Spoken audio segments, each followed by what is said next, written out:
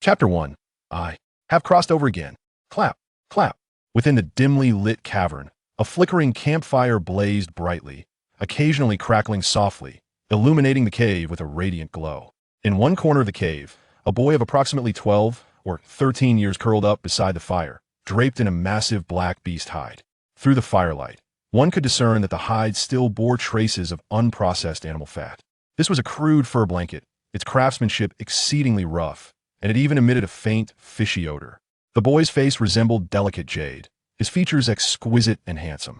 His long, crimson hair flowed softly, yet this strikingly attractive youth bore a large flame-shaped pattern on his left forehead, extending toward the corner of his eye and cascading onto his cheek. The presence of this red, flame-like marking imbued the boy with an air of mystery. At that moment, the boy's eyes were tightly shut, his body curled up, trembling slightly as if enduring immense pain. After a considerable time, the boy opened his eyes, gazing around in bewilderment. The bright gleam in his eyes flickered momentarily before being replaced by astonishment, shock, and disbelief. How could this be possible? A low murmur shattered the stillness of the cavern, his voice laced with incredulity. He seemed unable to fathom the reality before him, extending his hands from beneath the hide and rubbing his eyes. He closed them again, reopened them, rubbed his eyes vigorously once more, and then slapped his own face, feeling the sting on his cheek. It appeared the boy had come to grips with his surroundings. Before long, the bewilderment in his eyes gave way to profound curiosity. A quiet murmur followed. I must have crossed over. Again. My name is Tai. This name was given to me by a blind fortune teller in the village, who implied that my life was precious and warranted a name befitting my status. As a young and somewhat naive child, I believed him wholeheartedly. In my youth, I fancied myself a child chosen by destiny, destined to aid the digital beasts of another world when the time came. However, as the years passed, I realized I was merely a child toyed with by fate. At the tender age of 24, my life reached its conclusion, just when I had finally secured my position in the civil service exam. I suspect I was cursed by my own name. I once thought my life was a tragedy, until I lived a second life. My second name is Jigwe Yuani. It is a world where humans and spirits coexist, and from the moment of my birth, I understood my mission. In just over 20 years, I traversed from one coast to the other. Eventually, having fulfilled my purpose, I retreated to the mountains, leading the tranquil life I had always dreamed of. Years later, as I closed my eyes in my twilight years, I found that when I opened them again, I was alive once more. I feel as though I truly am the one chosen by destiny. Although there are no digital beasts by my side. In the dim cavern, Jigwe Yuani, wrapped in thick beast hides, slowly rose to his feet, earnestly surveying his surroundings. Being inherently solitary, unburdened by regrets in old age, he swiftly accepted his current circumstances. Evidently, the most pressing matter at hand was to ascertain his present situation. The cave measured approximately 7 square meters and was likely situated in winter, the ambient temperature being quite low. Even with the fervent campfire before him and the heavy beast hide draped over him, the chill still seeped into his body, prompting an involuntary shiver. Is this a primitive society? Yuani cast his gaze around the cave, noticing the absence of modern tools. Beside the campfire lay a crude wooden knife and fork, clearly not the product of machine manufacturing. Next to this crude cutlery rested a shoddy wooden bowl, half filled with a yellowish paste. Should be food. Is it curry? Yuani mused to himself, then shifted his gaze to observe the surroundings. In one corner of the cave, there was a pile of firewood nearly 2 meters long and half a meter high. The air was thick with the scent of burning wood, mingled with a faint briny aroma. Is that the smell of the sea? Yuani sniffed thoughtfully, soon drawn to a black long sword lying at his feet. A sword? Yuani quickly crouched down and picked up the long sword, examining it closely. It was approximately 2 meters long, a two-handed sword that appeared to be a straight blade. The black scabbard was intricately engraved with beautiful wave patterns, and the handle measured about 40 centimeters, making it impossible for Yuani to grasp it entirely with one hand. As he drew the sword, it did not emit the glint of sharpness he had anticipated. Instead, he was met with a deep, ominous black. A black blade? Even the edge is black? Matte finish? Yuani pulled the sword out partially, discovering that not only the scabbard and handle were black, but the blade and edge as well, imparting an inexplicable solemnity. The blade's width was about 5 centimeters, and its spine exceeded 1 centimeter in thickness. Under normal circumstances, such a blade would be quite heavy given its length. However, Yuani was perplexed by how effortlessly he lifted the sword, as if its weight were entirely negligible. At the base of the sword was inscribed the character bit, and the style of the weapon bore resemblance to those produced in the previous world from the sword forging village. Yuan gripped the sword's handle with one hand, and, for reasons unknown, instinctively tightened his grip and mimicked a slashing motion. The sword tip silently grazed the top of the cavern, leaving a deep gash in its wake. Crash! As the sword sliced through the air, tiny fragments of rock tumbled from the cavern's ceiling, crashing to the ground and shattering. Yuan instinctively shielded his eyes, and after a long while, when no more debris fell, he dared to look up, discovering a long gash etched into the cavern ceiling. A fine sword. A world capable of crafting such a weapon must possess a considerable level of civilization. Or perhaps this sword was originally brought by me. And my strength. Yuan withdrew his gaze, scrutinizing the long sword in his hand, unable to resist the urge to caress its surface. After a lengthy moment of contemplation, he took the sword and approached the cave entrance, peering outside. What greeted his eyes was an impenetrable darkness, a biting cold wind howling past, compelling Yuan to retreat back into the cavern. It is far too cold. I should rest well tonight and explore the surroundings tomorrow. Retreating back into the cave, Yuan hurried to the campfire, adding a few more pieces of firewood before curling up to keep warm. Uncertain of how long he had been asleep, a profound sense of fatigue enveloped him, causing Yuan to involuntarily close his eyes and drift into a deep slumber. That night, Yuan dreamt of a world filled with the sea, sunshine, and sandy beaches, accompanied by a quaint seaside town.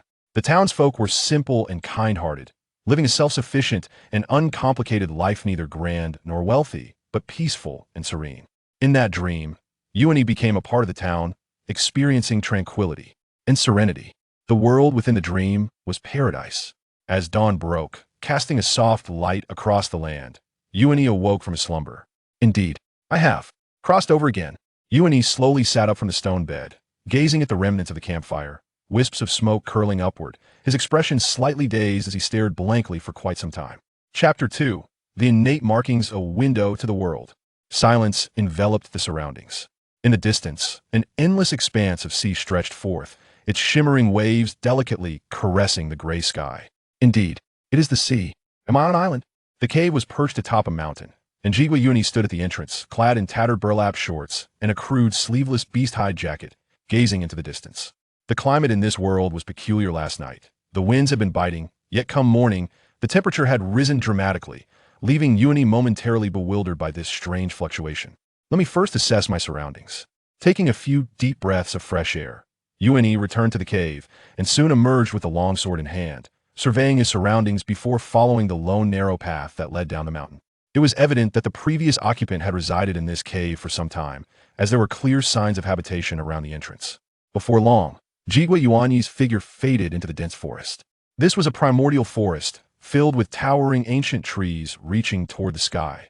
The branches of the trees intertwine, their luxuriant foliage extending like a verdant cloud, completely obscuring the azure sky. The sea breeze sweeps through, causing the leaves to rustle, reminiscent of a dragon's sigh. As he journeyed onward, Jigwa Yuan encountered many peculiar plants previously unknown to him, often finding himself captivated by their oddities, pausing occasionally to observe. It was not merely a matter of novelty. He sought to discover whether any familiar fruits might be found to satiate his hunger. Jigwa Yuan, he had not forgotten the scene from the cave yesterday, where the only edible substance present was a viscous mass. Given the choice, he would undoubtedly prefer to avoid such fare. Regrettably, throughout his trek, he had yet to encounter any plants resembling fruit-bearing trees. Roar! Suddenly, a resounding roar erupted from the dense forest. In the next moment, a waft of foul wind rushed towards Jigwa Yuan. Instinctively, he leaped backwards, his toes barely grazing the ground as he sprang several meters away. In the very next instant, a massive claw crashed down with a thunderous impact, fracturing the earth beneath it into a web of cracks. What is that? Gazing intently, he beheld a vividly patterned giant tiger nearly 10 meters in length, standing before him. However, this tiger surpassed Jigwa Yuan's comprehension. Setting aside its exaggerated size, the two elongated fangs protruding from its maw, nearly half a meter in length, left him momentarily dizzy. Under the intense gaze of such an aberrant giant tiger, Jigwa Yuan's body involuntarily bristled with fear. He had drawn his long blade from its sheath, his expression grave as he regarded the unusually formidable tiger. Roar! With another deafening roar, the tiger lunged forward, leaping toward Jigui Yuan Yi in an instant.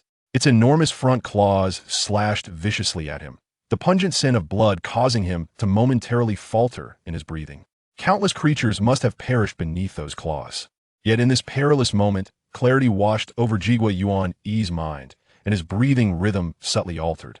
The movements of the giant tiger seemed to slow in his perception, and the world around him transformed dramatically. A translucent realm.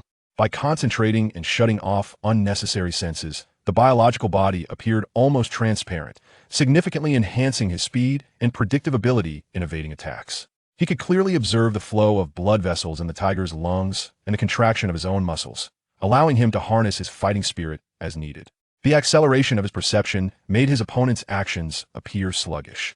In this realm, Jigui Yuan Yi awakened a terrifying innate talent that had long lain dormant. In his eyes, every organ of the giant tiger became vividly visible, its massive heart pulsating with a terrifying vitality. If Jigui Yuan Yi were to make a comparison, the heart's vigor of the demon he had slain, known as the Lower Crescent, was not dissimilar to that of the giant tiger before him. I can see. Just like before, I can see everything. Sun's breath, first form, waltz.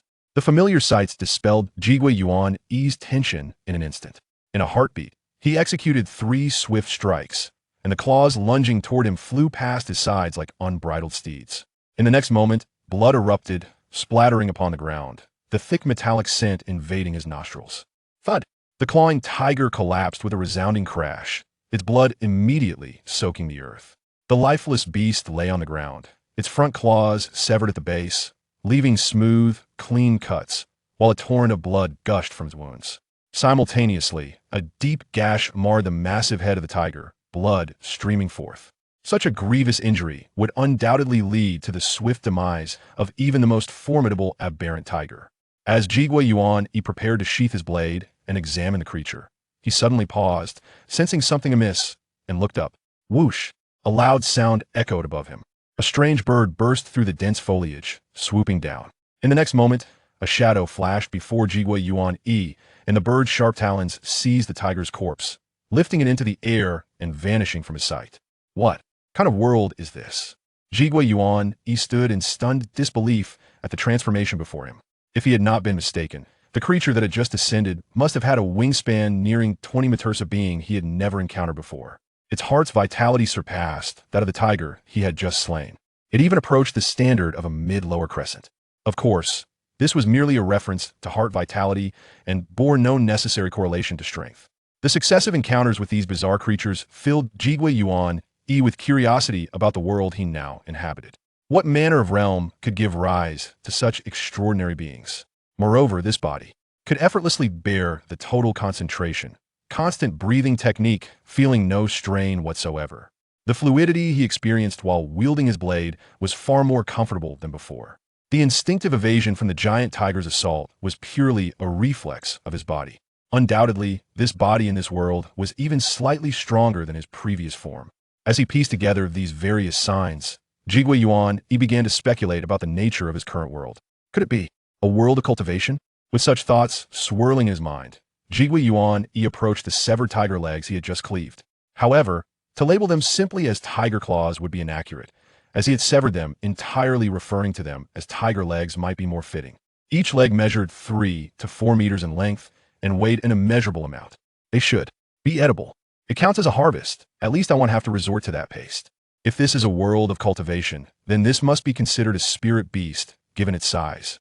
I wonder if the flesh of spirit beast truly possesses the legendary properties. Eating a single meal would make one robust enough to sprint up 5 flights of stairs without gasping for breath.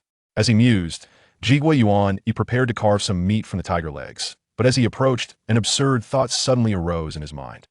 With the blade sheathed, he clasped his hands over his nails, astonishingly attempting to lift one of the tiger's legs.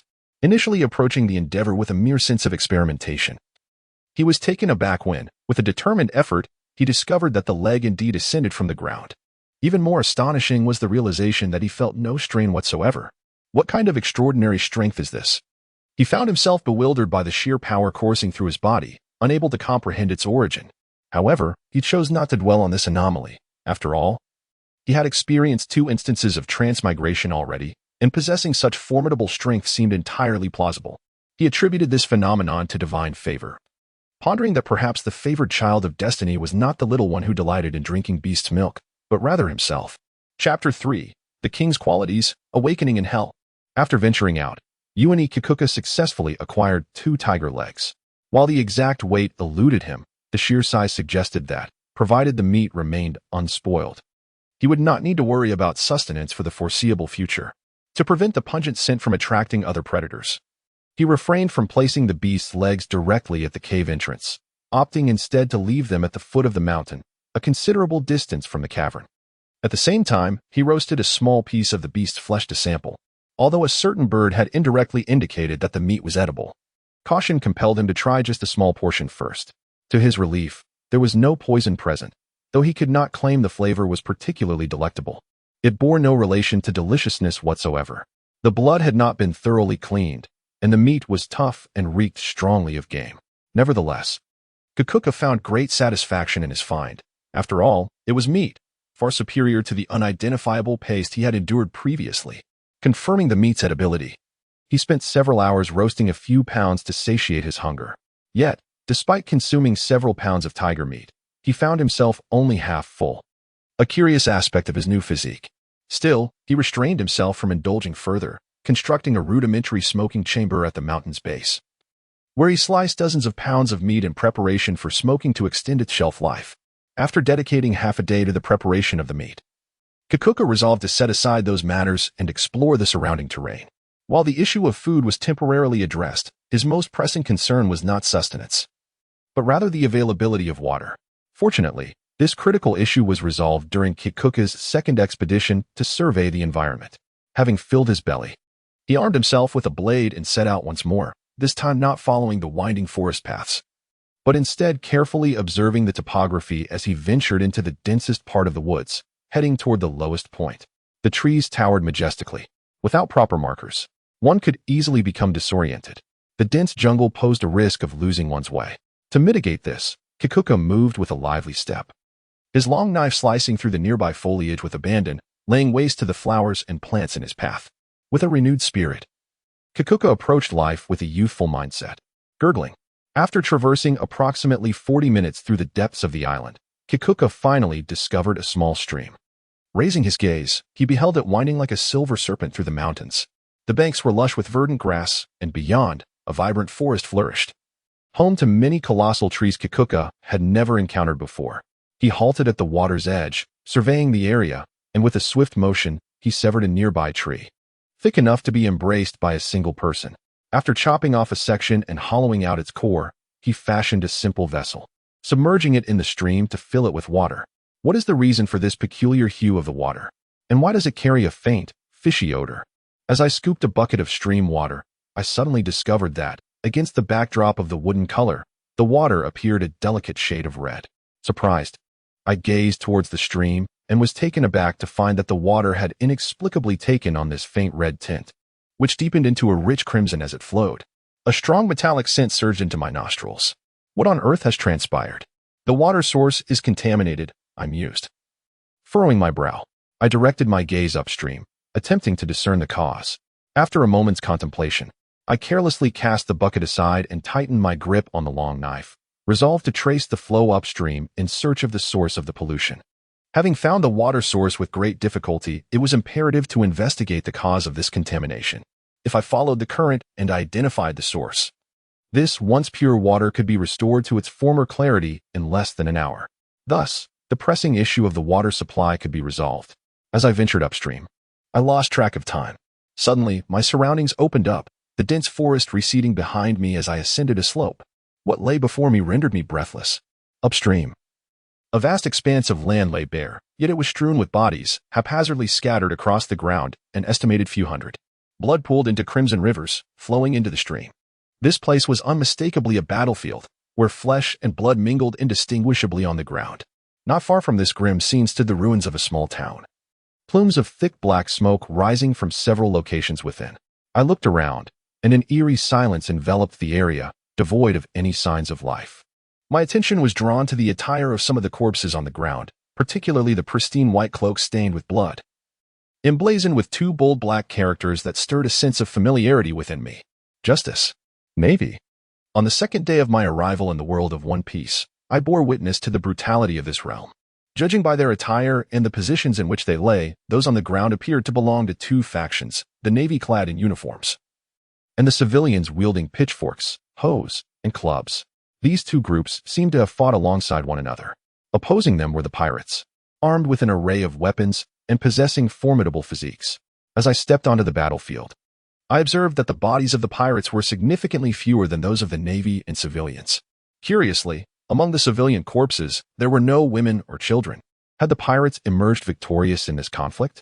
Were the women and children taken away, or had they hidden themselves? Crossing the harrowing battlefield, Kinwa pondered deeply as he made his way towards the nearby town. The once exquisite houses had now been reduced to mere ruins.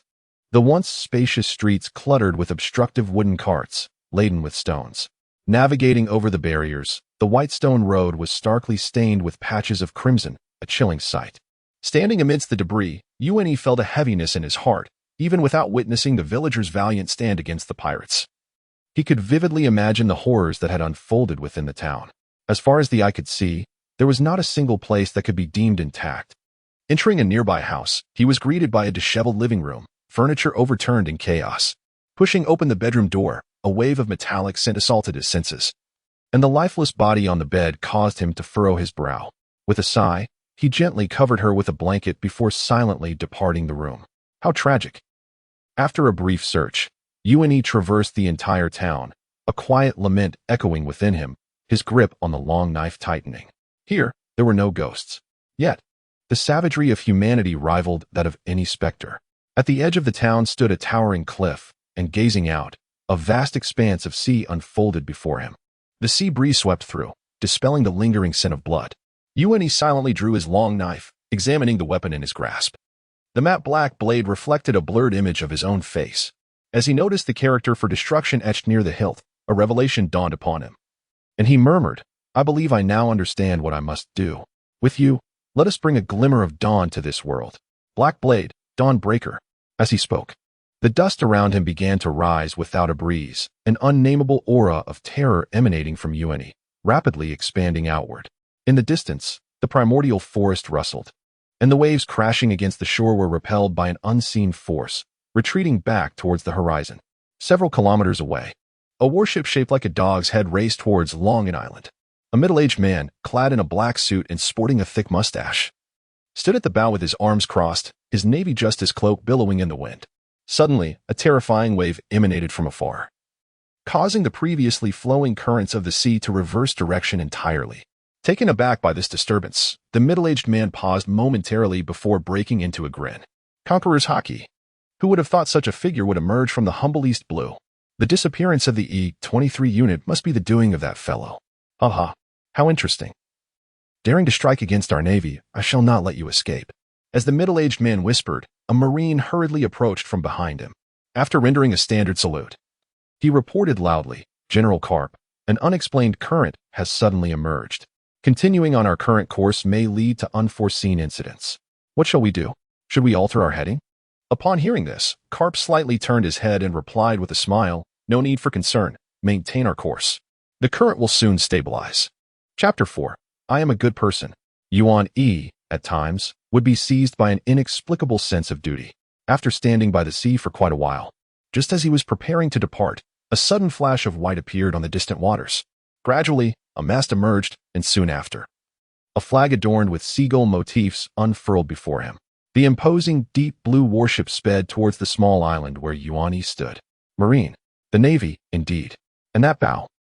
Is it Carp's? Like the perennial latecomers of every cinematic tale, the naval vessel finally made its entrance after a series of calamities had unfolded. After a considerable time, the warship drew near. As Yuan observed the ship's approach, he found himself hesitating, for he had just intended to leave. Ah, truly excessive, he mused. Such a behemoth has appeared in the East Blue. As the warship, Carp's vessel, hastened towards Long Island, Carp himself, even from hundreds of meters away, noticed the young red-haired boy standing atop the cliff. With his observation Haki unfurling, it surged towards Yuan Yi's direction. "I cannot allow such scoundrels to disrupt the peace of the East Blue," Carp declared, loosening his tie and shedding his white justice cape. He bent his legs slightly and leapt into the air, effortlessly vaulting towards Longin Island, despite the considerable distance. "Carp, Commander!" His aide called out, but Carp disregarded the voice, swiftly transforming into a mere speck in the eyes of his subordinate as he sped towards the cliff. "What is coming?" Yuan-Yi sensed something amiss and looked up towards the sky. A small black that was hurtling towards him with great speed, and in an instant, he recognized the figure. It was Carp. Surprisingly, he appeared middle-aged. The sight of Carp's full head of black hair astonished Yuan-Yi, yet the very next moment, Carp assumed a stance of gathering power, ominous black lightning crackling in the air. Yuan-Yi, who had been astonished just a second prior, felt a sudden gravity in the atmosphere. He swiftly discarded his sheath and drew his long sword, hastily exclaiming, "I am a civilian, not a pirate," while bracing for a counterattack. Though Yuan-Yi's voice was barely a whisper, Carp, suspended in midair, clearly heard his words. Yet, a broad smile spread across his rugged face. In the blink of an eye, Carp approached Kiku no Yuki, his fist enveloped in unparalleled haki, and struck towards him with great force. In response to the attack, Kiku no Yuki swiftly reacted, his long blade surrounded by an endless blaze, plunging forward with a rapid thrust. Breath of the sun, seventh form, sunlight radiance. Carp's fist, shrouded in dark lightning, met the blade's tip without flinching, instantly transferring tremendous power towards Yuki. In the next moment, Yuki felt an overwhelming weakness, unable to maintain his stance, leaving his midsection wide open. His strength paled in comparison to Carp's. Carp breached Yuki's defenses, delivering a colossal blow to his chest. Yuki gasped, darkness enveloping him as he lost consciousness. Thud! Carp's punch sent Yuki crashing to the ground, rendering him unconscious. Carp surveyed the fallen Yuki, stepping closer. A child, clad in animal hide and barefoot. The level of haki he just displayed must have been awakened not long ago, dispersed and unfocused, a novice indeed. His swordsmanship is commendable. He shouldn't be a local from Dragon Roar Island. A commoner? With such swiftness in drawing his blade, he hardly qualifies as one. Carp, considering Yuki's attire, recalled the boy's earlier words, chuckling to himself. Although he believed Yuki was the architect of his own misfortune, Carp refrained from delivering a fatal blow after hearing his words clearly. In a moment of mercy, Carp only rendered Yuki unconscious. Approaching Yuki's side, he grasped the animal hide and hoisted him from the ground, placing him upon his shoulder. After retrieving Yuki's sword, he began to walk towards the ravaged town in the distance. With Yuki draped over his shoulder, Carp traversed through the remnants of the town, and after a brief examination, he located the previous battlefield. The brutal scene darkened Carp's expression. After meticulously inspecting the fatal wounds of the Navy personnel, his countenance lightened slightly. He glanced at the unconscious Yuki on his shoulder and made his way back to the cliff from which he had come. Meanwhile, as Carp surveyed the battlefield, his warship had officially arrived at Dragon Roar Island. The naval officers on board gathered atop the cliff, and the adjutant, spotting Carp carrying a wild boy, was momentarily taken aback before rushing towards him. "Admiral Carp, who is this, and what happened to him?" Hearing the inquiry from his adjutant, Bogard, Carp nonchalantly tossed Yuki towards him, along with the sword. Bogard, bewildered, instinctively caught both Yuki and the long blade, looking at Carp with eyes full of questions. Awaiting further instruction, bring this lad and his sword aboard. The battlefield lies ahead. The E-23 unit, which had launched an assault, has likely been entirely annihilated. Gather the bodies of the fallen comrades and return them to their homeland for burial. Conduct a thorough investigation of the town and search the entire island for any survivors. Report any discoveries to me without delay. Upon hearing Admiral Carp's command, Bogard promptly straightened his posture and acknowledged it, before glancing down at the red-haired youth in his arms. Unable to suppress his curiosity, "Admiral Carp, who is this boy? Was he the source of that formidable conqueror's haki just now?" In response to Bogard's inquiry, Carp had no intention of withholding information. Nonchalantly digging at his nose with his pinky, he replied, Him? I suppose he can be considered a survivor." "You're correct. That conqueror's haki was indeed emanating from this lad. It's likely he awakened it by chance. Now, let us get to work. I will not let those pirates, bold enough to stir trouble in the East Blue, escape my grasp this time." As Carp spoke, he clenched his fist, producing a series of cracking sounds. The Navy personnel, having received their orders, began to execute Carp's commands in an orderly fashion. Indeed, while Carp is the grandfather of the renowned Monkey D. Luffy, the individuals under his command are remarkably diligent. Before long, These sailors dispersed across the island, commencing their investigation. In the year 1497 of the Sea Circle calendar, the East Blue witnessed an unprecedented act of malevolence. The E-23 unit of the Navy, comprising hundreds of officers and soldiers, was completely wiped out while combating a pirate crew on Long Island. Simultaneously, thousands of islanders perished, and all the women and children were abducted.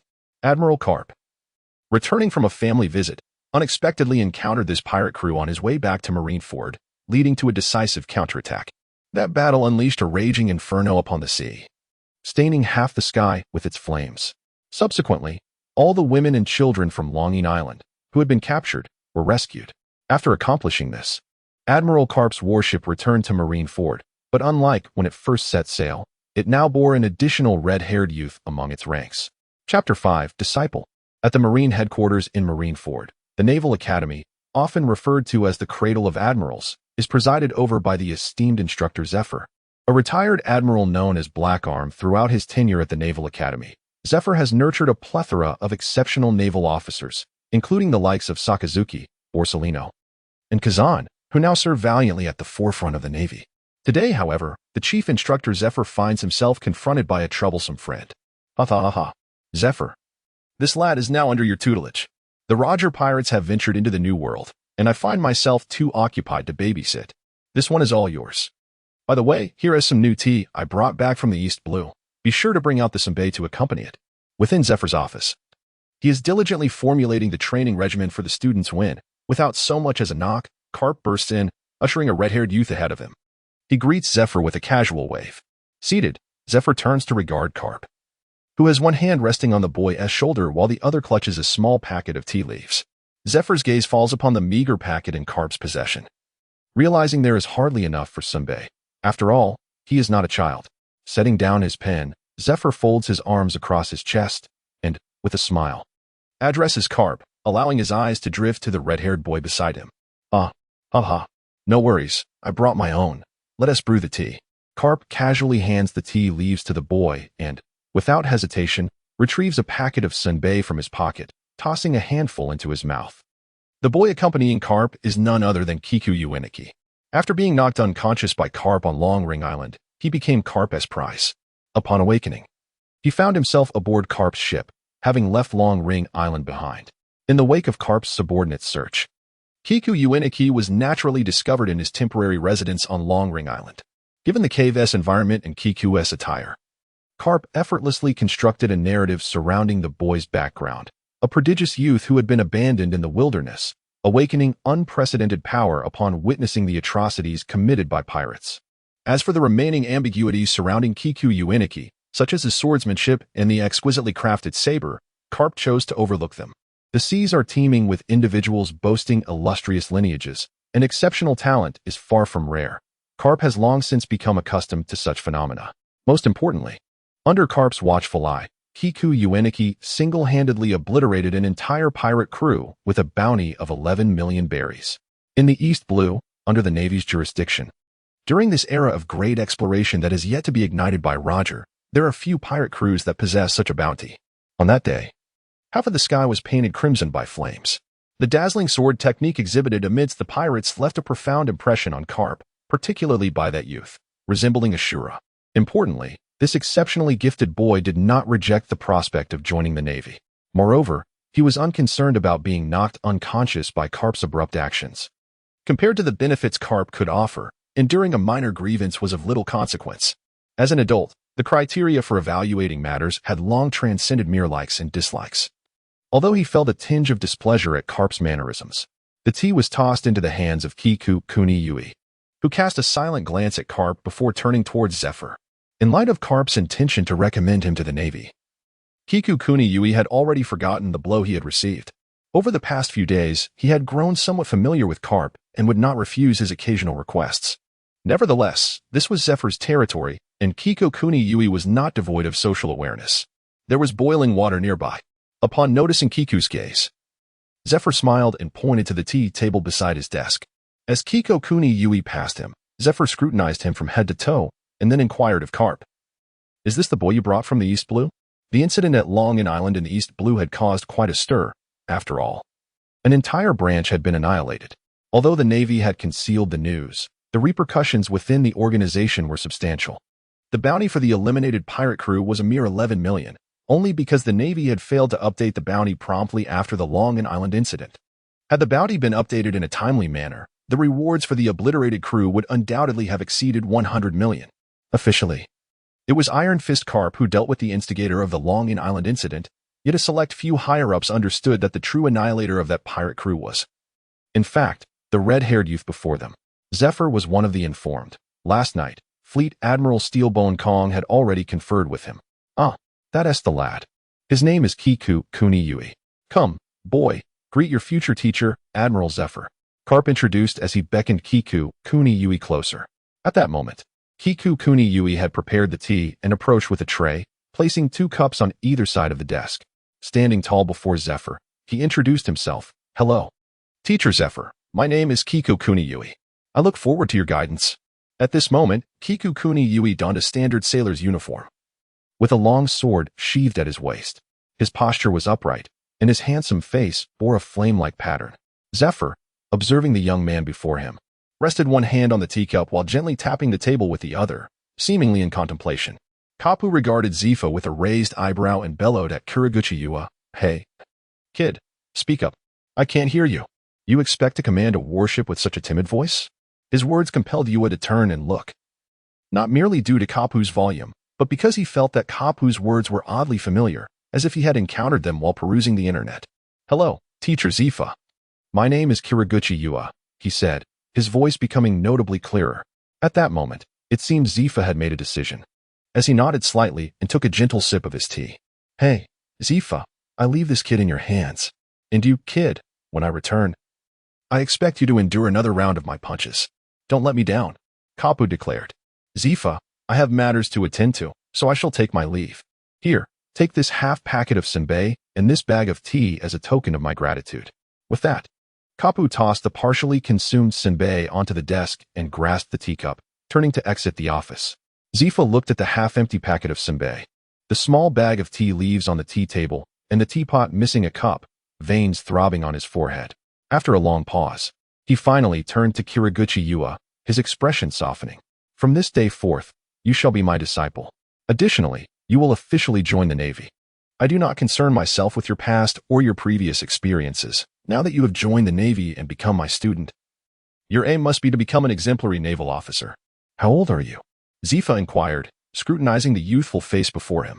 In that moment, he felt a sense of nostalgia. I suppose 13? Yua replied, uncertain of his own age. Zephyr nodded, observing Yua's countenance. You are still quite young and, for the time being, unsuitable to be a member of the Naval Academy. The training there is reserved for mature elites drawn from across the seas. We do not send children of your age to the battlefield. Upon hearing Zephy's words, a flicker of surprise crossed Yua's face. For he had gathered from the earlier conversation between Zephyr and Kapu that Zephyr was aware of his capabilities. Yua was not boasting. During his few days at the naval headquarters, he had gleaned a rough assessment of the naval officer's strength through his perception of the world.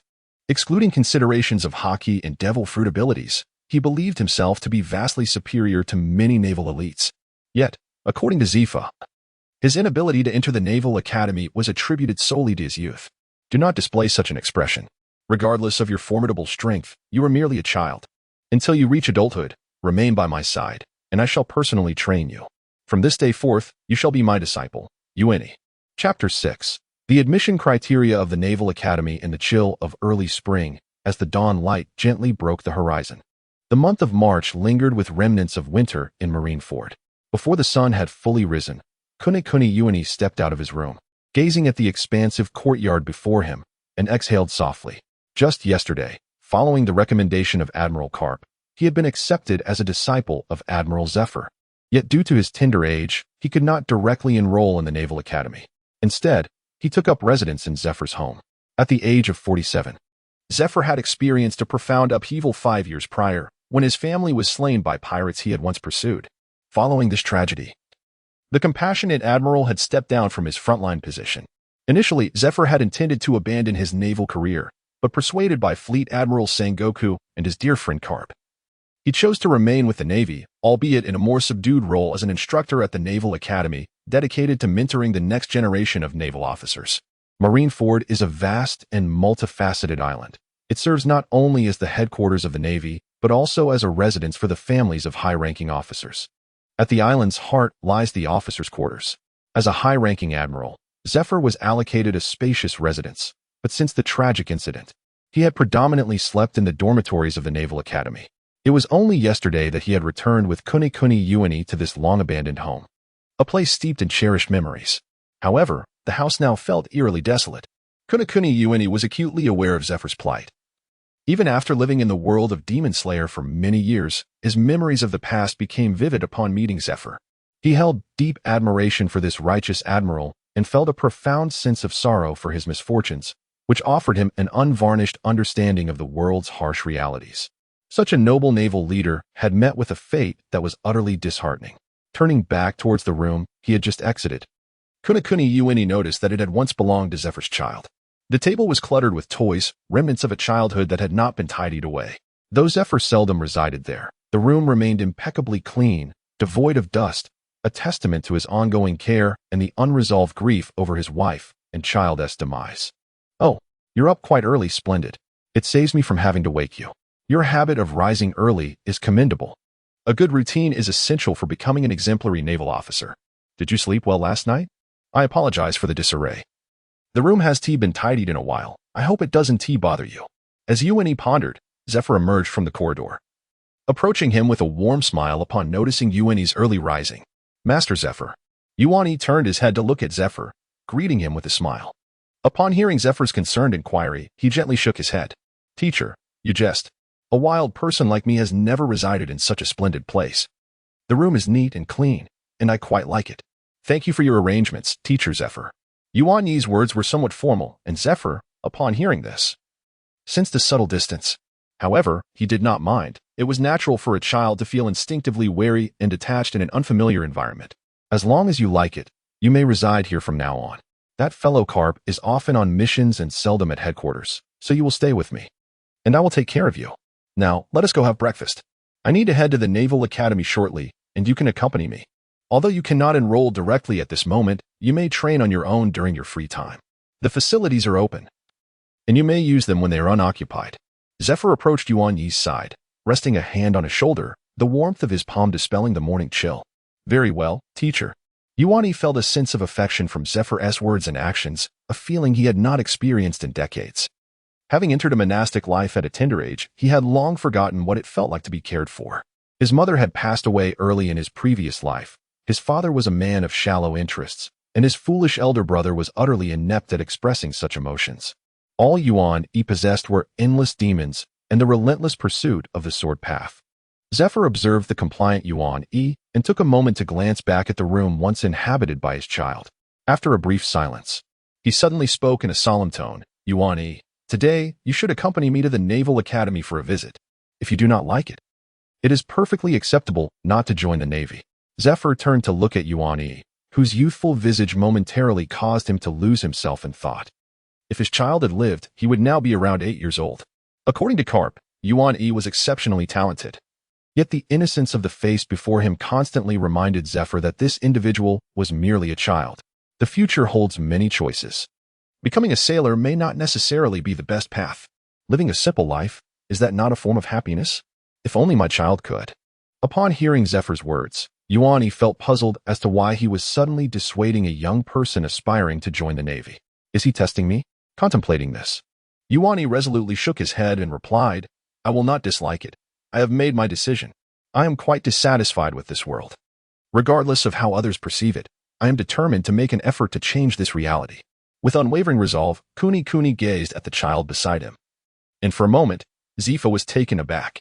He marveled at how someone so young could possess such determination. Had the world truly influenced a child to harbor such thoughts? Our Navy has indeed fallen short of its responsibilities. A wave of guilt unexpectedly surged within Zephyr. Yet, in the presence of Kuni, he burst into hearty laughter. "Ha! How commendable! Come, join me at the Naval Academy, and I shall show you how exemplary sailors are nurtured," Zephyr exclaimed, patting Kuni on the back with evident delight. Upon their arrival at the Marine Academy in Marineford, the naval cadets had already commenced their training for the day. In the training arena, the morning chill lingered. Yet the Marines engaged in their drills were already drenched in sweat. Look, Kuni, these individuals are elite talents from across the seas. The Naval Academy is not a place where just anyone can enroll. Each person training here has emerged as a distinguished figure from their respective branches. Those who successfully graduate from this institution will be directly assigned to high-ranking positions, Zephyr proudly articulated as he led Kuni closer to the training ground, gesturing towards the cadets running laps around the perimeter. The running is somewhat different from what I had envisioned. I thought the training at the Naval Academy would be more varied, Kuni remarked. If it's merely running, I believe I could join as well. Zephyr, hearing these words, smiled non-committally and summoned an instructor overseeing the training, inquiring loudly, "Report.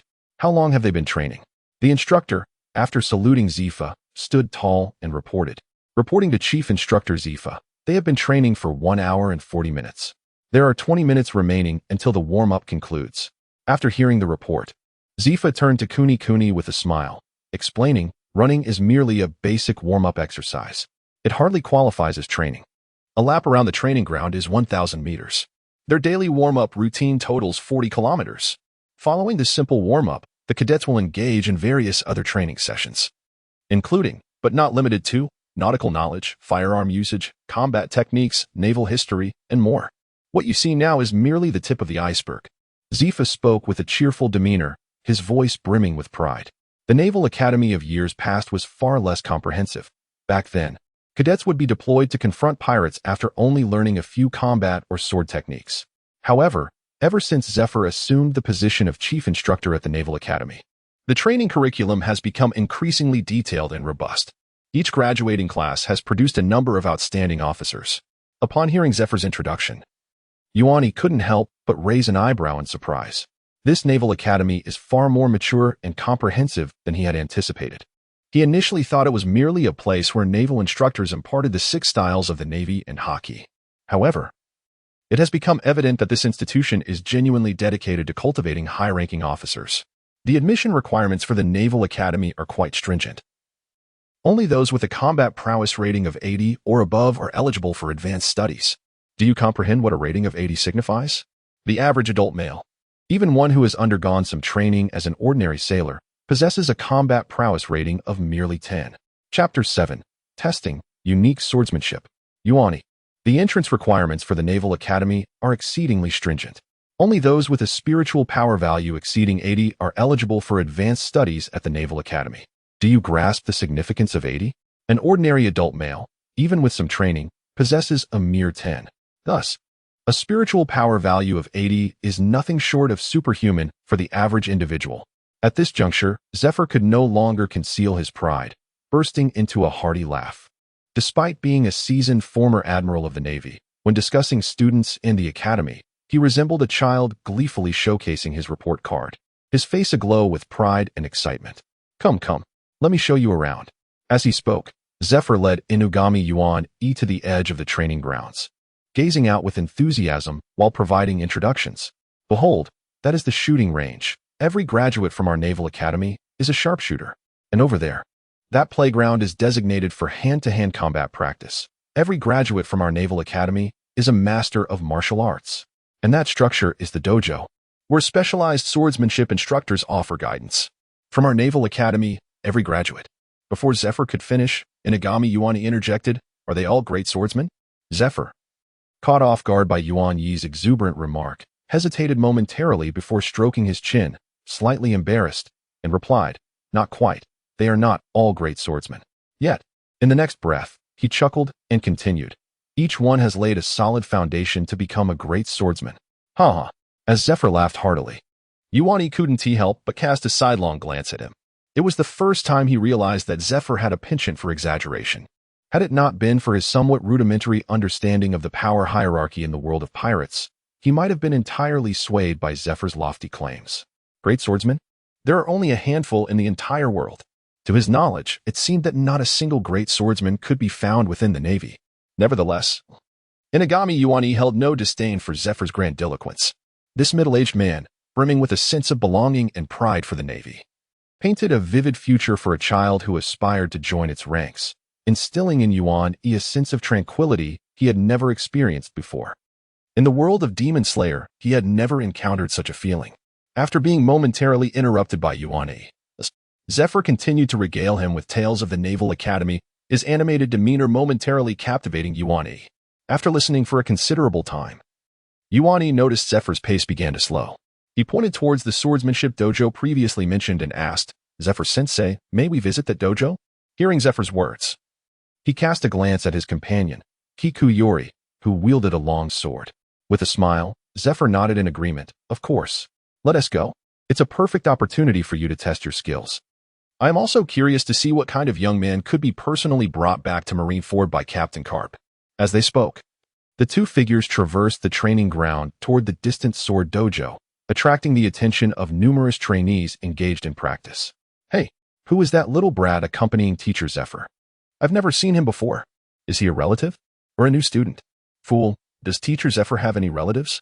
Besides, the enrollment period has already passed. That kid looks so young." Ignoring the chatter of the trainees, Zephyr led Kikuyori directly to the dojo. Contrary to its modest appearance from afar, upon approaching the dojo, Yuri realized he had underestimated its size. The dojo covered several thousand square feet. Once inside, after removing their shoes, Yuri's eyes widened at the sight of long racks lining the walls, each displaying rows of bamboo swords, at least 1,000 in total. The dojo featured a modified Japanese architectural style, with orderly beams dividing the vast space into smaller training areas, each capable of accommodating up to 300 practitioners simultaneously. It had been years since Yuri had entered such a dojo. Since leaving the Kiku family to hunt demons, he had not set foot in one. Gazing at the unfamiliar yet familiar dojo, he found himself momentarily lost in thought. Believing it was Yuri's first encounter with such a grand dojo, Zephyr felt a sense of pride. He casually picked up a bamboo sword from the entrance and stepped into the arena. Suddenly, he turned to Yuri and asked, "Yuri, would you be interested in practicing a bit? I heard from Carp that you handle a sword quite well. My swordsmanship is rather average, but I can hold my own. What do you say? Care to have a little spar?" Yuri was jolted back to reality by Zephyr's invitation. Seeing Zephyr's enthusiasm, Yuri was more than willing to engage in a friendly match. To be honest, he had not been in this world for long and lacked a clear understanding of his own strength. Previously, on that island, he had effortlessly slain a giant beast. But he also understood that defeating such a creature was not a reliable measure of one's abilities. He vaguely remembered that the newly emerged Luffy could easily topple a near-sea king. His second encounter with Carp had resulted in him being knocked down with a single punch. The third time was against a pirate ship, and according to Carp's assessment, his strength should be comparable to that of a cadet officer. However, such evaluations were hardly sufficient to gauge true strength. Cadet officer? The disparity in strength between a formidable colonel and a feeble major is indeed vast. Even among colonels of the same rank, their prowess can be worlds apart. You may find it hard to believe, but Smoker and Monka are both colonels. Yes, the very same one who felled the heroic Garp with a single swing of his axe. Moreover, during the previous skirmish against the pirates, Yuan did not exert his full strength. When facing off against Teacher Zephyr, I could clearly ascertain my current capabilities within the world of One Piece. Surely, he wouldn't deliver a punch that could knock me out like Vice Admiral Garp did, right? Contemplating this, Yuan casually leaned his sword against the wall, picked up a bamboo sword, and approached Zephyr. Without unnecessary words, he positioned the sword with both hands and declared, "Teacher, I will give it my all. Please be cautious." Upon hearing Yuan's words, Zephyr chuckled, effortlessly grasping the bamboo sword, and replied, "Come at me." As the words left his lips, Yuan adjusted his breathing, and his entire demeanor transformed. If just a moment ago, Yuan was like a tranquil lake, akin to an ordinary person, now he embodied the tumultuous waves of the sea, exuding an aura far beyond that of an ordinary youth. In Zephyr's perceptive vision, the figure standing before him, sword in hand, was riddled with vulnerabilities. Noticing the sudden shift in Yuan's aura, Zephyr's expression sharpened, and the bamboo sword that had been pointed to the ground was swiftly raised to his chest. In the next instant, Yuan's form vanished from sight. Within the dojo, an ethereal mist began to rise, enveloping the space in a mesmerizing haze in mere moments. What is this? Is it the power of a devil fruit? Garp never mentioned this boy possessed such an ability. No. Wait. It doesn't feel like a devil fruit power. Could it merely be a sword technique? As Zephyr activated his observation haki, his brow furrowed, musing to himself. In the following moment, Yuan's figure emerged abruptly from the enchanting mist, appearing at Zephyr's right side, the bamboo sword sweeping horizontally towards Zephyr's abdomen. Breath of the Haze, Stratum / Chapter 8. He is still too weak. Breath of the Mist, Stratum Slash. The strike from Kagaya Yurichi could effortlessly sever the head of any upper moon demon. Even the formidable Musen Kibutsuji would find himself resigned to his fate. The bamboo sword, imbued with an aura of terror, sliced towards Zephyr. With a sharp crack, the bamboo swords clashed, producing a resonant sound. Remarkably, Zephyr managed to effortlessly parry Yurichi's horizontal slash. "Hey, young one, that was quite an intriguing attack," Zephyr remarked, his lips curling into a radiant smile as he easily deflected the blow. Despite Yurichi employing the techniques of the breath of the mist, his strikes held the potential to traverse the demon-slaying world, yet in this moment, they were effortlessly countered by Zephyr. Observing Zephyr's nonchalant demeanor, Yurichi recognized the vast disparity in their strengths. It seemed that testing the waters against such a high-caliber opponent was of no significance. He needed to unleash his full power from the outset. With a deep breath, Yurichi maintained his stance, his muscles tensing in anticipation as he angled his bamboo sword to dissipate Zephyr's force. With a firm stance, he swiftly closed the distance. Breath of the Sun, third form, blazing sun-red mirror. As he approached Zephyr, Yurichi reversed his grip and struck again, astonishingly. His bamboo sword was now enveloped in flames, a menacing sword technique. As the bamboo sword descended towards his neck, Zephyr could not help but admire the technique. In an unexpected move, he extended his left hand and seized Yurichi's bamboo sword. What? Yurichi was momentarily stunned. He had anticipated that Zephyr might evade or parry, but he never expected the opponent to catch his sword so swiftly. The speed was beyond his ability to evade. Although it was merely a bamboo sword, under Yurichi's skillful application, its power was formidable. A mere flesh and blood body could not withstand it. Yet, Zephyr had the audacity to grasp it? Through the clarity of his world, Yurichi perceived a surge of energy coalescing in Zephyr's hand, which he surmised was likely a manifestation of Haki. "Young one, you've let your guard down." Just then, Zephyr bellowed, his right hand, still gripping the bamboo sword, lunged towards Yurichi. Despite holding the bamboo sword, he aimed to strike Yurichi with his fist. The massive fist, akin to a sandbag, hurtled towards Yurichi's face. With no other option, Yurichi leapt lightly to evade the blow, simultaneously using the force from Zephyr's grip to execute a mid-air kick aimed at Zephyr's face. Hee. Zephyr chuckled lightly, not even bothering to dodge, instead bracing himself to absorb Yurichi's attack with his face. Yurichi, compelled to relinquish his grip on the sword, was propelled backwards several meters by the recoil. After landing, Kinoa Yuichi propped himself up with his right hand, gazing silently at Zephyr, who held his bamboo sword. In an instant, he found himself disarmed. Although Zephyr exhibited a hint of trickery, it was undeniable that his prowess surpassed that of every swordsman and monstrous entity Yuichi had ever encountered, embodying an entirely different realm of strength, akin to that of another dimension. "Yuichi, how much force did you employ in that strike?" Zephyr inquired, casually tossing the bamboo sword back to Kinoa and beckoning him to continue. "With all my might," Yuichi replied as he caught the sword and swiftly charged at Zephyr. This time, he refrained from utilizing any special sword techniques. Instead, he wielded the bamboo sword with fervor, slashing and thrusting, pushing his body's capabilities to their utmost limits in rapid succession. In an instant, a flurry of blade shadows surrounded Zephyr. Yuichi's strikes were not haphazard. Each slash was meticulously aimed at Zephyr's perceived weaknesses, which he had discerned through an acute understanding of the world. Yet, just as he targeted those vulnerabilities, Zephyr's bamboo sword adeptly parried each blow, negating the weaknesses Yuichi had identified. The dojo resonated with the rhythmic sound of clashing blades. Amidst Yuichi's tempestuous onslaught, Zephyr appeared unfazed, even taking a moment to comment, "Quite impressive. Your angles of attack are quite cunning. If we were to discuss swordsmanship alone, I might even concede to you." He continued, "Of course, your shortcomings are glaringly evident. Your strength is lacking, and your speed too slow. You might manage against minor pirates, but against someone slightly stronger, you would struggle." As he spoke, Zephyr, still in a defensive posture, suddenly unleashed a powerful strike, expertly cleaving Yuichi's sword with terrifying force. The impact reverberated through Yuichi's wrist, causing him to lose his grip, and the bamboo sword was sent flying.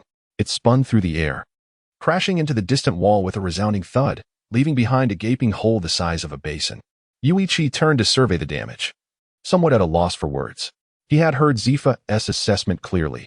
The notion of being slow and weak was perplexing to him.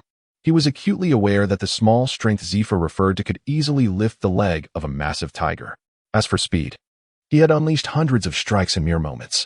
Observing Yuichi's moment of bewilderment, Zephyr's grin broadened as he strolled over, patting Yuichi on the shoulder and cheerfully remarking, "Young man, you have a long journey ahead of you. You are far too weak, truly far too weak. In the forthcoming moments, it is imperative that you engage in diligent training and refrain from any semblance of laxity," Zephyr exclaimed, bursting into laughter. At that very instant, the dojo's entrance was flung open, and a young naval officer clad in uniform hurriedly rushed into the hall. Upon seeing Zephyr within, he anxiously inquired, "Master Zephyr, what has just transpired? Why is there a bamboo sword suddenly?" Before the officer could complete his query, Zephyr waved his hand dismissively, smiling as he replied, "Ah, it's Victor. No need for concern. I was merely indulging in a playful spar with my disciple.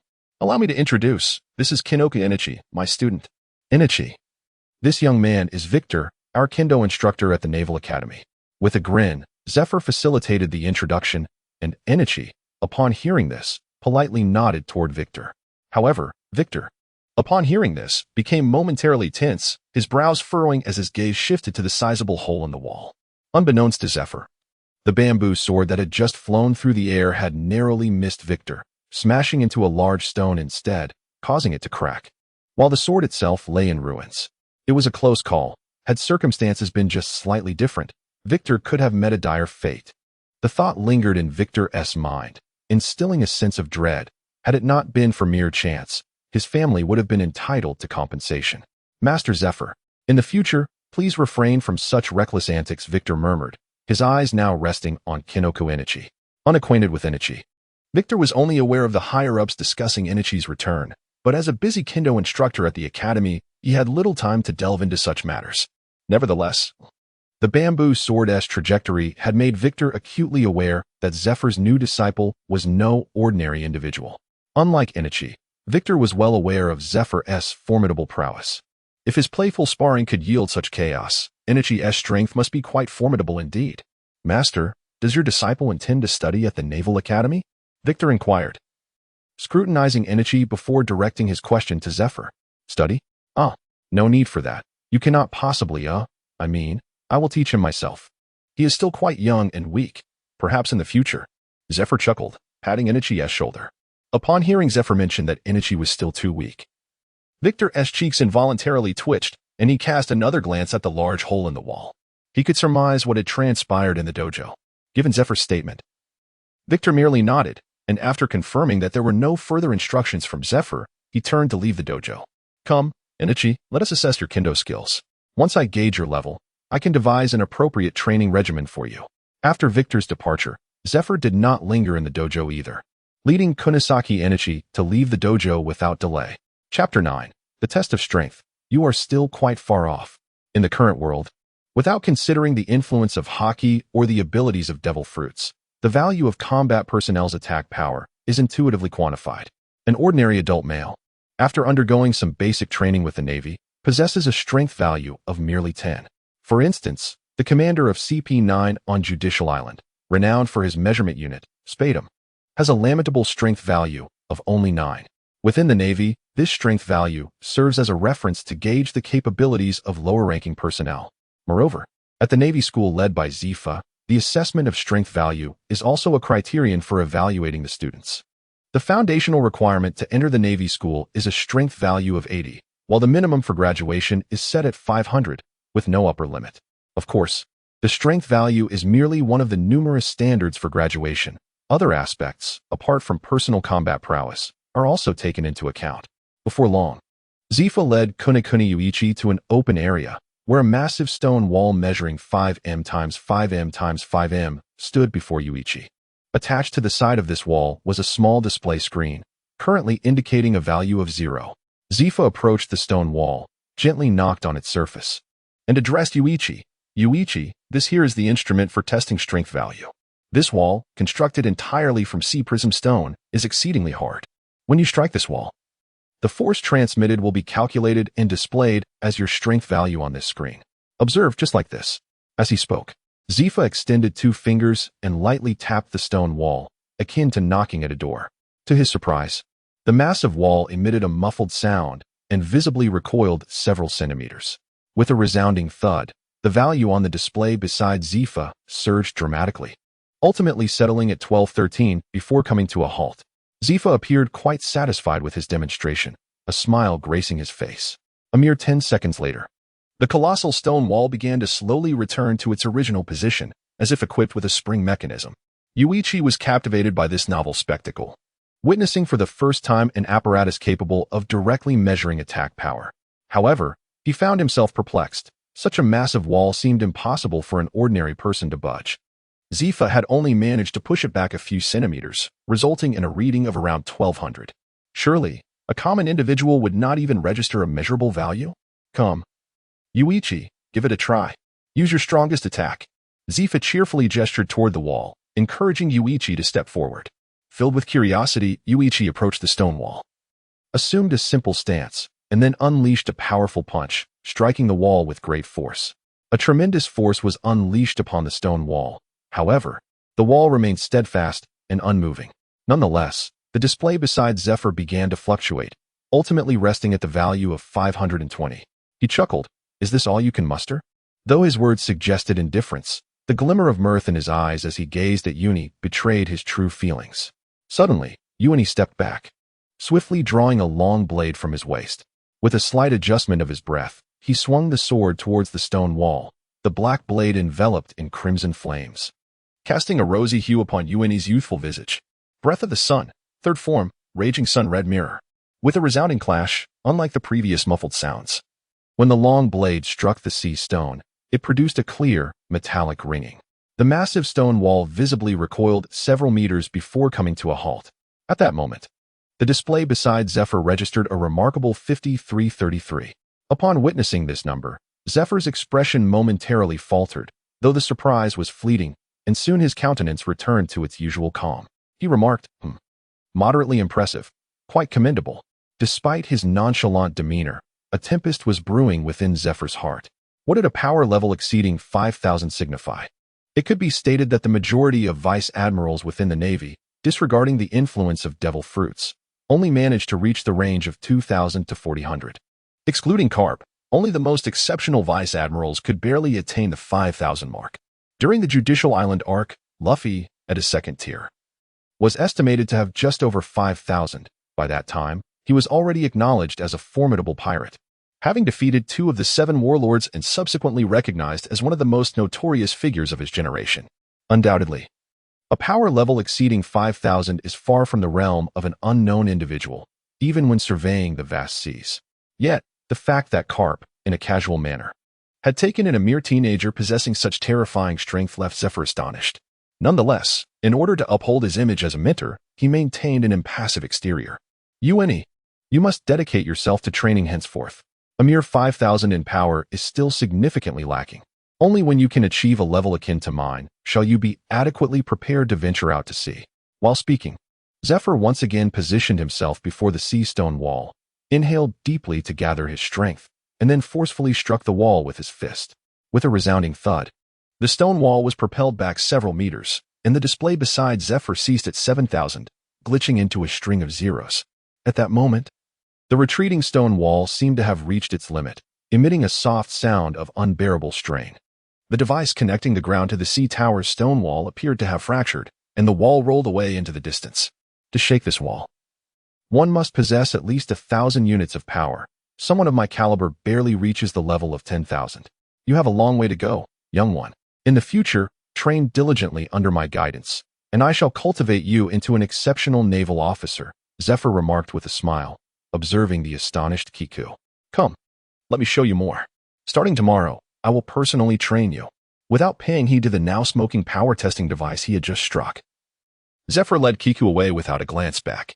Shortly after their departure, instructors from the Naval Academy hurried to the scene, gazing at the chaotic surroundings, rendered speechless. Throughout the day, Kiku followed closely behind Zephyr, listening as he introduced the Naval Academy. It was not merely a school. In the afternoon, Zephyr also took Kiku on a tour of Marineford. Along the way, Zephyr encountered numerous acquaintances, including old comrades, disciples, and admirers among naval officers. His spirits were high that day, greeting everyone and introducing Kiku to his old friends. "Oh, XXXX, you've returned? Ah, who is this lad?" "My newly accepted disciple." "His strength?" "Just mediocre, really. During the first test, he only managed to achieve over 5,000 units of power, still quite inexperienced." Kiku realized that Zephyr had repeated these words to many. While marveling at Zephyr's extensive connections, he also became somewhat familiar with Marineford. That evening, after a long day of following Zephyr, Kiku returned home. Sitting in the corridor by the door, leaning against a pillar, gazing up at the night sky. The night sky of this world was far more profound than the previous one. The stars shone even brighter. Chapter 10. The Concealed Identity Investigation. The night sky of this world is even more profound than the previous one. The stars shine with greater brilliance. While Kakuniyu was lost in contemplation, Zephyr was not at home. This evening, he had an important meeting, one of great significance for both himself and Kakuniyu. In the marshal's office, Steelbone Kong sat behind his desk, poring over 2 stacks of documents before him. He was not alone. Vice Admiral Crane and Admiral Sengoku stood on either side, also engrossed in the materials laid out on the desk. Suddenly, a knock echoed through the office. Steelbone Kong lifted his head and called out robustly, "Come in." The office door swung open, and Zephyr, draped in his justice cloak, strode in briskly. After closing the door with a swift motion, he approached Steelbone Kong's desk. His expression grave as he inquired, "How's the investigation progressing? Are there any issues?" Steelbone Kong did not respond directly to Zephyr's query. He lowered his gaze once more, resuming his examination of the papers. Noticing Steelbone Kong's demeanor, Zephyr's pupils constricted, and he drew a deep breath, preparing to speak. However, Crane raised her hand, interjecting, "Hold on. Please take a seat on the sofa for a moment. There are some uncertainties, but nothing major appears to be amiss." At this, Zephyr moved to the nearby sofa and sat down heavily, asking in a subdued tone, "What uncertainties?" Just as Crane was about to elaborate, Sengoku interjected. Kakuniyu's true age should be 12 years. According to the accounts of the survivors from Longin Island rescued by Carp, Kakuniyu indeed lived on Longin Island.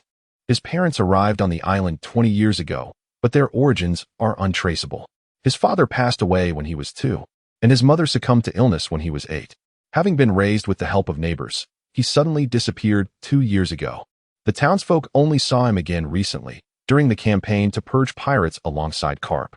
Zephyr listened with a furrowed brow, and upon hearing this, he replied with a hint of dissatisfaction, "Hey, Sengoku, after all that, what exactly are the uncertainties you mentioned?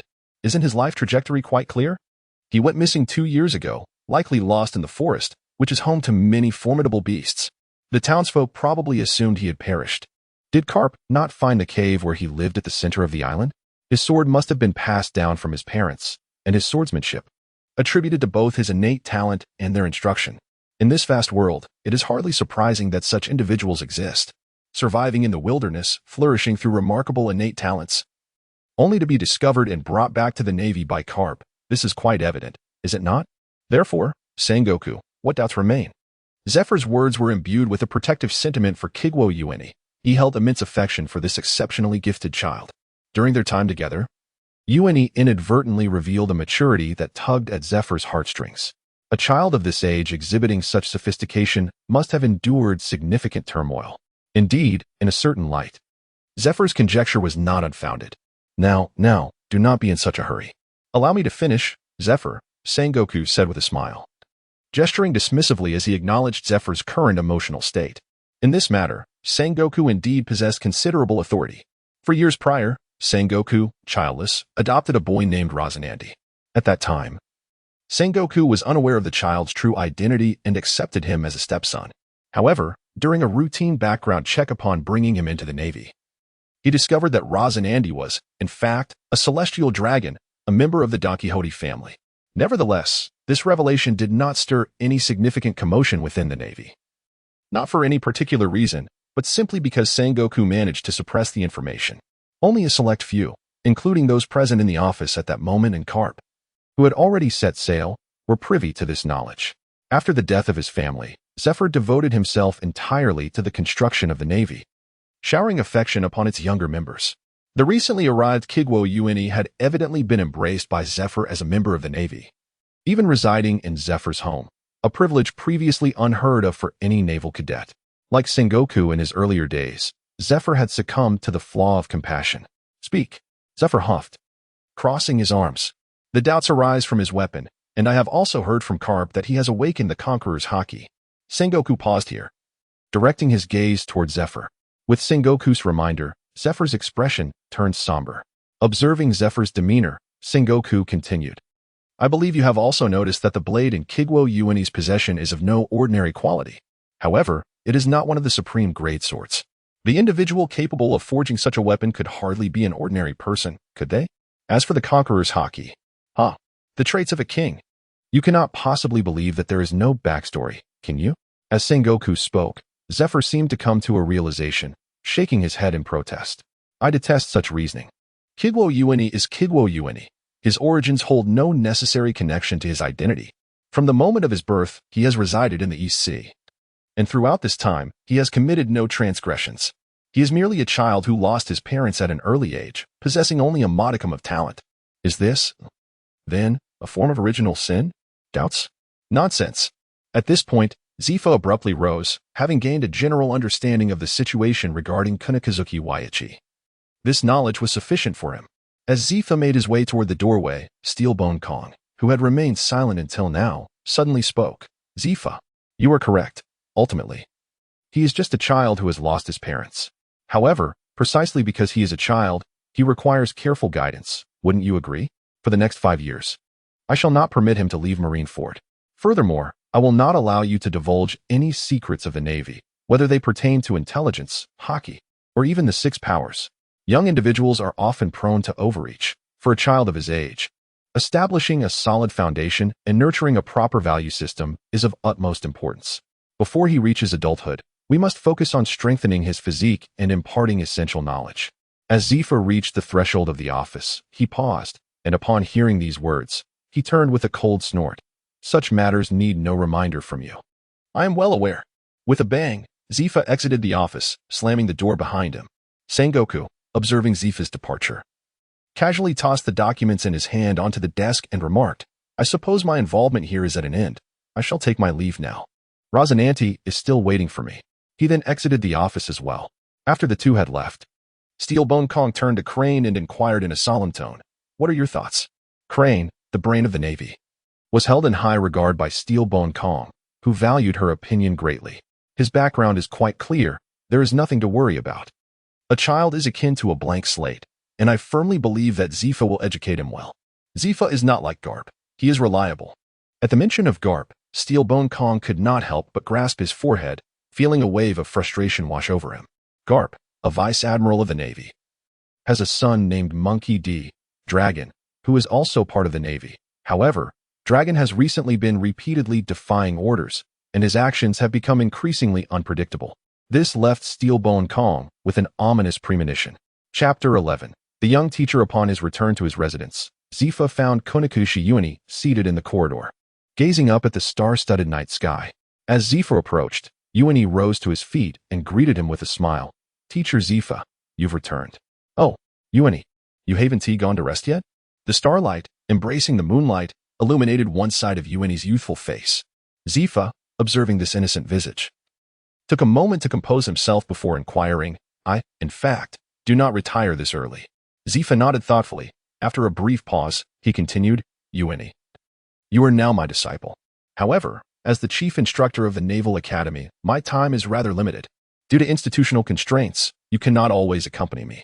Yuani, are you familiar with written language? At this point, Zephyr seemed to recall something and posed the question. I suppose so.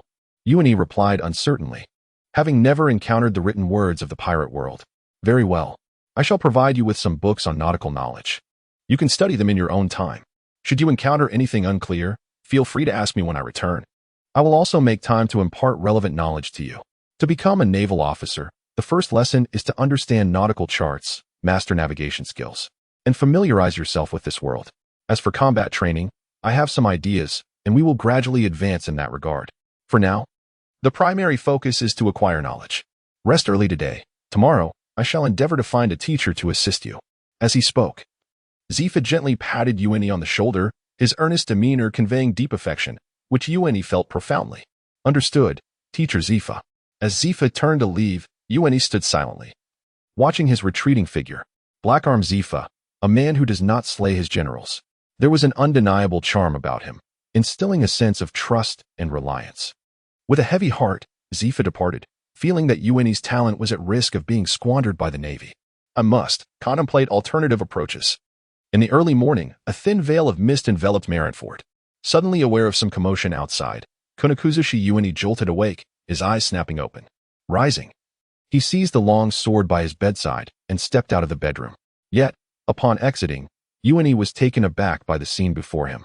Though dawn had barely broken, numerous craftsmen had arrived at Zephyr's residence, and the yard in front of his bedroom was piled high with timber. Zephyr stood in the corridor, arms crossed, assuming the role of a supervisor. Teacher Zephyr, what is happening here? Upon hearing a voice behind him, Zephyr turned to see the sleep-bleary Yuani and smiled. Oh, you're awake. I am preparing to establish a small dojo in my home, transforming that empty room. While you immerse yourself in knowledge, you may conduct your regular training within the dojo. By the way, I have brought you some books. Please move them to your own room later, Zephyr remarked, gesturing to a stack of books piled at his feet with a smile. So many. Yuan-e turned his head to look, discovering that the books at Zephyr's feet reached a height of nearly 1 meter. With such an abundance of books, how long would it take him to read them all? It wasn't he that Yuan-e feared learning. Rather, he had never anticipated that becoming a naval officer required such extensive study. If so much learning was necessary to become a Navy member, then Yuan-e dared to assert that there were likely very few naval officers in the entire pirate world. Teacher, have you perhaps made a mistake? Are you certain I need to learn all of this? Yuan-e approached the stack of books, casually picking up a volume titled World History. After flipping through a few pages, he switched to another book called The Contributions of the Celestial Dragons, only to briefly skim it before setting it aside. Bending down, he scanned the titles of the books and felt a slight twitch in his eyelids. These texts differed significantly from the knowledge he had anticipated. He had expected to study navigation and military strategies, but instead, this stack consisted of various historical accounts and contributions. Simply perusing the titles, he found little interest. Oh, this is merely the first batch. It's a gradual process, so begin with these. If you encounter any unfamiliar characters or have thoughts to share, feel free to speak with me. Zephyr's tone conveyed his displeasure as he spoke. These books were not selected by him for Yuan-e. They were chosen by Admiral Steelbone Kong, and Zephyr was well aware of the Admiral's intentions. Zephyr had originally intended for Yuan-e to first learn navigation, familiarize himself with sea charts, and gain a general understanding of the world. However, Steelbone Kong had disrupted his plans, leaving him with no choice but to bring the books back. Nevertheless, Zephyr had already devised a plan. If Yuan-e showed interest in reading, then so be it. If not, he could merely treat them as literacy exercises. All right, I will read them. Yuan-e discerned Zephyr's underlying displeasure, realizing that it was not directed at him. After contemplating the situation, he came to a realization. It seemed that the Navy did not yet fully trust him, a person of unknown origins. Yuan-e sighed inwardly. Yet the higher-ups' distrust did not dampen his spirits. He was no child. He understood well that trust inherently requires time to develop. After Zephyr delegated some tasks to the craftsman, he handed Yuan-e some money before heading off to work. After all, as the chief instructor of the Navy, his daily responsibilities kept him quite busy. Yuan-e refrained from interjecting during the construction of the dojo, recognizing that this was Zephyr's domain, not his own. He understood his place. After moving the books, he returned to his room. It appeared that for the foreseeable future, he would be unable to engage with hockey. Prior to delving into hockey, it would be prudent to focus on enhancing his physical constitution. Once he finished relocating the books, Yuan-e perused the table of contents and, steeling himself, extracted a volume titled World History to begin his exploration. Initially, he felt a strong aversion to reading it, yet as he immersed himself in the material, his resistance waned. Although the narrative was framed through the lens of governmental righteousness, the insights contained within proved valuable for his understanding of the world. Furthermore, as he delved deeper into the text, he gained a renewed perspective on the tumultuous political landscape of this realm. The rhythmic sound of wood being struck echoed from the courtyard as the craftsmen prepared their materials and commenced their work. After lingering in his room for a while, Yuan-e was drawn to the commotion outside. He stepped into the corridor, carrying the book, and settled against a pillar on the floor, bathing in the morning light as he resumed his reading. The craftsmen, amidst their labor, occasionally cast curious glances at the tranquil youth seated nearby. Intrigued by the presence of the child from the home of Vice Admiral Zephyr, this was their first encounter with him. Although they had heard the tragic news of Zephyr's family's demise, which only intensified their curiosity about Yuan-E. Is the master of the house present? Which one is inherited country Yuan-E? Just as Yuan-E was engrossed in his historical reading, a voice called out from the entrance. Turning his head, he noticed a golden-haired youth confidently striding into the courtyard. After surveying the industrious craftsman, the boy's gaze landed directly on Yuan-E in the corridor. With his crimson hair and flame-like birthmark, it must be him, Rosinante thought to himself, and he approached Yuan-E without hesitation. Hello, inherited country Yuan-E, he greeted. Leaning closer to whisper, my name is Rosinante, and I have been sent by Vice Admiral Zephyr. Standing upright again, he extended his hand toward Yuan-E, adding, it's a pleasure to meet you. I am your teacher appointed by Vice Admiral Zephyr. I look forward to our future interactions. Rosinante, with his striking golden hair and a physique that, while clad in a simple sailor's uniform, exuded vitality and poise, wore a sincere and radiant smile that made him instantly approachable. Yuan-E observed the nearly 2-meter-tall youth before him, momentarily taken aback. After a brief pause, he smiled and shook Rosinante's hand, saying, hello, it's a pleasure to meet you. I welcome your guidance and insights. Chapter 12. You can't do it, kid. Rosinante, at the tender age of 12, shared a true camaraderie with Yainichi. His full name, Don Quixote Rosinante, unmistakably links him to his brother, Don Quixote da Flamingo. The Rosinante family once resided among the celestial dragons in Mariawa. However, his father renounced their celestial lineage and relocated to a remote island along the Grand Line. Unfortunately, the local populace, upon discovering their past as celestial dragons, sought vengeance. The Don Quixote family, stripped of their status, faced judgment from the townsfolk, and just as calamity loomed, the young Doflamingo awakened his conqueror's haki. This naturally malevolent child attributed the family's misfortunes to his father's actions, and, brandishing his father's severed head, journeyed to Mariawa in a desperate bid to reclaim their celestial status, only to be met with rejection. It was then that the surviving Rosinante was rescued by Sengoku, who took him in as an adopted son. Rosinante's early life was a tapestry woven with threads of fortune and misfortune. His father, a staunch leftist, endowed Rosinante with a kindness rarely found in celestial dragons. Although the tumult of his experiences dulled his innocence, his inherent goodness remained intact, something Yainichi sensed profoundly. Since their paths crossed, Yainichi's life had become significantly enriched. Like Yainichi, Rosinante was not yet of age to enter naval school, nor had he formally become a member of the Navy. Sengoku took great care to shield Rosinante, and only a handful of Sengoku's close friends were privy to his true lineage. Each day, Yainichi spent time at home reading alongside Rosinante, occasionally wandering the family quarters together. In this manner, the two youths forged a steadfast friendship. In the evenings, Zephyr would regale Yainichi with amusing tales from naval school, showing little concern for Yainichi's academic progress. Such days passed in serene tranquility, allowing Yainichi to feel as though he had returned to his own student days. However, this peaceful existence was destined to change after a fortnight with the completion of the dojo. Zephyr had constructed a dojo specifically for Yainichi, and upon its successful completion, Yainichi's life underwent a remarkable transformation. Hey, Yainichi, I'm here. Bursting into Zephyr's home one early morning, Rosinante brandished a bamboo sword, exuberantly announcing his arrival. He had learned of the dojo's completion the previous day and was eager to impart his swordsmanship to Yainichi, though he had not formally joined the Navy. Sengoku often provided him guidance in private training sessions. In the realm of swordsmanship, Rosinante possesses a rudimentary foundation, albeit a rather inadequate one. Oh, the little brat from the Warring States. Ha ha ha, you've arrived. At that moment, Zephyr emerged from another room, having taken a rare day off from the Naval Academy. Coincidentally, just yesterday, the family dojo had been officially completed, and he intended to take some time today to thoroughly train Kinoku Yuichi. Upon seeing Rosinante hurriedly enter his home, Zephyr did not express any reproach, but instead erupted into laughter. He had always been quite lenient and fond of the young naval recruits when they were not in training, particularly since Rosinante was the adopted son of the Warring States and shared a good rapport with Yuichi, being his first peer and friend within the Navy. Admiral Zephyr. Rosinante, who had been vociferously exclaiming, immediately stood at attention upon noticing Zephyr, respectfully greeting him. Just then, Yuichi emerged from the bedroom, clad in loose training attire. Upon spotting Rosinante, a smile graced Yuichi's face as he cheerfully called out, "Little brat, you've come. Let us head to the dojo." He was familiar with the youthful Rosinante, whose slender frame bore little flesh, hence he affectionately referred to him as Little Brat.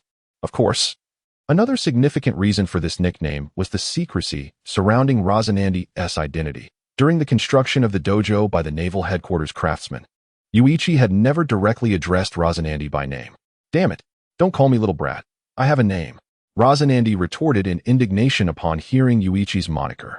The craftsman had departed, and among friends, there was no need for such discretion. "Very well, Little Brat," Yuichi replied with a grin.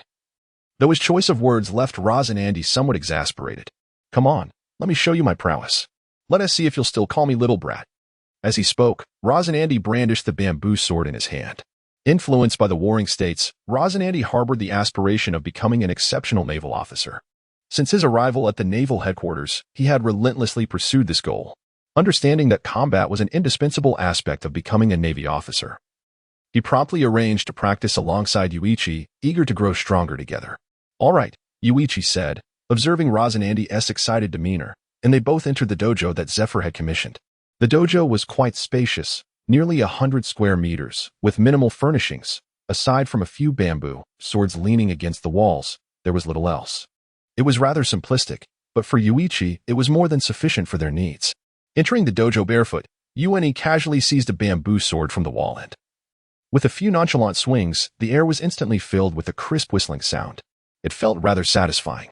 "Hey, little rascal, come here," Yueni called out with a smile towards Razanandi, who then approached, grasping the bamboo sword.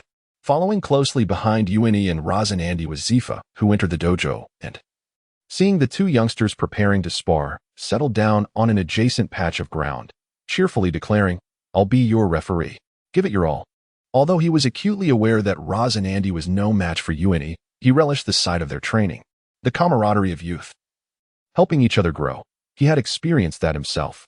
The gap in skill was irrelevant. After all, friends are meant to support one another.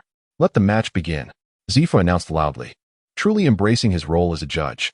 As soon as his voice faded, Razanandi lunged forward, taking a swift step and raising his sword to deliver a downward strike at Yueni's head, the whoosh of wind accompanying his attack, exuding considerable force.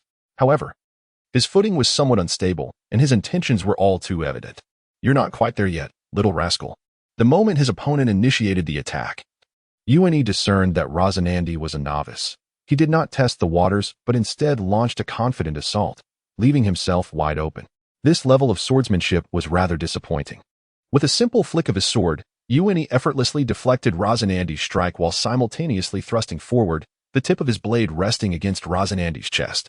Yueni exerted minimal force, relying solely on technique. Razanandi, feeling the pressure against his chest, gasped and stumbled back 3 paces before regaining his balance. "Well, you're dead," Yueni said with a grin, treating the practice as playfully as one might with a child. "Let us go again." Razanandi rubbed his chest, his eyes sparkling with newfound determination. To his surprise, his friend possessed considerable skill. This made the encounter all the more engaging. However, mere minutes later, Razanandi found the sparring tedious. He had initially thought Yueni had only a smattering of knowledge, yet it became evident that his abilities were far beyond that. Each of Razanandi's attempts was effortlessly countered by Yueni, who would then retaliate. Time and again, within mere moments, he found himself bested. Thankfully, Yueni was holding back. Despite being repeatedly struck, Razanandi remained uninjured. Yet, being defeated in a single strike each time dulled the excitement. It was akin to a shooting game where one barely gets a chance to draw their weapon before being eliminated in an instant. How could such a game hold any allure? Watching Razanandi's repeated defeats, Zephyr's smile never wavered. I'm done practicing. I can't compete with you. Why didn't you tell me you had studied swordsmanship before?" "Yueni, had I known, I would not have engaged in practice with you. It has been one-sided and exceedingly dull." Moments later, Razanandi cast aside his sword and collapsed onto the tatami mat, drenched in sweat, surrendering to fatigue. "This simply will not do. Is this all you can manage? Rise. We must continue. My muscles have yet to fully loosen." Yuan-e gazed somewhat speechlessly at the prostrate Razanandi, as if he had come to understand why this individual, despite being raised by Sengoku from a young age, had grown into a mere weakling. Lacking the mastery of haki and the 6 styles, it was no wonder that, although he was Sengoku's adopted son, he had only attained the rank of a mere colonel. In Yuan-e's estimation, this fellow's strength barely qualified him for that rank. Even the sergeant, Miss Dasky, from the era of Roguetown surpassed him. "This will not do," I cannot indulge this lad. He must train. At this stage, since I am unable to access hockey, my physical development must proceed gradually, and I must ensure that this fellow keeps pace with me. I cannot afford to have him suffer at the hands of Virgo in the future, tarnishing the reputation of Sengoku's foster son. Should anyone learn that this lad has trained alongside me, my name, already lacking in renown, would be further besmirched. Chapter 13. Breaking the Calm. The return of Cap. Combined, Razanandi's sudden surrender not only took Kiku's expectations by surprise, but even Zephyr did not foresee that this adopted son of Sengoku would relinquish his efforts so readily. Although Zephyr had not often met Razanandi, he had consistently heard Sengoku speak of his son's remarkable understanding, unwavering resolve, and relentless dedication to becoming an exemplary Marine. However, witnessing Razanandi's current demeanor, Zephyr couldn't help but chuckle inwardly, only for his expression to swiftly darken thereafter. His amusement stemmed from Sengoku's excessive affection for this son, while his frown was primarily due to his own serious nature regarding training. Even though Razanandi had yet to become a Marine and was not a student of his naval academy, Zephyr did not wait for Kiku to encourage Razanandi to persist. He barked directly, "Razanandi, stand up. The Navy is not child's play on the battlefield. Death can strike at any moment. If you do not put in the effort during training, you will be slaughtered by pirates when the time comes. Do you wish for Sengoku to mourn his son? You are Sengoku's adopted child, so do not act like a coward. Stand up." Zephyr's sudden reprimand startled Razanandi, who lay on the tatama mat. Upon hearing this, he scrambled to his feet, hastily responding, "Why yes. I will continue immediately." As a vice admiral, Zephyr held considerable authority within the Navy, and after hastily rising, Razanandi grasped his bamboo sword and charged at Kiku with a fierce shout. "Oh, quite an impressive display. Surely you can manage this." Zephyr's praise had scarcely left his lips when Kiku deftly sidestepped Razanandi's assault, then swiftly struck his ankle with a decisive blow. Wincing in pain, Razanandi stumbled and collapsed onto the floor. "That hurts." Kiku's force was a tad excessive, yet the pain ignited a fire within Razanandi, and that fury would fuel his fighting spirit. Indeed, the fallen Razanandi clutched his bamboo sword tightly, gritting his teeth as he rose from the ground, charging once again at Kiku. Throughout the entire morning, Razanandi engaged in sparring with Kiku, with scarcely any time allotted for rest. This training offered little benefit to Kiku, but for Razanandi, it was entirely different. Razanandi possessed a formidable will, yet he had developed a habit of slacking off, having been indulged by Sengoku over the years. Thus, during his moments of complacency, Sengoku allowed him to be. Consequently, throughout these years, Razanandi's growth and strength had been remarkably slow, and even after reaching adulthood, his abilities remained mediocre, merely on par with an ordinary Marine. If we disregard the fruit abilities and simply calculate the combat power, the peak Razanandi would likely possess only around a combat value of 20.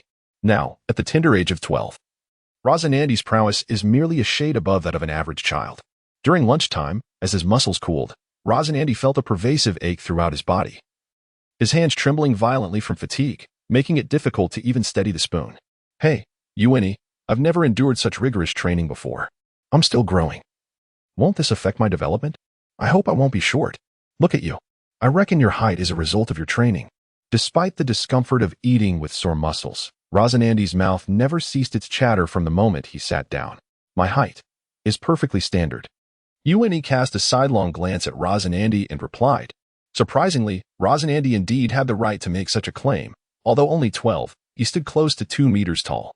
In contrast, Ueni's height was rather ordinary, just barely reaching 170 centimeters. Faced with Razanandi's remark, Ueni found himself at a loss for a rebuttal. "You're already tall enough. Being that height doesn't really matter." Ueni mumbled through his food. No. I believe being tall is more important. I certainly do not wish to be short." Shaking his head, Razanandi spoke, and although Ueni knew he wasn't insulting anyone, he still felt a twinge of discomfort upon hearing it. This world is somewhat different. The average height of humanity here far exceeds that of the world Ueni is familiar with. Individuals like Razanandi, towering at nearly 2 meters, are commonplace within the Navy, even without considering the existence of the giant race, as many naval officers stand close to that height. As Ueni and Razanandi chatted over their meal, the door to the dining hall was suddenly flung open. With a resounding sound, Zephyr entered, carrying a tray, followed closely by a tall, middle-aged man clad in a justice cloak, who also bore a tray piled high with an array of foods, obscuring his face behind a towering mound. Both Yuani and Razanandi lifted their heads in curiosity towards the person behind Zephyr. Well, if it isn't little Yuani. Popping his head out, Garp grinned broadly and called out to Yuani, before disregarding Zephyr and plopping down into a seat, placing his tray on the table. Commodore Garp. Hello, Commodore Garp. Razanandi seemed to recognize Garp, exclaiming in surprise, while Yuani also turned to greet Garp politely. Haha, no need for formalities. I heard that Zephyr is hosting a meal today, so I decided to join in, and my timing couldn't be more perfect. Ha ha ha. Garp sat beside Razanandi, merrily taking food from the tray, clearly in high spirits. It's your fault for coming here unannounced. The food I prepared isn't enough, Zephyr complained, sitting beside Yuan-E, a smile at the corner of his eye despite his words. His plate was piled high with food, but after setting it down, he generously shared with Yuan-E and Razanandi, leaving little for himself. Garp, didn't you set off to track down Roger? How come you're back so soon? It's only been a little over 10 days since you left. Not even a month yet. Did you lose them again? Zephyr teased. Among the Navy, Garp has always been a unique figure. Although Steelbone had considered promoting him to admiral several times due to his merits, Garp consistently declined, remaining a vice admiral. He did not engage in the New World like his peers, but instead focused his attention on Roger's pirate crew in the East Sea. Unless there was a significant event at the headquarters, he dedicated himself to pursuing Roger. In the course of his pursuits, he also dealt with other pirates, contributing to the East Sea's status as the weakest in pirate activity and the best in social order. However, not long ago, Roger's crew reached the Sabati archipelago, then entered Fishman Island, proceeding to the New World. Upon receiving this news, Garp set off to pursue them, but to his surprise, he returned so quickly. TCH. You know how the climate in the New World is. I was just about to catch them when a sudden downpour obscured my target. The surveillance ship failed to spot Roger for several consecutive days, so I decided to return. Besides, I wanted to see how well you've trained this kid. As he spoke, Garp's gaze fell upon Yuani, giving him a cursory examination before grabbing a piece of meat and stuffing it into his mouth. So, you did lose them again. You often lost them back in the East Sea, and now they've switched ships in Water 7. They must be able to flee even faster. The New World's weather is notoriously unpredictable. I reckon you'll never catch Roger in your lifetime, Zephyr remarked, munching on his food while making light of the situation. Don't worry about me. I will catch him. He seems to have suddenly developed a clear objective, and his movements are becoming more frequent. I'm still uncertain about his goal, but I believe I'll figure it out soon. While Garp and Zephyr engaged in conversation, Yuani listened intently. Upon hearing Garp's words, he began to grasp what Roger was seeking. Without a doubt, it must be the poneglyphs. For years, Roger has been active in the East Sea, and his sudden movements likely stem from the knowledge of his terminal illness, compelling him to realize his dream of circumnavigating the globe. Having already entered the New World, Roger has probably glimpsed the historical texts of Fishman Island. His next objective is undoubtedly to acquire all the historical texts and reach Raftel. As Yuan contemplated this, Garp, who had just settled down, abruptly stood and addressed Yuan. Hey, come here. Let me see if you've made any progress. You are my responsibility, having been brought into the Navy by me. If you squander your talent, it would deeply trouble me. Haha. Yuan, momentarily startled by Garp's words, turned to find, to his astonishment, that the food in front of Garp had been completely devoured. He had been engaged in conversation with Zephyr, yet so much had vanished so quickly. Hey, don't dawdle. You finished eating too, right? Let us go for a stroll. Garp laughed heartily, disregarding Yuan's protests, and marched over to him, grasping his arm and leading him toward the courtyard. Wait a moment. Garp, Zephyr interjected, noticing Garp's hasty demeanor. While it is reasonable for Garp to assess Yuan's growth, must this occur before everyone has finished their meal? It isn't fair for Garp to eat and then deny others their time at the table. However, just as Zephyr reached out to grasp Garp's shoulder, Garp intercepted him with a hand. Such stubbornness. Yuan sighed inwardly and addressed Zephyr. Teacher Zephyr, I've already finished eating. It's fine, I can join in. While speaking, Garp had already taken Yuan into the courtyard. Come on, attack me. Let us see how much you've improved.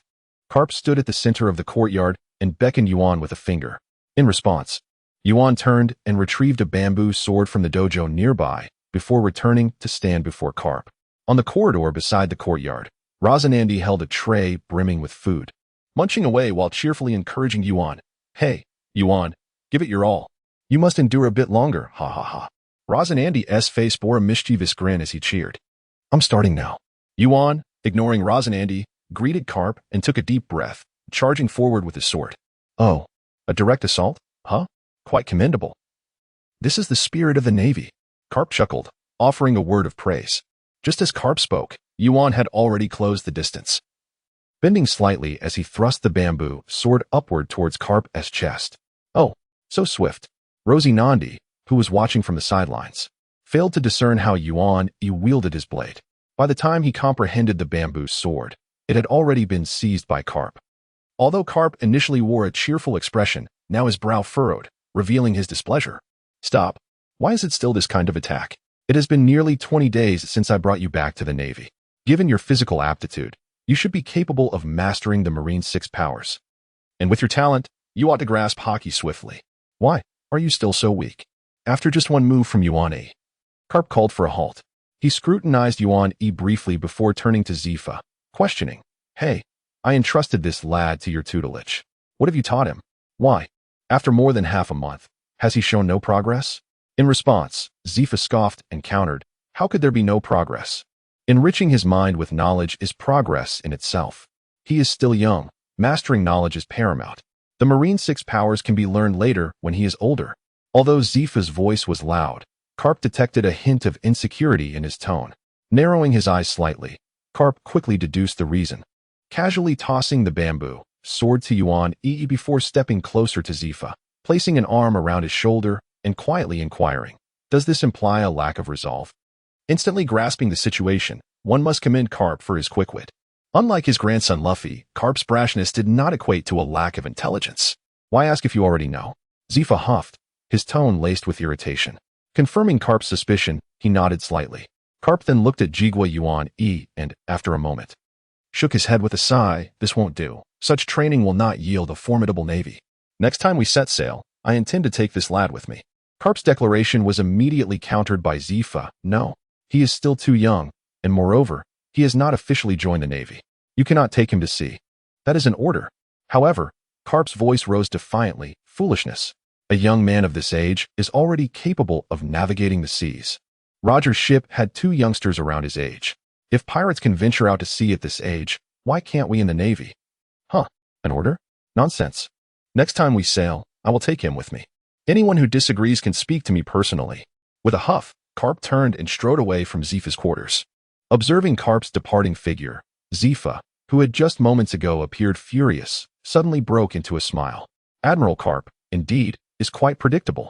After a moment of silence, Yuan gazed upon the smile adorning Zephyr's face and sighed. Initially, Yuan had genuinely believed that Zephyr and Carp had engaged in a dispute. But upon witnessing Zephyr's smile, he realized his assumptions were overly simplistic. If Yuan's intuition served him correctly, it seemed that Carp had likely been utilized as a pawn by Zephyr. Ha! This is all for your own good. Relying solely on books will not forge a formidable navy. This rascal returned just in time, ha ha ha. Chapter 14. Setting Sail, a lackey on the dog-headed warship. It must be said that Carp is indeed a singular figure within the Navy, with unparalleled achievements and a distinctive fighting style. This vice admiral enjoys privileges that others of his rank do not possess, rendering him virtually unchallenged at Navy headquarters. Just a few days ago, during a meal at Zephyr's residence, he mentioned taking Kazoku Yuichi out to sea, and in less than a week, that day has finally arrived. Early one morning, as Yuichi was quietly engrossed in his reading at home, Carp barged into Zephyr's house as if it were his own. Upon locating Yuichi, he exclaimed, "Hey, kid. I'm heading out to sea. Come along." Hearing the commotion, Yuichi looked up from his pile of books, his eyes twitching at Carp's hurried demeanor. Is this really appropriate? With Zephyr-sensei not at home, shouldn't I at least inform him? Despite his reservations, Yuichi felt a stirring desire to embark on this journey. Having been in the Navy for nearly a month, he had experienced Zephyr-s familial affection, yet his growth and strength had stagnated. Yuichi speculated that Zephyr-s reluctance to train him in combat might stem from directives from higher-ups. This notion was further solidified when he recalled the books Zephyr had brought him previously. Carp's return confirmed his suspicions. It was not a lack of physical capability that prevented him from mastering Haki, the abilities unique to the world of the Pirate King. Although Yuichi presented himself as a novice in the Navy, he possessed a certain understanding of the power dynamics within this world. Zephyr often claimed that his combat prowess, quantified at over 5,000 in strength, was feeble, yet Yuichi was acutely aware that such a level was more than sufficient to learn the 6 styles and haki. After all, even a genius like Lucci had a combat strength of merely 4,000. While Yuichi was eager to set sail, he did not wish to appear overly impulsive. He understood that it was not Zephyr or Garp who constrained him. As for Zephyr, he had already expressed his lack of objections. Moreover, what was the purpose of inquiring others about such matters? Kid, do you really wish to remain here, buried in your books? Do you truly have no desire to venture out to sea? The things you aspire to achieve cannot be accomplished merely through reading. Though Garp had not known Yuichi for long, years of experience had honed his ability to read people accurately. After a long pause, Yuichi nodded, having formulated his response. But Garp swiftly interrupted him. Glancing at the sleek black sword resting beside Yuichi, Garp smiled, approached him, and, with one hand around Yuichi's waist and the other grasping the sword, effortlessly whisked him out of the room. Admiral Garp. I believe I can manage on my own. Garp, akin to a caretaker cradling a chick, secured the young man, Yuan, at his waist and proceeded towards the naval port. Along the way, the Navy personnel greeted Garp, casting curious glances at Yuan. The sensation of being scrutinized with such peculiar eyes was decidedly unpleasant, and after being led for a while, Yuan could not help but speak up. What does it matter? If you wish to set sail, then sail away. We, the Navy, are quite free, after all. Garp laughed heartily, seemingly unfazed by the watchful gazes of those around him. Freedom. It seems you alone possess it, Yuan mused inwardly. Since resistance was futile, he resolved to adopt a more tranquil mindset and allowed Garp to lead him. Soon, Garp's designated vessel, the Doghead warship, came into view. It appeared Garp had been well prepared for departure, as all the Navy personnel aboard were already in position, awaiting their leader's arrival. However, just as Garp was about to embark with Yuan, a contingent of Navy personnel barred their path. At the forefront stood Fleet Admiral Sengoku, flanked by Zephyr and Tsuru, with a squad of Marines following behind them. Upon seeing Garp, Sengoku bellowed, "Hey, Garp, what do you think you're doing?" Surprised by Sengoku's presence, Garp's expression reflected his astonishment. He had not anticipated that merely taking Yuan out to sea would provoke the attention of the Fleet Admiral. Was Sengoku truly so idle as to concern himself with such trivial matters? The fleeting surprise vanished as Garp casually set Yuan down, tossed his sword to him, and, picking his nose with his pinky, calmly replied, "Isn't it obvious? I've learned of Roger's whereabouts and am preparing to set sail." Sengoku seemed to be well accustomed to Garp's impolite demeanor, disregarding the latter completely.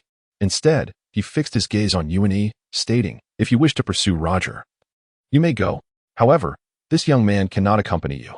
He is Zephyr's disciple, a key asset in our Navy's training program, and cannot be allowed to set sail lightly." In response, Garp approached Yuan, placing a hand on his back, and smiled, saying, "I understand, which is precisely why we must set sail. The Navy can only grow stronger upon the sea. That is how I have come to be, and I have a voice in this matter." Garp's expression was resolute. He showed no sign of retreat in the face of Sengoku's objections.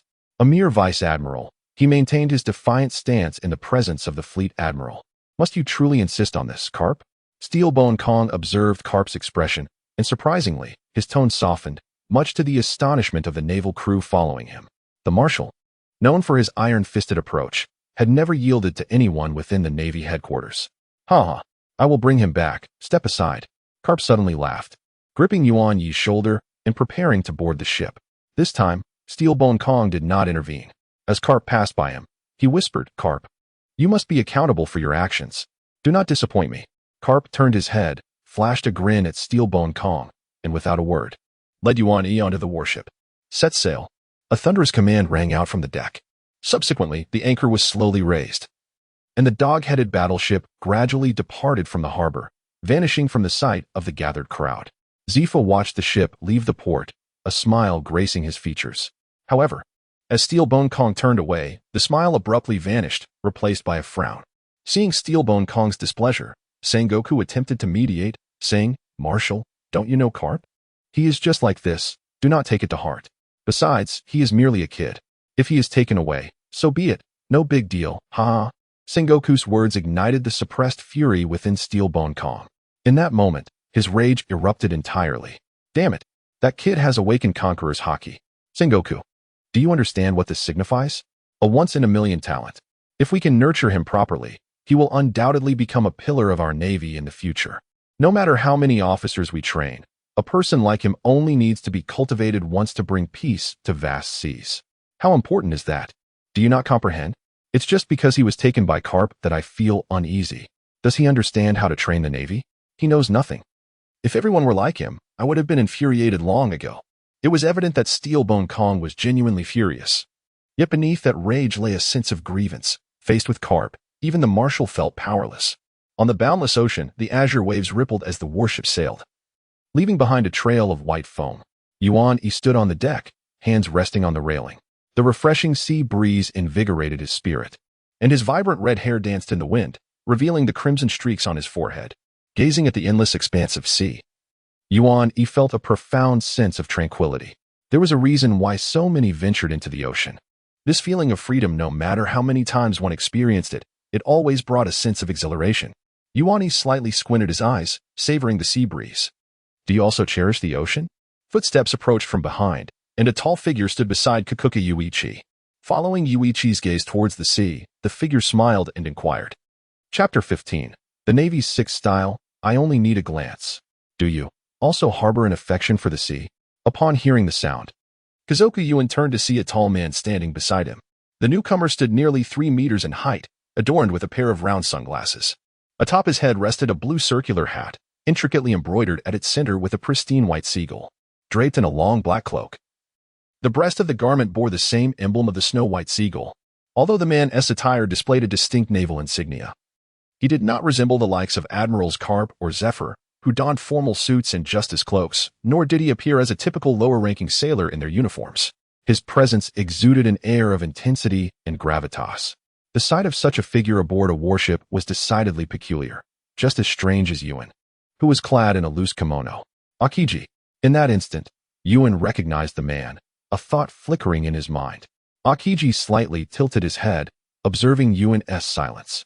Unperturbed, he leaned against the railing, gazing out at the sea, and spoke to himself.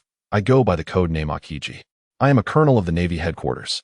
Upon hearing this, Yuan felt a twinge of confusion. Why would a colonel like Akiji be aboard Carp's ship? Typically, a colonel from the Navy headquarters would command their own vessel, not serve under another's command. Hello, I am Kazoku Yuan, a civilian, Yuan replied, realizing that he had yet to officially join the Navy. Haha, I am aware. It was Vice Admiral Carp who summoned me. He entrusted me with the task of teaching you combat during this voyage, Akiji stated, honesty gleaming in his smile. Yuan regarded Akiji with curiosity. He had assumed Carp intended to personally instruct him. Instead, he found himself under Akiji's tutelage. Fortunately, Akiji seemed sincere. Had he been more cunning, would he have sent a captain to instruct him instead? Nonetheless, Yuan held no objections to Carp's arrangement. While he might have reservations about others, Akiji was an exception, and the idea of learning from him was not unwelcome. Without a doubt, Akiji represented one of the Navy's elite forces, even as a colonel. His guidance was more than sufficient for the current Kazoku Yuan. Yet, Yuan remained curious as to why a colonel would not lead a mission independently, but instead be enlisted by Carp. Colonel Akiji, how is it that you find yourself aboard Vice Admiral Carp's ship? My understanding of the Navy's hierarchy suggests that a colonel ought to be capable of leading their own missions. Confronted with Yuan-Yi's confusion, Akiji did not conceal his thoughts. A smile gracing his lips as he replied, I have received notice that I will be promoted to the rank of Brigadier General this year. My family has arranged for me to further my studies, and my instructor is none other than Vice Admiral Garp. It is worth noting that Akiji refers to the Navy headquarters as home. Having previously rotated in a specialized unit within the Navy, he had grown accustomed to this term, as all members of that unit would conceal their true identities and address one another solely by code names, his own being Akiji, which translates to blue pheasant. Amusingly, the code names of other unit members were rather mundane, often resembling dogs or monkeys, lacking any grandeur. As Akiji spoke of his promotion, an uncontainable smile illuminated his youthful features. He placed considerable importance on his rank. Moreover, he was elated at the prospect of learning under Vice Admiral Garp's guidance. Within the entire Navy, there are but a handful of colonels who possess the privilege of studying alongside Garp. Yuan-Yi found himself somewhat envious. At just over 20 years of age, Akiji had already attained the position of colonel and was on the verge of becoming a brigadier general this year. It is noteworthy that when Smoker was 34, he was merely a colonel stationed in Lobetown. Although Smoker ascended to the rank of rear admiral within 2 years, it was largely due to his association with the Straw Hat Pirates' accomplishments. Had it not been for that, reaching the rank of rear admiral at headquarters would have likely taken him until at least the age of 40. Yet here was Akiji, on the cusp of becoming a brigadier general at such a tender age, marking one of the swiftest ascensions in the history of the Navy. After a brief silence, the enchanting seascape before Yuan-e suddenly lost its allure. "Colonel Akiji, do you have a moment?" he inquired eagerly, his left hand resting on the hilt of his sword. "Since Vice Admiral Garp has entrusted you with my training, I believe we should not squander any time." Yuan-e felt an acute sense of urgency. There would be ample opportunity to admire the scenery in the future. The pressing matter was to enhance his abilities without delay. He harbored a premonition that if Garp were to return to Navy headquarters, he might lose the chance for a proper confrontation. "Oh, are you that eager?" Akiji replied, a hint of amusement in his tone. "If you possess such motivation, it's quite acceptable to begin now. Vice Admiral Garp has instructed me to teach you the 6 powers of the Navy. To be honest, my mastery of them is not particularly strong. However, since Vice Admiral Garp has insisted, I shall endeavor to do my best." Akiji then casually inquired, "Are you familiar with the 6 powers of the Navy?" "I do not know," Yuan-e answered succinctly, shaking his head. Akiji nodded thoughtfully and continued, "I suspect that if I were to explain the principles directly, it may not resonate with you. Let us instead engage in combat. Through the most direct means, you will experience the 6 powers of the Navy." With that, Akiji strode towards the center of the deck.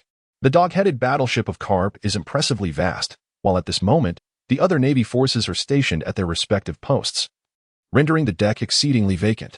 "Ah, splendid." Yuan-e, with decisive resolve, unsheathed his long sword from his waist.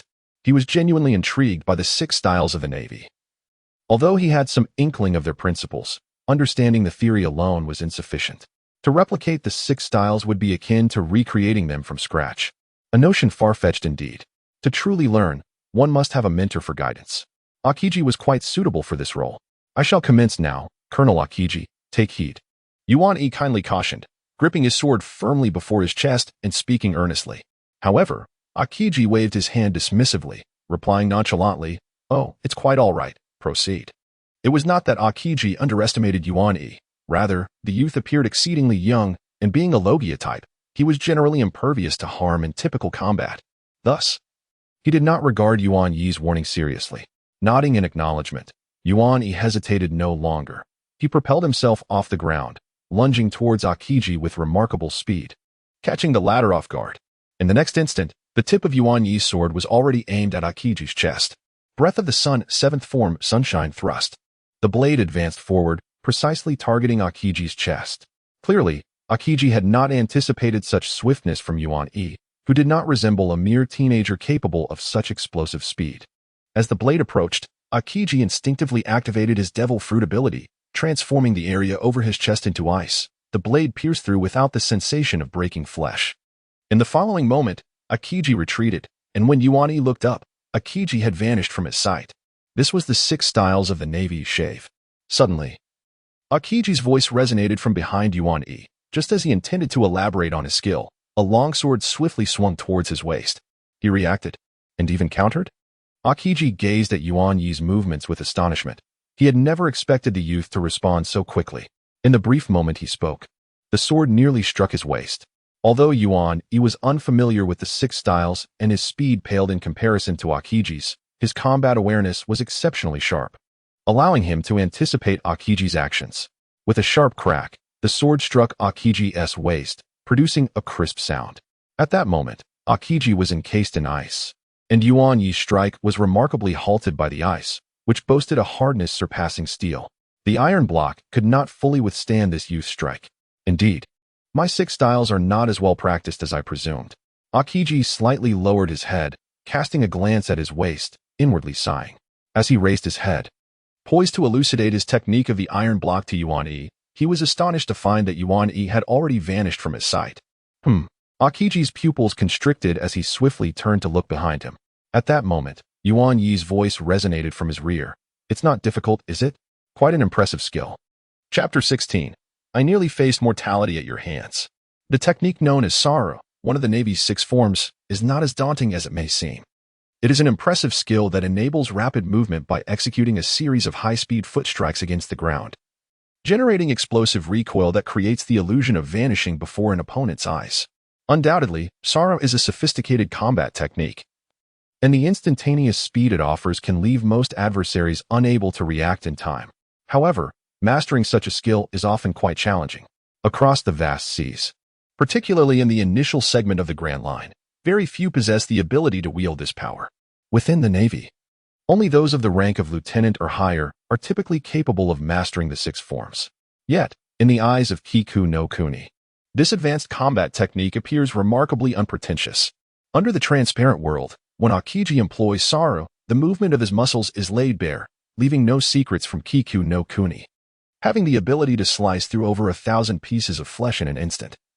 He retains his formidable prowess even at the tender age of 12 in this new world, with his physical capabilities fully supporting the use of Soro. Consequently, upon witnessing Akiji's execution of the technique, Kiku no Kuni is able to replicate it flawlessly and incorporate it into his own combat style.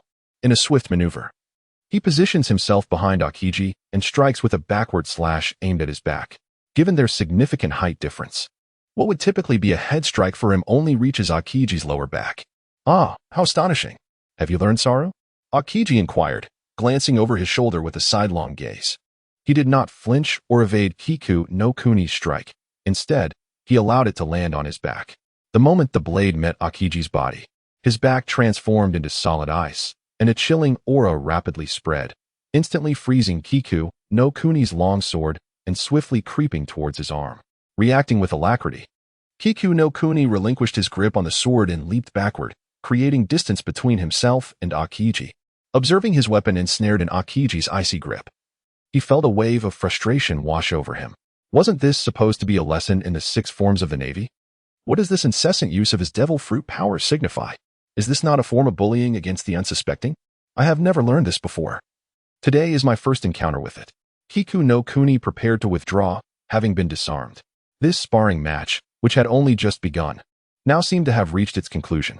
For someone at his current stage, the natural-type devil fruit powers presented an insurmountable challenge. Even though Kiku no Kuni had not fully revealed his breathing techniques, the outcome remained unchanged. For those lacking haki, natural-type users appear invincible, as not every natural type is susceptible to being overwhelmed as easily as crocodile. First time encountering it, hearing this, Akiji momentarily paused, but his demeanor quickly reverted to normal. He casually removed the frozen sword from his body and turned his gaze toward the lookout tower on the warship. At that moment, within the lookout tower of the Doghead warship, Vice Admiral Karp leaned against the window, observing the happenings on the deck. Behind him, his aide, Bogart, noticed Akiji's gaze and remarked, "Vice Admiral Karp, it seems the sparring cannot continue. That inherited nation Yuan, he has actually employed the technique shave. He can't possibly be." Karp shook his head, a grin spreading across his face as he replied, "To learn shave just by glimpsing it. I doubt anyone would believe such a tale. Yet, it is indeed the case. Before sailing, I had a conversation with Zephyr. This brat has never been exposed to shave. As for before joining the Navy, that's impossible. There are no such Marines in the East Blue. It appears I underestimated this little punk. His talents extend beyond hockey. His aptitude in other areas is also exceptional. It seems I must revise my training plan slightly." Karp conversed with his aide, but did not respond to Akiji's gaze from below. After a while, seeing that Karp in the lookout tower showed no response, Akiji withdrew his gaze and turned it toward inherited nation Yuani. This time, Akiji carefully scrutinized Yuani from head to toe, and after a moment, he tossed the long sword to him and stated, "The technique you just used to dodge behind me is called shave, one of the 6 powers of the Navy. Initially, the technique I used to counter your horizontal slash is known as iron block, also one of the Navy's 6 powers. Judging by your adept use of shave, I assume you have mastered it. Therefore, iron block." Although Akiji did not finish his sentence, the intense anticipation in his eyes allowed Yuan to instantly grasp his meaning. Under Akiji's gaze, Yuan shook his head, raised his hands in a gesture of ignorance, and said, "I'm sorry. I didn't see you use iron block. All I noticed was your body turning into an ice block when I struck you. Is turning into ice what iron block is? I'm still unclear." Yuan feigned ignorance, He was aware of Akiji's devil fruit ability, and now, by deliberately misinterpreting the fruit's power as iron block, he was merely concealing the truth. Of course, Yuan Yi's statement was not entirely false. He genuinely had not perceived Akiji using iron block. With the enhancement of his observation haki, Yuan Yi had only noticed Akiji's body elementalizing. As for iron block, he had indeed failed to detect it. The transformation of flesh into ice was quite apparent, but iron block, well, no. The body turning into ice was my devil fruit ability. You are aware of devil fruits, right? The treasures of the sea. Consuming a devil fruit grants one special powers, but also causes the loss of swimming abilities. I, a being transformed by the frozen fruit, am a master of the natural element, capable of seamlessly morphing into ice. What you have just witnessed is the manifestation of my devil fruit ability. As for the iron block, at this juncture, Akiji paused, suddenly realizing that he had utterly failed to withstand the strike from Kazuki Yuichi when employing the iron block technique. His body instinctively elementalized, which explains why Kazuki Yuichi remained oblivious to his use of the technique. However, as this thought crossed his mind, Akiji's gaze towards Kazuki Yuichi morphed into something peculiar. If his intelligence was accurate, Kazuki Yuichi was merely 12 years of age, yet his strike was potent enough to breach his iron block? Akiji was aware that his mastery of the 6 styles was rather lacking, and the iron block was not his forte. But being bested by a mere child was indeed a startling notion. During their earlier skirmish, Akiji had not grasped the gravity of the situation, but upon reflection, he found Kazuki Yuichi to be somewhat terrifying. Have you ever had Zephyr-sensei test your combat power? If so, what was the result? Akiji inquired with a sudden curiosity. Speculating within himself, such an attack must correspond to at least 1 or 2,000 units of power. When I exert my full strength, it reaches over 5,000. Though I can't recall the exact figure. Zephyr-sensei remarked that I am quite weak and still unrefined. Had it not been for Vice Admiral Garp's guidance, I might have struggled to set sail, Yuichi replied, his head bowed in embarrassment upon hearing Akiji's question. Oh, merely 5,000. Akiji exclaimed, his neck craning forward in shock, his expression one of sheer astonishment. Although he had anticipated Yuichi might be formidable, hearing this figure was enough to leave him speechless. At Yuichi's age, Akiji likely possessed only a fraction of that power. Moreover, 5,000 combat power is indeed commendable within the Navy. Had Akiji not wielded the abilities of a natural devil fruit, defeating Kazuki Yuichi would have required considerable effort. Upon this realization, Akiji finally understood why Garp had entrusted him with the task of instructing Kazuki Yuichi in the 6 styles of the Navy. On this vessel, few were truly qualified to guide Yuichi. Engaging in combat practice with Yuichi, he, despite being unskilled in physical combat, might still make significant progress. Zephyr-sensei really is quite reckless. Yuichi, do not heed Zephyr-sensei's misguided words. Your strength is, in fact, quite impressive. When sparring with others, you must hold back. Reflecting on it now, had I not possessed the powers of a devil fruit, I would have surely sustained injuries from those 2 strikes. Go fetch a bamboo sword. I shall refrain from using my devil fruit abilities and engage you solely with physical techniques, while also demonstrating the other 6 styles to you. Chapter 17. The iron block is truly impressive. At the suggestion of Akiji, Kanikita Yuichi indeed switched to a bamboo sword, and Akiji, true to his word, promptly conjured an ice sword with his fruit powers. Perhaps calling it an ice sword is somewhat misleading. Although the weapon Akiji created bore the shape of a sword, it lacked a sharpened edge.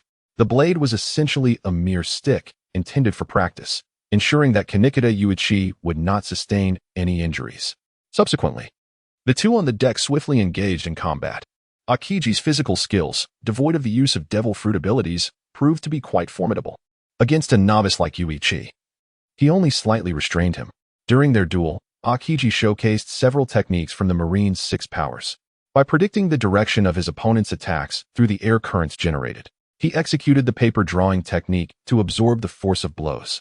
He demonstrated the advanced skill of shaving, enabling brief levitation through high-frequency footfalls that compressed air to generate repulsive force. His rapid kick stirred the air, producing invisible air blades known as the storm foot technique. Gathering strength at his fingertips, he unleashed a finger gun capable of piercing the human body akin to a bullet. Furthermore, he accelerated blood flow within his well-honed physique, rendering his body as resilient as steel, allowing him to disregard bullets through the defensive technique known as the iron block. These 5 abilities, combined with the high-speed movement technique, shaving constituted the complete Marine 6 powers. In their practice match, Akiji demonstrated each technique, while Yuichi, through his understanding of the transparent world, effortlessly grasped the essence and principles of the Marine Six Powers.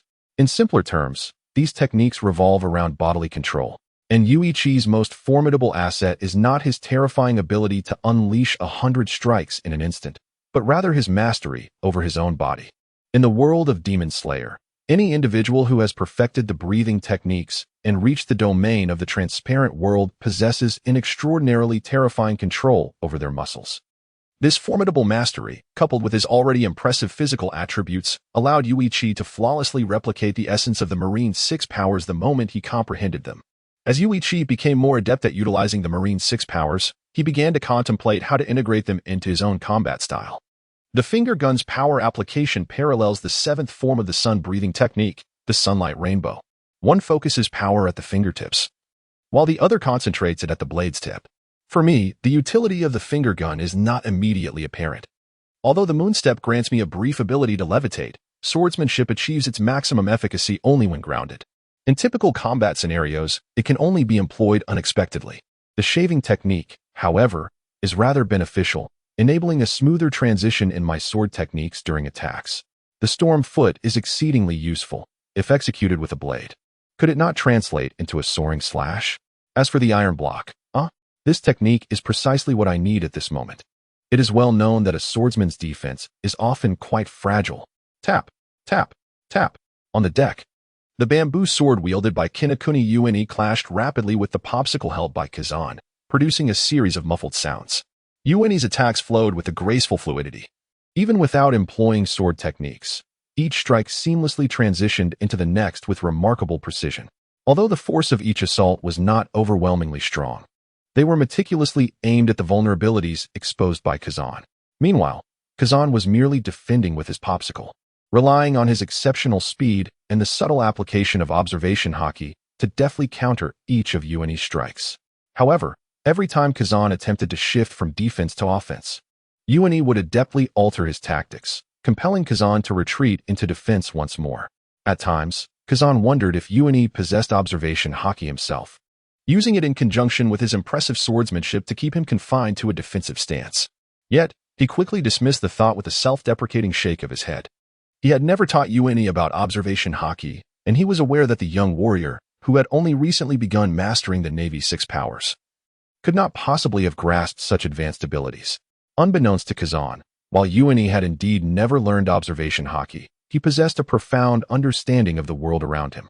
The subtle shifts in Kazan's muscles as he prepared to attack were not lost on Uene's keen perception. If observation haki predicts an opponent's moves through sensory perception, then Uene's insight into the world allowed him to foresee Kazan's attacks by observing the nuances in his muscular tension. This distinction was akin to the difference between the Uzumaki clan's Kagura Shingon and the Hyuga clan's Byakugan in the world of Naruto. The commotion created by the sparring between Une and Kazan soon captured the attention of the Navy personnel aboard the warship, with the ship's course firmly established. Aside from those in the engine room, control room, and lookout tower, most of the Navy had little to occupy themselves and began to take notice of the battle unfolding on the deck. Word quickly spread among the sailors, and soon a crowd gathered, pointing and whispering about the duel between Kazan and Une. That red-haired brat looks familiar. Isn't he the kid from Longing Island? One sailor exclaimed. The one brought aboard by Captain Carp, Kinokuni Une. I remember now. Wasn't he supposed to be at headquarters? How did he end up on the ship? Didn't he, Captain Carp brought him along when we set sail. I heard he is now a disciple of Admiral Zephyr.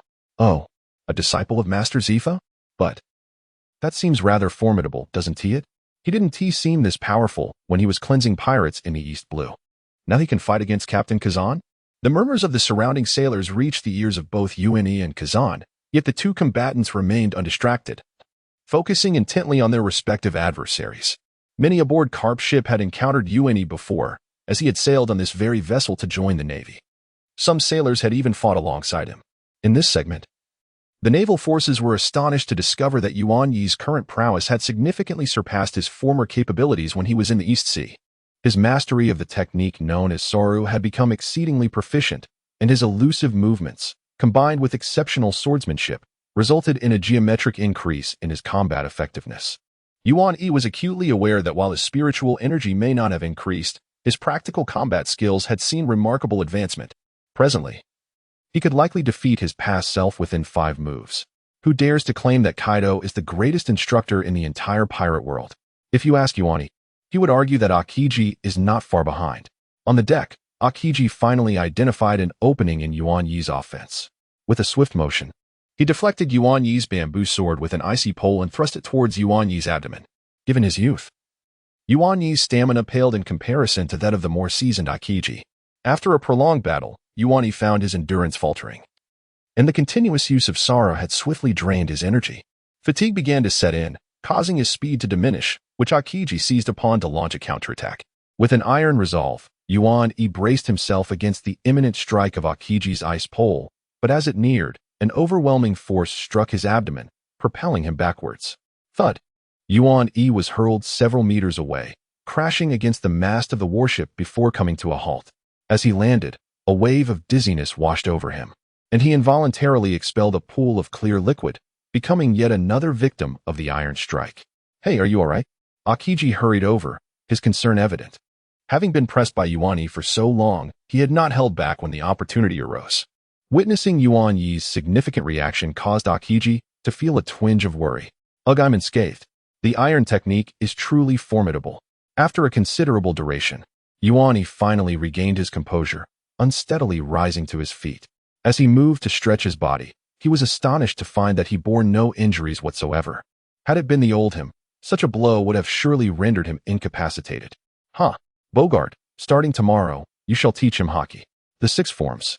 There is no longer a need for further study. He has already mastered them. From the lookout tower, Karp observed Yuan-Yi rising swiftly, chuckling softly to himself before instructing his lieutenant and turning away from the tower. Chapter 18.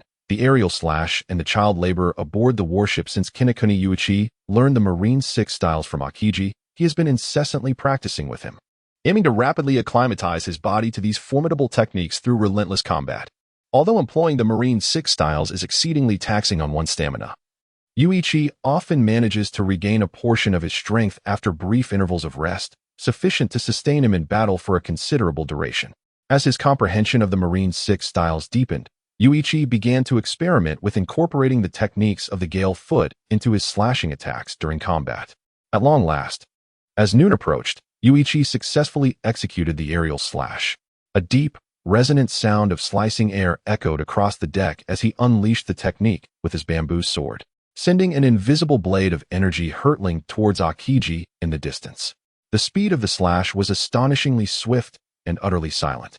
Fortunately, Aokiji had been employing observation haki to engage in combat with Yuichi, allowing him to sense the attack the moment it was unleashed. However, even so, Aokiji had not anticipated that Yuichi would strike from such a distance, and thus was unprepared to dodge. As the slash approached, Aokiji reluctantly activated his devil fruit ability, transforming his body into solid ice. Yet, in the next instant, the slash inexplicably passed through Aokiji's form, cleaving him in half at the waist, with his upper body crashing down onto the deck with a resounding thud. The momentum of the attack diminished slightly as it traversed through Aokiji, only to subsequently smash into the ship's railing, creating a massive breach in the warship's defenses. With a swift return to his corporeal form, Aokiji touched the non-existent wound on his lower abdomen and turned to gaze in astonishment at the gaping hole in the railing. What was that? The aerial slash. A swordsman. Yuichi nodded excitedly, tightening his grip on the bamboo sword, and unleashed another 2 aerial slashes. This time, his mastery seemed notably refined, with the range of the slashes noticeably broader than before. If anyone were to witness Yuichi's slashes with the naked eye, they would likely see crescent-shaped blades of energy, 3 meters long and half a meter wide, rushing towards Aokiji. Are you trying to cleave me in too? Aokiji remarked, exasperated, as he raised his hands in surrender. With a gentle breeze, Aokiji vanished from his original position. Prepared for Yuichi's onslaught, he would not be caught unawares by such attacks. Boom, boom. Following 2 successive thunderous crashes, 2 more substantial breaches appeared in the ship's railing, leaving deep gashes on the deck itself. Remarkable power. At last, I can sense my progress. Undoubtedly, in this world, my potential will soar to even greater heights. Yuichi felt immense satisfaction with the power of his slashes, slightly raising his bamboo sword. eager to continue experimenting with the aerial slash he had just mastered. At that moment, a fist the size of a sandbag descended silently, striking Yuani squarely on the head. Completely unaware of the presence behind him and caught off guard, he was hit squarely, causing him immediate pain as he crouched down, clutching his head. From behind Yuani, the thunderous voice of Carp echoed. "You rascal! What do you take my warship for? Are you training or dismantling a ship, huh?" Upon hearing the furious roar, Yuani turned his head, only to be met with the wrathful visage of Carp. I'm sorry." Yuani apologized while covering his head, momentarily forgetting his surroundings due to his excitement over his newfound strength. Observing the chaos on the deck, he felt a wave of embarrassment wash over him. "Admiral Carp, I don't have the money to compensate." After a brief moment of contemplation, Yuani suddenly forced a laugh. His face filled with remorse as he looked at Carp. "TCH, no worries, I'll have Zephyr reimburse me. Now, go fix the damaged railing and deck. If you don't repair it, you want tea of dinner," Carp said with a grin, picking his nose with his pinky. Just as he finished speaking, Carp abruptly turned to the entrance of the cabin and shouted at the sneaky Kazan, who was attempting to slip away. "Hey, Kazan, you're included too, together with Yuani. Fix the damaged public property. If you don't, you won't have dinner either." Kazan, caught off guard, turned around with an awkward smile, casting a fierce glare at Yuani. Tap, tap, tap. With a wooden hammer in hand, Yuani crouched by the railing, driving a newly sized wooden post into place and then securing it with nails. To his credit, Yuani was indeed skilled at carpentry. During his time in seclusion in the mountains, he often had to craft wooden furniture himself. Aside from not being able to carve intricate designs, he understood the basics of mortise and tenon joints quite well. Tap, tap. In stark contrast to Yuani's adept movements, Kazan clearly lacked craftsmanship. Awkwardly hammering the wooden boards onto the deck, misaligning the excess parts and struggling with the dimensions. "Well, this will do," Yuani remarked after observing the protruding patches on the deck, falling into a contemplative silence.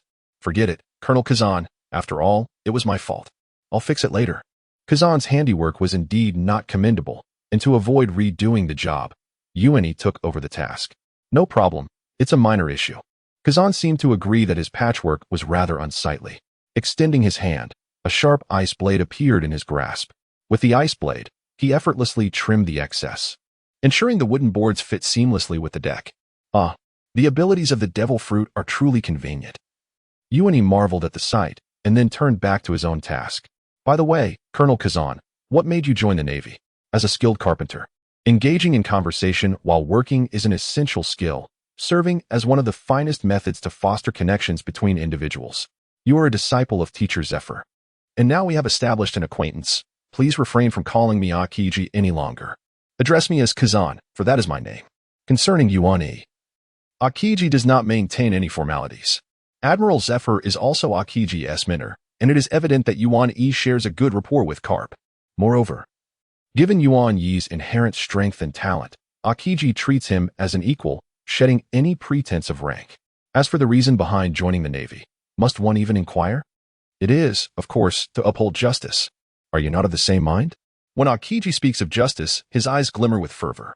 This young naval officer has joined the Navy with a heart full of passion. Upholding justice. How noble it sounds. I do not possess such grandeur. I merely wish to no longer witness ravaged towns and the untimely demise of the virtuous. Yuan Yi sighed softly, his hands never ceasing their work. However, upon hearing these words, Akiji paused, gazing at Yuan Yi, and solemnly remarked, "What you aspire to achieve is far more formidable than my own endeavors. This world is vast. Yuan Yi, your ambitions are no small feat. Without formidable strength, they remain unattainable, and even with great power, execution is fraught with difficulty. I never would have imagined that someone your age harbors such aspirations." At this, Akiji suddenly burst into laughter. I now understand why you were brought aboard this vessel. Yuan Yi, both you and I are fortunate to be on Admiral Carp's ship." Yet, scarcely had Akiji finished speaking when a bellow from afar resonated. "You two, stop dawdling. Get back to work." "Very well, disregard my previous words." Chapter 19, Intelligence of the Roger Pirates. After a full day's journey, the naval vessel traversed the designated route for the Navy, crossing the red line and officially entering the New World. As night fell, Carp's ship docked at an unknown port within this new realm. The evening breeze gently swayed, and the sky sparkled with countless stars. Yuan Yi lay in a hammock, gazing at the night sky through the cabin window. His quarters, a single room specially arranged by Carp, surprisingly accommodated 2 occupants that night. On the bed, Akiji lay covered with half a blanket, breathing softly with his mouth slightly ajar. In contrast, UNE did not enjoy such luxury. He slept in a hammock. According to Carp, UNE was considered an auxiliary personnel, and no resting space was allocated for him aboard the ship, leaving him to share quarters with Akiji. Fortunately, Akiji was quite accommodating and even contemplated offering his bed to UNE, though the latter graciously declined. It was not out of modesty, but rather a simple desire to experience the hammock on the ship. Indeed, the hammock was surprisingly comfortable. The maritime life was rather intriguing. With these thoughts in mind, UNE closed his eyes and drifted into slumber. In his dreams, UNE found himself in a familiar scenario. The vast ocean, radiant sunshine, sandy beaches, and a quaint seaside town unfolded before him. The townsfolk were simple and kind-hearted, leading a self-sufficient and uncomplicated life, neither opulent nor extravagant, but peaceful and serene. UNE had seamlessly integrated into the community, experiencing tranquility and serenity. The following day, before UNE had risen, the sound of the anchor being raised echoed through the cabin. As he opened his eyes, the soft morning light filtered through the window, illuminating the dimly lit quarters. Turning to survey the ship, UNE noticed that Akiji was no longer present. After glancing at the neatly piled blankets, he climbed out of the hammock and made his way towards the door.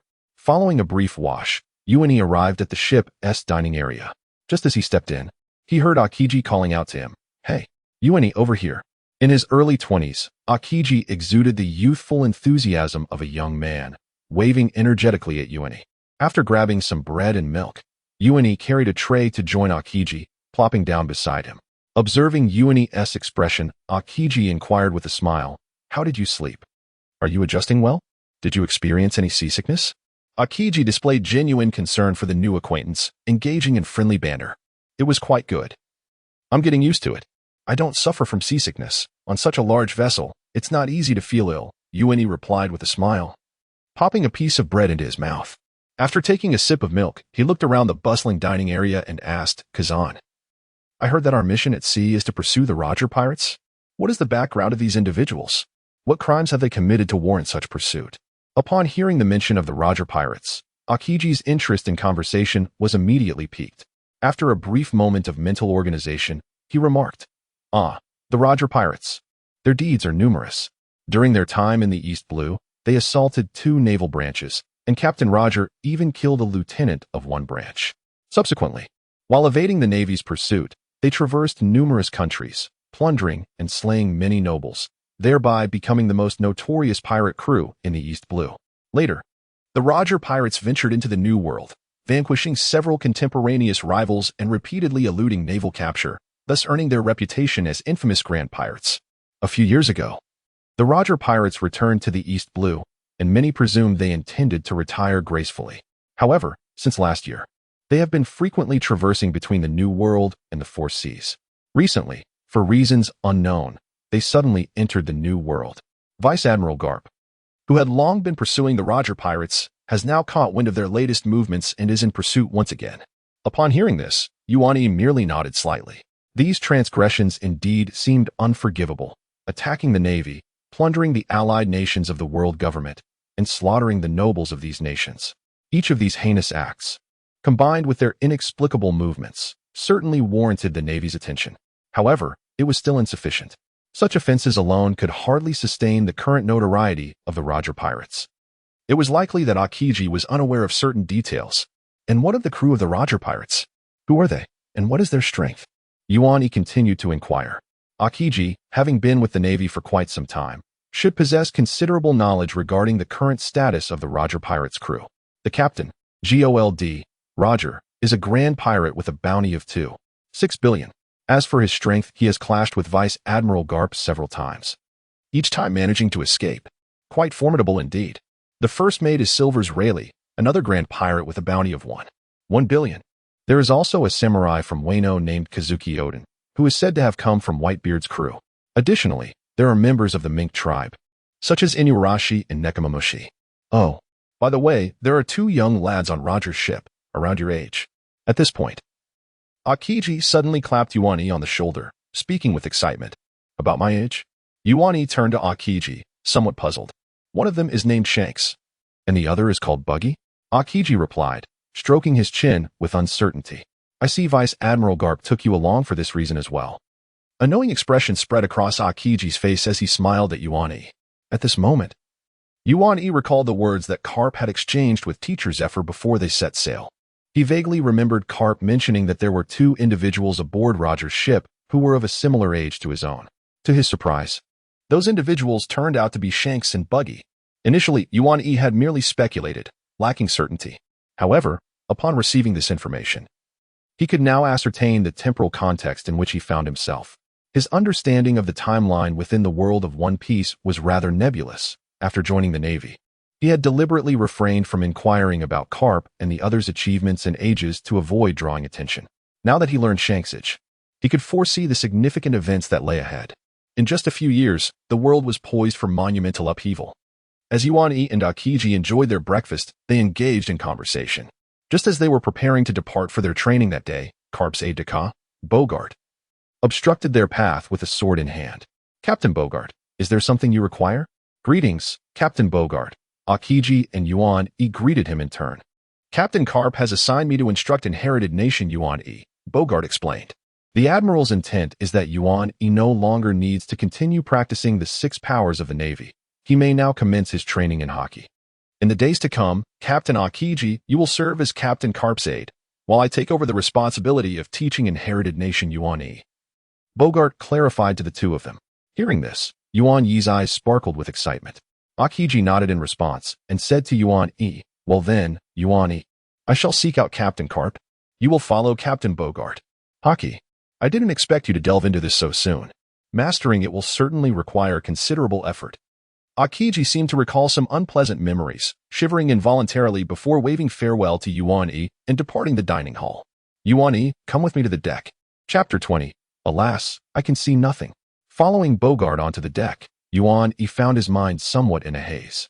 He had not anticipated that he would commence his training in hockey so swiftly. After spending nearly a month at the Navy headquarters, he had not even had the opportunity to glimpse the Navy's 6 styles or hockey, let alone learn them. While Zephyr had indeed treated him well, he had adhered strictly to the orders of Steelbone Kong, refraining from imparting too much knowledge regarding combat techniques to Yuan-Yi. The reason behind Steelbone Kong's approach likely stemmed from his reservations about Yuan-Yi's origins. He intended to cultivate Yuan-Yi's sense of belonging to the Navy and observe his disposition before confirming his loyalty, subsequently teaching him relevant combat skills. In stark contrast, Garp was not the type to be overly cautious or concerned with such matters. To him, the orders of the fleet admiral held little more weight than mere trifles. Upon witnessing Yuan-Yi's rapid acquisition of the Navy's 6 styles, and his ability to apply some techniques in battle, Garp promptly decided to have Bogart instruct Yuan-Yi in hockey. Garp was unconcerned about Yuan-Yi's background and had no fear of hastening his development unduly. Since Yuan-Yi had demonstrated his capacity to learn, Garp was inclined to have him learn even more. At this moment, the warship had officially set sail.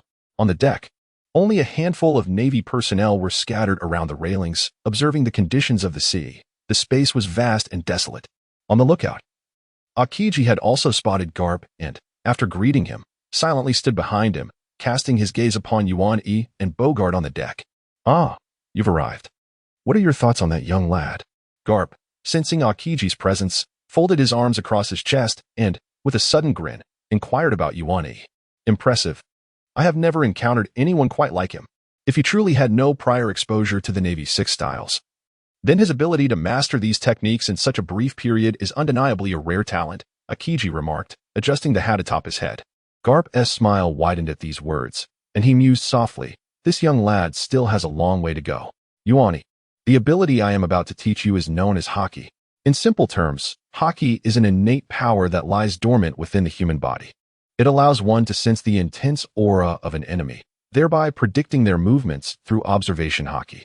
It can enhance both offense and defense, and also enables one to strike against the natural elemental powers of devil fruits using armament hockey, as well as the conqueror's hockey, which derives from one's spirit, killing intent, and will. Depending on its functions, hockey can be broadly classified into 3 categories. Both observation and armament hockey can be awakened through diligent practice. While the conqueror's hockey is innate, Perhaps only one in a million may awaken it by sheer chance. As Bogart cast a profound glance at Kikuchi Yuichi, he continued, "Let us commence with the mastery of Kinbunchika Haki."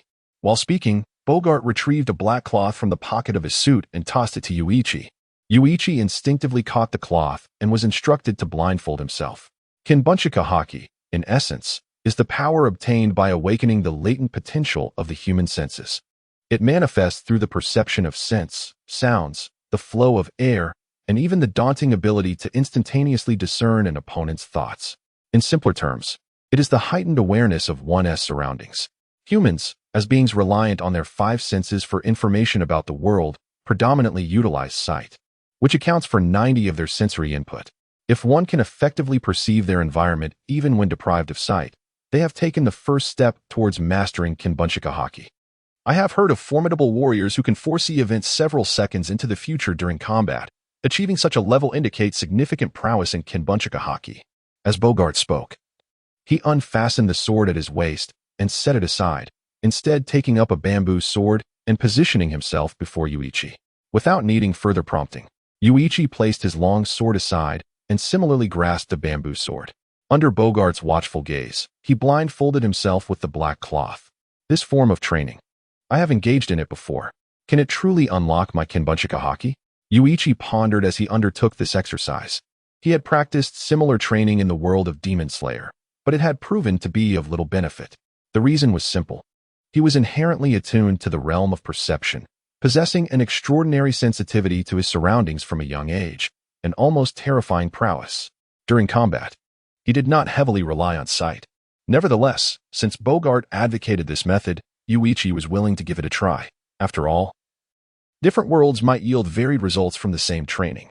Next, I will attack you, focus on my presence, and evade my strikes. Bogart elaborated on the training procedure with great detail, unaware that Yuichi had some understanding of Haki. However, Yuichi listened intently, wary of any discrepancies in the information he was receiving. Hearing that Bogart was ready to begin, Yuichi nodded affirmatively, indicating his preparedness. Whoosh, whoosh, whoosh. Upon Yuichi's nod, Bogart wasted no time, forcefully swinging the bamboo sword towards Yuichi's shoulder. This was merely a test strike, and as the bamboo sword sliced through the air, it produced a distinct sound of whistling wind. Thud. With a light sound, Yuichi effortlessly blocked Bogart's attack with a simple horizontal motion of his bamboo sword. Upon witnessing his attack thwarted, Bogart momentarily froze, withdrawing his blade only to swiftly thrust it once more, this time aiming for Yuan Yi's abdomen. Unlike his previous strike, this assault was executed with utter silence, devoid of any sound in the air. To Bogart's surprise, he anticipated Yuan Yi would absorb the blow, yet in a heartbeat. Yuan Yi, who had previously defended himself with his sword raised above his head, swiftly retracted his weapon and executed a precise vertical sweep, effectively countering Bogart's attack. After having his two consecutive strikes parried by Yuan Yi, astonishment painted Bogart's face. He involuntarily ceased his assault and turned his gaze towards the lookout tower. His eyes filled with bewilderment and confusion. Karp, witnessing the unfolding spectacle from the tower, raised an eyebrow, seemingly taken aback as well. It appeared he had encountered the concept of observation Haki in the past. There had been a lingering sensation during their prior confrontation. This young man seems capable of anticipating my attacks. Akiji observed the entire scene on the deck and, noticing Karp's surprise, remarked. Karp remained silent, yet unconsciously leaned closer to the window, resting his hands on the sill, as if striving to perceive the events on the deck more clearly. Meanwhile, on the deck, Yuan Yi, noticing Bogart's hesitation to attack, inquired, Major, why have you ceased your assault? What are you gazing at the lookout tower for? In response, Bogart turned to see Yuan Yi, eyes concealed by a cloth, speaking these words, leaving him momentarily speechless. Are your eyes covered by a black cloth? As he spoke, Bogart extended his hand, waving it before Yuan Yi's face.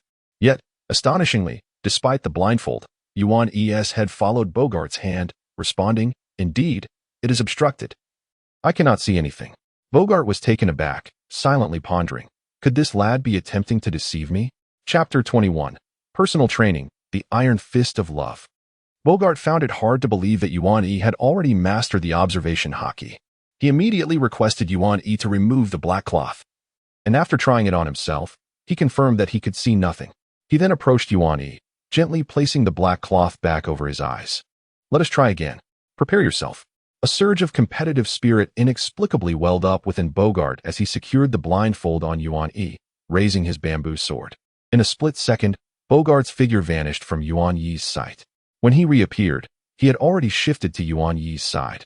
His bamboo sword silently aimed at Yuan Yi's shoulder. He consciously avoided attacking from behind, knowing that certain powerful individuals possess heightened awareness of both their front and rear. Striking from the side often catches them off guard.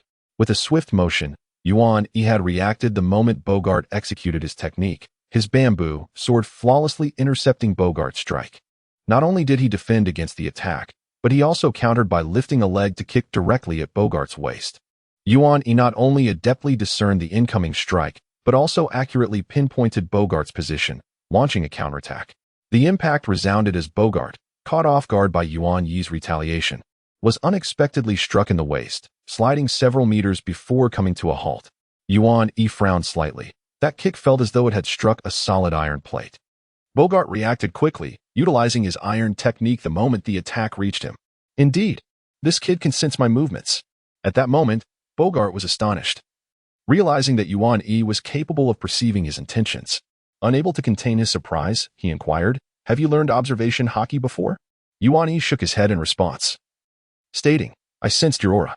The aura Yuan Yi referred to as the fighting spirit prevalent in the world of Demon Slayer, distinct from the 3 tiers of combat power. In that realm, every individual possesses fighting spirit, and the stronger one is, the more pronounced their aura becomes. Having reached the realm of perception, Yuan Yi could sense this fighting spirit. Only those who attain the state of selflessness can dissipate their own fighting spirit. When Yuan Yi had slain Muzan could not perceive Yuan Yi's aura, mistaking him for an ordinary person, and had uttered a sentiment akin to that of a mountain bandit. "I have lost interest in someone of such strength." However, it was only in the moment Yuan Yi made his move that Muzan realized how gravely mistaken he had been. Although the worlds differ, some truths remain constant. Humans all require breath, and the aura of the strong is far more potent than that of ordinary individuals. Standing before Yuan Yi, Bogart resembled a star in the night sky, an undeniable presence aboard this warship. Even in Yuan Yi's perception, the pair of celestial bodies in the lookout was strikingly evident. He sensed something.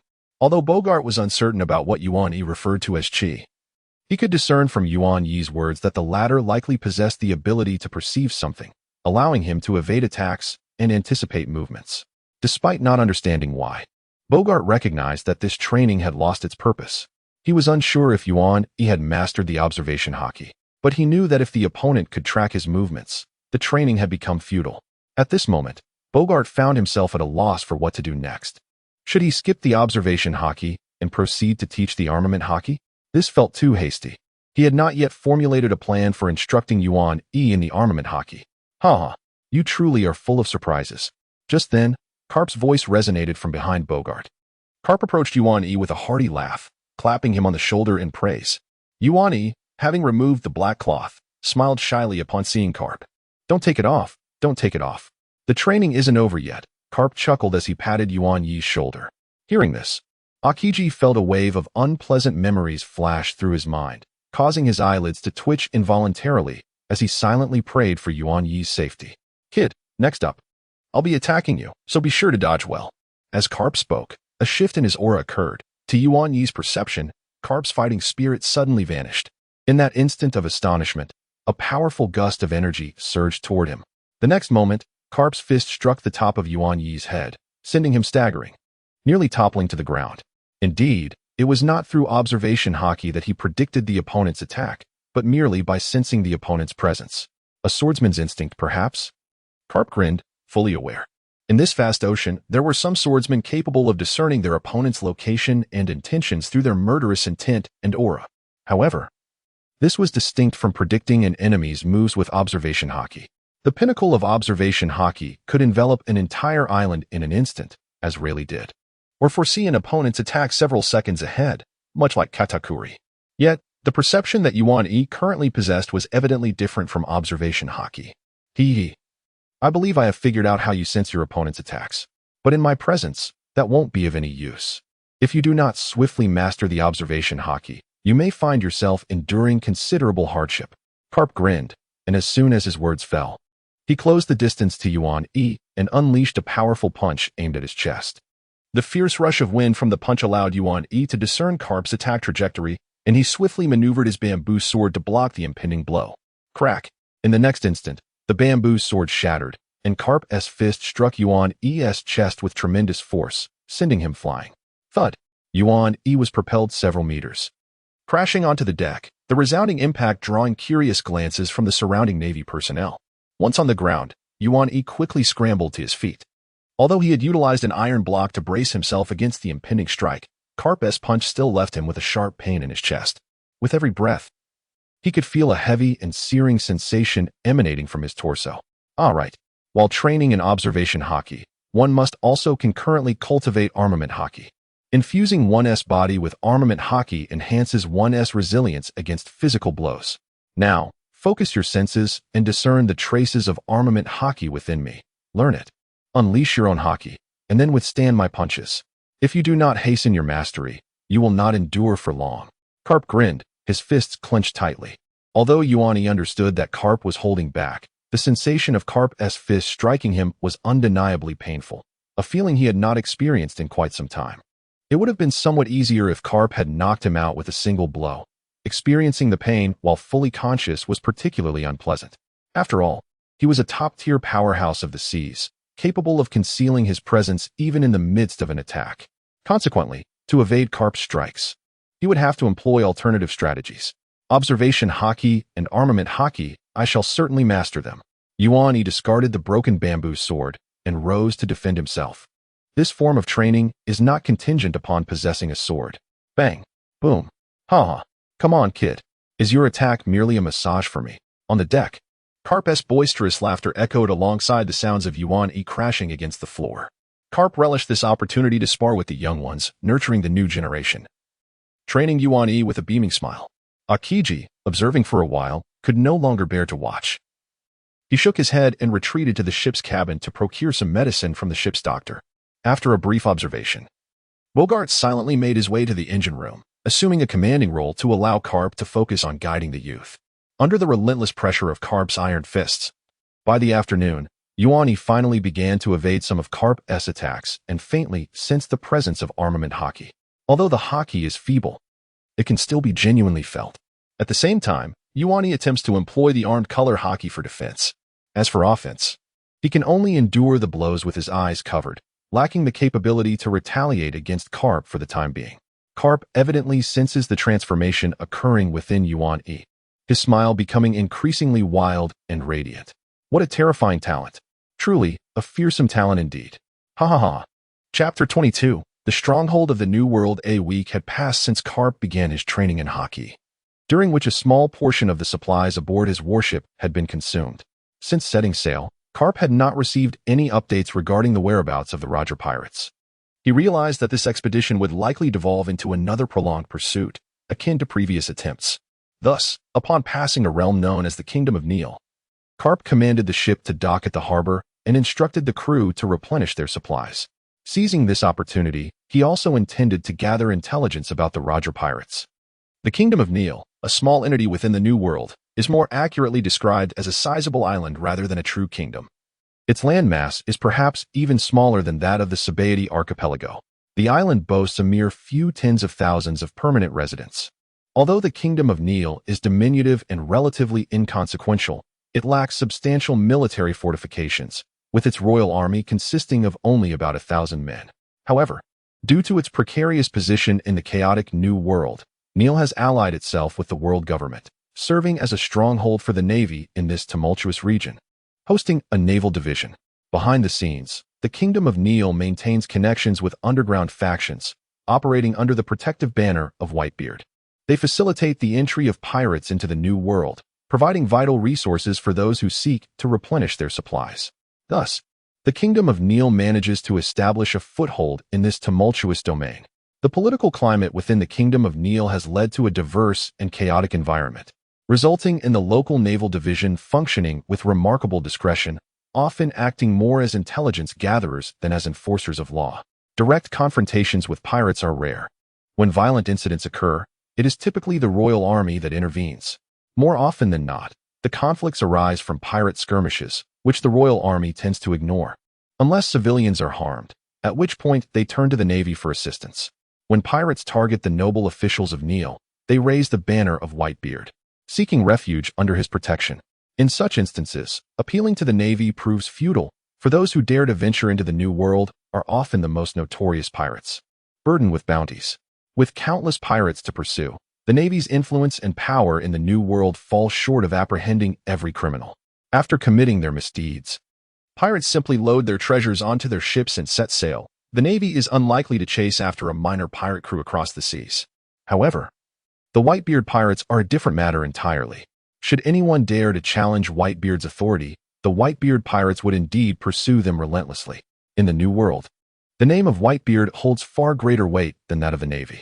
As for the Navy's role, it is primarily to maintain relative stability in the region. Capturing pirates depends on the level of threat they pose. Ultimately, the Navy's power remains insufficient, prompting the world government to establish the so-called warlords of the sea system in an effort to bolster regional stability. The legal marauders of the seas. Do you find that amusing? In the chaotic realm of the Neil Kingdom, information flows with remarkable swiftness and accuracy. Carp's primary purpose for arriving here lies in acquiring the whereabouts of the Roger pirates. Clatter. At the naval port of Neil Kingdom, the anchor of the Doghead warship was lowered, and a wooden ladder extended from the ship, securing itself to the ground. Creak, creak.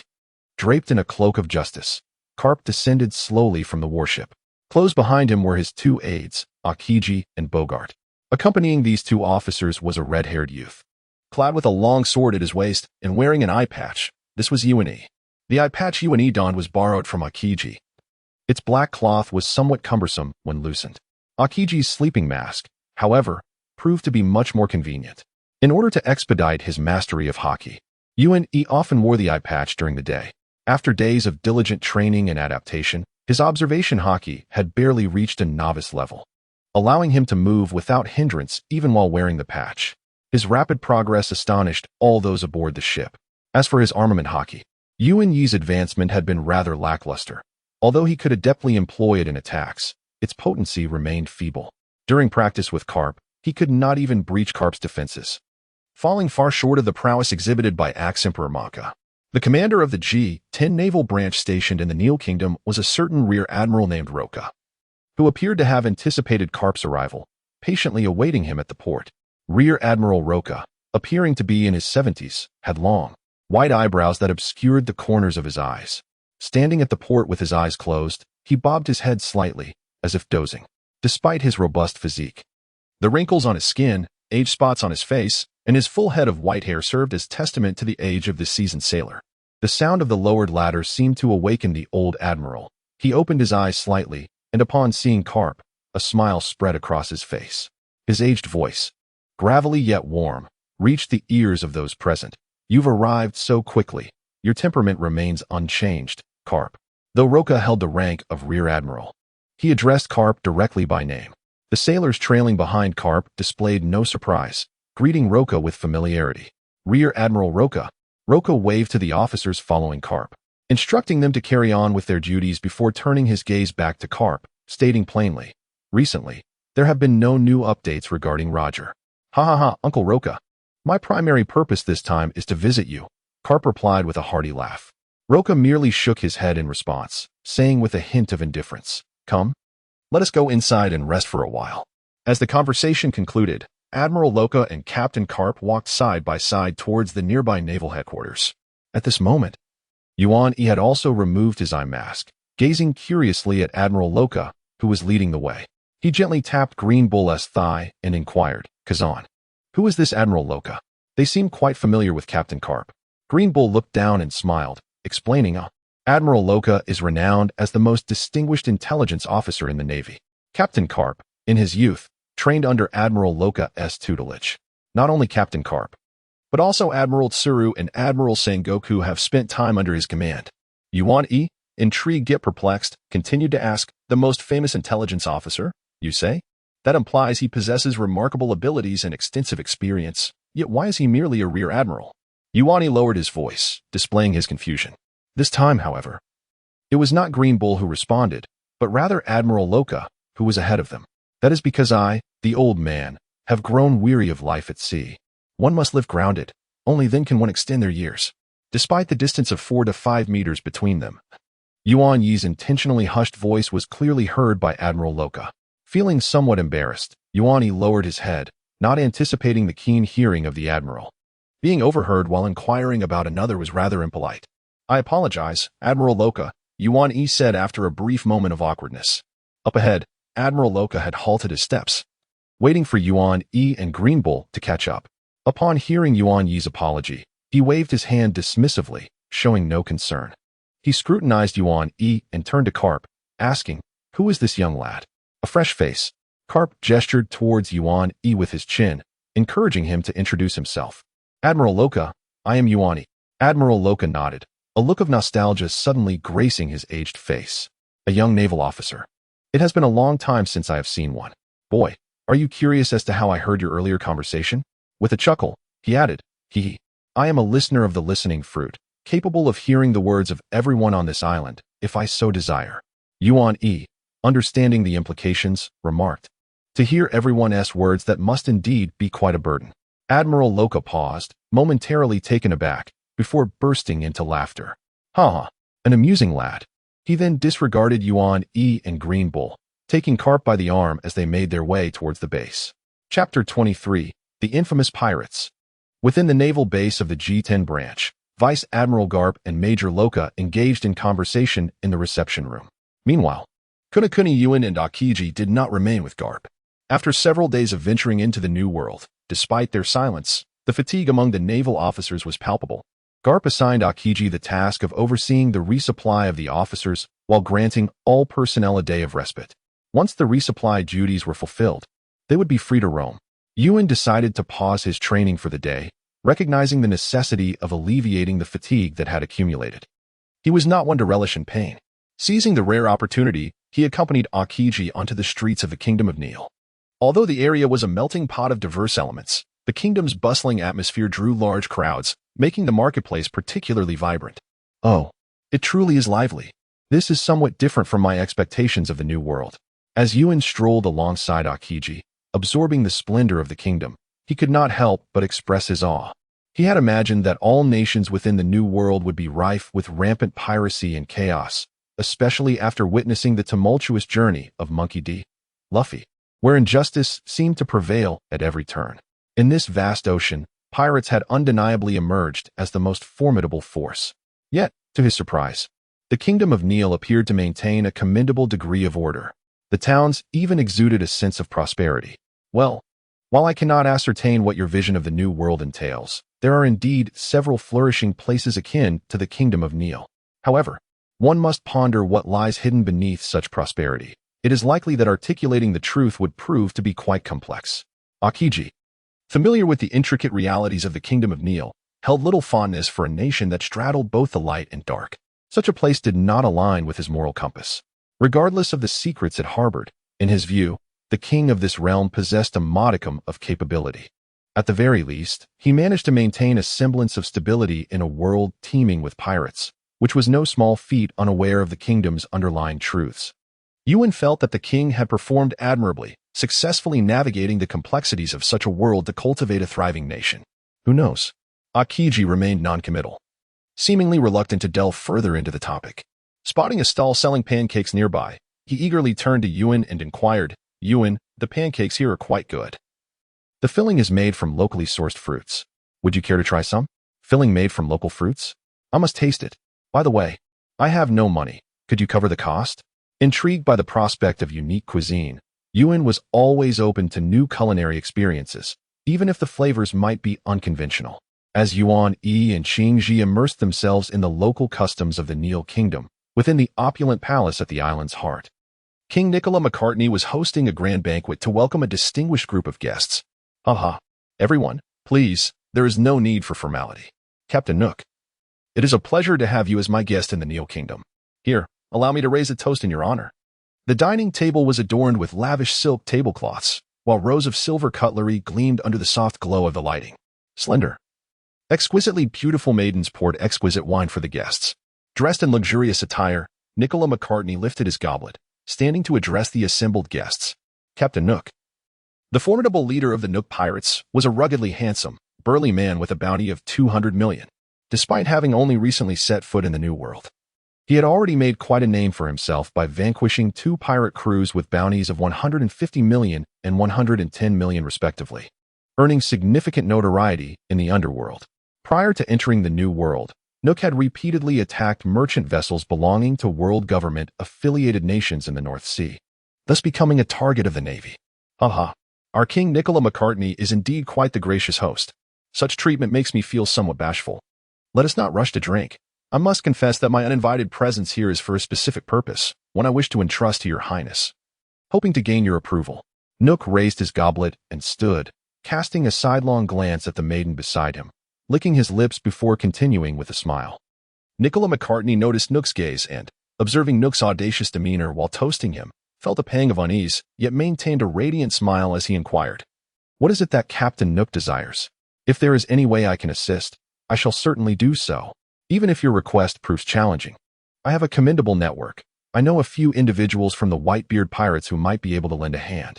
If all else fails, I am acquainted with several high-ranking Navy officers who could potentially provide assistance as well. Captain Nook, what is it that you seek?" In response, Nook remained silent for a moment, then suddenly grinned wickedly, seizing the maiden beside him and pulling her into his embrace. Ignoring her struggles and screams, he grasped her clothing firmly. Just as he prepared to advance further, Nicola McCartney's voice thundered from the elevated platform. "Cease this at once. Captain Nook, I extend my hospitality. And yet you intend to act in such a manner." Nook halted his actions, lifted his gaze to meet Nicola McCartney's cold stare, and with a smirk replied, "Your Highness, after traversing from the North Sea to the New World, I find myself weary of the seafaring life.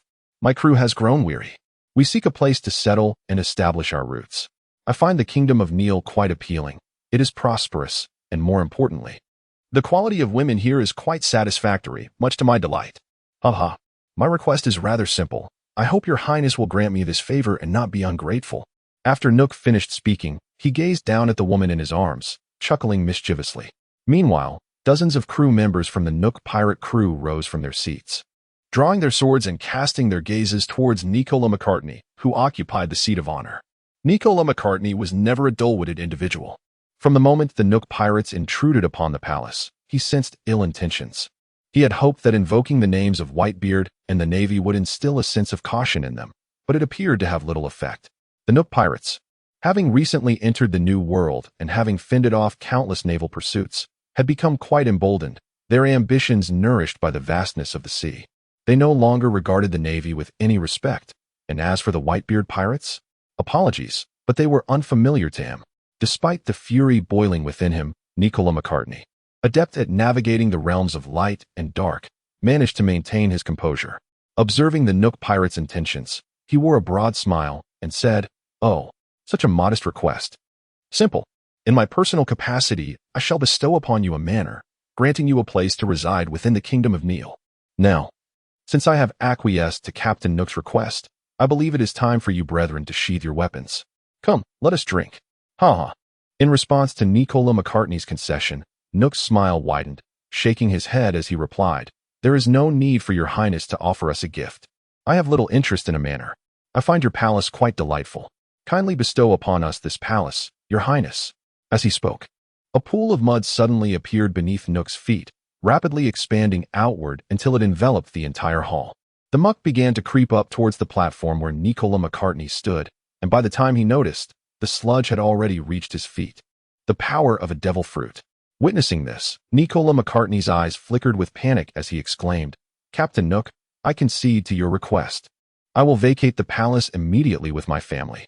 However, the mud at Nicola McCartney's feet swiftly surged upward, enveloping him in a column of mire.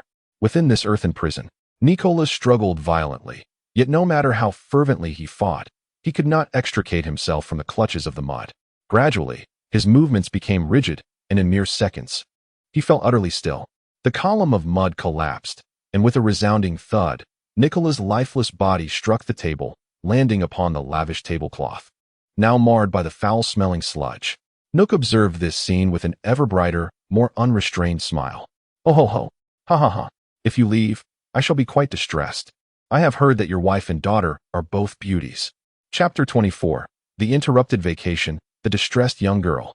Kazan, the naval salary must be quite substantial. You purchased so much food without even batting an eye. This sum must be mere trifles to you. In the bustling snack street, Yuani held a drink in his left hand while balancing a large food box in his right, chewing on the distinctive soft candy he had just purchased. He spoke indistinctly to the nearby Akiji. At that moment, Akiji mirrored Yuan Yi's demeanor, one hand carrying a food box, while the other grasped a bottle of red wine. Said to be a specialty from the kingdom of Neil, cultivated from unique grapes. The climate in the New World is peculiar, and the kingdom of Neil enjoys abundant sunshine. Thus its local produce consists of the most unusual fruits and vegetables. Even a commonplace fruit like grapes, when grown in Neil, acquires a singular flavor, resulting in a wine with a distinctive character. Though Akiji is not a heavy drinker, he enjoys indulging in a glass or two during his leisure time, relishing the pleasant sensation of mild intoxication. How could that be? Purchasing so much has strained my resources as well. Yuani jested, but worry not. One day I shall recoup my losses from you, haha. Relishing this rare moment of leisure, Akiji was in high spirits, engaging in playful banter with Yuani. Recoup from me? You have quite the way ahead. Teacher Zephyr suggests I join the Navy only after reaching adulthood, Kazan, so be prepared. Yuani replied with a smile. Just then, a commotion erupted ahead on the street. The surrounding crowd turned their attention towards a distant scene, where a throng of onlookers had gathered. Yuani vaguely perceived cries for help amidst the din. Hey, Kazan, it seems something has occurred. I think I heard someone calling for help. Shall we go see? Akiji nodded, affirming, I heard it too. Let's investigate. As they conversed, their pace quickened instinctively. Make way, please, let us through. Akiji urged as he navigated through the crowd, with Yuan-Yi trailing closely behind. Eventually, they reached the heart of the gathering, where the sight became clear. At the center stood a young maiden, her exquisite attire torn to shreds, the remnants barely concealing her skin, revealing an alarming sight. The girl's eyes were vacant, filled with terror. A compassionate woman hurriedly removed her apron and draped it over the girl, squatting beside her with concern, asking, Child, what has happened? Why are you in this state? In response to the woman's inquiry, the girl could only weakly utter a plea for help, unwilling to disclose anything further. Yuan-Yi and Akiji exchanged glances, their expressions darkening. Akiji stepped forward, parting the crowd, and knelt before the young girl. The warm-hearted aunt was startled by the sudden appearance of Akiji. Hastily embracing the young girl while casting a wary glance at him, her eyes brimming with vigilance. Observing her reaction, Akiji took a step back, then softly inquired, Miss, could you please tell me what has transpired? You need not fear.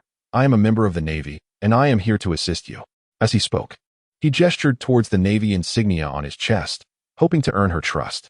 Indeed, upon hearing the mention of the Navy, a glimmer of hope ignited in the girl's eyes. She lifted her gaze, surveyed him briefly, and tears began to stream down her cheeks. The Navy? Is it truly the Navy? Please, save me, save my family. Pirates. Pirates have attacked the palace, and my father has been slain by them.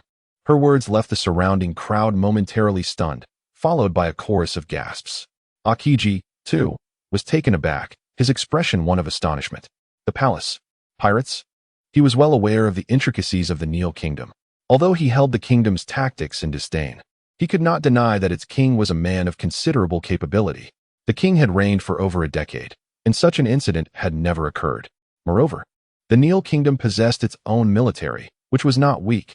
No mere band of pirates could hope to dismantle the royal guards. What was even more outrageous was that this was broad daylight. Who would be foolish enough to attack a member of the world government, let alone the Neil kingdom, which was under the protection of Whitebeard, and do so on its own soil? Had they lost their senses? Akiji could hardly fathom that Nuke's ambition and desire had rendered him so reckless, disregarding the Navy and Whitebeard alike. Nevertheless, Akiji did not doubt the girl's words. After all, such matters were too easily verifiable, and lying would serve no purpose. Kazan, what do you think? Yuan-Yi, standing behind Akiji, suddenly spoke up. He had heard the girl's account, and found his thoughts quite straightforward. Knowing the precise location of the pirates and having the victim before them, it would be best to confront them directly. However, given that Akiji was on the verge of being promoted to Rear Admiral, he felt it prudent to hear his perspective on the matter. Is that even a question? Miss, where is the palace? I shall head there at once. Upon hearing this, A flicker of hope appeared on the girl's face, as if she had encountered a savior. Yet, upon regaining her composure, she did not indicate the direction of the palace, but rather spoke anxiously. The palace is surrounded. There are many, many pirates, and they are quite formidable. The guards have all been slain. I escaped through a secret passage. Sir, you are alone. It would be wiser to gather your companions before proceeding. Upon hearing this, Yuan stepped beside Akiji, scratching his head as he spoke. Surely it can't be just one person. Although my abilities are lacking, I consider myself his companion. We can approach together, and if the opponent proves formidable, we shall call for reinforcements. Miss, let us not dwell too much on words. Where is the palace? Before the girl could respond, the enthusiastic ant pointed directly towards the northern street, exclaiming, "Follow this path, and you shall encounter an exceptionally broad road paved with bluestone. That is the King's Avenue, and upon reaching it, the palace will be visible." As soon as the ant's words fell, Akiji and Yuan exchanged a glance and immediately sprinted in the direction indicated. Before long, they arrived at the bluestone-paved King's Avenue. However, upon surveying their surroundings, they found no sign of the palace. Instead, a mud fortress, towering over 10 meters and stretching 100 meters wide, captured their attention. The residents of the street also gazed in astonishment at the mud fortress, their faces filled with shock and bewilderment. That must be it. Surely, it is the power of a devil fruit, perhaps of the Logia type. Akiji's expression grew serious as he observed the distant fortress. Initially, he had thought of the petty thief as merely impulsive, but witnessing this scene dispelled that notion entirely. Logia-type devil fruits are exceedingly rare, and each wielder possesses immense strength. Akiji was well aware of this. Yuan, you should return to the branch and inform Vice Admiral Garp and Rear Admiral Loka. I will go ahead to investigate, Akiji suggested, realizing the potential challenge posed by their adversary. However, Yuan shook his head in response, saying, such a commotion should already have alerted someone at the branch. It makes no difference whether I return now or not. Let us go together. I can tell that this must be the ability of a Logia-type fruit, right? I can't guarantee how much assistance I can provide, but I certainly won't hinder you. As Yuan spoke, he drew a long blade from his waist. Seeing the determination in Yuan's eyes, Akiji ceased his objections and led the way towards the mud fortress. Upon arriving, Akiji quickly examined the structure, finding no trace of a door. Just as he was preparing to use his abilities to create an opening, he noticed Yuan had already taken action. Breath of the Sun, First Form, Dance of the Sun. With a fierce swing of his blade, a powerful flying slash erupted from Yuan's sword, the invisible blade of air striking the mud fortress. In an instant, mud splattered everywhere as a narrow gash was cleaved into the fortress, penetrating from bottom to top.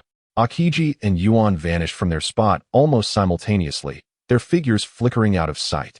As the two individuals entered the mud fortress, the surrounding sludge gradually concealed the opening once more. In a mere few seconds, the mud fortress regained its original form, enveloping the palace anew. Chapter 25, 200 Million Pirates? Once a pristine and resplendent palace hall, it now lay in utter disarray. The silver dining ware atop the table had been swept away, and the gilded embellishments adorning the surrounding walls were forcibly stripped off. Golden ornaments were gathered into burlap sacks and stacked against the wall. Nuke lounged on the throne, one hand grasping a wine goblet, while the other embraced a disheveled beauty. A look of contentment etched across his face. The lifeless body of Nicola McCartney lay sprawled at Nuke's feet, a visage of agony frozen in time. The woman nestled in Nuke's arms was marked by terror.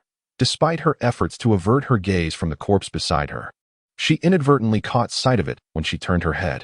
Tears brimmed in her eyes, and she struggled to hold them at bay. The revelry among the crew of the Nuke pirate group, jubilantly toasting and shouting with their goblets, was interrupted by the sudden sound of the weeping maidservant. Some of the crew, overcome with merriment, even leapt up to dance within the hall. The maidservants trembled as they served the pirates, and one girl, seemingly unable to withstand the oppressive atmosphere, succumbed to tears. The joyous ambience was shattered by the unexpected sobs. Nuke's previously radiant smile darkened instantly as he set down his goblet and fixed his gaze upon the wailing maid. The maid, filled with dread, looked to Nuke. But before she could plead for mercy, a mass of mud erupted from Nuke's hand, splattering across her face. The stench of filth invaded her nostrils, and after a brief struggle, she collapsed to the floor, motionless. Witnessing this scene, the pirates exchanged glances and burst into laughter, wholly indifferent to the death that unfolded before them. They continued to drink and dance, while one pirate, with an inscrutable expression, pulled a nearby maid into his embrace, whispering, "If you wish to survive, you must heed my words well." In that solemn hall, the atmosphere transformed into a playground for the pirates. "Brothers, let us indulge ourselves. Once we are well fed and merry, we shall lay waste to the naval outpost here. The New World is the domain of us pirates. When did the Navy ever have a place in the New World? We, the Nuke Pirate Group, are the new rulers of the Kingdom of Neil. I am the king." Ha ha ha ha ha. Nuke sat upon the throne, laughing maniacally. After finishing his drink, he slammed the goblet onto the table before the beauty in his arms, exclaiming, "Pour me more wine." As she filled his goblet, Nuke lowered his gaze to the woman's alabaster bosom, licking his lips, his eyes ablaze with desire.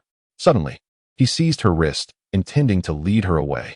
Just then, a pirate seated by the entrance shivered unexpectedly, planning to rise and fetch a garment to ward off the chill, when a wave of icy frost crept into the hall without warning.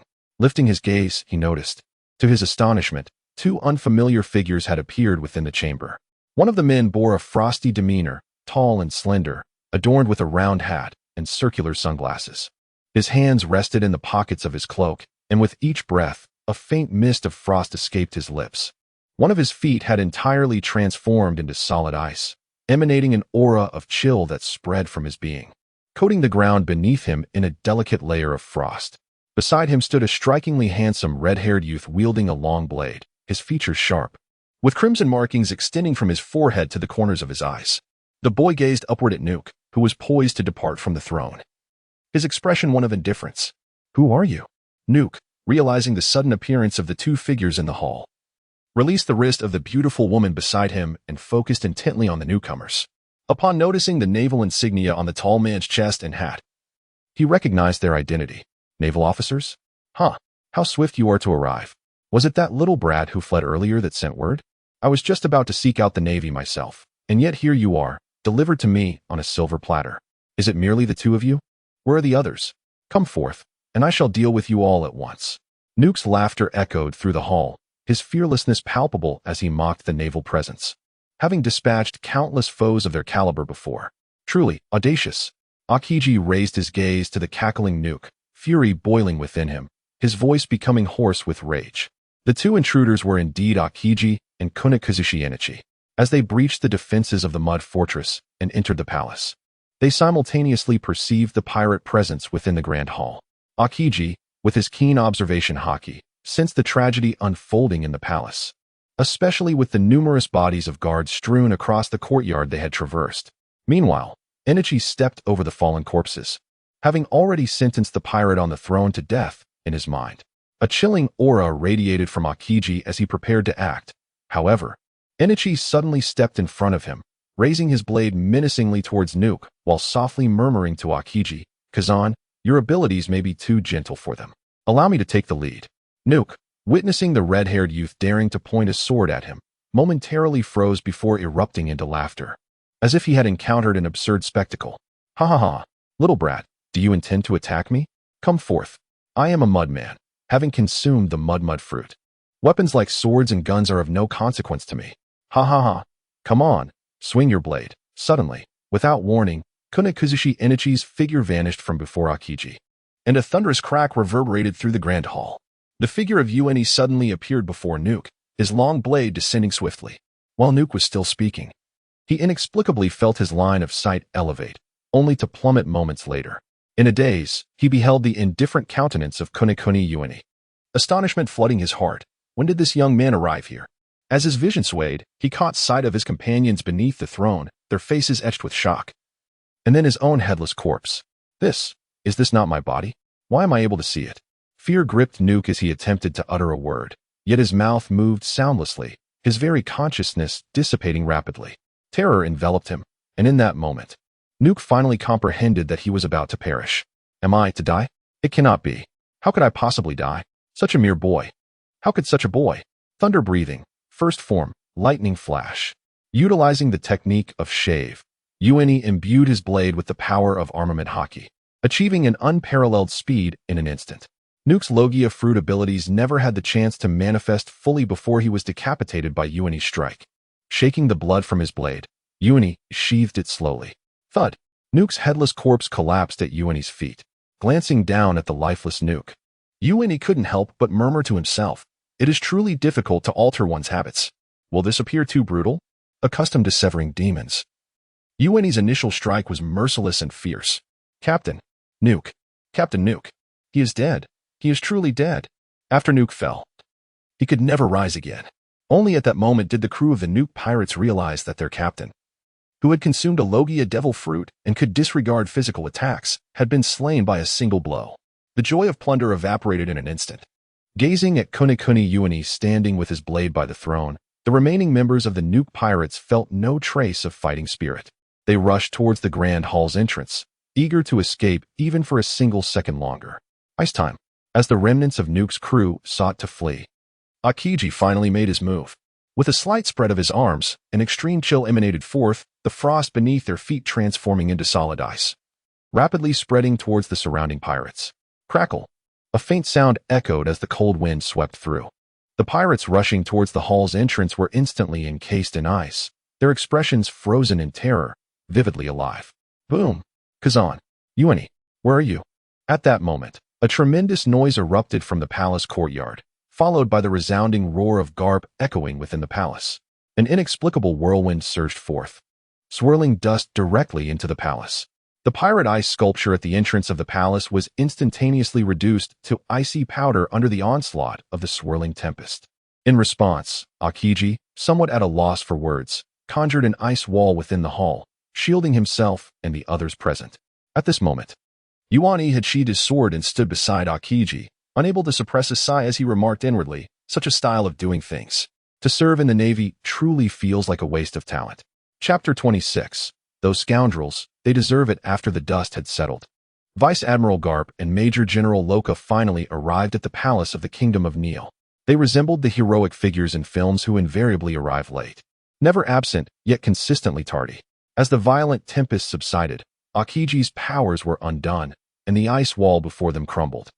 As Yuan-E and Akiji stepped out of the hall, they chanced upon Garp and Loka leading a contingent of Navy personnel, encircling the entire hall. Yuan-Yi's gaze lingered briefly on Garp and Loka before he could not resist glancing towards the distant palace walls. Atop the imposing walls, an inexplicable gaping hole had emerged, adjacent to which stood the palace gates, wide open. Yuan-E was certain that the one wielding the mud fortress ability had been dealt with. However, Garp still chose an unconventional path. Upon seeing Yuan-E and Akiji emerge from the hall, Garp and Loka merely cast a fleeting glance inward before their attention settled upon the two of them. Garp, with a grin, patted Major General Loka on the back and said with a hint of pride, "Uncle Loka, my young subordinates have handled this matter. No need for gratitude. Let the credit be yours. Just lend them a hand when they encounter difficulties in the future." With a radiant smile, Garp, using his observation haki, had already discerned the scene inside the hall. The headless corpse by the throne was evidently the work of Yuan-E, while the shards of ice scattered across the floor were likely the result of Akiji's powers. Garp was well acquainted with the fighting styles of both individuals. When Garp had brought Yuan-E from Longan Island, the latter had personally eradicated a band of pirates, executing them with brutal precision, methods reminiscent of the present. As for Akiji, his devil fruit abilities were no secret within the Navy, and having spent some time under Garp's command, Garp knew him well. Humph. As if I would thank you. It's already generous of me not to hold you accountable. Despite these two youngsters having dealt with the pirates, you still chose to damage the palace walls. Do you think there will be no repercussions? I'll inform Steelbone Kong, and it will be deducted from your salary." Loka retorted with a cold snort, displaying his dissatisfaction. However, Garp received this remark without a shred of guilt, appearing utterly unconcerned, casually picking at his nose, dismissing Loka's words entirely. Observing Garp's nonchalance, Loka sighed, summoned his aide, whispered a few instructions, and then approached Yuan-E and Akiji, altering his demeanor to one of cordiality. "Impressive work, young men. I have received intelligence that the assailants of the palace were the Nuke pirate crew. The captain, known as Nuke, is a formidable natural-type devil fruit user with a bounty soaring to 200 million. During his time in the North Sea, he committed numerous heinous acts, rendering him a troublesome adversary. His crew comprises several skilled individuals. The fact that you managed to eradicate the Nuke pirates is quite commendable. Achieving such a feat at such a young age is far more impressive than anything I accomplished in my youth." Loka unabashedly expressed his admiration for Akiji and the young man, Yachi, smiling as he praised them. At that moment, Loka's lieutenant returned to his side, reporting, "Major Loka, the palace is devoid of enemies, the king's body has been located, and we have successfully rescued the queen and several maidens. We have also found the corpse of Captain Nuke, confirming that he has been executed." However, before the lieutenant could finish, Loka waved his hand with a grin, stating, "As long as the record of their annihilation is clear, that suffices. The youth of today are truly remarkable." Loka's gaze lingered on Akiji for a moment before shifting to Yachi. Loka was well acquainted with Akiji's abilities, yet it was Yachi, this mere teenager, who truly astounded him. Loka's observation haki was exceptionally keen. He was already aware of the scene within the palace. The condition of Nuke's body clearly indicated that he had been beheaded, with no signs of a struggle whatsoever. A swift kill, an absolute annihilation.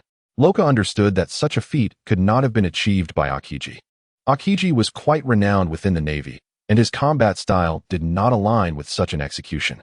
It became evident that the one responsible for Nuke's demise must be the young boy standing beside Akiji, Yachi, to slay a notorious pirate with a bounty of 200 million in a single stroke. If memory serves me right, Carp mentioned that you are merely 12 years old, correct? Yachi, was it? You might be squandering your talents by lingering beside Carp. Would you be interested in following an old man like me? I would treat you as my successor and nurture your abilities. Loka slightly bent down, patting Yachi on the shoulder. The admiration Loka felt for Yachi was evident, as he openly attempted to recruit him in front of Carp. Taken aback, Yachi paused momentarily, surprised by the old major's sudden proposition. He chuckled lightly and shook his head. "I appreciate Major Loka's affection, but I prefer to accompany Vice Admiral Carp on his voyages. I wish to explore the vastness of the sea." Without a hint of hesitation, Yachi declined Loka's offer, though Loka appeared to be a kind and amiable elder. And Yachi held no aversion toward him. He was far more inclined to set sail with Carp than to remain at the branch under the guidance of Major Loka. At the very least, Garp is acknowledged as the mightiest among the known naval forces, and at this moment, Roger is still adventuring upon the seas. By following Garp, Yuani is afforded the opportunity to witness the prowess of the Pirate King. And he harbors a profound admiration for these formidable beings who stand at the pinnacle of the ocean. Yuani is an individual of pure intentions, showing no desire for wealth, fame, or power. His sole aspiration is that when he travels through this world, he does not constantly encounter ruins and desolation, nor the sight of lifeless bodies strewn about. He hopes to continually enhance his own strength, to engage in combat with various formidable adversaries, and to emerge victorious against them. The pursuit of martial training is, in fact, quite addictive, akin to the allure of physical fitness. Witnessing one's body gradually transform for the better and feeling one's power incrementally grow is a sensation difficult to articulate. Furthermore, the thrill of battle is equally intoxicating. Conquering those strong foes provides Yuan-E with an unparalleled sense of fulfillment. Indeed, it is a pity. I understand you are not yet part of the Navy. Both Garp and Zephyr would not restrict your freedom. Yuani, should you find yourself with leisure, you are welcome to visit me, Locke said with a fleeting expression of disappointment before smiling. He then refrained from further idle conversation with Yuan-E and began directing the officers of the branch to clear the battlefield and comfort the affected populace. The subsequent events bore no relation to Yuan-E and Akiji. A lieutenant from the branch briefly inquired about their experience and subsequently allowed both Yuan-E and Akiji to depart.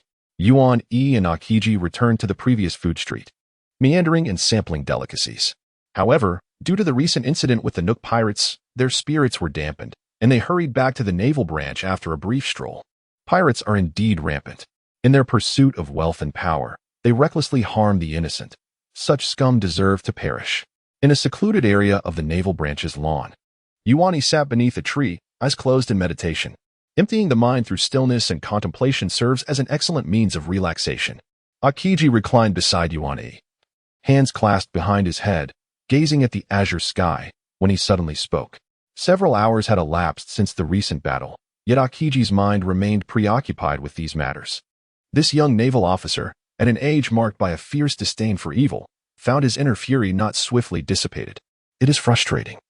You joined the Navy precisely to bring justice to such individuals. You have succeeded, so why dwell on these unhappy thoughts? Yuani inquired, somewhat exasperated, as he meditated while Akiji incessantly murmured beside him, venting his anger. He had not anticipated that the cold Akiji he remembered had once been such a passionate youth. Ah, indeed. I joined the Navy to bring justice to those individuals. And I have succeeded. Upon hearing those words, Akiji nodded slightly and murmured before falling silent. Those scoundrels truly deserve their fate. Suddenly, after just a few moments of quietude, Akiji exclaimed again in a fit of ire. Chapter 27. You brash youngster, lacking martial virtue. After the marine vessel commanded by Garp docked at the branch of the Kingdom of Neil, it did not set sail again. The trail of the Roger pirates had once more gone cold, and Garp had yet to ascertain their whereabouts. Thus he, alongside Akiji and others, remained stationed at the G-10 branch. During this brief interlude, Garp was not idle. He took the initiative to lead his crew in a thorough sweep of the pirates infesting the Kingdom of Neil. With the demise of the king, his son had perished in the invasion by the Nook pirates. The throne was inherited by the king's daughter, Nicola McCartney, the very girl who had previously escaped through the secret passage and sought Akiji's assistance. Having endured such a profound upheaval, this newly ascended monarch drastically altered the policies of her predecessor, aligning herself with the Navy and the world government. The Kingdom of Neil, already entrenched in both the legitimate and the underworld, saw the hidden pirate havens within its borders emerge as the king displayed a clear bias. The ports that catered to the pirates were swiftly besieged by the Navy. Under Garp's formidable leadership, the pirates of Neil were incapable of making any significant waves, especially with the support of Rear Admiral Roca's devil fruit abilities, rendering the pirates utterly exposed. Within a mere week, the pirates of the Kingdom of Neil were entirely eradicated. The branch's prison could scarcely accommodate the multitude of captured pirates, and while Akiji suggested executing them all, Garp declined this proposition. Ultimately, it was Rear Admiral Roca who contacted Navy headquarters to dispatch a fleet to escort these pirates to impel down. Both Ueniki and Akiji were perplexed by the Navy's insistence on imprisoning these individuals, pondering why they didn't simply eliminate them and bury them where they fell. In the face of their confusion, Garp offered no further explanation. Unable to find answers, Ueniki withdrew into solitude during his time at the Navy branch, dedicating most of his hours to honing his haki. Akiji, however, seemed eager for clarification, yet Garp's evasive responses and Roca's silence only fueled Akiji's frustration. Such was the fervor of youth. Smack! In a clearing of the G-10 branch base, Ueniki wielded a bamboo sword in a sparring match against Akiji. The bamboo sword in Ueniki's hand clashed with Akiji's ice stick, unleashing a fierce gust of wind that spiraled outward. Ueniki swiftly altered his stance, tilting the bamboo sword to dissipate Akiji's force, and in a deft maneuver, he appeared at Akiji's side, thrusting the bamboo sword fiercely into Akiji's abdomen, sending him flying. During his time away from Navy headquarters, Ueniki's growth had been rapid, transforming day by day. His initial mastery of observation haki, combined with his innate ability to perceive the world, enabled him to effortlessly discern the direction and intensity of his opponent's attacks in battle. The mastery of the Navy's 6 forms has seamlessly integrated into his combat style, and even without employing sword techniques, Kazuna Yuichi's prowess has become remarkably formidable. Although his conqueror's haki remains somewhat nascent, Yuichi has already begun to incorporate it into his assaults. Notably, he refrains from foolishly relying on haki at all times, mindful that it depletes one's stamina. When confronting a slippery opponent like Akiji, Yuichi only imbues his attacks with haki when he is confident they will land. Presently, if Akiji refrains from using the powers of his Logia fruit, he stands no chance against Yuichi's capabilities in hand-to-hand combat. With a resounding crash, Akiji's body collided with the ground. As expected, this slippery fellow utilized his Logia abilities, transforming his body into ice upon impact, rendering the secondary shock ineffective. Moments later, the ice reconstructed Akiji's form. Holding a popsicle in hand, he rubbed his abdomen and remarked to Yuichi with a hint of awe, "Your rate of growth is truly astonishing. Not long ago, you struggled to keep pace with my movements, yet now you can effortlessly exploit my openings and counterattack. How on earth have you developed so rapidly?" In response to Akiji's admiration, Yuichi merely offered a smile. He felt dissatisfied with his own progress. When compared to the chosen one, Monkey D. Luffy, his growth seemed sluggish as a tortoise. Luffy went from being effortlessly defeated by Kaido to swiftly vanquishing him in merely a day. Should Don Quixote Doflamingo, who was imprisoned by Luffy in the Impel Down, chance upon a newspaper and learn that the very same Luffy, once confined within a cage, has now allied with others to dismantle the Yonko alliance in just a few months, he would surely be left agape in disbelief.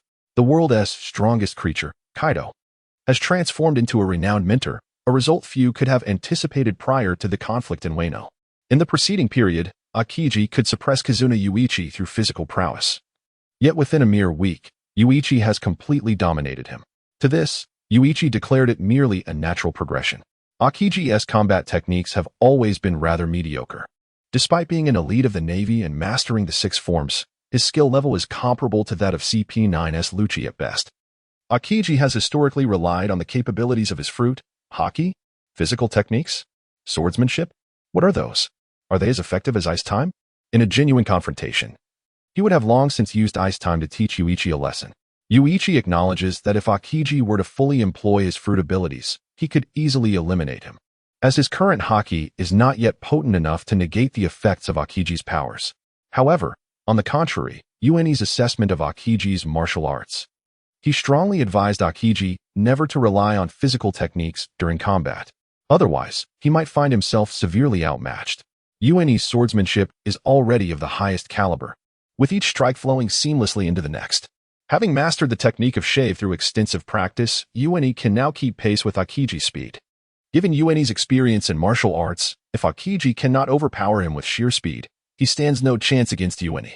Perhaps Yueni's combat prowess has not seen a significant increase. Yet he is acutely aware that his fighting capabilities have evolved remarkably. Kazan, it is not that I have improved rapidly, rather, your martial arts are simply inadequate. I believe it would be wise for you to refrain from overly depending on your devil fruit abilities. Your mastery of the fruit is commendable. However, enhancing your physical techniques will undoubtedly make you even stronger. After sending Akiji flying with a single strike, Yueni showed no intention of halting their sparring session. Gripping his bamboo sword, he fixed his gaze on Akiji. Am I not putting forth my utmost effort? He remarked. To be bested by a youth of your age in martial arts is somewhat embarrassing for me.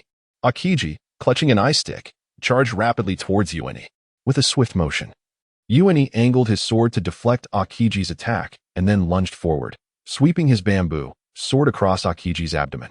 In a mere instant, Akiji was once again sent flying by Yueni's strike.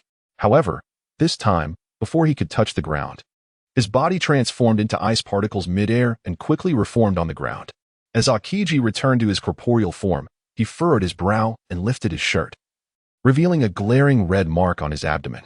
Though he had utilized his iron defense beforehand, the pain was undeniable. Come on, Kazan, let's continue, Yueni said with a smile, brimming with enthusiasm. Akiji's martial skills were just sufficient to serve as a competent sparring partner, allowing Yueni to experiment with various combat techniques on him.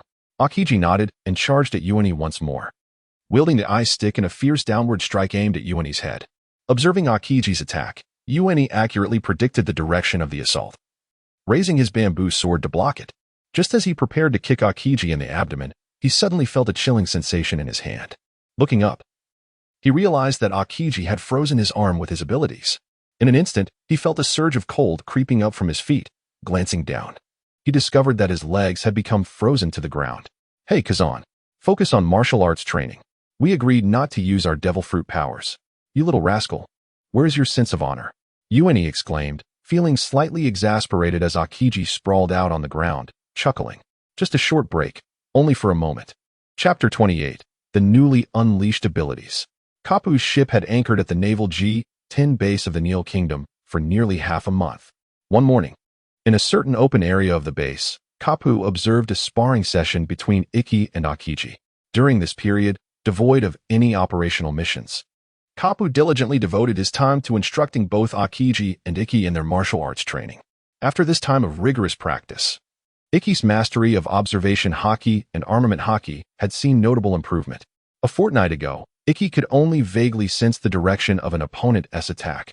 However, now, even without the ability to fully perceive the world, Ikki could command the movements of his adversary through his enhanced observation haki. Although he had not yet attained the level of precognition, when Ikki combined his observation haki with the ability to see the world clearly, he could effortlessly predict Akiji's attack trajectory. As for armament haki, Ikki's progress had been remarkably swift. Previously, he could only apply his armament haki to the blade of a bamboo sword, but now he could envelop the entire sword with it. The area of application had increased significantly. Given time, Iki's armament haki would undoubtedly encompass his whole body. Regarding the strength of the armament haki, Iki could not offer a precise measurement due to the lack of quantifiable standards. However, it was evident that he could sever a solid steel pillar, as thick as his fist, with a single strike using his bamboo sword imbued with armament haki.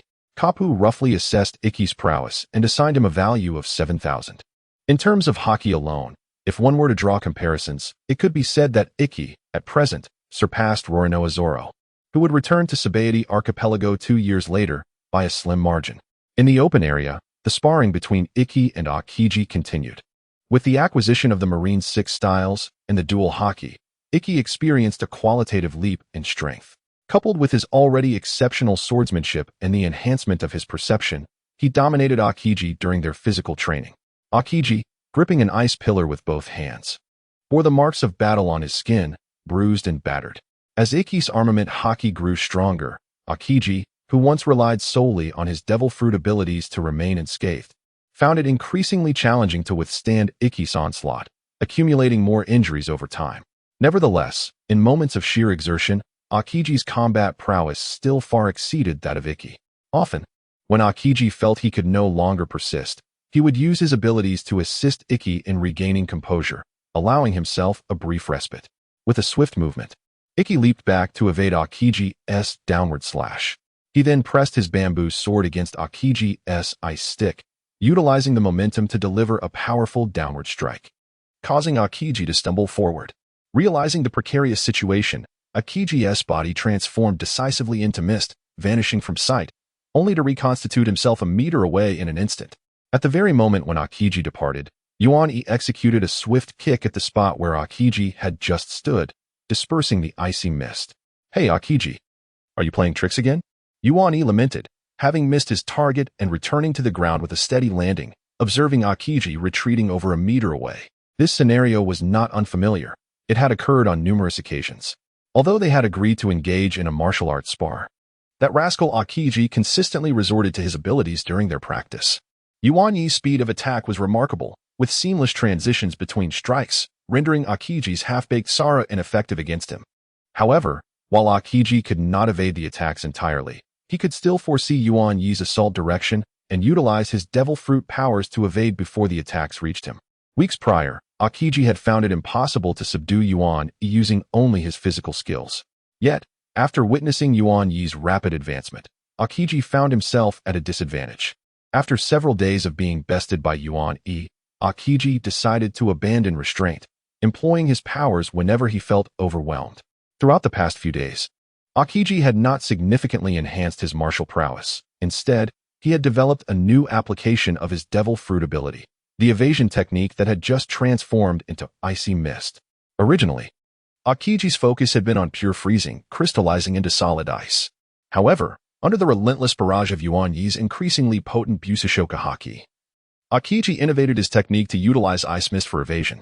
"Hey, I must say, this newly developed ability is far more effective than Sara," Aokiji declared with a grin. "This is not cheating. As a devil fruit user, it is entirely justifiable to employ my abilities. Moreover, I am merely utilizing it for movement. Our training remains rooted in martial arts. You could consider my ability as a more advanced form of Sora." With a smile, Aokiji once again transformed into ice mist, dissipating at his original location. Simultaneously, the mist surged towards Yuan-e, enveloping him. Suddenly, Aokiji's half-formed figure materialized without warning beside Yuan-e, wielding an ice club that came crashing down towards Yuan-e's head. With a resounding smack, just as the ice club was about to strike Yuan-e, he deftly sidestepped and countered with a bamboo sword, deflecting Aokiji's icy column. Following that, his left hand, imbued with Busashoka haki, lunged toward Aokiji's face. As Yuan-e's hand neared, Aokiji transformed once more into mist, disappearing from sight. In the next instant, Aokiji reformed directly in front of Yuan-e, launching an ice column aimed at his abdomen. Steel block. With no time to evade, Yuan-e braced himself and endured the impact, the soles of his shoes grinding against the ground, producing a cacophony as he was propelled several meters away before finally halting. A sharp pain radiated from his abdomen, causing him to grimace. Carp, witnessing Aokiji employing his devil fruit powers against Yuan-e, merely smiled without intervening. The martial prowess of Kinemon has entirely surpassed that of Akiji. If Akiji were to refrain from utilizing his devil fruit abilities, he would likely succumb to defeat within no more than 5 exchanges before Kinemon. Such unidirectional domination cannot propel Kinemon further. However, with Akiji employing his devil fruit powers, he stands as an adequate opponent for Kinemon. Moreover, is it not the case that Akiji's attacks are fundamentally rooted in martial arts? This is entirely reasonable. Were Akiji to strike using his devil fruit abilities, the moment Kinemon found himself enveloped in icy mists, he would have already lost. Just as Kinemon was regaining his composure and preparing to accelerate using the breath technique, Bogart hurriedly approached the open space, calling out loudly, "Vice Admiral Garp. Vice Admiral Garp, I have been sent by Rear Admiral Roca to inform you that we have news. There is information regarding the Roger pirates." Upon hearing Bogart's shouts, Garp swiftly turned to face him, exclaiming, "Is there news about Roger? Where are they?" Without waiting for Bogart to draw near, Garp eagerly inquired.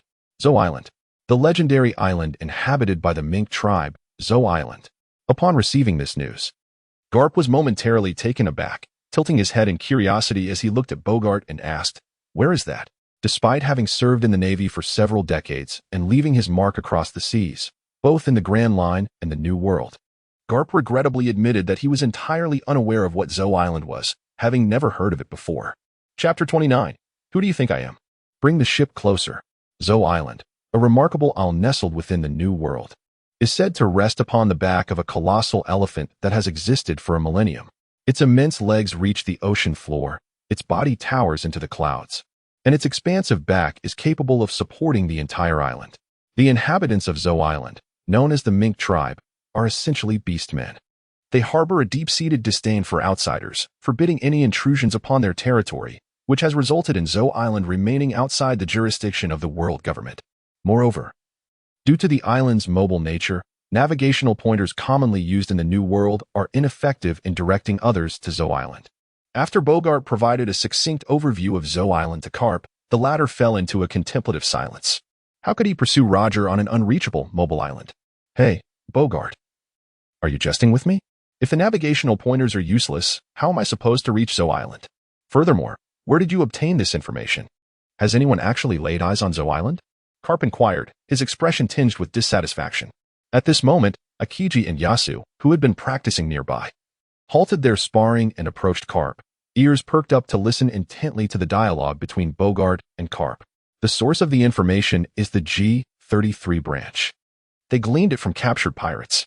According to the branch, those pirates encountered the Roger pirates while resting and drinking in the Dressrosa Kingdom, inadvertently overhearing them.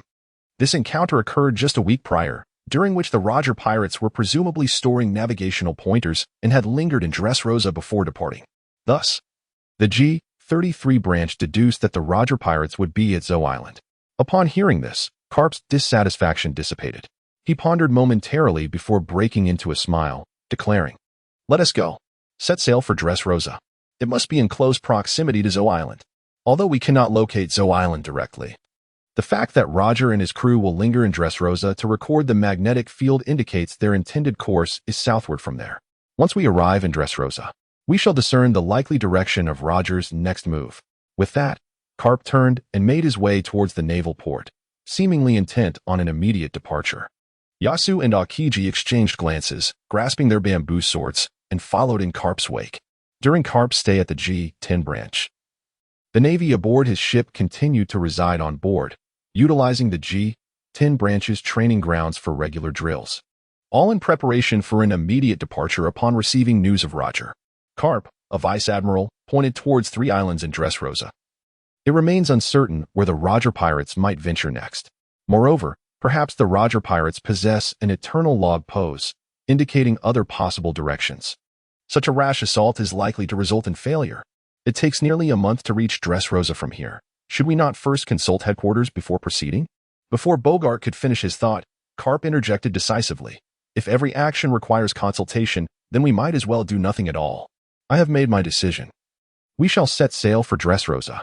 "Bogart, I understand your concerns. Embarking on this journey incurs significant expenses, and should we return empty-handed, Steelbone might berate us mercilessly." "Ha ha ha. Fear not, for in the New World, there are no shortages of pirates. As we traverse this path, we are bound to encounter some. Once we arrive in Dressrosa, I assure you, we shall not return empty-handed. We will carve our way through, and Steelbone will have little to say. Ha ha ha. With that, Carp quickened his pace towards the Doghead warship. Upon returning to the vessel, he commanded his subordinates to broadcast a call for assembly, summoning the crew. The commotion of Carp's departure attracted the attention of the branch leader, Major Loka, who hurried out of the base. Seeing Carp leave without even a greeting stirred his ire, prompting him to scold Carp from the ship's bow. How rude. However, Loka's voice was easily drowned out by the crashing waves. In under 10 minutes, the soldiers aboard Carp's warship had assembled. Standing at the ship's bow, Carp shouted towards Major Loka at the port. Uncle Loka, I've returned to bring you some local specialties. For the compensation from the Neil Palace, just bill Sengoku. I've already spoken to him about it. We are off now, ha ha ha. As the ropes on the ship's side were loosened, the anchor of the Doghead warship was gradually lifted. The sails unfurled, and the vessel began to move slowly, cutting through the turbulent waters, while the roar of the ship's engines echoed throughout the naval harbor. Carp waved goodbye to Loka before returning to the deck. Major Loka stood on the dock, watching Carp's figure disappear from the ship's bow, shaking his head with a faint smile, murmuring to himself, I wonder if that old fool will truly bring me those specialties. Slightly hunched, Major Loka gazed at the departing Doghead warship, lost in thought until it vanished completely beyond the horizon. It was a stark reminder of the perilous nature of the sea. Many partings led to a final farewell, a reality all too common within the Navy. Loka understood Carp's strength, yet he also recognized the formidable nature of the Roger pirates. Even Carp was not without risk. Juboom! The sharp screech of friction between the cannonball and the air was followed by a thunderous explosion that shattered the tranquility of the sea. Hurry! Steer the ship. Adjust the course, and retaliate with cannon fire. A sense of chaos enveloped the pirate vessel adorned with the Jolly Roger as Captain Casper Lehman unsheathed his sword, calling out loudly in an effort to restore calm among his crew. The Lehman pirates held a total bounty of 210 million, with Captain Casper Lehman's personal bounty soaring to 80 million.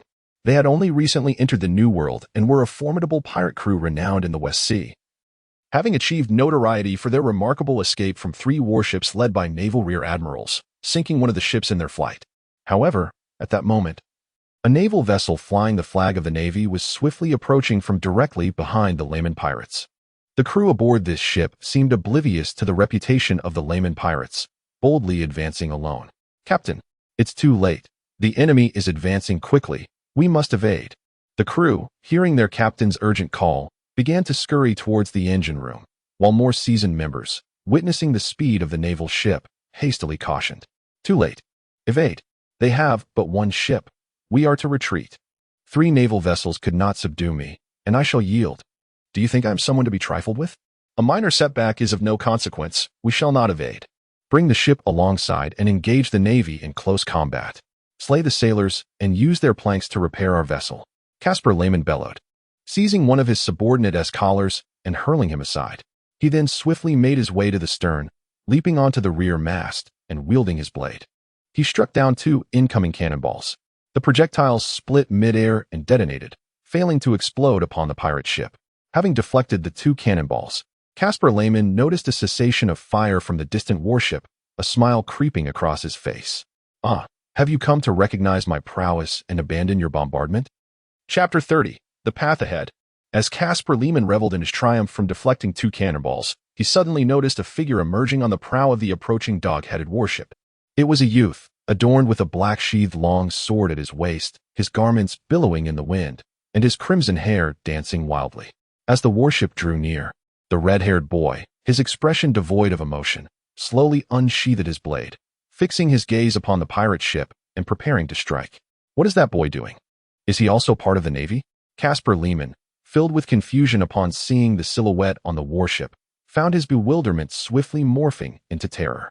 Just as the 2 vessels were still nearly 20 meters apart, the red-haired youth suddenly swung his sword toward the pirate ship, and in the next instant, the sea before the dog-headed warship parted without warning, unleashing an invisible slash that surged across the surface, rapidly approaching the pirate vessel.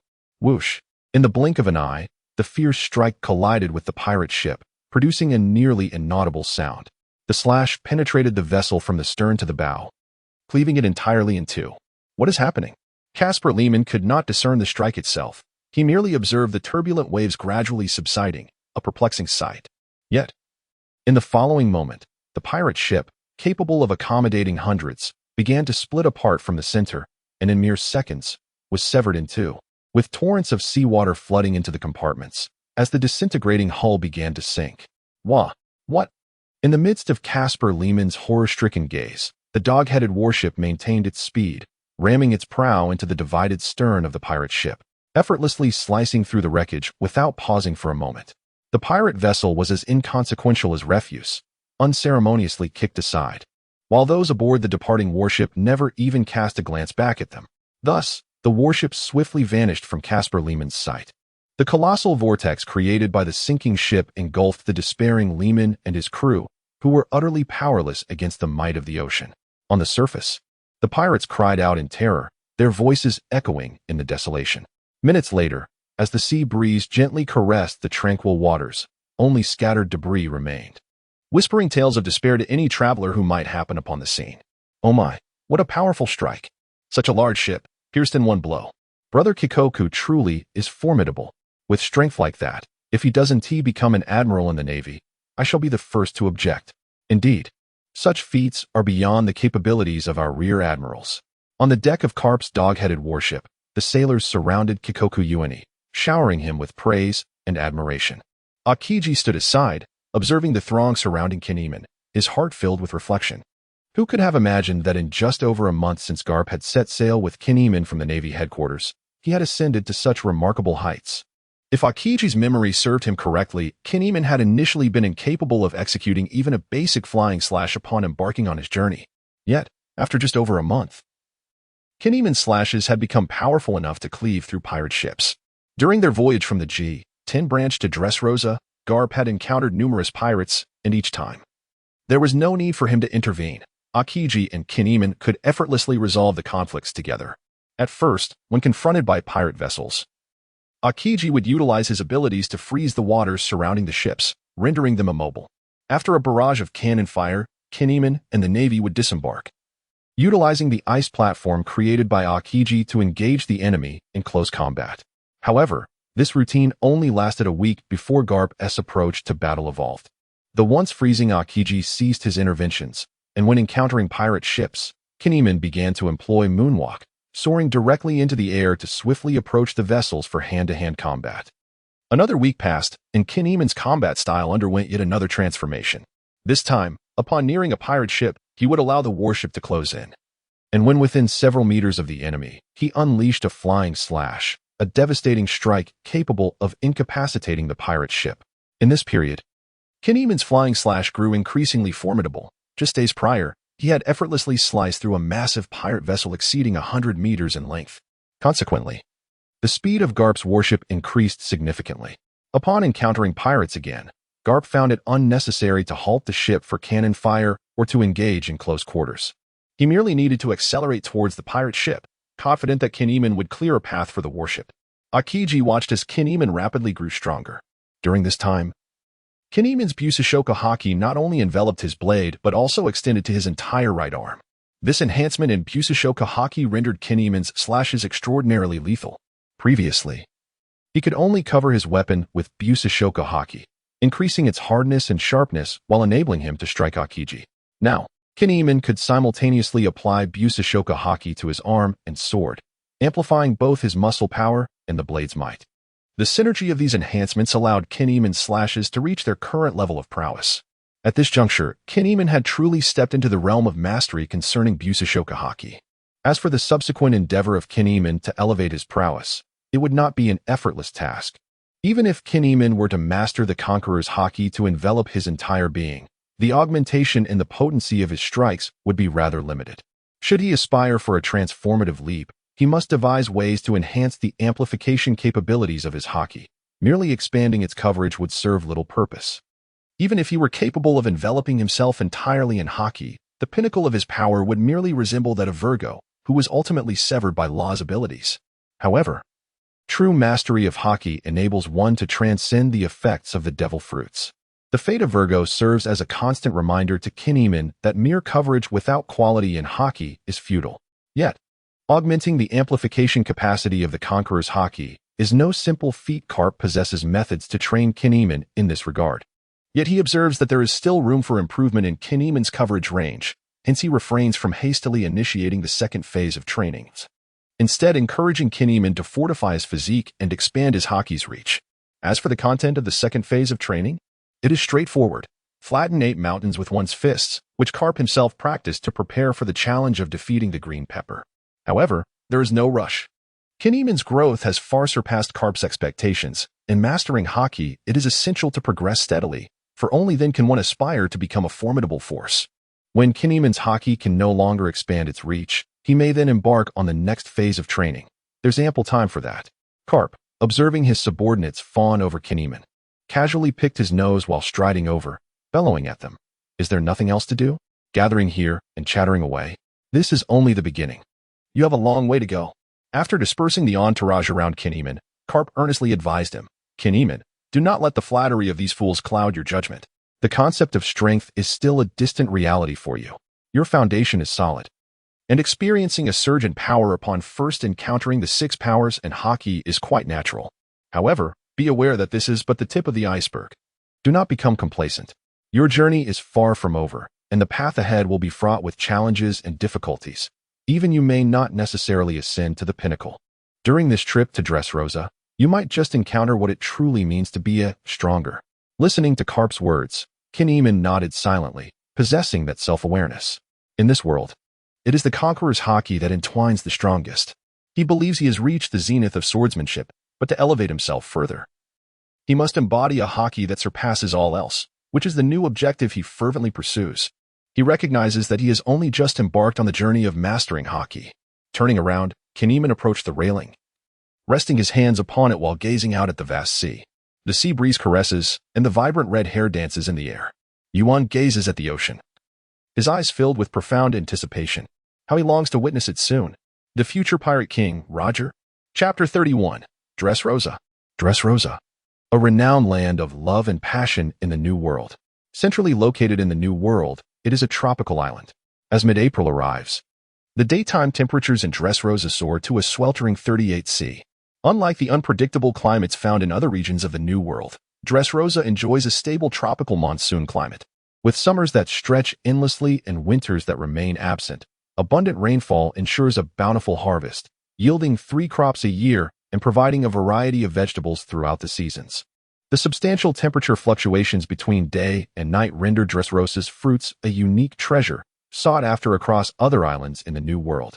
The plentiful resources and robust foreign trade system afford the citizens of Dressrosa a life of prosperity. This foundation has also birthed a flourishing culture. With wealth comes the opportunity for citizens to spend beyond mere sustenance and shelter. Consequently, industries related to cuisine and fashion thrive, even giving rise to grand arenas that serve as extravagant venues for entertainment. Similarly, the affluence enables young women here to live independently, their confidence bolstered by financial security, allowing them the liberty to choose their partners. The love in this land of passion emanates from the spirited maidens of Dressrosa, while the fervor is derived from the exhilarating spectacles of the gladiatorial arenas. Dressrosa is a member state of the world government. After the Don Quixote family abandoned their citizens for the holy land of Mariawa, the Riku family ascended as the new royal lineage. King Rikudold III has reigned successfully for over a decade, ensuring a life of comfort for his people even while contributing to the celestial treasury that supports the denizens of the Holy Land. Dressrosa is likely the only place enjoying such a status. Admiral Karp's warship docked at the eastern port of Dressrosa, and a long wooden ladder was lowered from the vessel. Clad in a floral shirt and black shorts, Karp descended the ladder in flip-flops, casually introducing the basic situation of Dressrosa to his companions, Yuan, and Akiji. In stark contrast to the uniformed officers trailing behind him, Karp, the leading vice admiral, appeared more like a vacationer than a man on a mission. Yuan, and Akiji had also changed their attire. The heat rendered long sleeves unbearable.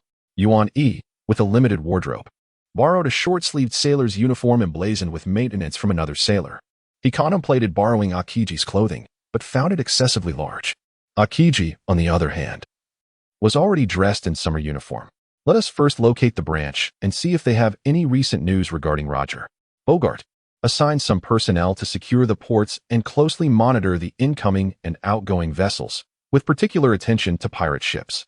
Oh, and by the way, Kazan and Yuani, you two need not accompany me. Upon their inaugural visit to Dressrosa, it was time for some merriment. Hey, Kazan, take this den mushi. I will call you if needed, Captain Garp remarked as he retrieved a telephone snail from his pocket and casually tossed it to the rear, where Akiji stood. The other sailors behind Garp exhibited expressions of envy. However, they bore no resentment towards Akiji and Yoruchi for their special treatment. Akiji was merely on Garp's ship to learn, lacking the authority to command the officers on board. More often than not, he was an observer, intervening only occasionally to assist against pirates. Essentially, Akiji was not a subordinate of Garp, but rather a devoted admirer. As for Yoruchi, he was not even part of the Navy at this point. Captain Garp, isn't this a bit inappropriate? Akiji said, accepting the den mushi with a sheepish smile, concerned about the implications. Enough chatter. I can manage my affairs without your meddling, Garp replied nonchalantly, picking his nose. Akiji quickly tucked the den mushi into his pocket and playfully patted Yoruchi on the back, exclaiming, "Let us go. It's rare to have a day off." Once they entered the bustling town of Dressrosa, Akiji and Yoruchi parted ways with Garp, whose destination was the branch office, while the two had no particular place to go, opting to follow the lively atmosphere. Our outfits are rather conspicuous. We should change, Akiji noted after a short stroll, realizing the attention they attracted from passers-by. Upon inspecting their attire, he promptly led Yoruchi into a clothing store. When they emerged, they no longer donned their naval uniforms. Akiji sported a vibrant green shirt, with a few buttons left undone, exposing his chest, paired with bright red shorts and flip-flops, having exchanged his military boots. Yoruchi opted for a more conservative look, donning a white crewneck t-shirt and zebra-patterned shorts, swapping his military boots for sandals. The discarded clothing was bundled into 2 bags they carried. Despite their change in attire, Akiji and Yoruchi continued to attract glances from those on the street. This attention was not due to any commanding aura they exuded, but rather Akiji's garish color combination. The clash of red and green was rather jarring, leaving one to wonder why Akiji had chosen such a pairing. Unbeknownst to him, he assumed that the stern expression of Yoruchi, who held a knife, contributed to their attention. Dressrosa, rich in resources and boasting a vibrant culinary culture, provided the duo with an abundance of snacks and refreshments within a short distance. Hey, Kazan, let's south check out that place. It seems to be an arena, Akiji suggested. Pointing ahead, as they strolled along, indulging in various delicacies, the two soon found themselves at the heart of the town. An elliptical structure emerged in the line of sight of UNE. This was none other than the renowned arena of Dressrosa, its outer walls constructed from limestone and bluestone, exuding a pale yellow hue, with patches of where that imparted a solemn, ancient aura. The arena measured approximately 500 meters in length and 350 meters in width, soaring to nearly 50 meters in height, its entire elliptical facade adorned with countless archways, bustling with a lively crowd. The appearance of this arena bore a striking resemblance to the Roman Colosseum etched in UNE's memory, albeit on a grander scale. The existence of such a lavish venue in Dressrosa attested to the nation's economic prowess. "Ah, is that the arena of Dressrosa?" remarked the young Admiral Akiji, having heard countless tales from Vice Admiral Garp yet never having laid eyes upon it. "Let us take a closer look." Akiji, known for his fondness for lively surroundings, immediately agreed upon spotting the elliptical structure UNE had pointed out, making his way toward the arena with enthusiasm. After purchasing tickets, Akiji and UNE entered the venue, and upon stepping inside, they were utterly awestruck by the spectacle before them. The interior of the elliptical arena was tiered, capable of accommodating tens of thousands of spectators.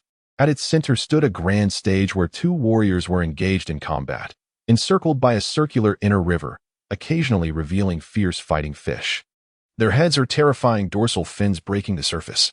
As the battle within the arena unfolded dramatically, the thunderous cheers reverberated through the air, exhilarating both UNE and Akiji. "Wow, this is truly magnificent," Akiji exclaimed, witnessing such a scene for the first time, feeling a rush of adrenaline and excitement welling up within him. The resounding cheers ignited a fervor in UNE's heart as well, not to mention the youthful Akiji. Just as they found their seats, the battle concluded. A heavily armored warrior, exhausted, fell to the ground and could not rise. The victorious fighter raised his arms in triumph, brandishing his spear, while the defeated warrior was dragged from the stage.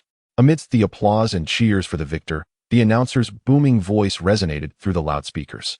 "Next, we present the highly anticipated battle. Please welcome Dressrosa's strongest swordsman, who has achieved an astounding 440 consecutive victories, Cyrus.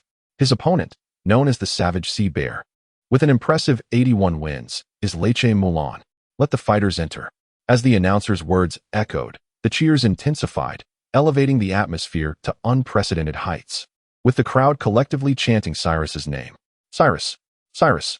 I am unable to provide a response as there is no text to edit or translate. Please provide the content you would like me to work on. Chapter 32. The Extraordinary Genius, the Mightiest Swordsman. Cyrus? Who is that? Such a high profile. A swordsman with an impressive record of 440 consecutive victories. It certainly sounds formidable. In the audience, Akiji reclined casually in his seat, surrounded by a plethora of snacks he had purchased. At that moment, observing the surging crowd around him, Akiji straightened up out of curiosity, directing his gaze towards the center of the arena. Meanwhile, Yuan-E was indulging in a uniquely shaped five-star fruit, equally captivated by the spectacle unfolding before him. Cyrus. Even after all these years, Yuan-E still retained a vivid memory of this individual. At the tender age of 15, in pursuit of vengeance for a fallen friend, he had descended into the depths of crime, transforming into a murderer. During his capture, he even struck King Liku with a blunt weapon, successfully landing a blow to the king's head, just as he was about to be executed by guards. However, King Liku abruptly intervened, perhaps swayed by Cyrus's deep sense of loyalty, or perhaps lamenting the loss of such extraordinary combat talent. Regardless, King Liku spared Cyrus's life. Yet, the stigma of being a murderer remained unaltered, and both the acts of murder and the assault on King Liku were grave offenses, deserving of the death penalty. Subsequently, King Liku brought Cyrus to the arena of Dressrosa, promising him freedom should he achieve 100 victories. With his remarkable talent, Cyrus began to manifest his abilities within the arena, each battle making him increasingly formidable. In less than 6 months, he accomplished his 100th victory. However, upon fulfilling King Liku's promise, Cyrus did not leave the arena. The disdain associated with his identity as a murderer loomed over him. Despite his 100 victories, he could not shed the label of a killer. Unable to reintegrate into society, he remained in the arena, using combat as a means of numbing his anguish. To this day, Cyrus has triumphed in 440 battles, standing as the pinnacle of both strength and popularity within the arena. Soon, Cyrus faced his opponent, the rampaging sea bear, in the center of the arena. The rampaging sea bear was a towering behemoth, standing at an imposing height of 5 meters, with a robust physique clad in armor. His helmet concealed his face, leaving only his eyes exposed. One hand wielded a spiked round shield, while the other brandished a long axe as tall as himself, exuding an intimidating presence. In contrast, Cyrus, now a 17-year-old youth, stood tall at over 2 meters, his well-proportioned and muscular frame embodying strength and vigor. By comparison, Akiji, who was of similar height, appeared almost frail next to him. Unlike his adversaries clad in full armor, Cyrus donned only a tattered garment, complemented by a skirt of armor and wielding a double-edged sword, which gleamed menacingly in the sunlight, a formidable weapon indeed. However, when juxtaposed with his opponent, Cyrus's equipment appeared woefully inadequate, were it not for the sword in his grasp. He might have been mistaken for a beggar, his overall appearance leaving much to be desired. Ah, so that is Cyrus. Quite the imposing figure. And his armor seems quite impressive as well. No wonder he has triumphed in so many battles, remarked Akiji, mistaking the raging sea bear for Cyrus, a hint of envy flickering in his eyes. After a brief pause, Akiji mused, if only our navy could be outfitted with such complete armor, it would indeed be splendid. Yuani shot Akiji a sideways glance, amused, and could only agree that would certainly be quite impressive. Akiji detected the sarcasm in Yuan-E's tone and opened his mouth to retort, but Yuan-E continued, Kazan, the one wielding the axe, is not Cyrus. It is the one with the double-edged sword who is. I can sense it. He is a formidable opponent. Yuan-E squinted slightly, focusing on Cyrus at the center of the arena. In Yuan-Yi's perceptive realm, he discerned the energy radiating from Cyrus, not a domineering aura, but pure vitality. With each breath, Cyrus exuded a profound vigor, his muscular form brimming with explosive strength. Most notably, Yuan-E perceived the heart of Cyrus pulsing with extraordinary life, a vitality that could rival the upper-ranking demons of the Demon Slayer world. The vitality of a human heart, comparable to that of a demon. Yuan boldly asserted that, were Cyrus placed in the realm of Demon Slayer, only one being could decisively overcome him. And that would be none other than Yuan himself, alongside the demon King Muzan, who fell beneath his blade, the one wielding the double-edged sword. Akiji's expression shifted to one of surprise, yet he did not question Yuan's judgment. He understood that Yuan's perception transcended mere observation. His friend seemed to possess an unconventional ability to gauge the strength of his opponents. While Yuan and Akiji conversed, the host had been elaborating extensively, primarily introducing the two sword fighters in the arena, while also buying time. As previously mentioned, the arena served as the grandest treasury of Dressrosa, where spectators could wager on the victory of their favorite combatants. The extended duration was primarily to allow for betting. Well, Kazan, do you have any money left? Place a bet on Cyrus to win. Consider the winnings as an early repayment. Yuan suddenly suggested to Akiji, who, with a serious expression, shook his head and declined, saying, "What are you even thinking? Although it was a vacation, I am a Navy officer. How could I possibly engage in gambling?" Akiji's words left Yuan momentarily stunned, as it was the first time he learned of such a regulation within the Navy. He vaguely recalled that in the future, the world conscription by the Navy would summon a general who was not only an actor but also a gambler, and incidentally, blind. That certainly appeared to be a missed opportunity for profit. However, Yuan remained unfazed, reclining against the chair's backrest, leisurely enjoying his fruit. Before long, the referee announced the commencement of the battle, and an abrupt silence enveloped the entire arena. Following the announcement, the combatants, the Sea Bear and Cyrus, did not immediately engage. Cyrus gripped his sword firmly, casting a cold gaze at his opponent. Meanwhile, the Sea Bear circled around Cyrus, seemingly seeking an opening, poised to deliver a thunderous strike at any moment. After several tense seconds, the Sea Bear could no longer contain himself. With a powerful push against the ground, he charged towards Cyrus. Despite his large and heavy physique, the Sea Bear exhibited remarkable speed, reaching Cyrus in the blink of an eye, and delivered a fierce thrust with his shield aimed squarely at him. The spikes on the shield gleamed ominously, indicating that a direct hit would undoubtedly incapacitate Cyrus. Just as the shield was about to make contact, Cyrus leaped into the air, soaring over the Sea Bear's head. In midair, he executed a somersault, bringing his sword down forcefully towards the back of the Sea Bear's head. The clash of metal rang through the arena as the sword struck the helmet with a resounding impact. Having completed his strike in the air, Cyrus landed behind the Sea Bear, who remained in a shield-thrusting stance. Moments later, the Sea Bear's massive form seemed to lose its support and crashed to the ground with a thunderous thud. Amidst the referees' and spectators' exclamations, the Sea Bear was unable to rise again. The fully armored Sea Bear was taken down by the simply equipped Cyrus in a single blow. Such formidable prowess ignited the audience's enthusiasm, and cheers erupted throughout the arena. "Oh, that was impressive," Akiji remarked with a sigh, though his tone remained rather unenthusiastic. Cyrus was indeed strong, yet he was merely at the level of an ordinary person. "I find him quite appealing. Kazan, why not bring this fellow into the Navy? I believe training with him would be far more entertaining than with you." While both Yuan and Akiji perceived Cyrus's strength and speed as quite average, they did not see him as transcending the realm of normalcy. Nevertheless, Yuan held a deep admiration for Cyrus's swordsmanship, a skill honed through combat that piqued Yuan's interest. Engaging in battle with him would undoubtedly be an exhilarating experience. Chapter 33. Do you wish to join the Navy? How could he possibly be brought into the Navy? He is. Upon hearing Yuan's words, Akiji was initially poised to assert that the individual in question was a swordsman, but abruptly fell silent. Surprisingly, the Navy does not hold stringent criteria regarding one's background. As long as the person's origins are clear, they are not a pirate, and they have not committed any unforgivable crimes in allied nations. They are eligible to become a member of the Navy. Akiji was unaware that Cyrus had entered the arena due to his status as a murderer. However, even if he were to learn this, it would not matter.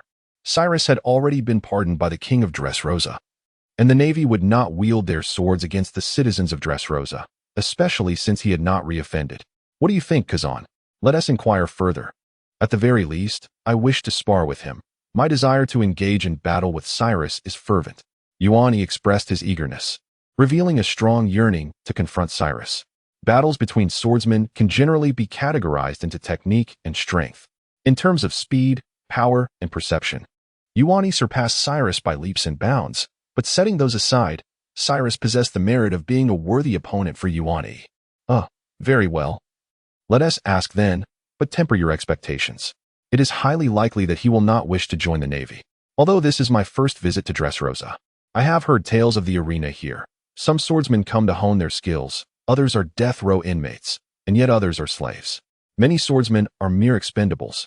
Akiji, observing Yuan-E's enthusiastic demeanor, refrained from outright dismissal, yet he wished to temper Yuan-E's expectations, for the greater the hope, the larger the disappointment. It's fine. After all, it's just an inquiry. Perhaps he might show interest. The two, having reached an agreement, did not continue to watch the ensuing battles, but hurriedly left their seats to seek out Cyrus backstage. However, it was clear that the arena staff would not allow two strangers to meet their swordsman without cause. Cyrus, unlike other free swordsmen, was still a criminal in a sense and lacked freedom.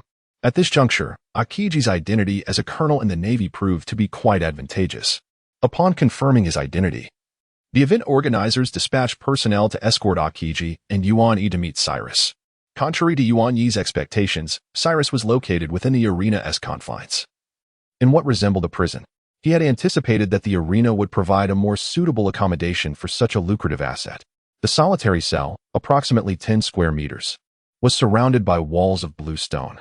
A small ventilation window was situated at the top of one wall, segmented by steel bars the thickness of a thumb, allowing only a cat to pass through. The arrangement of the room was straightforward: a bed, a set of tables and chairs, a squat toilet connected to the room, and a rudimentary sink, atop which lay a pale yellow towel, a half-used bar of soap, a toothbrush and cup for dental hygiene, along with a small box of tooth salt.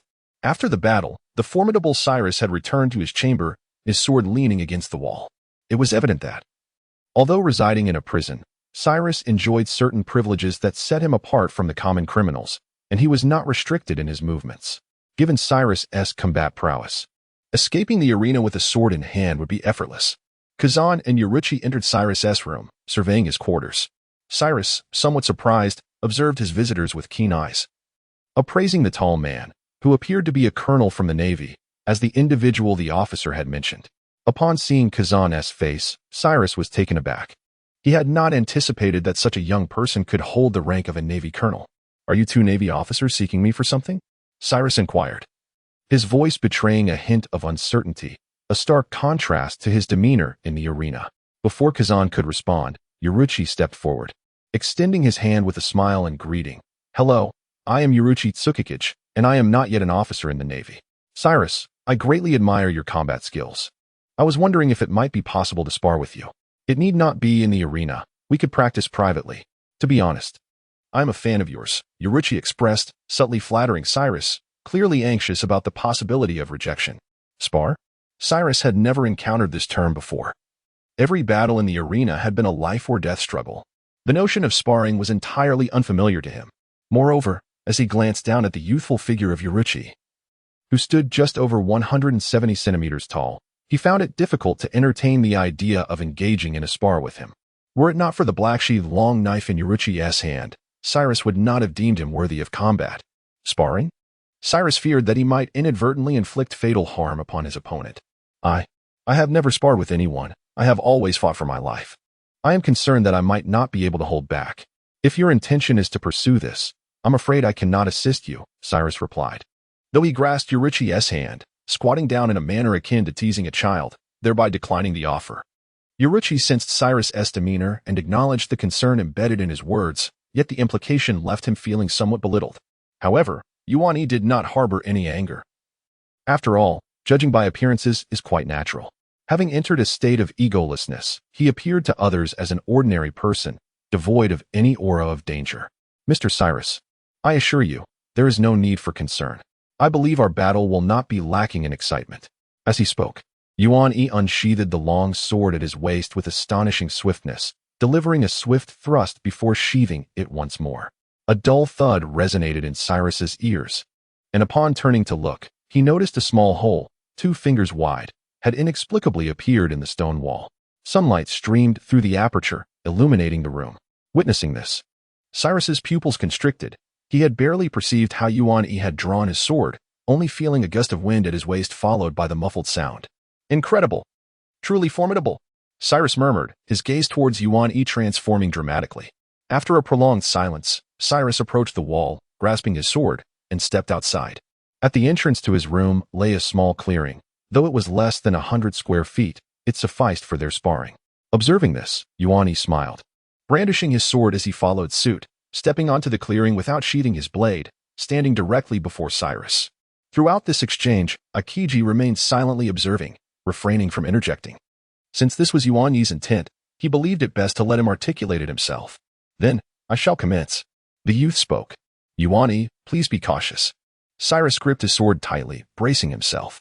From Yuan-Yi's earlier strike, Cyrus had already discerned the disparity in their abilities. He recognized that he was not Yuan-Yi's equal.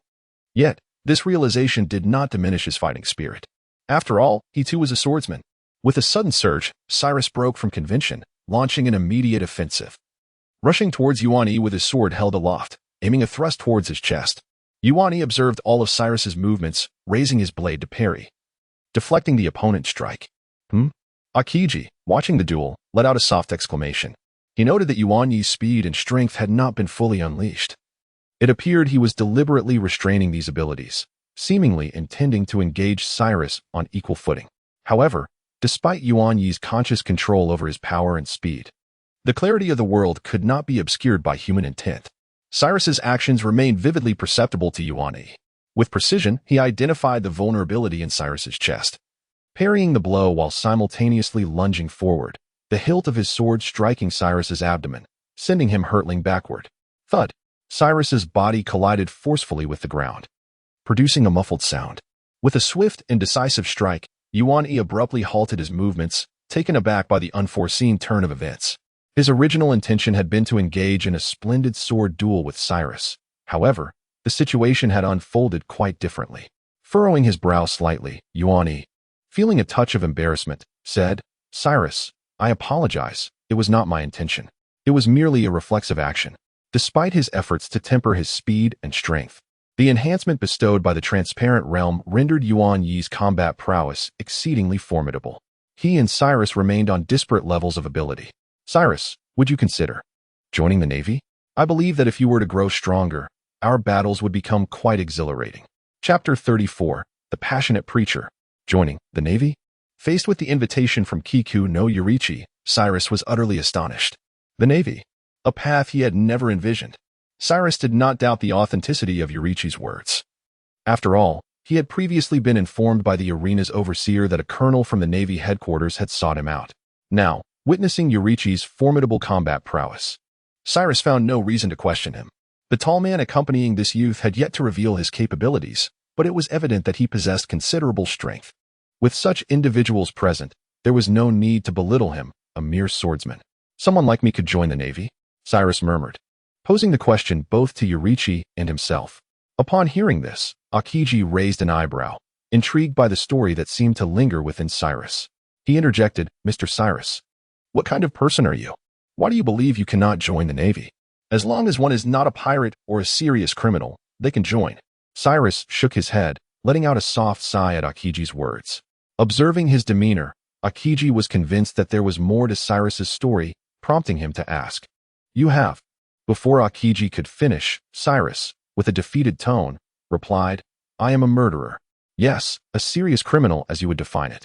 After saying this, Cyrus turned to Yurichi and added, I apologize. I believe I cannot join the Navy. With that, Cyrus grasped his longsword, turned away, and with his head bowed, made his way toward his room. Wait, Cyrus. I am rather intrigued by your admission of being a murderer. Could you, perhaps, share a brief account of your story? Akiji called after him, smiling as he sought to guide Cyrus into revealing more about his past. Akiji, despite being somewhat stronger than his peers, was quite similar to others of his age, enjoying lively company, possessing a sense of justice, and relishing the tales of others' experiences. Being of a similar age, Akiji felt a genuine interest in Cyrus's life story. Cyrus halted, slowly turning around, and after a long moment of contemplation, he leaned against the wall and gradually sat down. Yurichi and Akiji exchanged glances before approaching Cyrus and sitting cross-legged before him. Though Cyrus's room lay just a short distance away, the three chose to sit directly on the ground. 2 years ago, I took a life. Subsequently, Cyrus recounted his past to Yurichi and Akiji. It was a tale of vengeance, where he had avenged the murder of his dear friend, ultimately becoming a murderer himself. Though the laws of Dressrosa dictate that murder warrants a death penalty, they also mandate a trial. Thus, the private vengeance enacted by Cyrus is deemed unacceptable. Consequently, Cyrus has become a murderer in the eyes of the law. As subsequent events unfolded, as Ueni was aware, King Riku thoroughly investigated the circumstances and, recognizing Cyrus's potential and loyalty, particularly given that his victim was also a murderer, held a deep appreciation for him. Consequently, through the means of 100 victories in the arena, he effectively granted Cyrus a reprieve. In a strict sense, Cyrus is no longer a criminal. He remains here out of guilt and the disdain directed at murderers by those around him. What a plethora of events. Akiji sat quietly on the ground, listening to Cyrus's account, and couldn't help but let out a soft sigh. He felt a sense of admiration for Cyrus's loyalty. And when he learned of King Riku's unconventional pardon, his eyes sparkled with intrigue. Initially, Akiji harbored little interest in recruiting Cyrus into the Navy. Whether he chose to join or not was of little consequence to him. However, at this moment, he found himself sharing Ueni's sentiments, genuinely hoping that Cyrus would enlist in the Navy. If all goes as expected, Akiji would be promoted to Rear Admiral this year, at which point he would command his own ship and lead his own subordinates. Yet, Akiji's rapid ascent posed a challenge. He lacked a suitable aide-de-camp. While the headquarters would appoint one, the absence of someone he had personally trained left a distinct void. In the Navy, many officers cultivate their aides themselves. Unbeknownst to Ueni, Akiji had already set his sights on him. He had previously sought out Garb privately to discuss Ueni, but his inquiries had been brushed aside. With no suitable candidates at hand, Akiji immediately turned his attention to Cyrus. A man of deep loyalty and devoid of ties to the Navy seemed an ideal fit. After hearing Cyrus's story, Akiji understood why he remained in the arena and why he had declined the invitation. Cyrus was consumed by self-doubt and guilt. Rising to his feet, Akiji addressed Cyrus. Cyrus, I comprehend your situation. I am Colonel Kazan of the Navy headquarters. Your past poses no obstacle. The Navy can embrace you.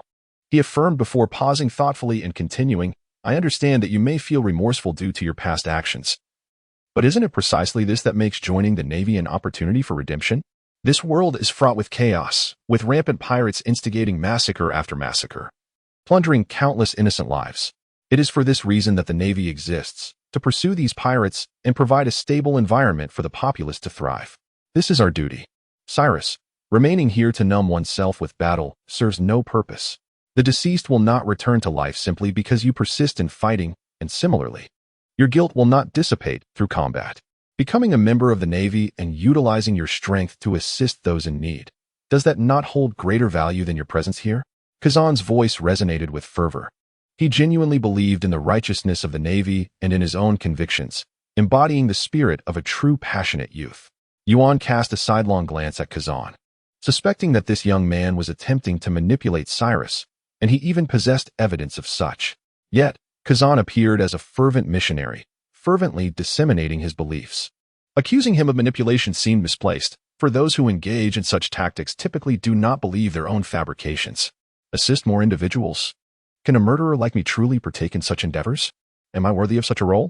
Cyrus gazed blankly at the fervent Kazan, momentarily lost in thought. Of course. Come on, Cyrus. The Navy needs individuals like you. Kazan stepped closer to Cyrus, extending his hand, his eyes brimming with anticipation as he awaited Cyrus's response. Yuan observed Cyrus's trembling form and quivering lips, chuckling softly to himself, reflecting on how surprising it was that Kazan had once possessed such a disposition in his youth. It seemed a waste for him not to pursue a career in human resources. Cyrus looked at Kazan's outstretched hand, released his grip on his sword, and firmly clasped Kazan's hand, nodding earnestly, Colonel Kazan, please allow me to join the Navy. Chapter 35, The Target, The World. As Kinemon and Akiji emerged from the arena in Dressrosa, a young man joined their ranks. Curly, with his straightforward disposition, had resolved to join the Navy without hesitation or delay. Moreover, Curly had no friends or family in Dressrosa, leaving no one to bid farewell. The arena supervisor was initially reluctant to let Curly leave, for he had secured an impressive 441 victories, making him the arena's greatest asset. Relinquishing such a lucrative fighter was not an easy decision. However, Akiji, a colonel in the Navy, held a certain authority in this world government-affiliated nation, which deterred the supervisor from overtly obstructing the Navy's recruitment efforts. Instead, he cautioned Curly, reminding him that as a murderer, He would find no acceptance in the Navy and would likely face discrimination. Yet, after Akiji used his powers to freeze the supervisor's desk, any further objections were silenced. Consequently, Curly was smoothly escorted out of the arena. With no possessions to speak of, he carried only a few garments, some armor, and the double-edged sword in his hand. Curly, your strength is formidable. You will surely make a mark in the Navy. Follow me, and once aboard Admiral Garp's ship, I will assist you in completing your enlistment paperwork. Oh, Admiral Garp is a kind man. Your entry will pose no issues. However, despite your prowess, you must start from the ground up in the Navy. I went through the same process. After we return to the headquarters, I will see if I can persuade Instructor Zephyr to allow you to attend the Navy Academy. Oh, Instructor Zephyr is the chief instructor of the Navy, a former admiral, and a great person. He will surely appreciate someone like you. Throughout their journey, Akiji engaged Curly in conversation, extolling the virtues of the Navy. In Akiji's eyes, the Navy represented the ultimate sanctuary in this world. His enthusiasm eased Curly's tension, although he remained somewhat apprehensive despite his commitment to join. The supervisor's words lingered in his mind, casting a shadow over his resolve. As Curly conversed with Akiji, he gleaned a rudimentary understanding of Kinemon, a prodigy. A youth nurtured by the Navy, guided by Admiral Garp, and the true disciple of former Admiral Zephyr, a commoner. Kinemon and his companions did not proceed directly to meet Admiral Garp at the branch office. Akiji contacted Garp via a den mushi, briefly elucidating the situation before embarking on a leisurely exploration of Dressrosa with Ewan and Cyrus. Along the way, he purchased clothing for Cyrus and indulged him in the local delicacies. Although Cyrus was a native of the area, his impoverished upbringing had prevented him from enjoying his hometown in such a manner until now. He graciously accepted Akiji's kindness, relishing the experience. Aware that this departure from his homeland might mean a prolonged absence before he could return, as dusk descended, the setting sun cast a golden hue upon the ocean's surface. The trio arrived at the Navy branch in Dressrosa, laden with bags, where they reunited with Garp. Akiji, ever considerate, brought Garp some local specialty fruit-flavored donuts and savory senbei. You've returned quite late. This young man must be Cyrus, right? Welcome to the Navy. I am Vice Admiral Garp, he greeted warmly, his gaze settling on Cyrus, who felt a flutter of nerves at meeting such a significant figure. Hello, Vice Admiral Garp, Cyrus stammered, feeling the weight of the moment. However, Garp's affable demeanor quickly eased his apprehension, and he cast a grateful glance at Akiji and Ewan before expressing his greetings. Indeed, Vice Admiral Garp is as good a man as Akiji described. Let us go. I have been waiting for you for quite some time. We are about to set sail. I have received news regarding the Roger pirates. Garp nodded at Cyrus before his expression turned serious as he addressed Akiji. His words prompted Akiji to adopt a more serious demeanor, dispelling his earlier joviality. Are we departing tonight? Akiji inquired, glancing at the sky. Yes, time is of the essence. If we miss this opportunity, who knows when we will get another chance. Roger seems intent on seeking Charlotte Linlin. Our destination is Whole Cake Island, Garp revealed, delivering a significant piece of information.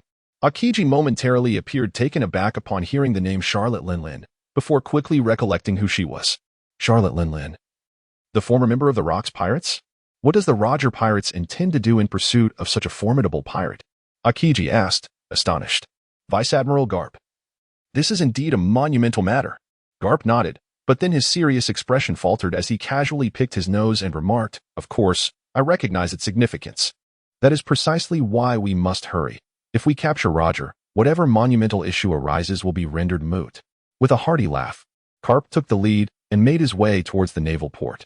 By the afternoon, his ship had already docked at the branch, and it seemed that the sailors under Garp's command had long since assembled.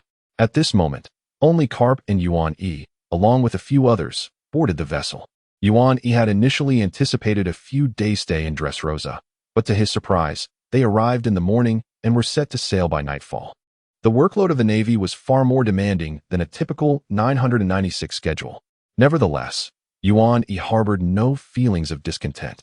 He was far more eager to encounter the formidable figures that roamed the vast seas than to indulge in leisurely pursuits. Charlotte Linlin, known as Big Mom, was destined to become one of the four emperors. Once a member of the Rocks Pirates, she established her own crew following the legendary battle at God Valley. Today, Charlotte Linlin commanded a vast and formidable empire. The territory referred to by Garp as Wano was under her dominion. comprising an archipelago of 34 islands inhabited by hundreds of thousands of islanders. In this realm, diverse races coexisted harmoniously, provided they periodically offered a portion of their lifespan to Charlotte Linlin in exchange for her protection, allowing them to thrive within Wano. At first glance, the notion of sacrificing one's life may seem rather grim, and indeed, the reality is equally daunting. However, Charlotte Linlin granted the citizens of Wano a choice. Those unwilling to part with their lifespans were free to depart. In many ways, Wano was a far superior environment compared to Dressrosa under Doflamingo's rule or Wano under Kaido's dominion. Through familial bonds and the provision of sanctuary, Charlotte Linlin constructed her realm, where she reigned as queen. Even the world government and the navy found themselves powerless to interfere within her territory. Currently, it appeared that the Roger pirates were attempting to make contact with Charlotte Linlin, a development that could hardly be deemed favorable for the navy. Set sail. The target is the territory of the Big Mom pirates, Wano. Chapter 36 Encounter. The collision of the Pirate King and the Navy King. Combined, waves upon waves. The undulating sea shimmered beneath the gentle passage of the Oro Jackson, leaving behind a trail of white froth.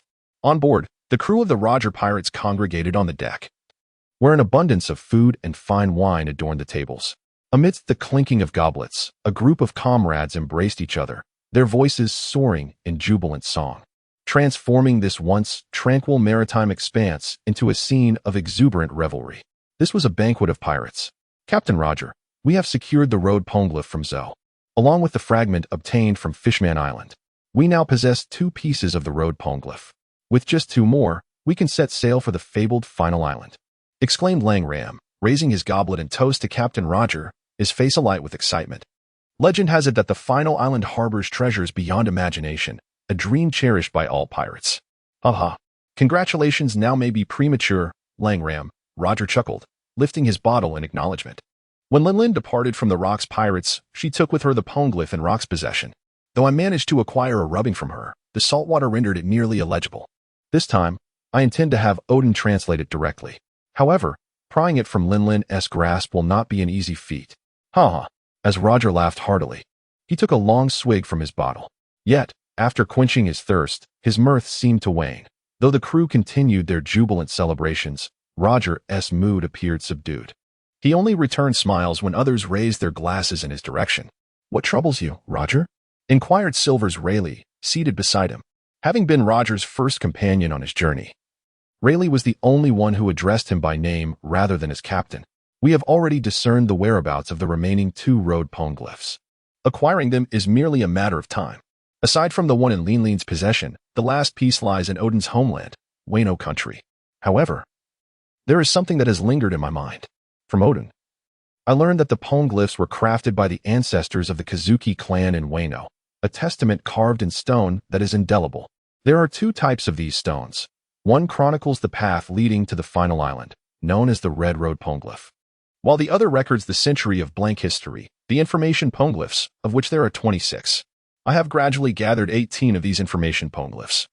As I yearn to unravel the mysteries of that lost century, I seek to understand why the world government aims to obliterate that segment of history. Within it lies a monumental secret, and only by gathering all the historical texts can the hidden truths be unveiled. However, the whereabouts of the remaining 8 fragments of the historical text remain elusive to this day. Rayleigh, time is of the essence. Roger and Rayleigh engaged in a hushed conversation. With Roger's words laden with urgency, he was far from satisfied with the progress of collecting the historical texts. Aware of his terminal illness, he realized his time was limited. Before his demise, Roger felt compelled to delve into the truths of history, to fulfill his dream of circumnavigating the globe, to reach the final island. Presently, the dream of world travel had nearly been realized. Only the final island remained uncharted. Furthermore, the 100 years of history erased by the world government had only been partially uncovered. The mere glimpses of history he had obtained filled Roger with trepidation. Even a man of his vast experience was shaken by the buried past. Do not overthink it, Roger. Let us first complete the tasks at hand. The rest can follow. Perhaps, as we proceed, we may uncover further details of the historical texts, Rayleigh reassured him after a moment of silence. Everyone was aware of Roger's condition. Yet aside from Rayleigh, no one dared to console him. Throughout his life, Roger had viewed his existence with detachment. What he truly sought was the unfulfilled dream. Captain Roger, why do you appear so glum? Allow me to perform a trick to lift your spirits. A boy of approximately 12, with a red nose, noticed Roger's mood and approached him, smiling. Without waiting for a response, he retrieved 5 apples from the table and began a juggling act. The boy tossed the 5 apples through a ring. Foolish buggy. Captain Roger has no interest in your clumsy performance. Do not obstruct him from enjoying his drink and meal. At that moment, a boy with red hair suddenly leaped out from behind Buggy and kicked him squarely in the backside, causing the unsuspecting Buggy to tumble to the ground. The apples fell one by one, striking Buggy on the head and rolling away. Roger stared in disbelief as Buggy slowly rose to his feet. Then suddenly pointed and erupted in laughter. Hey, Buggy, you're bleeding. Ha ha. Buggy, seated on the floor, touched his nose only to find it stained with crimson blood. He turned to confront the culprit, his fury ignited as he leaped up, shouting, "You bastard. Shanks, I will have my revenge." As Shanks beheld Buggy's furious demeanor, he erupted into laughter, skillfully evading Buggy's fierce onslaught. Amidst Buggy's wrathful pursuit, Shanks commenced a spirited dash across the ship, all the while jesting, "Buggy, you're running far too slowly. At this rate, you'll never catch up to me." Ha ha. The crew, witnessing the playful antics of Buggy and Shanks, found the festive atmosphere of the banquet increasingly jubilant. Roger, too, was swept up by the crew's exuberance, momentarily casting aside his burdensome thoughts to join in the merriment. As the members of the Roger Pirates reveled in the joyous ambience, both Roger and Rayleigh abruptly paused, their gazes locking in mutual surprise. After a brief moment, they rose and strolled to the ship's bow, peering out towards the distant sea. "An old friend has arrived, just in time for our celebration," Roger remarked. His eyes fixed on the seemingly empty waters, a smile spreading across his face. Their sudden movement caught the attention of the other crew members, who gathered around Roger and Rayleigh, peering in the same direction, yet seeing nothing. "Captain, what are you and Uncle Rayleigh looking at?" At that moment, the playful tussle between Buggy and Shanks came to a halt as they squeezed in beside Rayleigh and Roger, curiously gazing at the ocean. "Hee, they have arrived." Just as Roger spoke, a mast materialized from the formerly barren sea, followed by the sight of a Navy flag coming into view for the crew of the Roger Pirates. "The Navy!" Both Shanks and Buggy exclaimed in unison upon spotting the flag in the distance. Shortly thereafter, a dog-headed warship emerged on the horizon, prompting Shanks and Buggy to gasp. "It's the ship of the hero Garp." The crew of the Roger Pirates was no stranger to the Navy hero, Vice Admiral Garp. They had clashed with him numerous times, always managing to escape his grasp. Shanks and Buggy held vivid memories of Garp, and for a simple reason. Suddenly, Roger, standing at the bow, widened his eyes, an overwhelming aura radiating from him, bearing down upon the distant warship. The Conqueror's Haki, the tranquil sea, without warning, began to churn. On the dog-headed warship, Garp stood at the helm, flanked by Akiji, Bogart, and Kizaru, all wearing grave expressions as they gazed towards the Aro Jackson. In an instant, the terrifying aura surged across the sea like a palpable force, causing the very air to grow heavy. Crack! Suddenly, fine fissures appeared inexplicably along the wooden railing at the ship's bow. On the deck of the warship, the lookout crew could scarcely withstand the overwhelming pressure. Their eyes rolled back, and they collapsed onto the ground. This distressing scenario was mirrored within the engine room as well. The Doghead battleship, which had been surging forward at a rapid pace, suddenly came to a halt. Roger's Conqueror's Haki had managed to exert its influence even upon the Navy 1,000 meters away. At the bow of the ship, standing slightly bent behind Carp, Kineman instinctively gripped the hilt of his sword, resembling a beast poised to pounce at any moment. "Ha, impressive. You've managed to endure," Carp remarked with a light laugh, glancing at Kineman, who remained steadfast, before leaping atop the doghead. Through his observation of the transparent world, Kineman noted that Carp's muscles began to ripple, his feet adopting a wide stance as his right hand formed a fist. The aura of dominance coalesced around Carp's fist, and a dense black lightning crackled into existence, producing a terrifying sound. "Roger, allow me to greet you," Carp exclaimed with a grin, launching a fierce punch. The concentrated black lightning erupted violently from Carp's fist, shooting outward in all directions. Astonishingly, the Haki that had gathered around Carp's fist detached and surged towards the distant Oro Jackson. Kineman's pupils constricted at the sight. He had not previously heard that Haki could disembody itself and launch as a tangible attack without being affixed to a weapon. Wasn't Haki meant to fortify the body and enhance the defense and offensive weaponry? Yet here it was, manifesting as a corporeal assault. Boom. A muffled roar pierced the air as the terrifying Haki surged straight towards the pirate ship. Meanwhile, Roger aboard the Oro Jackson sensed Carp's impending attack. Swiftly, he drew his sword from his waist and leapt to the bow of the ship. With a commanding shout, he swung his blade towards the battleship. Divine evasion. A crescent-shaped black slash enveloped in dense black lightning materialized before Roger's blade, hurtling towards Carp's hockey-infused punch. Buzz. The two forces collided in the heart of the ocean, generating a resonant hum in the atmosphere. Where their strikes converged, the sea surface sank dramatically over a radius of several hundred meters. Above, the clouds parted, revealing a brilliant blue ribbon amidst the white. In an instant, colossal waves arose, crashing toward both the Doghead battleship and the Oro Jackson, splashing against the two vessels. The waves propelled them each 100 meters away. Carp had managed to locate them once more. Yaredom, the feast is over. We must commence our escape. After deftly evading Carp's attack, Roger leaped back onto the deck, raising his long sword and issuing a swift command. The residual force of their clash still lingered, and the turbulent waves upon the sea presented an opportune moment for escape. The notion of confronting Carp and his navy head-on, of decisively defeating him, was not something Roger had entertained. Time was of the essence. He could not afford to become entangled with Carp. Furthermore, Roger was acutely aware of Carp's formidable prowess. An engagement between them would be endless, and regardless of the outcome, precious time would be squandered. Such a loss was unacceptable to Roger. There was no time to waste with the Navy. He had to seize the moment to live. Roger's aspirations lay with the historical text, the circumnavigation of the globe, the ultimate island, not with the Navy. With the aid of the wind and waves, the Oro Jackson swiftly set sail, departing the area with remarkable speed. Although the Oro Jackson was a sailing vessel, it was the masterpiece of the finest shipwright in Water City, Tom, and its power was not inferior to that of the Navy's warships. In the blink of an eye, the Oro Jackson had covered 100 meters and was on the verge of vanishing from the view of the Doghead warship. On board the Doghead warship, Carp gazed at the rapidly retreating Oro Jackson, a grin suddenly spreading across his face.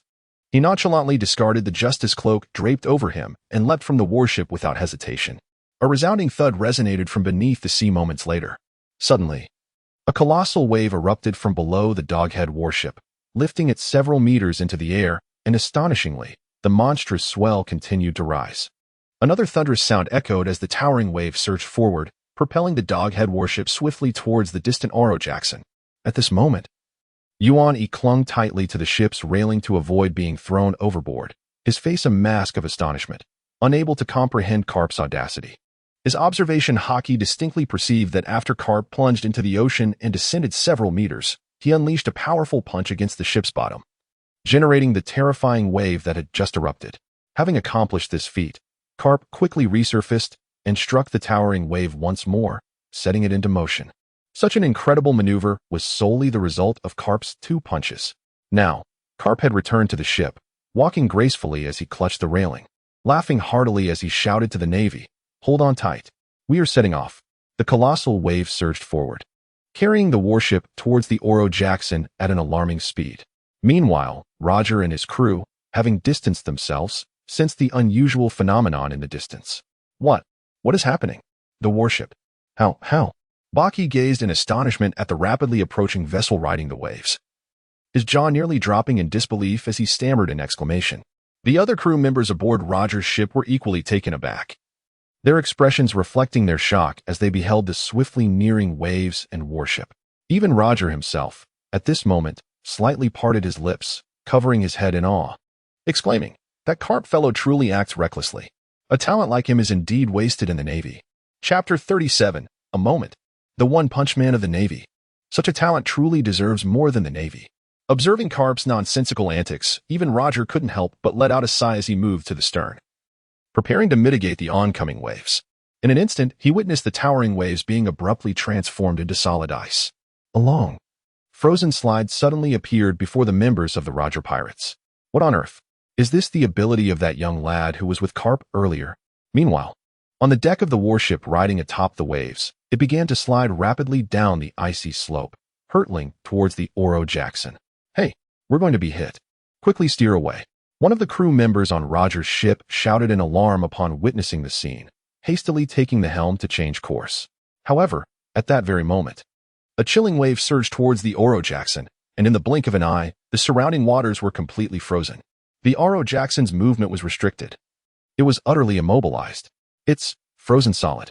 Captain Roger, the sea has been encased in ice. Buggy exclaimed, staring down at the frozen waters around the Oro Jackson, his voice laced with horror. Ah, I see.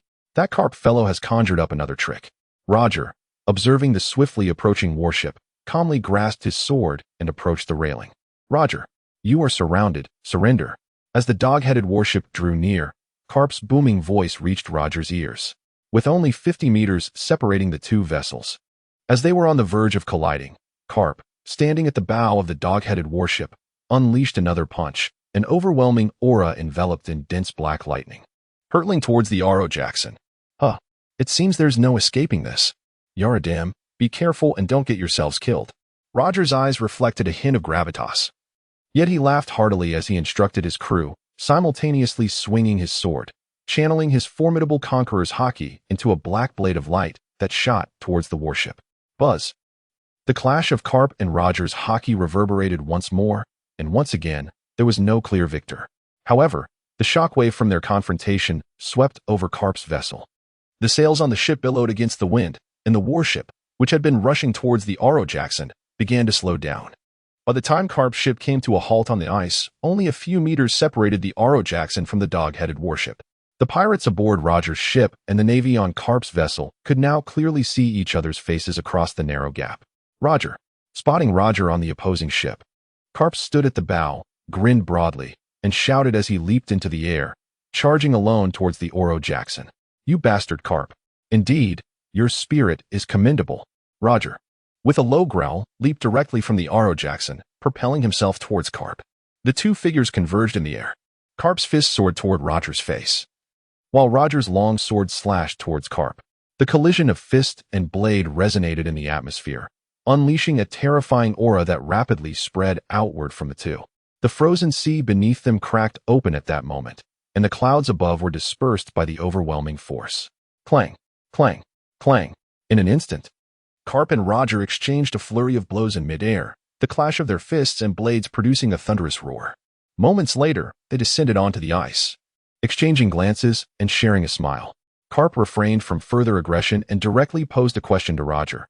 I have heard you seek Big Mom. Roger, what are your intentions? Roger appeared unperturbed, responding candidly to Carp's inquiry with an air of sincerity. I am in search of the Road Poneglyph. This matter does not concern the Navy, does it? There are countless pirates upon the seas. Why do you persistently fixate on me, you scoundrel? There was an unmistakable tone of grievance in Roger's voice, as their conversation bore no resemblance to that of adversaries, but rather to that of old friends, relaxed, casual, and devoid of tension. What foolishness! It is only natural for the Navy to pursue pirates. Moreover, I have a premonition that you will likely stir up some significant trouble.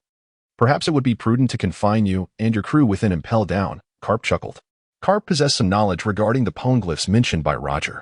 Though his understanding paled in comparison to Roger's, he was aware that the poneglyphs marked the route to the fabled Final Island, a place where immense treasures lay, coveted by every pirate who dared to set sail. However, the secrets of the poneglyphs had been concealed by the world government, and Carp's awareness was merely a stroke of luck. Yet, Carp sensed that Roger's motives extended beyond the mere pursuit of treasure. Having clashed with Roger numerous times, he believed he understood him well. This man was not simply a treasure hunter. Although the Roger pirates were indeed a pirate crew, they were peculiar in their conduct. Throughout their journey from the East Blue, they had never been known to pillage innocent civilians. In fact, when a member of Roger's crew had once committed such an act, Roger himself had executed the offender. During their encounters with the Navy, Roger and his crew often sought to avoid conflict whenever possible, maintaining a relatively minor degree of confrontation with naval forces. However, they had engaged in fierce battles with other pirates, matters that held no relevance to the Navy. Nevertheless, the Roger pirates were not entirely virtuous. They had previously targeted the royal families of nations allied with the world government, which rendered them notorious criminals. Simultaneously, Roger's endeavor to collect historical texts has drawn the scrutiny of the world government, and the formidable strength of the Roger pirates has consequently led to their exorbitant bounty. The reason behind Garp's relentless pursuit of Roger is rather straightforward. The Roger pirates possess immense power, yet their actions do not align with such terrifying capabilities. Garp is aware that Roger harbors grander ambitions. although he remains oblivious to the specific nature of these aspirations. It is reasonable to assume that a pirate's lofty goal cannot possibly be world peace, can it? This premonition of Roger's potential to instigate significant upheaval is what drives Garp to doggedly chase him. As for Impel Down, Garp has little fondness for that place and would prefer to avoid it. Just as he was about to voice his thoughts, Roger abruptly halted, exclaiming, "Stop, Odin." It turned out that during their conversation, Kazuki Odin had descended from the Oro Jackson and, sensing Garp's formidable presence, could not resist engaging him in combat. With a flourish, Odin unleashed his two-sword style, T-Gen Shirataki. His figure transformed into a streak of black light, soaring into the air with a sudden leap, his muscles tensing with vigor. The Tenjin and Enma blades crossed in a cruciform, slicing swiftly towards Garp, with the Conqueror's haki enveloping the two swords as they thundered toward him. Odin was oblivious to Roger's words. His mind was solely focused on clashing with a powerhouse like Garp. Kazuki Odin, having been pried from Whitebeard's ranks by Roger, was the former captain of the 2nd Division of the Whitebeard Pirates, where he enjoyed camaraderie with Whitebeard himself. At this moment, Odin had never engaged Garp directly, and his excitement at the prospect of battle rendered him deaf to any distractions. This fellow is indeed a warrior from Wano, isn't he? Remarkable indeed. Garp recognized Odin the instant he laid eyes on him. Although he had never encountered the man in person, he had seen Odin's wanted poster and immediately identified him.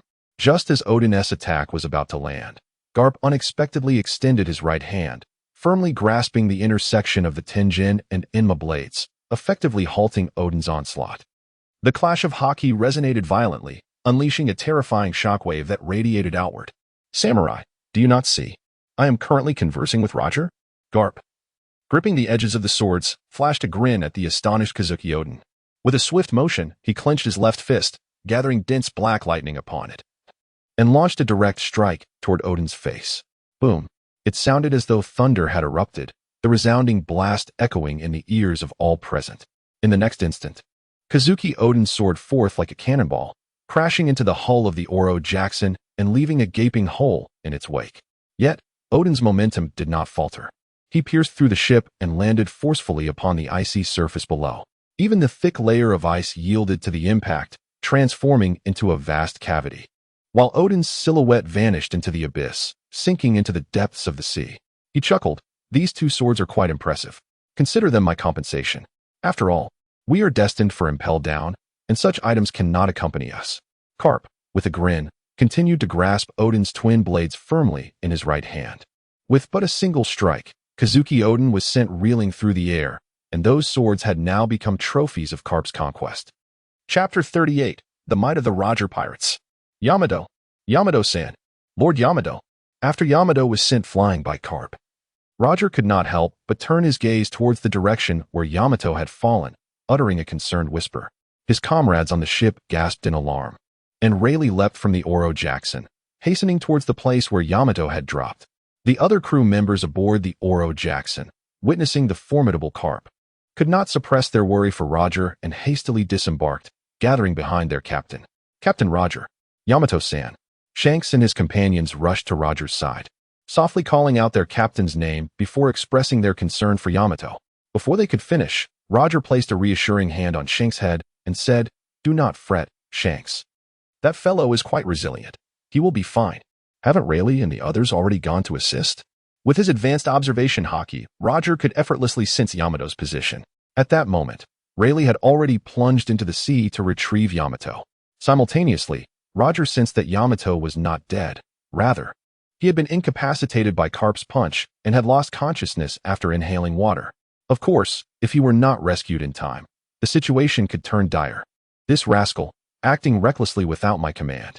This predicament is entirely of his own making," Roger remarked with a chuckle to his crew, his tone seemingly indifferent to Yamato's plight. Yamato's haki was formidable, his defensive capabilities extraordinary. When Roger first encountered Yamato, he had taken a powerful blow from him and remained vigorous. Garp's strength was on par with Roger's, and he was confident that Yamato would not perish, though he thought this as soon as he uttered those words. Roger's gaze shifted to Garp. "Garp, you have made a choice by striking my comrade. Haven to you." Roger's tone grew serious, shedding the demeanor of an old friend. Yet a smile lingered on his face. "Roger, what nonsense are you spouting? Do you think I came here to chat with you? Carp retorted, tossing the two swords in his hands towards the direction of the doghead warship.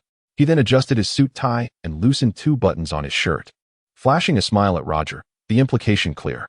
Before Roger could respond, Carp slightly bent forward, fixing his gaze on Roger, and with a powerful push against the ice, propelled himself forward. In the blink of an eye, Carp was before Roger, delivering a thunderous punch to his chest. Clang! Roger reacted swiftly, raising his sword to shield his chest. However, the overwhelming force still sent him flying. After delivering a powerful punch, Carp landed and, with an explosive force, shot forward once more, his figure flickering as he closed the distance to the airborne Roger. Without hesitation, he unleashed another fist aimed at Roger's crown. Clang! Roger blocked with his sword, but the tremendous impact drove him mercilessly into the icy surface, which splintered under the force. Roger was struck by Carp and plunged into the sea. Carp's speed was astonishing to the eyes of the other members of Roger's pirate crew. They merely witnessed a flash of light, and in the next instant, both Roger and Carp vanished from their sight. Boom! Moments later, Roger erupted from the ocean's surface, laughing heartily as he launched two slashing strikes at Carp. After they were parried, Roger quickly closed in, engaging Carp in close combat. From dozens of meters away on the icy expanse, onlookers could only perceive two dark figures darting and intertwining at incredible speed, the terrifying aura of their clash radiating outward from the battlefield. Even from such a distance, the crew could feel the overwhelming power emanating from both Roger and Carp. Boom! Boom! In an instant, thunder reverberated as the skies above where Carp and Roger battled were cleared of clouds, displaced by their powerful confrontation. The ice beneath them could no longer withstand the force of their struggle, fracturing under the strain. Yet, both Carp and Roger remained oblivious, their battle stirring up tumultuous waves upon the sea. Oh my, what a commotion this is! Just as Roger's crew focused on the distant battlefield, a slightly flippant exclamation suddenly rang in their ears. A tall, slender man materialized upon the ice, dressed in a pristine white suit, with his hands tucked into his pockets. Akiji appeared behind the members of Roger's crew, exhaling a chilling breath. Shanks and the others involuntarily gasped in surprise at the sound, turning their heads to look. Ice time! At that very moment, as everyone turned, Akiji lightly called out, raising his hands. Two ice pillars erupted from his fingertips, hurtling directly towards Roger's crew members. Elliot and Yaman, caught off guard, were instantly frozen by Akiji's powers, transforming into ice sculptures. These two were formidable members of Roger's crew, each with bounties exceeding 100 million, renowned as notorious pirates across the seas. Yet, in an instant, they were immobilized by Akiji. Mr. Elliot! Mr. Yaman! Buggy cried out in shock, witnessing his two seniors lose their fighting capabilities in a single encounter. At that moment, Akiji had already used his speed to appear before Buggy, who, gazing up at Akiji's towering figure, swiftly drew a short knife from his waist, attempting to strike at him. Despite being only 12 years old, Buggy showed no fear in the face of such a formidable adversary. Instead, he was determined to retaliate for his comrades. Oh, how astonishing! Instead of succumbing, Buggy dared to retaliate, eliciting a low murmur from Akiji as an icy chill surged from his being. Just as he intended to encase Buggy in frost, his observation Haki sensed a figure rapidly approaching him. Oi! A towering figure, approximately 4 meters tall and muscular, appeared beside Akiji just as he prepared to strike. With a fist imbued with Haki, he delivered a powerful blow towards Akiji's face. It was Douglas Barrett, a mere 17 years of age, yet already dubbed the heir of the devil. Despite his youth, he had awakened his conqueror's Haki and possessed the powers of the paramecia-type fusion fruit, enabling him to merge inorganic materials with his body, reconstructing new forms, and fusing objects to create weapons. His prowess was formidable enough to contend with first mate Rayleigh on equal footing. As the attack approached, Akiji's body transformed into icy mist, completing his elemental transformation just in time to evade the incoming strike. Douglas Barrett's fist met only air, his expression tightening with a hint of surprise. Suddenly, the icy mist in the air coalesced around Barrett, and in the next instant, Akiji materialized behind him, resting a hand on Barrett's shoulder, whispering, "Ice ball." In an instant, Barrett was encapsulated within a sphere of ice, his face still bearing a trace of astonishment, visible through the translucent frost. It was remarkable that Barrett, capable of standing toe-to-toe with the first mate, was frozen solid in mere moments by Akiji. The terrifying power of the Logia-type fruit cast a shadow over the hearts of the remaining crew of the Roger pirates. Now, who shall be next? Akiji's gaze swept across the rest of the Roger pirates, poised to make his next move when, unexpectedly, the ice sphere before him began to shatter. Astonishingly, Barrett had broken free from his icy confines. With a hockey-infused hand, he lunged for Akiji's face, his swift escape catching Akiji off guard, leaving him momentarily unable to react. Just as Barrett was about to seize Akiji with his hockey, a burst of flames erupted from Barrett's side, revealing a crimson blade slicing rapidly towards Barrett's neck. Breath of the Sun, second form, Flame of Heaven. The red-haired youth, wielding his sword with hockey, unleashed his most powerful strike at this moment, intent on severing Barrett's head in a single blow. At last, Ewan had arrived. Chapter 39, Assassination, the terrifying defense of a top-tier warrior. A crimson blade, enveloped in flames, swiftly descended towards Barrett's neck. Upon witnessing the sudden appearance of Kizaru beside Barrett, Akiji couldn't help but murmur in frustration. He had arranged with Kizaru to launch a simultaneous assault. He would enter first to draw attention and utilize his abilities to eliminate the weaker members of the Roger pirates.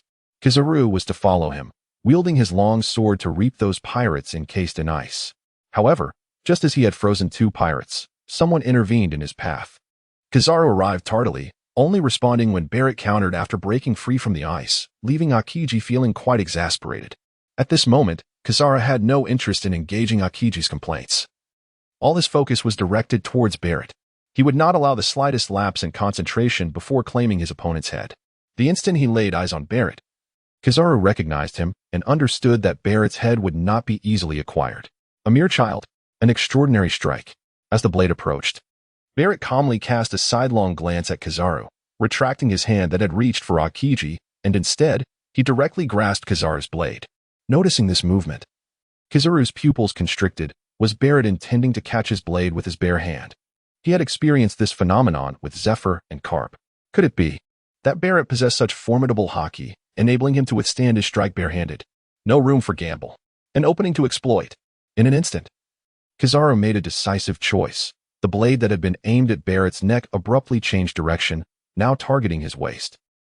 Barrett's hand, which had reached for the blade, found nothing. The next moment, a searing pain surged through his abdomen, prompting an involuntary gasp. As he turned his gaze towards Kizaru, he found that Kizaru had already retreated several meters, joining Akiji, both men vigilantly observing Barrett. Despite Barrett's youth, his strength was terrifying. Akiji and Kizaru had coordinated seamlessly, yet they were unable to subdue Barrett at the first opportunity. At this moment, other members of the Roger pirates still occupied the icy surface. Kizaru and Akiji unanimously decided to temporarily withdraw from the battlefield, opting not to engage Barrett further. That strike was too shallow. This fellow's hockey is extraordinarily potent. His defense formidable. Kizaru cast a distant glance at the wound on Barrett, his heart sinking. The recent attack had been executed with all his might, yet it had merely grazed his opponent. The injury was not severe enough to hinder Barrett's combat capabilities. Barrett's hockey was indeed terrifying. That little brat managed to wound me. Barrett felt a sharp pain in his lower back, and as he bent down, he discovered a gash of several centimeters across his abdomen. The skin surrounding the wound was charred, while the area beyond it appeared inflamed, resembling flesh scorched by fire. Although the cut was not deep, merely grazing the muscle, the blood flow was not excessive and would not hinder Barrett's ability to fight.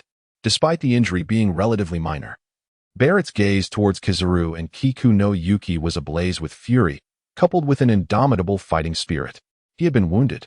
This was the first time since boarding the Oro Jackson that anyone, aside from Captain Roger, had managed to inflict harm upon him. And astonishingly, the assailant was a mere child. Judging by his age, he seemed no older than Shanks and his companions. Barrett, are you all right? You've been hurt. Is it serious? At that moment, the other members of the Roger pirates also began to react. The attacks from Kizaru and Kiku no Yuki had been alarmingly swift and unexpected. Only a few crew members with particularly strong observation hockey had sensed the danger in advance, while most were only now coming to grips with the situation. Shanks, noticing the bleeding wound on Barrett's side, could not help but express his concern. Though Barrett had a reputation for being difficult to get along with, he was still a comrade, and the bond among the crew was profound. It's nothing. This level of injury is trivial, Barrett replied, dismissing the concern. By the way, Shanks, that kid seems to be around your age. To possess such formidable strength at such a young age is reminiscent of my own youth. Despite being a youth of barely 20, Barrett spoke with an air of maturity, even offering a compliment to his adversary, Kiku no Yuki. His tone was remarkably carefree, showing no sign of deference towards Kizaru and Kiku no Yuki. As Barrett spoke, the other members of the Roger Pirates took notice of Kiku no Yuki, who stood alongside Kizaru. Though it was their first encounter with Kizaru, they had heard of his formidable reputation, a marine prodigy, a user of a logia fruit, and the youngest colonel in marine history. However, the red-haired youth wielding a long sword beside Kizaru was a stranger to them. Such a young age. With striking red hair and such incredible strength, was he a new recruit aboard Carp's ship? His distinctive appearance raised questions. Who was that kid? He just injured Barrett, they murmured. Intrigued. His strength is impressive. Is he a newcomer on Carp's ship? Wait, wasn't he his sword red just a moment ago? Now it appears black. The crew of Roger shared their observations, their tones surprisingly lighthearted despite the gravity of the situation. The two individuals frozen by Akainu were moved to Barrett's side.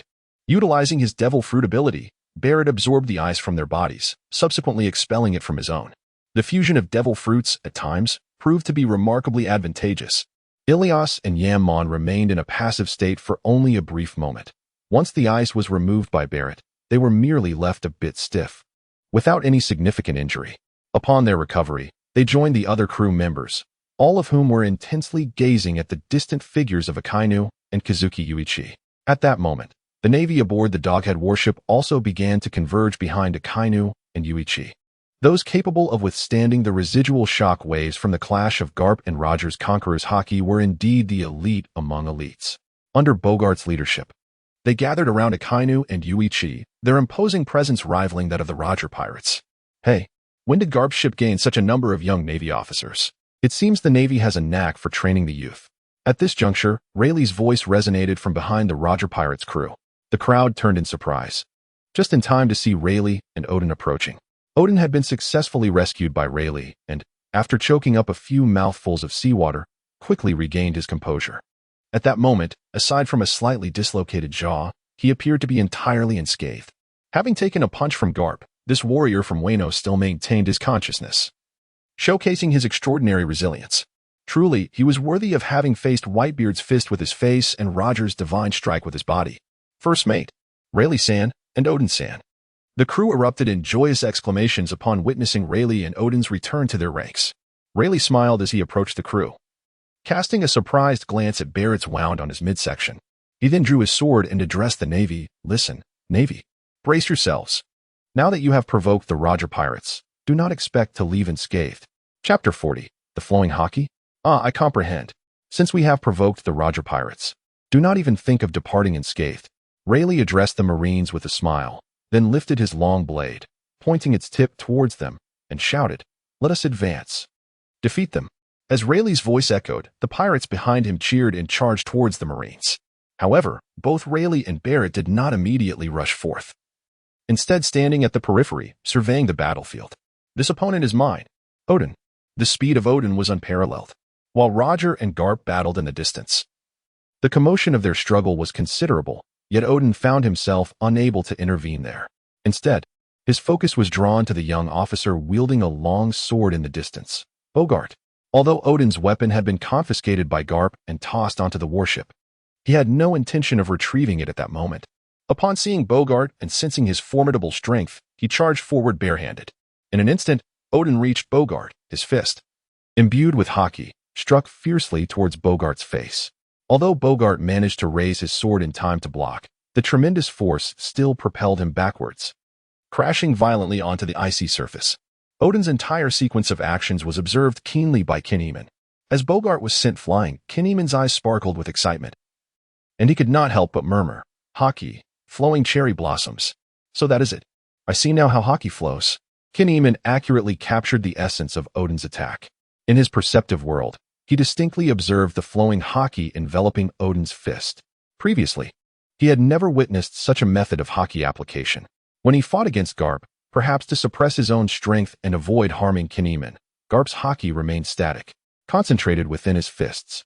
Likewise, Akiji's haki, though not particularly strong, was also static during battle and did not flow at all. In Wano, haki is referred to as flowing cherry blossoms. Fundamentally, they are the same phenomenon, merely differing in nomenclature. However, in regions beyond Wano. Most individuals utilize haki merely as a static concentration at a certain point or as an attachment to their weapons.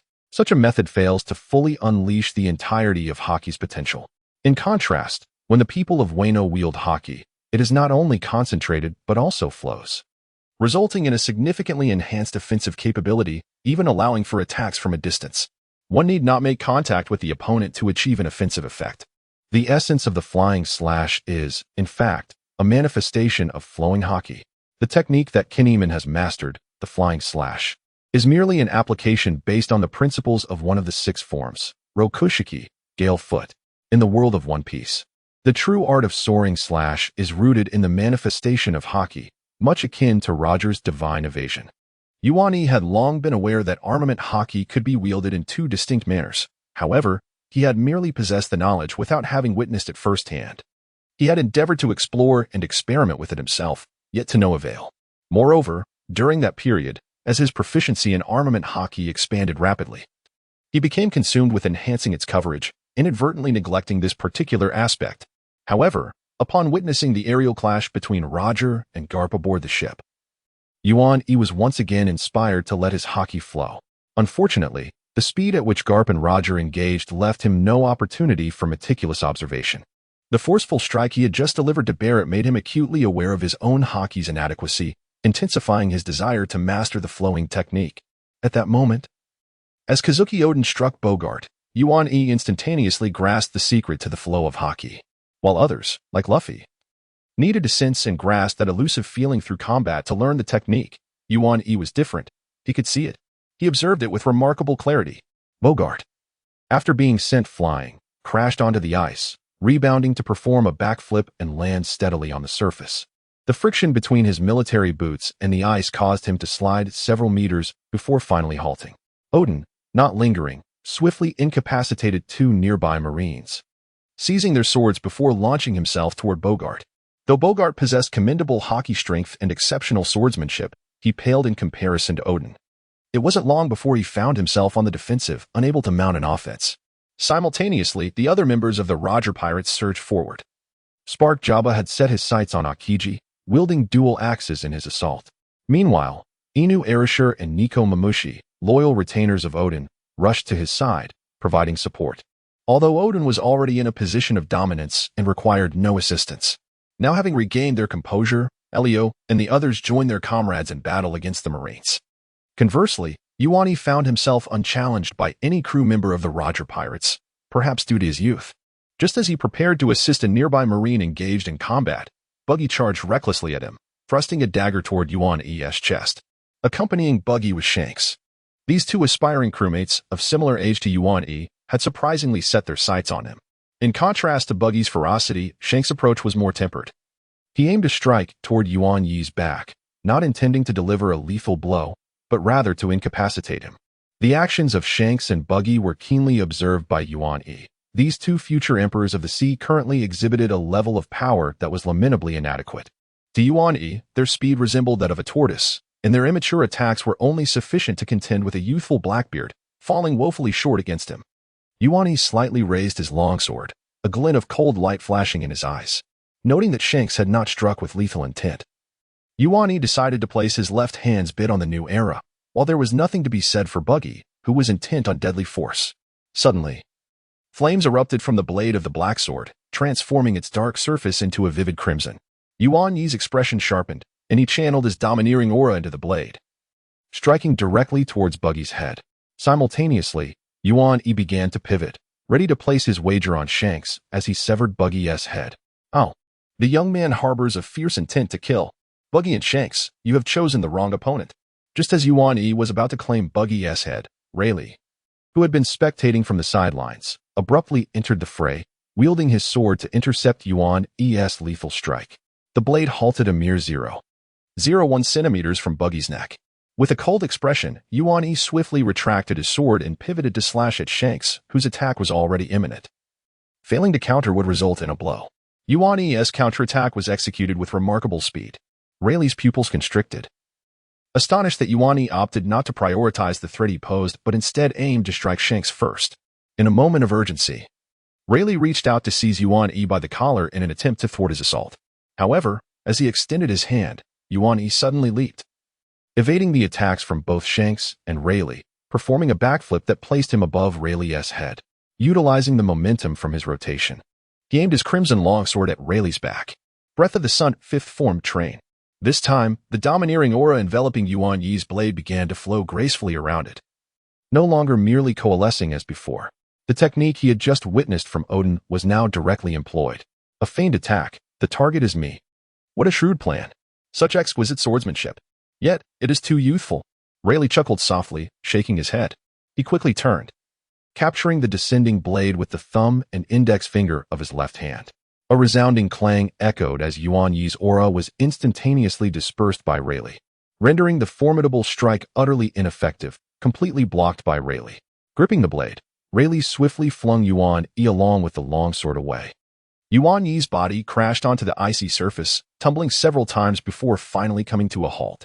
The flowing dominance, still insufficiently potent. Yuan-Yi slowly grasped the blade and gradually rose to his feet, furrowing his brow as he murmured to himself. At that moment, Rayleigh cast a glance at the two small cuts on his thumb and index finger, his gaze towards Yuan-Yi surprisingly filled with admiration. Chapter 41. Retreat. In the power of the future King's Alliance. After Jigwa Yuan-Yi retreated a few meters, Rayleigh ceased his pursuit.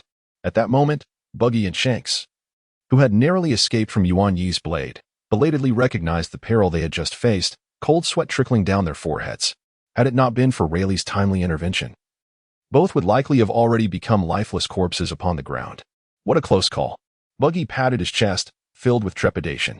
Shanks stood beside him, gripping his short blade tightly, enveloped in silence. The Navy, truly deteriorating. Even young men like you are compelled to step onto the battlefield. Carp, that fellow, is indeed a disappointment. Rayleigh gazed at the youthful visage of Jigwa Yuan-Yi, suddenly feeling a surge of sentiment, his tone laced with disappointment towards the Navy and Carp. Humph. Rayleigh, what nonsense are you spouting? The two youngsters beside you are not fighting on the battlefield.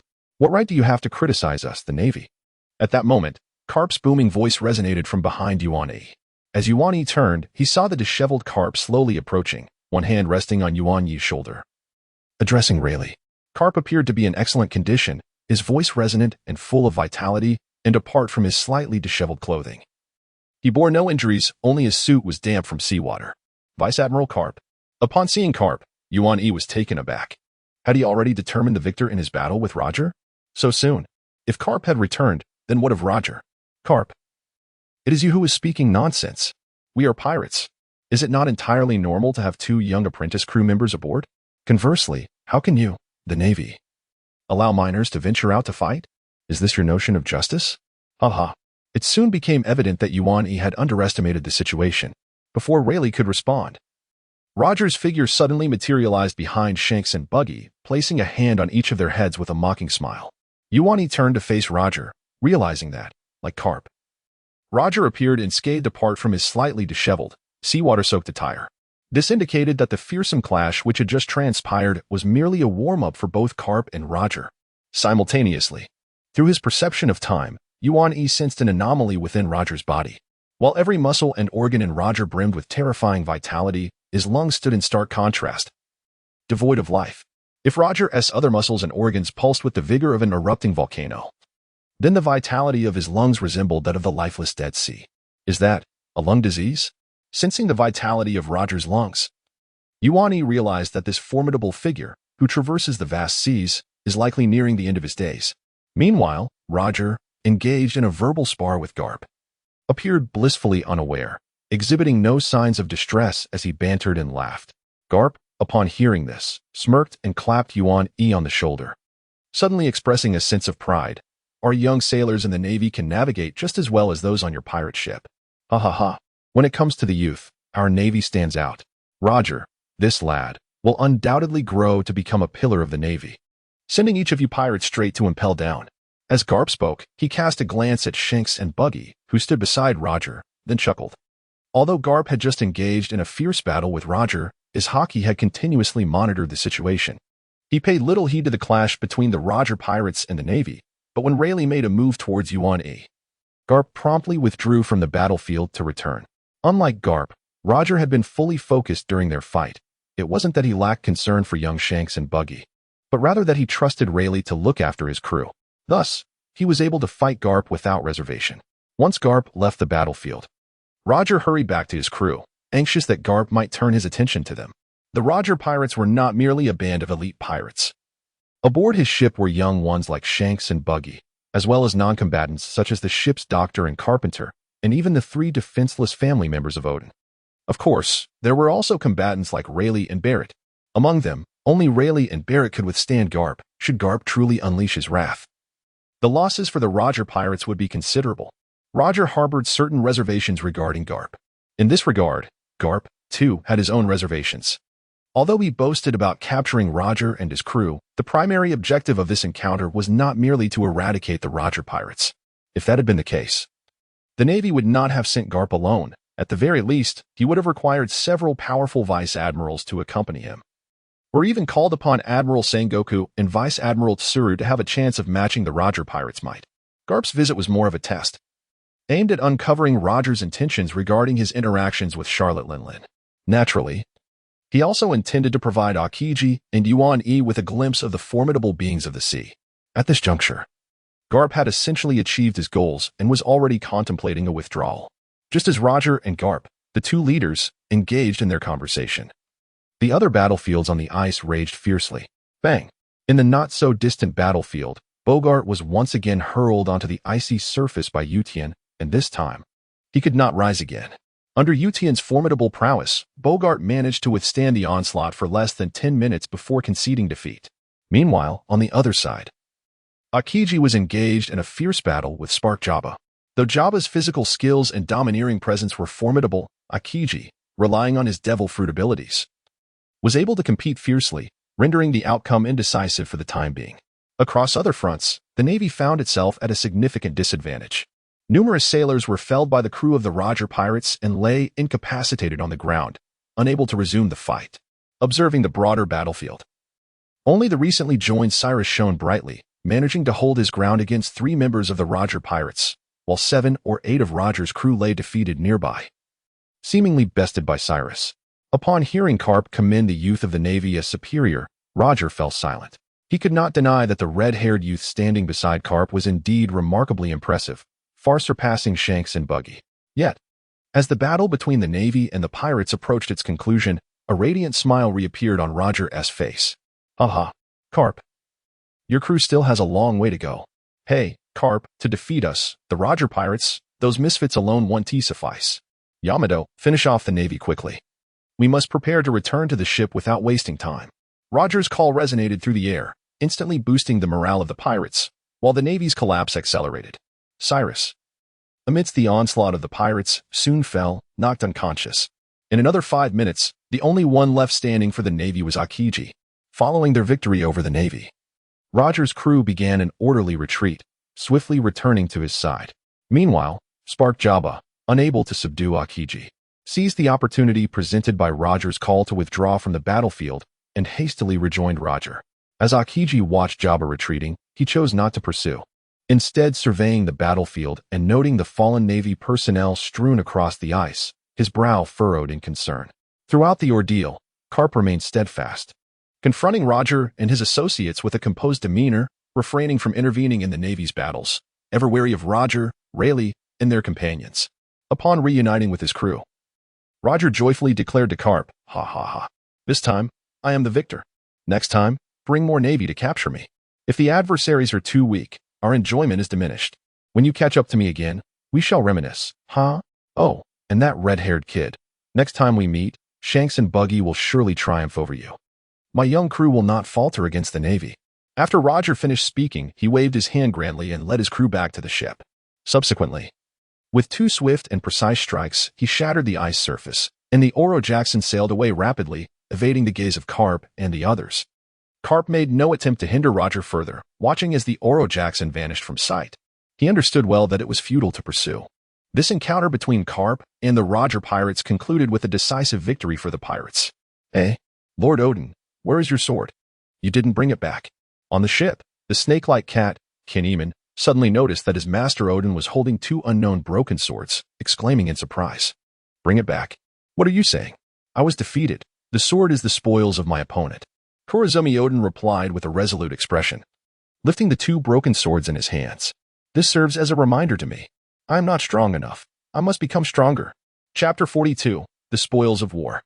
The encounter between the Navy and the Roger pirates commenced abruptly and concluded just as swiftly.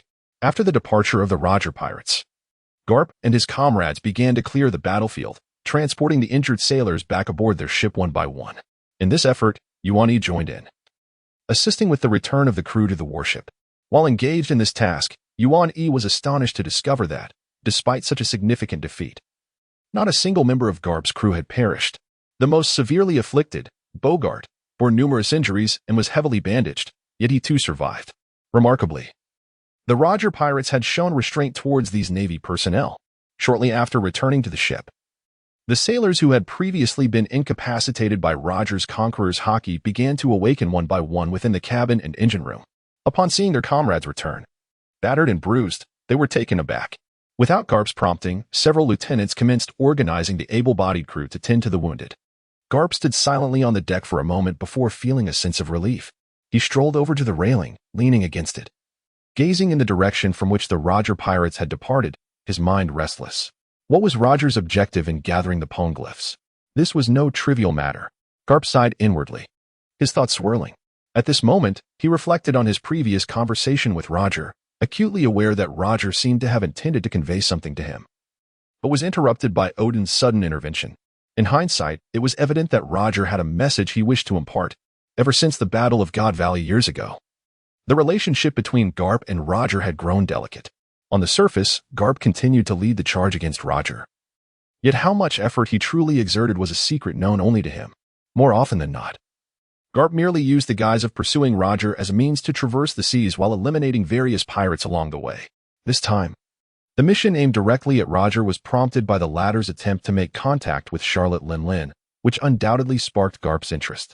However, after this encounter with the Roger pirates, Garp sensed that matters had become considerably more intricate. The fact that Roger was collecting the poneglyphs would undoubtedly attract the attention of the world government. Roger, what kind of upheaval are you intending to incite? As Garp pondered over the sea, he was interrupted by the voices of Akiji and Yuan-E on the deck. Oh, is this a sword belonging to a member of the Roger pirates? It looks rather impressive, exclaimed Akiji, examining the blade in his hand. The quality seems exceptional. This sword, it feels as though it is absorbing my haki. As Kuniakai stood beside Akiji, he curiously examined the hilt of Enma, his grip firm. His conqueror's haki, having been absorbed by the blade, was unwittingly affixed to it, and Kuniakai could distinctly sense the ebbing of his power, prompting an involuntary gasp of wonder. These two swords were previously wielded by Odin, discarded onto the ship after being confiscated by Garp. When the Roger pirates departed, they inexplicably left them behind. Garp, upon hearing the commotion, turned to see the two blades in Kuniakai and Akiji's hands, raising an eyebrow in surprise. However, when he noticed Kuniakai toying with Enma, his eyes widened, and he immediately exclaimed, "Hey, Kuniakai, put that down. That is a cursed sword. Do not touch it." While Akiji may not have recognized its significance, Garp certainly did. He was well aware of the renowned swordsmen from Roger's crew. Odin's swords were all of the great grade 21, genuine masterpieces. Among them, the Enma in Kuniakai's grasp was particularly notorious. Under Odin's stewardship, it had already begun its transformation into a black blade. Given time, its quality would ascend even further. A weak wielder could never hope to control Enma. They would instead be sapped of their haki, potentially leading to their demise.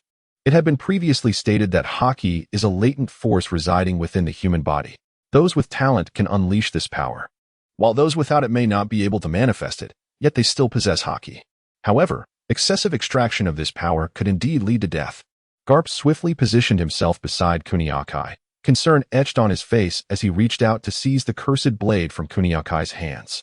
Yet, Kuniakai instinctively recoiled, unfazed by Garp's warning, and instead remarked with keen interest, "A cursed sword? Huh? It looks formidable. Let us give it a try." As he spoke, Kuniakai hastened to the ship's edge, wielding Enma before him and delivering a powerful slash towards the open sea. The formidable haki erupted forth, forming a flying slash approximately 1 to 2 meters long. Unlike the previous flying slash Kuniakai had executed, this time it was a pure haki slash, though narrower in scope. Its might was incomparable to any mere air slash. With a resounding crash, The slash descended into the distant waters, cleaving the sea in two and leaving a scar that stretched for dozens of meters. Seconds later, the waters surged back, engulfing the mark. Meanwhile, Garp, now at Kuniakai's side, had grasped his wrist. Upon witnessing the spectacle, Garp froze momentarily, gradually loosening his grip. His head slightly inclined in astonishment as he gazed at the now tranquil surface of the sea, murmuring, "A flying slash, a true flying slash." Regaining his composure, Garp turned to Kuniakai, his voice sharp with incredulity. "You brat, have you mastered the art of haki flow?" Garp's tone was laden with disbelief and astonishment. He had never instructed Ueniki in such techniques, nor had he employed similar methods during their training sessions. Garp intended for Ueniki to enhance his mastery of haki before introducing these advanced concepts. The art of haki flow was notoriously challenging to grasp. Its esoteric nature often eluded even the most diligent, with many individuals potentially squandering years without significant progress. In the world of One Piece, inherent talent played a crucial role. However, Garp was taken aback to discover that Ueniki had inexplicably mastered it. The cursed blade, it seemed, possessed no extraordinary qualities. Ueniki glanced down at the blade, and mused aloud. Upon hearing Garp's remark, he turned and replied, "Are you referring to the technique of haki flow, Admiral Garp? If so, then yes. I observed others employing it while defeating Bogart and decided to give it a try. It proved quite effective, significantly enhancing the power of my haki. And it even allowed for attacks from a distance." As he spoke, Ueniki casually set Inma aside and drew his longsword from his waist, channeling haki into the blade. Garp narrowed his eyes slightly, utilizing his observation haki to assess the situation, and nodded in acknowledgement. After a brief moment, Garp appeared to have an epiphany, gazing at Ueniki with a puzzled expression and inquiring, "You saw it? You actually saw it?" "Indeed, I did. Moreover, I've noticed that Roger seems to be afflicted by a grave illness. It appears he may not have much longer to live," Ueniki responded, raising his gaze to meet Garp's. As he had anticipated, Garp's attention was immediately captured by the news of Roger's ailment. The Admiral stood there, visibly stunned, grappling with the shocking revelation. Impossible. How could someone like him? Garp trailed off into silence. During their recent battle, he had already sensed a decline in Roger's vitality, despite still being formidable. Garp, having faced Roger countless times, was acutely aware of the man's true strength. No one knew it better than he. Although Garp was uncertain how Ueniki had discerned the illness, he understood that Ueniki was not fabricating the truth. So it was. Garp's voice grew somber. Chapter 43, The Return Voyage, Awaiting the Ones Left Behind. Combined Edition. After the departure of the Roger pirates, Garp's dog-headed warship ceased its pursuit. Many of the Navy personnel who had just engaged in battle with the Roger pirates were grievously injured and required time to recuperate. Garp's first mate, Bogart, was unable to fulfill his duties due to the severity of his wounds, and his position was temporarily filled by Akiji. It was not only the crew who suffered injuries. Garp's dog-headed warship also sustained considerable damage from his series of reckless maneuvers. After a hasty repair, it barely met the conditions for departure. However, in the harsh maritime environment of the New World, the warship could not venture far. For these reasons, Garp decided to head to the nearest port, intending to repair the vessel before returning to Marineford. The encounter between Roger and Charlotte Linlin was now inevitable. Upon his return, he planned to gather some formidable rear admirals and commodores, reorganizing them before setting sail again. As for deploying an admiral-level force, Garp had not contemplated that. At that level, actions were no longer in the hands of a mere vice-admiral. Sengoku would only heed the orders of Fleet Admiral Sengoku, who most often remained stationed at Marineford. Although, in principle, Garp could not command rear admirals and commodores, he understood that as long as he could persuade them with a request, most would heed his words. Garp was acutely aware that merely relying on his current subordinates would make it exceedingly difficult to withstand the Roger pirates, and pursuing them into the territory of the 100 Nations might invite an assault from the Big Mom pirates. Those pirates, unlike the Roger pirates, would not hold back against the Navy. Should Garp be ensnared by Charlotte Linlin, the survival of his crew would be uncertain. Without complete preparation, one must not act recklessly. Although Garp often acted impulsively, he was not like Luffy. He employed strategy, just as he would later approach Hive Island. He would not take the inexperienced sailors aboard, but instead lead a team of elite members from Sword. 3 days later, Garp's dog-headed warship docked at the military port of the G-63 branch in the New World. After a period of rest at the branch, Garp's ship set sail once more, heading toward Marineford. The noon sun shone like toffee, delicate and sweet. The shimmering surface of the sea occasionally saw fish leaping joyfully, dancing with the sunlight. Amidst the vast ocean, a patchwork dog-headed warship sailed gracefully. It had been exactly 2 months since Carp had departed from Marineford, and the repercussions of the recent defeat still lingered aboard the vessel. The naval personnel who had previously engaged in combat were only half recovered after days of recuperation, while some remained bedridden, too weak to rise. Presently, the most fully staffed area aboard the vessel is likely the engine room. As the sailors stationed there generally possessed diminished combat prowess, with the majority unable to withstand the overwhelming conqueror's haki emitted by Roger at that time. It was precisely because these sailors fell unconscious that they were spared from injury. On the deck of the warship, only a few sailors were scattered about, peering through telescopes to survey the surrounding sea. Under normal circumstances, the number of lookouts would have been at least double, unlike the steadfast sailors dutifully maintaining their posts. A red-haired youth clad in a naval auxiliary uniform stood by the railing, lost in thought as he gazed at the waves. The sea breeze tousled his crimson locks. The sailors on deck appeared accustomed to the scene, engrossed in their tasks, indifferent to the auxiliary's presence. Suddenly, the red-haired boy seemed to be struck by some unseen affliction. Clutching his chest with his right hand as he gradually sank to the ground, his left hand gripping the railing tightly, a pained expression etched upon his face. "Yuani, what is wrong with you?"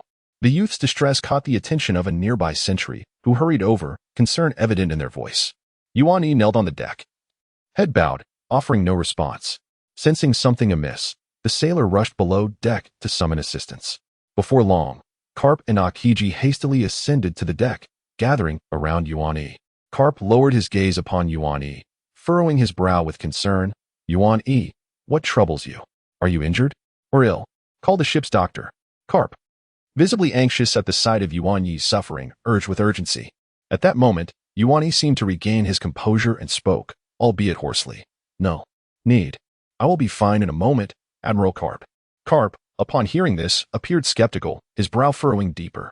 Shortly thereafter, the ship's doctor arrived and, at Carp's insistence, began to examine Yuan-E. However, after a preliminary assessment, the doctor shook his head at Carp.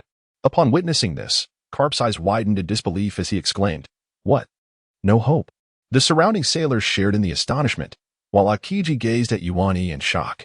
Noting Carp's reaction, the doctor hastened to clarify, "No, that's not it. Young Yuan-E is quite healthy. I see no issues." "Idiot. If you don't know, just say so instead of shaking your head." Carp barked angrily, pushing the doctor aside as he crouched next to Yuan-E, scrutinizing his complexion closely. Kapu observed that the expression of Kuni Yuichi had calmed considerably. It seemed that the pain in his body had dissipated. During the moment that Kapu crouched down, Yuichi was already able to support himself against the railing and slowly rise to his feet.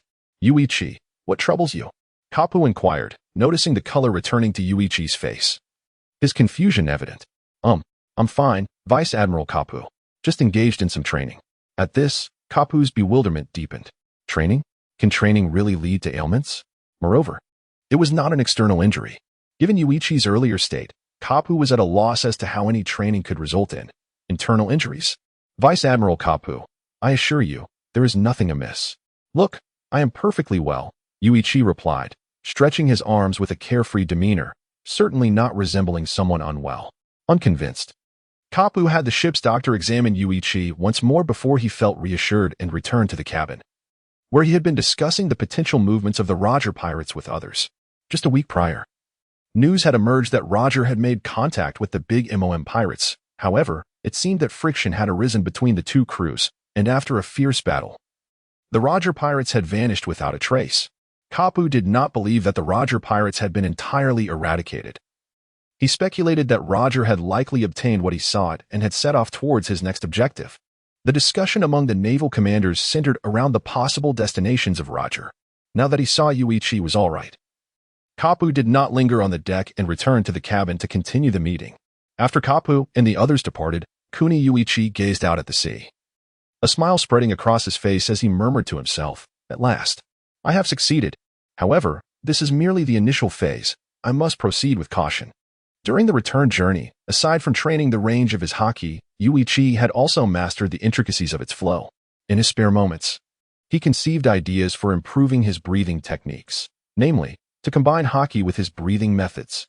This would not only enhance muscular strength and bolster physical defense, but also refine his breathing techniques, further fortifying his body. After several days of experimentation, Kuni Yuichi finally achieved success. Sun breathing, first form, Rondo.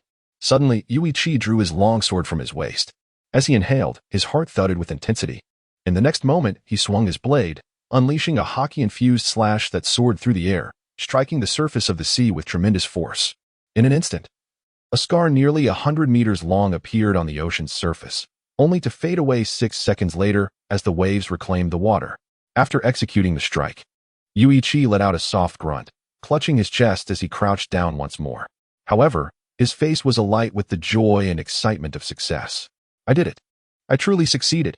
The formidable aura seamlessly integrates into the breathing technique, further enhancing my physical capabilities. Although even a brief attempt at this stage feels somewhat overwhelming, I am confident that as my training deepens, these side effects will swiftly dissipate. By cultivating this breath imbued with formidable energy to a state of constant concentration, I am certain that my strength will undergo a qualitative transformation. The previous strike that cleaved through the sea, had it solely relied on the augmentation of my aura, would have produced a blade of light extending merely a few dozen meters. However, with the application of my current breathing method, the potency of my strike has doubled, allowing me to carve nearly 100 meters of scar into the water, with the depth of the cut also significantly increased.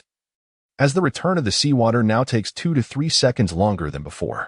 It is precisely for this reason that I am convinced my experiment has succeeded.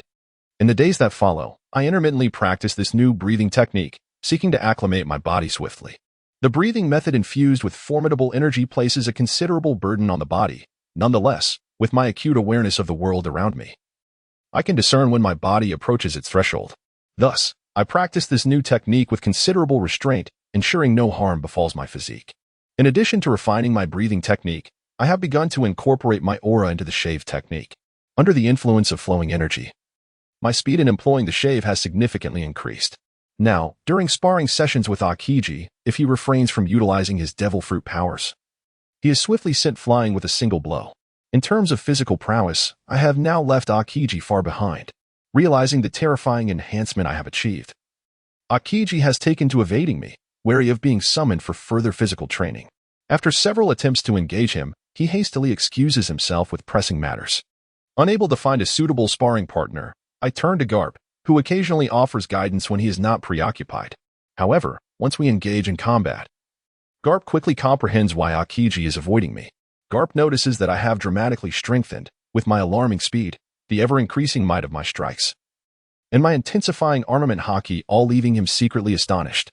At my current level of strength, only a select few within the Navy could be said to firmly surpass me.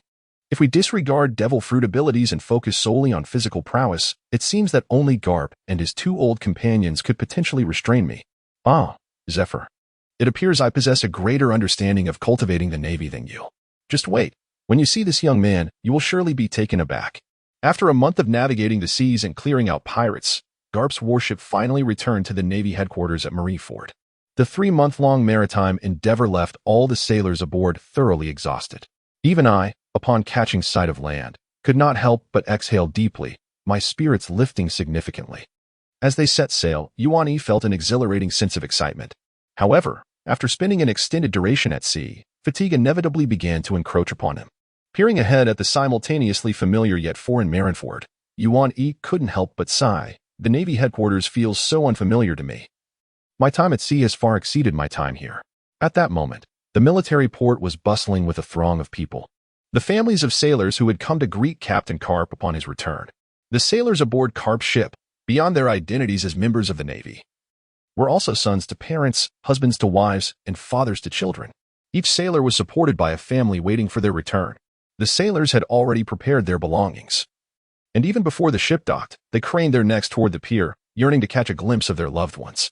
Understanding the sentiments of his crew, Carp ascended the deck, assigning junior officers to attend to the injured, before issuing an order for immediate disbandment, granting the sailors a generous leave of half a month.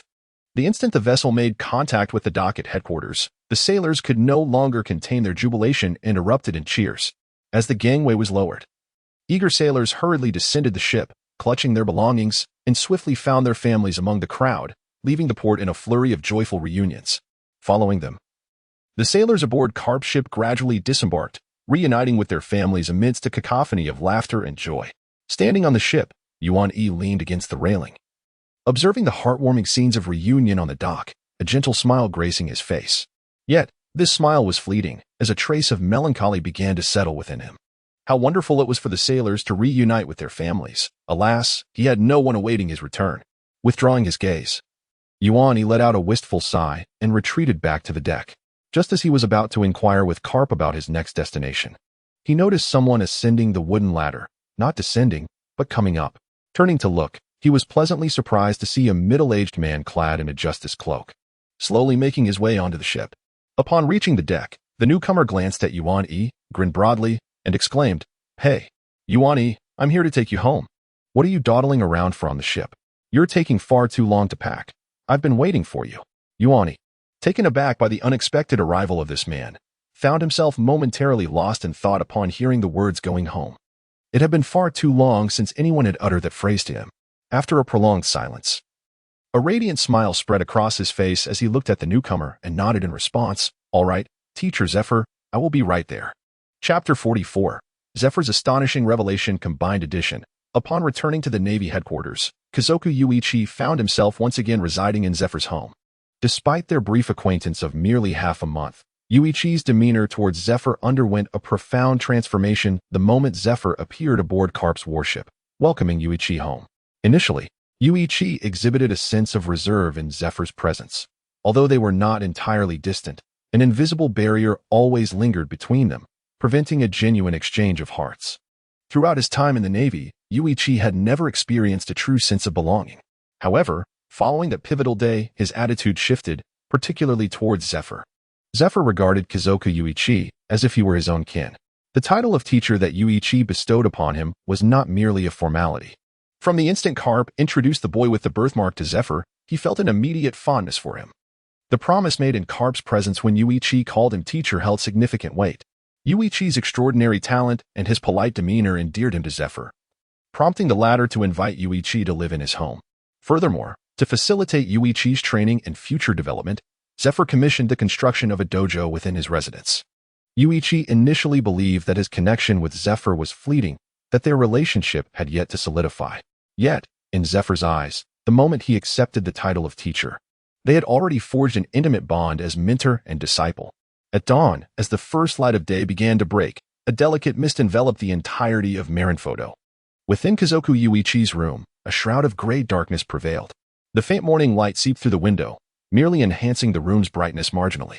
Following Yuichi's return to this space, subtle changes had transformed its arrangement. Once a bare chamber containing only a futon atop tatama mats and a wardrobe by the window, it now boasted a brand new sword rack beside the wardrobe. Upon this rack rested 3 long swords, the foremost being Yuichi's own blade, the Black Sword Dawn. Beneath it lay 2 sharp long swords without scabbards, both formerly belonging to Kazuki Oden. One was Inma, and the other Tenguayasha. These swords were spoils of war acquired by Karp. However, Karp himself was unskilled with blades, and aside from Bogart, there were no proficient swordsmen aboard his ship. To avoid letting such fine weapons go to waste, Karp entrusted both swords to Kazoku Yuichi, asserting that retaining such famed blades was of no use to him, and it would be better to pass them on than to let them languish in obscurity. Originally, Karp intended to bestow upon Kiku no Kuni a single sword, the legendary Aminotachi, planning to stow away the ominous demon blade, Inma, fearing that Kiku might inadvertently harm himself while wielding it. However, upon witnessing Kiku's deft handling of Inma that fateful day, Karp relinquished his reservations and gifted both swords to Kiku. As for how Kiku chose to manage this newfound treasure, Karp felt no inclination to interfere. Once bestowed, they rightfully belonged to Kiku. Grateful for Karp's generosity, Kiku accepted the swords without hesitation. Despite not being a swordsman of the 3-sword style, he could not resist the allure of possessing such exquisite blades. In terms of how he would repay Karp, Kiku had already formulated a plan in his mind. He resolved that upon reaching adulthood, he would enlist in the Navy, adamantly refusing to become a pirate, a revolutionary, or a traitor. He would not shy away from battle, for he would safeguard the honor of Admiral Karp. As the thin mist enveloping Marineford gradually dissipated, the first rays of sunlight streamed into Kiku's chamber.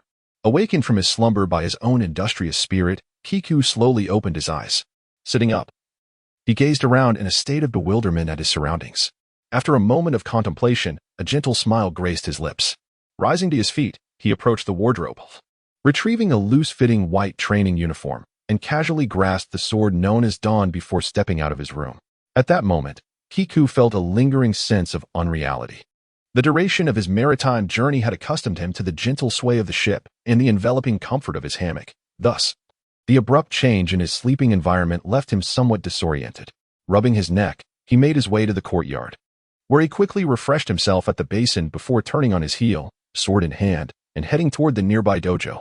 Just then, Zephy's voice resonated from behind him. "Hey, Kiku, you're up quite early. How did you sleep?" Turning around, Kiku spotted Zephyr approaching from the end of the corridor and responded with a warm smile. "I slept very well. There is no comparison to the comfort of home compared to the ship. You wouldn't believe it, but that guy Kazan has quite the odor about him. The entire cabin reeks of his masculine aroma." Upon hearing this, Zephyr chuckled heartily at Kiku's complaint about Kazan. "Kazan? Huh? That little rascal has smelly feet? Haha. Speaking of which, now that he is back, his rotation has concluded, and he is about to be promoted to lieutenant. I haven't quite figured out how to congratulate him yet, but after hearing you, perhaps I should gift him a nicer pair of military boots. It would save him from having to deal with stinky feet." Haha. Zephyr and Kiku found common ground, and in no time, a lively conversation ensued. Zephyr was eager to engage in a serious discussion with Yuan-E regarding the matter of Kazan's foot odor. Inadvertently, his gaze fell upon the long sword that Yuan-E held, recalling that Yuan-E had seemed prepared to head to the dojo. "Yuan-E, are you planning to commence your training so early in the morning?" Zephyr inquired with a smile, though he already harbored an answer in his heart. He still wished to hear an affirmative response from Yuan-E. "Indeed, I do not wish to squander the morning hours. During my time aboard Admiral Karpa's ship, I acquired some knowledge and aspire to continue my training and enhance my skills," Yuan-E replied. Hearing this, Zephyr nodded in approval. "Behold, this is what constitutes an exemplary disciple. Such dedication truly merits the title of my student." Observing Yuan-E, Zephyr couldn't help but reminisce about a previous lazy fool he had once taught, even though that individual had since attained the rank of Rear Admiral. A fool remains a fool. "Ah, do not evade. I am indeed referring to you, Borsalino." In addition to his satisfaction, Zephyr felt a surge of curiosity regarding Yuan-E's claim of having learned something. He was keen to ascertain whether Yuan-E had made any progress during the past 3 months at sea. If not, he would hold Karp accountable. "Yuan-E, let us spar. I wish to see how much you have advanced during this time." Yuan-E nodded and followed Zephyr into the dojo. Leaning his long sword against the wall, Yuan-E picked up a bamboo sword and approached Zephyr. Zephyr refrained from taking the bamboo sword, standing before Yuan-E empty-handed. Upon seeing Yuan-E standing before him with the bamboo sword, he waved his hand casually and said, "Come on, Yuan-E, give it your all, without any reservations." "I shall begin, Master Zephyr. Please be cautious," Yuan-E replied, nodding as he held the sword vertically before him. No sooner had he spoken than Yuan-E's figure abruptly vanished from Zephyr's sight. Zephyr could not help but exclaim lightly. In that instant, he was utterly unable to perceive Yuan-E's form, hastily employing his observation haki to locate his position. The next moment, Yuan-E reappeared behind Zephyr, wielding the bamboo sword enveloped in flowing armament haki, and struck fiercely at Zephyr's waist, the speed so remarkable that it produced a sharp whistle through the air. "What a spirited lad!" Zephyr exclaimed, sensing the impending attack. He quickly raised his left hand to shield his waist, enveloping his body in armament haki, prepared to withstand the assault. Clang! With a resounding crash, Yuan-E's strike sent him flying back, swiftly creating distance between himself and Zephyr. Zephyr stood motionless, absorbing the slight pain that radiated from his arm, his expression a portrait of astonishment. Not only had Yuan-E mastered the technique of shave, but he had also integrated armament haki into it. The haki extended beyond his legs, encompassing his arms and the bamboo sword, its range astonishingly broad. Moreover, the force of that strike was exceedingly formidable, to the extent that I could feel pain. "In a mere 3 months, you, young lad, have grown to such an extent?" Zephyr remained silent for a considerable time, staring blankly at Kirigakure Yuanichi, and finally spoke in astonishment. Zephyr, a former admiral of the Navy headquarters, stood apart from the 3 future admirals who would ascend through the powers of their devil fruits. He had achieved his esteemed position solely through unparalleled martial arts and indomitable haki. In his prime, his strength was at its zenith. within the entire Navy headquarters. Only a handful could breach his defenses with physical attacks. Pain was a sensation he had not experienced in many years since becoming the Navy's chief instructor. Yet now, Kirigakure Yuanichi had managed to inflict pain upon him with that bamboo sword. Just 3 months prior, he could easily deflect Yuanichi's attacks with a piece of iron, but now, even employing haki, he could not completely disregard Kirigakure Yuanichi's strikes. This extraordinary enhancement from Kirigakure Yuanichi was something Zephyr had never anticipated. "Zephyr-sensei, are you alright? Shall we continue?" Yuanichi inquired. After landing a hit on Zephyr, he could clearly see, through the transparent world, that the spot he struck had turned slightly red.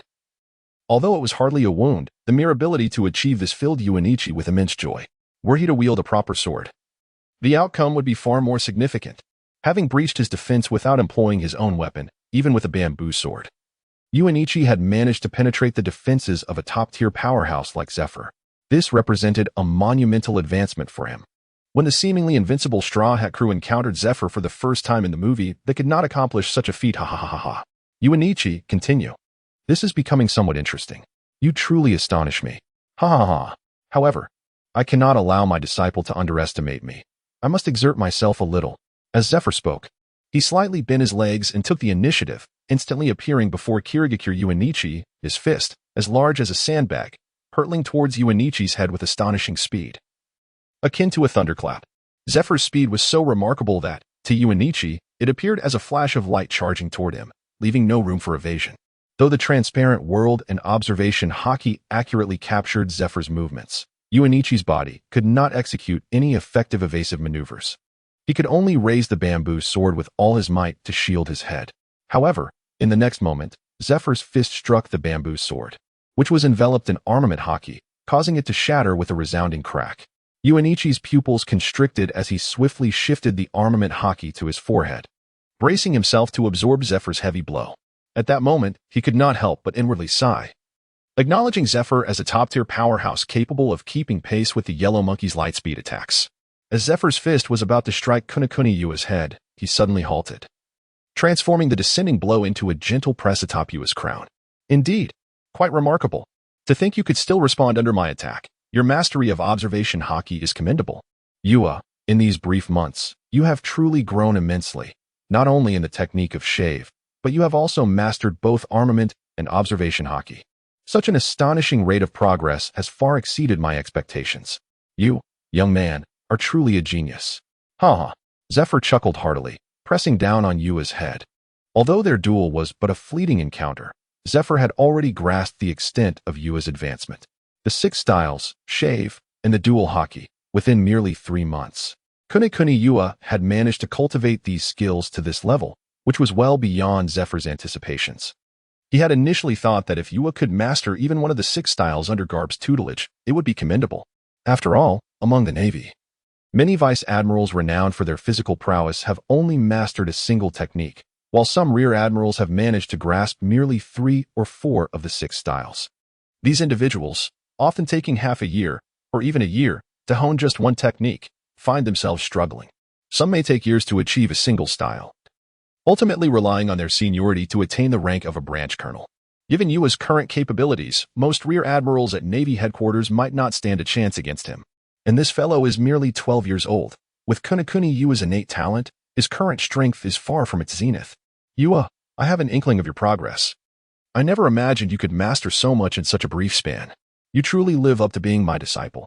It appears that your next goal should be to enhance the coverage of your haki. Once you can envelop your entire body, you must then focus on intensifying its strength. Haki, too, is a matter of quality. The quality signifies the strength of your haki, while the quantity determines the duration for which you can wield it in battle. Yua, if you maintain that level of haki output, how long could you fight? At this, a hint of curiosity flickered across Zephyr's face as he inquired. To be precise, without having fought, I cannot say for certain, but I would estimate about half an hour without issue. Zephyr nodded at this, a fleeting expression of satisfaction crossing his features before he solemnly patted Yua's shoulder and remarked, "A true powerhouse can fight for 5 days, or even 10, without any problem when fully exerting themselves. You are still far from becoming a true strongman. Do not let pride cloud your judgment, and never cease your forward momentum." Upon hearing this, Kunekuni Yua couldn't help but nod. He held no doubt regarding the truth of Zephyr's words, for he understood that in the world of One Piece, the endurance of the strong is indeed formidable. Previously, this matter had never crossed my mind. However, upon hearing Zephyr mention it, Yuan Yi has come to realize that he still has a considerable journey ahead. At the very least, he is unable to unleash his full combat potential. There are constraints that his domineering aura and stamina impose upon him. Yuan Yi, has Carp ever spoken to you about what it means to return life? Zephyr inquired, noticing the contemplative expression on Yuan Yi's face. Upon hearing this, Yuan Yi's pupils constricted. He had heard that name before. Yet it was not associated with any of the 6 styles. Indeed, Carp had not specifically mentioned the concept of life returned to him. He had been so engrossed in the cultivation of his domineering aura that he had not contemplated this notion. Shaking his head, Yuan Yi turned his gaze towards Zephyr. It seems that Carp, that foolish man, has neglected to teach you the most crucial aspect. Your remarkable progress is ultimately due to your extraordinary talent. The return of life is the fundamental principle for enhancing one's physical form. Yuan Yi, in the time to come, you must prioritize mastering this. I shall teach you. Chapter 45. The Special Cadets of the Naval Academy. Combined, the return of life. This technique does not belong to any of the 6 forms of the Navy. In terms of skill, it bears some resemblance to paper drawing, yet it possesses an essential difference. Paper drawing, a technique for controlling the relaxation of bodily muscles, can be categorized as a defensive skill. In contrast, the return of life transcends this concept entirely. If one were to draw a parallel, the return of life could be seen as a superior skill to paper drawing. It involves infusing consciousness into any part of the body, thereby allowing for the free control of these areas. The essence of the return of life lies herein. In its simplest application, it enables one to manipulate their hair, allowing it to move freely. Notable practitioners include the future Vice Admiral of the Navy Headquarters, Ghost Spider, and the formidable Lion from CP9. A more advanced application involves controlling internal organs. The most basic instance of this is the ability to regulate the esophagus and gastrointestinal tract, thus facilitating the digestion of food. In the world of One Piece, there is a semblance of adherence to the law of conservation of energy, albeit to a certain extent. The consumption levels of the strong are often staggering. However, the digestive capacity of the organs is limited, making it impossible to process vast quantities of food. Yet without such abundant sustenance, one cannot attain superhuman combat prowess. The significance of the return of life lies in its capacity to bridge this broken cycle. With it, human physiology can continually surpass its limits, growing ever stronger. Upon discovering that Kinemon had not learned of the return of life from Garp, Zephyr took it upon himself to elucidate the principles and effects of this technique to him. Zephyr was quite astonished that Kinemon had not yet mastered the return of life. Considering his terrifying growth without its enhancement, he surmised that should Kinemon acquire this ability, his subsequent rate of advancement would likely be even more formidable. As Zephyr explained, Kinemon listened intently. Zephyr even seized the opportunity during breakfast to demonstrate the so-called return of life. Observing through the clear world, Kinemon watched Zephyr employ the technique. After some contemplation, he attempted it himself. Remarkably, this ability to control one's body was not easily grasped at first. It took Kinemon an entire morning to master it. However, upon successfully acquiring this ability, Kinemon did not experience a terrifying surge in appetite. Rather, his consumption increased only slightly from its previous state. Yet the benefits of the return of life for Kinemon extended far beyond this. Previously, he could only sustain a battle for half an hour at full power, necessitating at least 6 to 7 hours for his haki to recover. With the mastery of the return of life, as long as he had ample food, Kinemon could completely recuperate after just one meal and less than 3 hours of rest. The recovery speed had doubled. This is of paramount importance for Yuani's cultivation. As evening approached, Zephyr returned from the Naval Academy, preparing to dine with Yuani. Upon entering the kitchen, he was taken aback by the sight of the empty pantry. For a moment, he suspected a thief had invaded his home. However, a sudden realization struck him, prompting him to rush to the dojo. There, he found Kunekuni Yuani fervently practicing his sword techniques, an overwhelming aura enveloping his bamboo sword. Each stroke produced a terrifying sound that echoed through the air. Zephyr also noticed 2 large bags of refuse in one corner of the dojo, and without needing to ponder, he knew their contents. Learned it. In just one day? What manner of being is this boy? Zephyr marveled silently, choosing not to interrupt Yuani's training, but sitting quietly at the doorway, observing him. At that moment, Zephyr discerned a peculiar rhythm in Yuani's breathing as he practiced his sword techniques. Between each inhalation and exhalation, Zephyr sensed the effort Yuani exerted. Pain occasionally flickered across Yuani's face, yet he persevered without pause. By the end of the morning, Yuani had successfully mastered the ability of life restoration. Eager to integrate this newfound power with his fierce breath technique, he found that consciously controlling his organs made it significantly easier to concentrate the armed color of his aura within them. His new breathing technique flowed more smoothly, greatly alleviating his suffering. Now, he was capable of executing an entire set of sun-breathing techniques using this method. With the dual assistance of his breathing technique and life restoration, Yuani could hardly fathom the terrifying heights his physique might reach in the future. Wow, Yuani, your swordsmanship is truly impressive, Zephyr exclaimed after witnessing Yuani complete a full set of sun-breathing sword maneuvers. Upon hearing the praise, Yuani turned to Zephyr, beaming with joy as he announced, "Teacher Zephyr, I have mastered the ability of life restoration." Then, slightly sheepish, he added, "I apologize, but I consumed all the food at home." Zephyr waved his hand dismissively, unconcerned by such trivial matters. What astonished him was not the empty pantry, but rather the fact that Yuani had mastered life restoration in a single day, unbeknownst to him that Yuani had only trained for half a day. Moreover, the sword technique Yuani had just executed was exceptionally elegant. Throughout his years in the Navy, Zephyr had never witnessed a swordsman with such fluid and magnificent swordplay. Food can always be replenished. As the chief instructor of the Navy, I am not impoverished by meals. Yet you, boy, have returned for but a day, and the astonishing feats keep coming one after another. Well done. Truly remarkable, a testament to my disciple. After indulging in a hearty laugh, Zephyr's mirth abated as he beckoned to Yuani. As Yuani approached, Zephyr's demeanor grew more solemn. "Yuani, this afternoon, the marshal summoned me to his office to inquire about your situation. He is quite concerned about you. There is a matter I wish to discuss with you. Ultimately, the decision lies with you. If you wish to attend, then go. If not, then refrain. No one will compel you." Zephyr's sudden seriousness caught Yuan-E off guard. Realizing this likely pertained to Admiral Steelbone Kong, his expression grew grave as he nodded, saying, "Teacher, please proceed. In light of your formidable abilities, the Marshal intends to expedite your admission to the Naval Academy. Although the enrollment is immediate, you will need to train there until you come of age." As Zephyr spoke, he could not suppress the furrow in his brow. Truth be told, his original intention was to delay Yuan Yi's entry into the academy, fearing that the lethargic veterans might corrupt the young prodigy. Furthermore, Yuan Yi was still quite young. Entering the academy would entail participating in practical maritime training as a cadet, albeit less frequently than combat units. Nonetheless, going to sea was a common occurrence, as certain knowledge could not be imparted through textbooks alone. The Navy required more than mere combat prowess. Typically, the officers leading these naval excursions were rear admirals or vice admirals, with Zephyr himself rarely taking charge. While the Naval Academy was indeed an educational institution, it could also be perceived as a deployment unit with infrequent engagements. Aspiring young individuals would battle the seas alongside their contemporaries, thus gaining invaluable experience. The Naval Academy was never an ivory tower. Zephyr's primary objection stemmed from his concern for Yuan Yi's safety. He held confidence in himself and in Garp. He believed there would be no issue with Yuan Yi following either of them. However, he harbored significant doubts about the rear and vice admirals who would be leading the expeditions. Each year, numerous cadets fell in combat. Only those who survived would ascend to greater ranks, either being assigned as commanders across the seas or remaining in the main office with promising futures. The Naval Academy was a realm where risk coexisted with opportunity. The Naval Academy?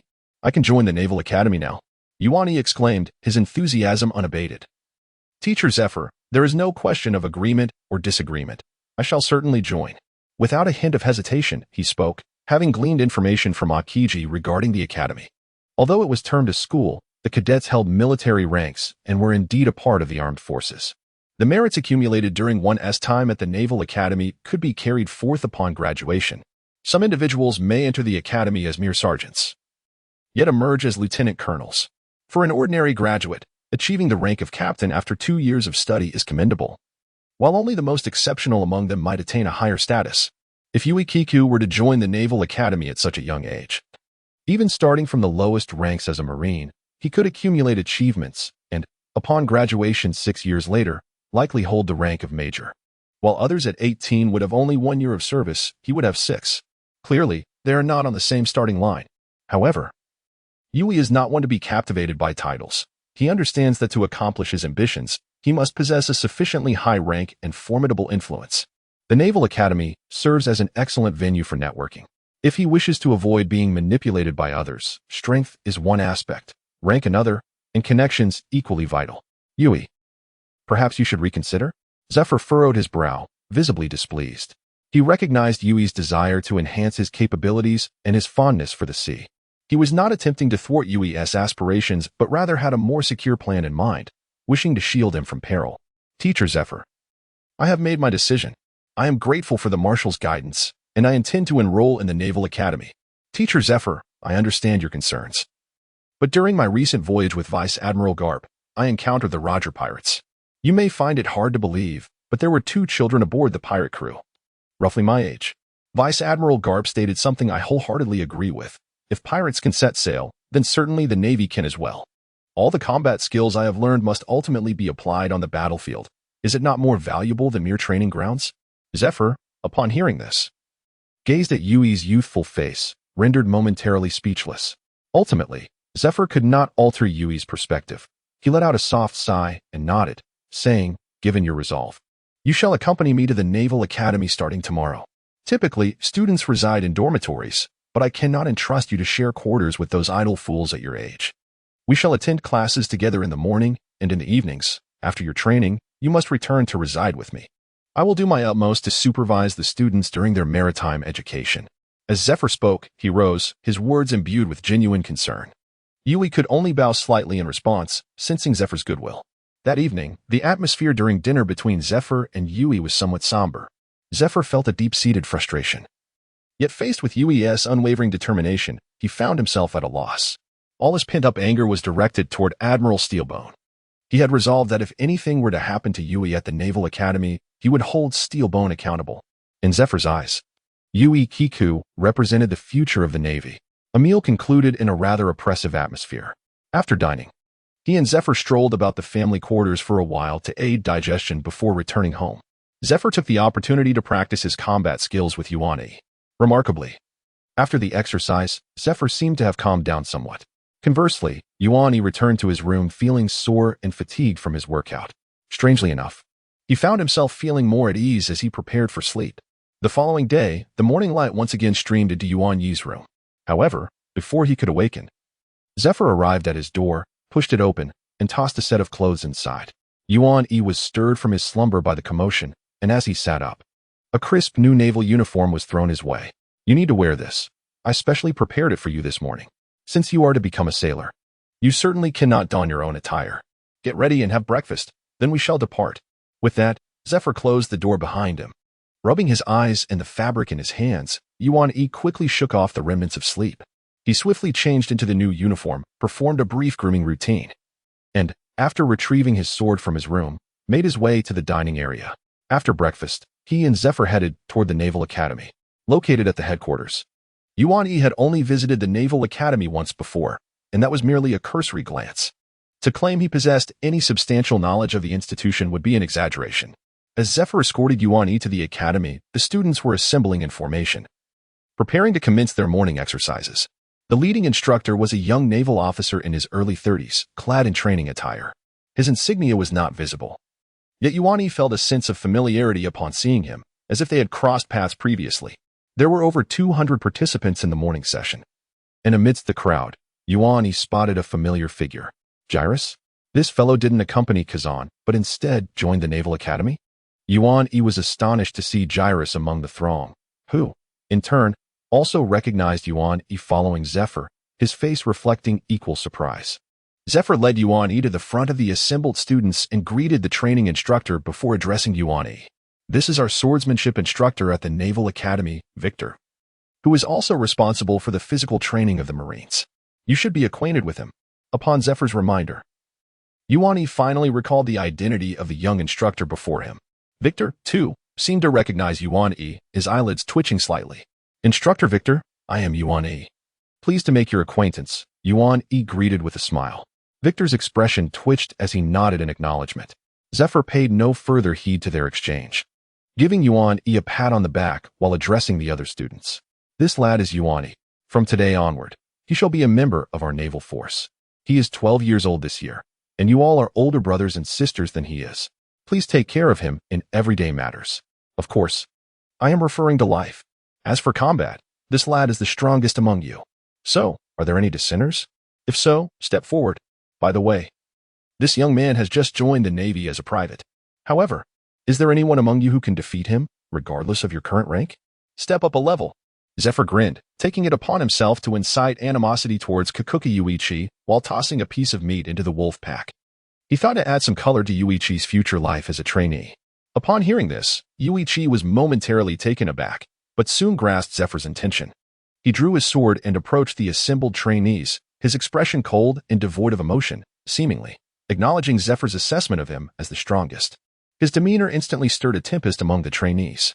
Chapter 46, Bullying the Innocent. The Naval Academy, though nominally a school, is, in essence, an arm of the Navy, where military hierarchy far outweighs educational ethos. In this environment, humility and courtesy do little to aid Kunenori Yuichi in establishing his footing. Here, the sole means of gaining a foothold is power, strength, and once more, strength. As Zephyr thrust Kunenori Yuichi into the limelight, he instantly grasped Zephyr's intent. With an expression of calm composure, he stood before the gathered naval cadets, readily embracing the label of the strongest bestowed upon him by Zephyr. The restless young sailors, observing Kunenori's serene demeanor, began to murmur amongst themselves, yet in that moment, not one dared to step forward to assert their own prowess. All those who gained entry into the Naval Academy are elite individuals selected from across the seas. Though they may be youthful, most possess a keen intellect. Despite having never encountered Kunenori Yuichi before, they were inclined to trust Zephyr's assertion that this red-haired youth was indeed formidable, believing there must be substance behind such claims. While the cadets engaged in spirited discussions, they all remained cautious, waiting for the bold individual to emerge. Defeating this red-haired boy would surely elevate one's rank. But if promotions were so easily attained, the ranks of naval officers would be overflowing. Under the substantial bait cast by Zephyr, the cadets became even more circumspect. Contrary to his expectations of eager volunteers, observing the inaction of the cadets, Zephyr furrowed his brow in displeasure and remarked, "Is no one willing to challenge him? Are you content to let this boy stand above you without objection? A bunch of cowardly fools. If none of you step forward, all will be demoted." Zephyr's emotions were rather complex. While it was true that Kunenori Yuichi was his disciple, these cadets were also under his tutelage. His intention in inciting animosity toward Kunenori was to enable him to solidify his standing through sheer strength. Additionally, he sought to gauge the capabilities of these cadets, allowing Yuichi to recognize that the Naval Academy was not devoid of merit. However, the hesitance of these sailors left Zephyr feeling somewhat undermined. If they all continued to wait for someone else to take the initiative, his plans might falter. After a brief interval, seeing that no one had yet stepped forward, Zephyr decided to stoke the flames further. Upon hearing that all would face demotion if no one volunteered, the chatter among the cadets intensified as they sensed the looming threat. "Hey, Cyrus, why don't you give it a try? Although you've just arrived at the Naval Academy, your strength is impressive. I believe the rank of private doesn't do justice to your capabilities. Go for it, Cyrus. Take down that little rascal and earn a promotion to a second-class soldier. Such opportunities for advancement don't come swiftly during our usual missions at sea." Amidst the crowd, a young Navy man, sporting a cross-shaped scar on his chin, nudged Cyrus in the side, encouraging him with a grin. This sailor, known as Kibben, held the rank of sergeant. Though his rank was modest, he was quite renowned within the Naval Academy due to his remarkable proficiency in one of the 6 techniques of the Navy, the iron block. In a naval school where the minimum entry skill level was 80, Kibben was nearly invincible, having mastered iron block, aside from a few exceptional talents. He shared a dormitory with the newly admitted Cyrus, fostering a camaraderie between them. Upon hearing Kibben's words, Cyrus's expression stiffened. He was about to decline when a throng of sailors encircled him, enthusiastically urging, "Kibben is right. Cyrus, you're currently the lowest ranked in the academy. Such a chance for promotion is rare. Yes, indeed. Go teach that little brat a lesson, and we'll cheer you on. This is a golden opportunity for advancement. And as a lieutenant, I want to compete with you for it." Laughter erupted as Lieutenant Shun joined in, rallying support for Cyrus. Feeling overwhelmed by the fervent encouragement from his fellow sailors, Cyrus, a rather bashful young man, found it impossible to voice his refusal. Glancing toward the distant figure of Kinokuni Yuichi, he reluctantly shouldered his sword and stepped out from the crowd. As he did, the sailors erupted in cheers, vociferously rallying behind him. Yuichi observed the unfolding scene, sighing inwardly as he noted Cyrus stepping out with his sword. Cyrus, the earnest one, thrust into the fray as a pawn. Zephyr, noticing Cyrus leave the ranks, couldn't he help but smile. He approached Cyrus and patted him firmly on the shoulder, exclaiming, "Well done. At least you have the courage to step forward. That's the spirit of the Navy. You must be Cyrus. I have high hopes for you. Give it your all." With encouraging pats on Cyrus's back, Zephyr stepped aside, clearing a space in front. The spectators among the Navy men also receded a few meters, creating a clear arena. Yuichi positioned himself before Cyrus and, preempting any greeting, stated, "Let us begin. No holding back." Cyrus felt his words catch in his throat, but solemnly drew his great sword from behind, gripping it tightly in his hands. Although Cyrus was acutely aware that he was far from being a match for Akainu, having stepped forward, he could not simply concede defeat. Cyrus was a proud individual. Having spent over a month away from Dressrosa, he had diligently trained aboard Karp's ship. He yearned to ascertain the extent of the gap between himself and Akainu. For he too was a swordsman. "Be careful, Akainu," Cyrus warned. As soon as he finished speaking, he propelled himself forward, lunging directly at Akainu, his longsword slicing down with unrestrained ferocity. Wow, impressive. This Cyrus is quite remarkable. Although Gibeon shared quarters with Cyrus, this was the first time he had witnessed Cyrus in action. He could not suppress a gasp of admiration at the display of aggression. It was not only Gibeon. The young naval recruits who had encouraged Cyrus earlier nodded in agreement, acknowledging his formidable prowess. Upon seeing the attack approach, Akainu instinctively prepared to counter, yet suddenly, a thought crossed his mind. A smirk crept across his face as he leapt backward, deftly evading Cyrus's strike. Cyrus was taken aback. He had witnessed Akainu's prowess before. His assaults were as swift as lightning, requiring no evasion. Yet, Akainu had managed to dodge this time. Zephyr, who had been anticipating an entertaining spectacle, was momentarily surprised by this turn of events, before seemingly understanding something and casting a rather dubious glance at the enthusiastic naval cadets cheering for Cyrus from the sidelines. Amidst the fervor of the naval cadets, Akainu struggled to survive under Cyrus's relentless swordplay, narrowly escaping several strikes. At one point, while attempting to block Cyrus's onslaught, Akainu was even pushed back several meters. His limited counterattacks only occurred when Cyrus's strength began to wane, which, to the other naval personnel, appeared as if Akainu was merely utilizing his decent speed to engage in a protracted skirmish with Cyrus. This unfolding battle stirred excitement among the onlookers. It was evident that Cyrus might not secure victory, yet Akainu's strength was not insurmountable. They sensed that an opportunity for promotion was at hand. Chapter 47. A Young School Bully. Under the watchful gaze of numerous naval officers, after a fierce exchange of blows with Cyrus lasting several dozen rounds, Yamaguchi finally seized upon a momentary lapse in Cyrus's offensive, deftly pressing the hilt of his sword against Cyrus's wrist, thus disarming him and achieving a hard-fought victory. At this moment, rather than lamenting their comrade's defeat, the other naval officers erupted in jubilant cheers.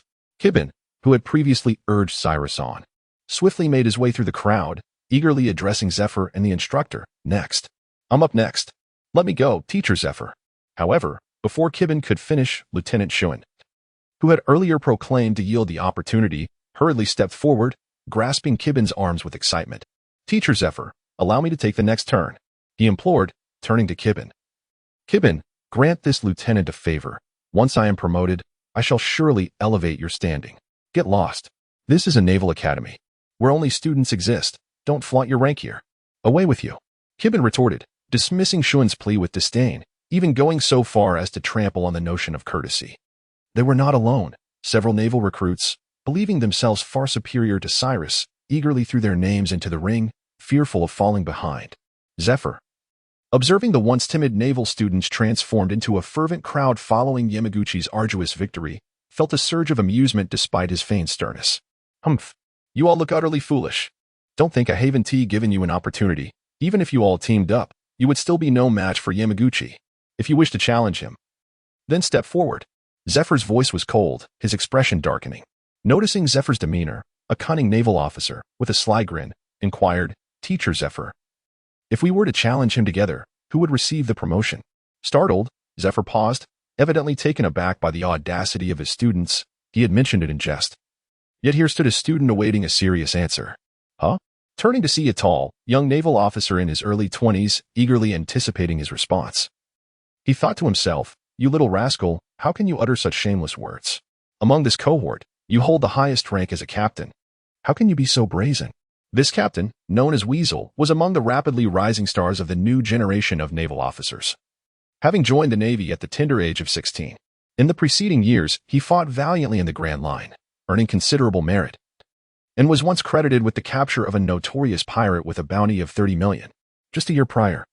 The then 20-year-old Captain Weasel had been assigned to the Naval Academy headquarters.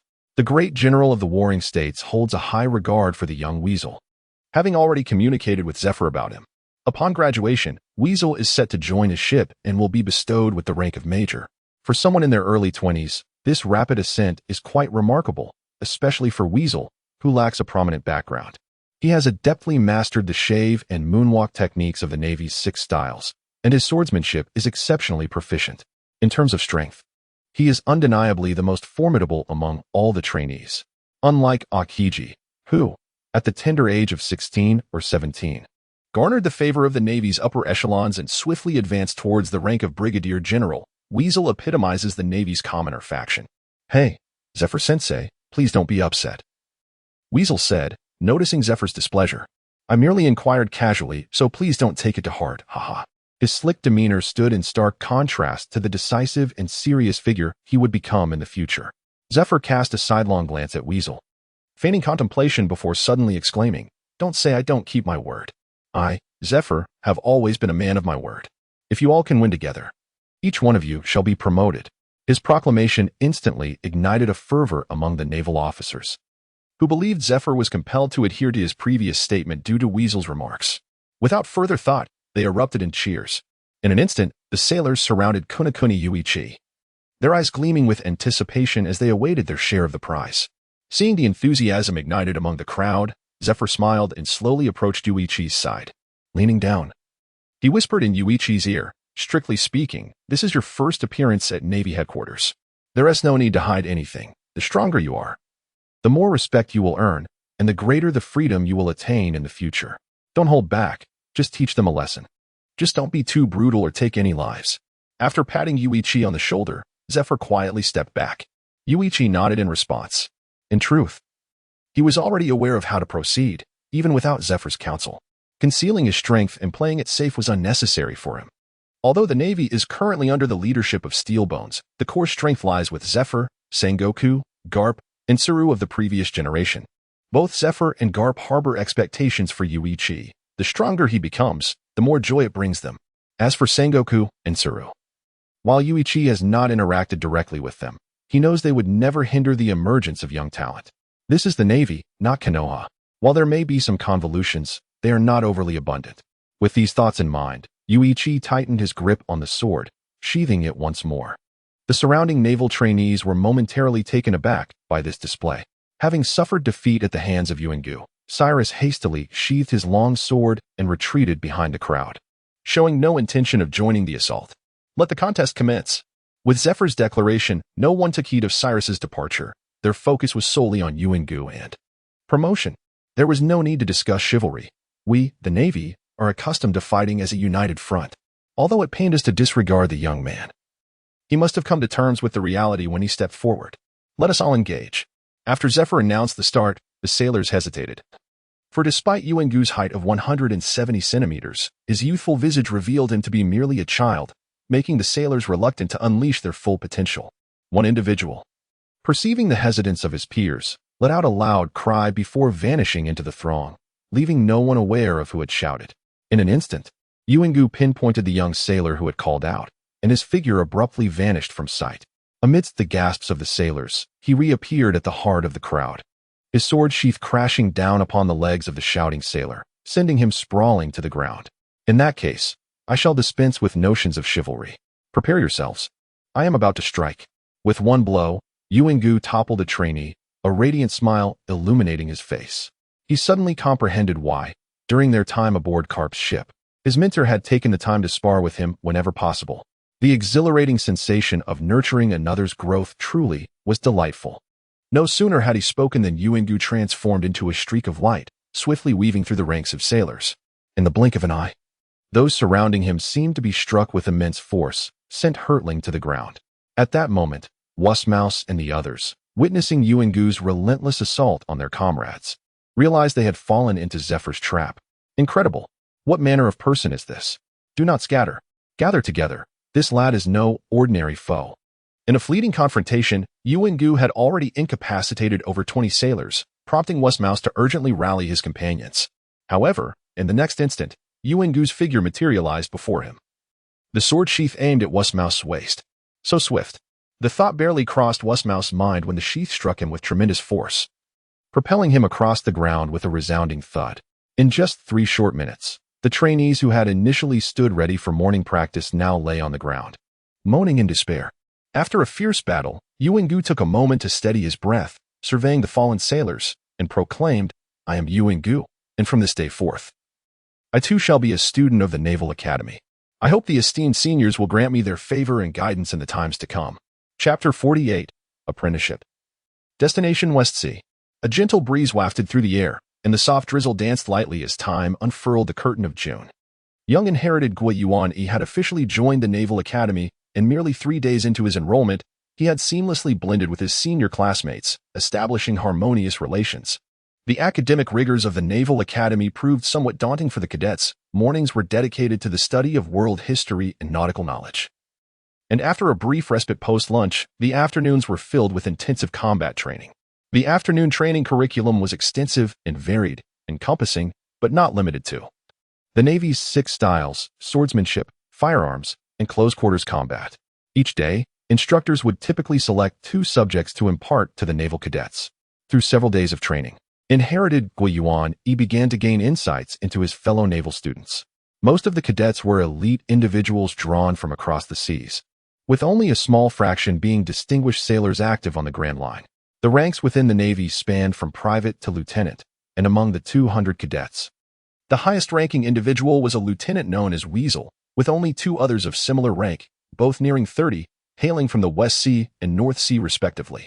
The age distribution among the cadets was quite broad. Excluding inherited Gui Yuan-yi, ages ranged from 16 to 32, comprising both talented novices and seasoned veterans of the battlefield.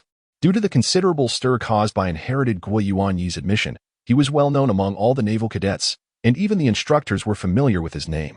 His fame extended beyond the confines of the Naval Academy.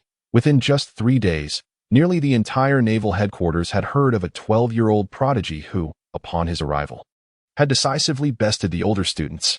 Some inquisitive individuals even unearthed inherited Gui Yuan-yi's background, discovering that he was brought from the East Sea by carp.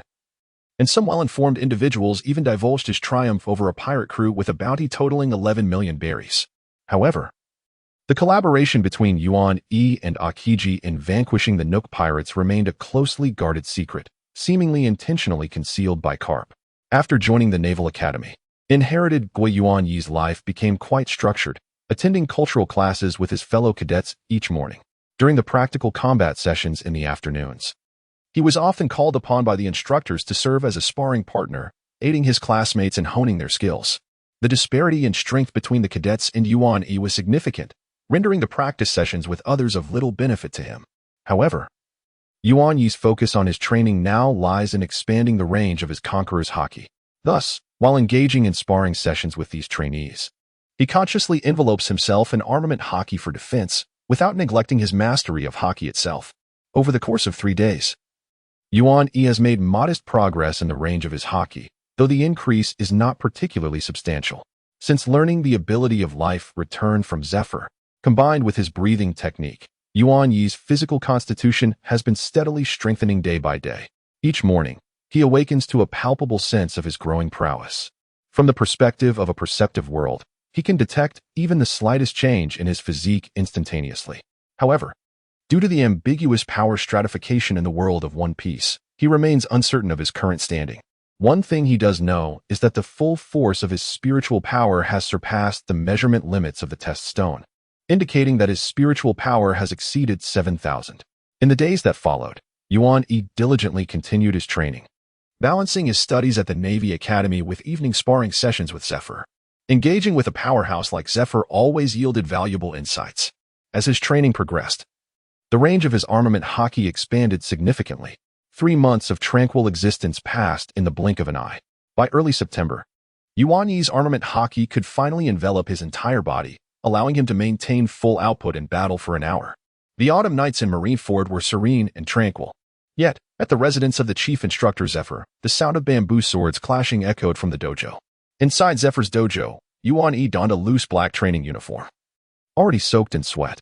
Unperturbed by this, he gripped his sword tightly and, after a brief pause, charged at Zephyr, aiming a strike at his midsection. At this moment, Yuan-Yi was fully enveloped in armament haki, exuding an imposing aura as he attacked. Zephyr, wielding a bamboo sword, regarded Yuan-Yi with a serious expression as he swiftly raised his weapon to parry the incoming strike. The two bamboo swords clashed with a sharp crack. In an instant, a surge of air erupted within the dojo, despite the windows being shut. "Ah, impressive, you're progressing rapidly," Zephyr praised, exerting force to deflect Yuan-Yi's sword and subsequently countering with a strike aimed at Yuan-Yi's chest. Yuan-Yi, now adept at responding to attacks of Zephyr's caliber, was fully aware of the impending assault. Only then did Kikuurin raise his bamboo sword with a swift motion, deftly blocking Zephyr's attack. The collision of their haki reverberated through the air, sending a gust that scattered the bamboo swords leaning against the wall. Simultaneously, the resilient Kikuurin was propelled 2 meters back yet managed to regain his footing with grace. "You can barely withstand 70% of my strength now, Urin. Quite commendable. With your current prowess, you might indeed be considered a noteworthy individual across the vast seas. Thus, I can rest assured," Zephyr remarked, his expression one of satisfaction as he glanced at Kikuurin nearby. In the brief span of 3 months since Kikuurin returned to the Navy headquarters, his mastery of haki had advanced to the point of enveloping his entire body. Concurrently, his physical capabilities had seen a significant enhancement. Now, in their sparring sessions, Zephyr no longer faced him unarmed.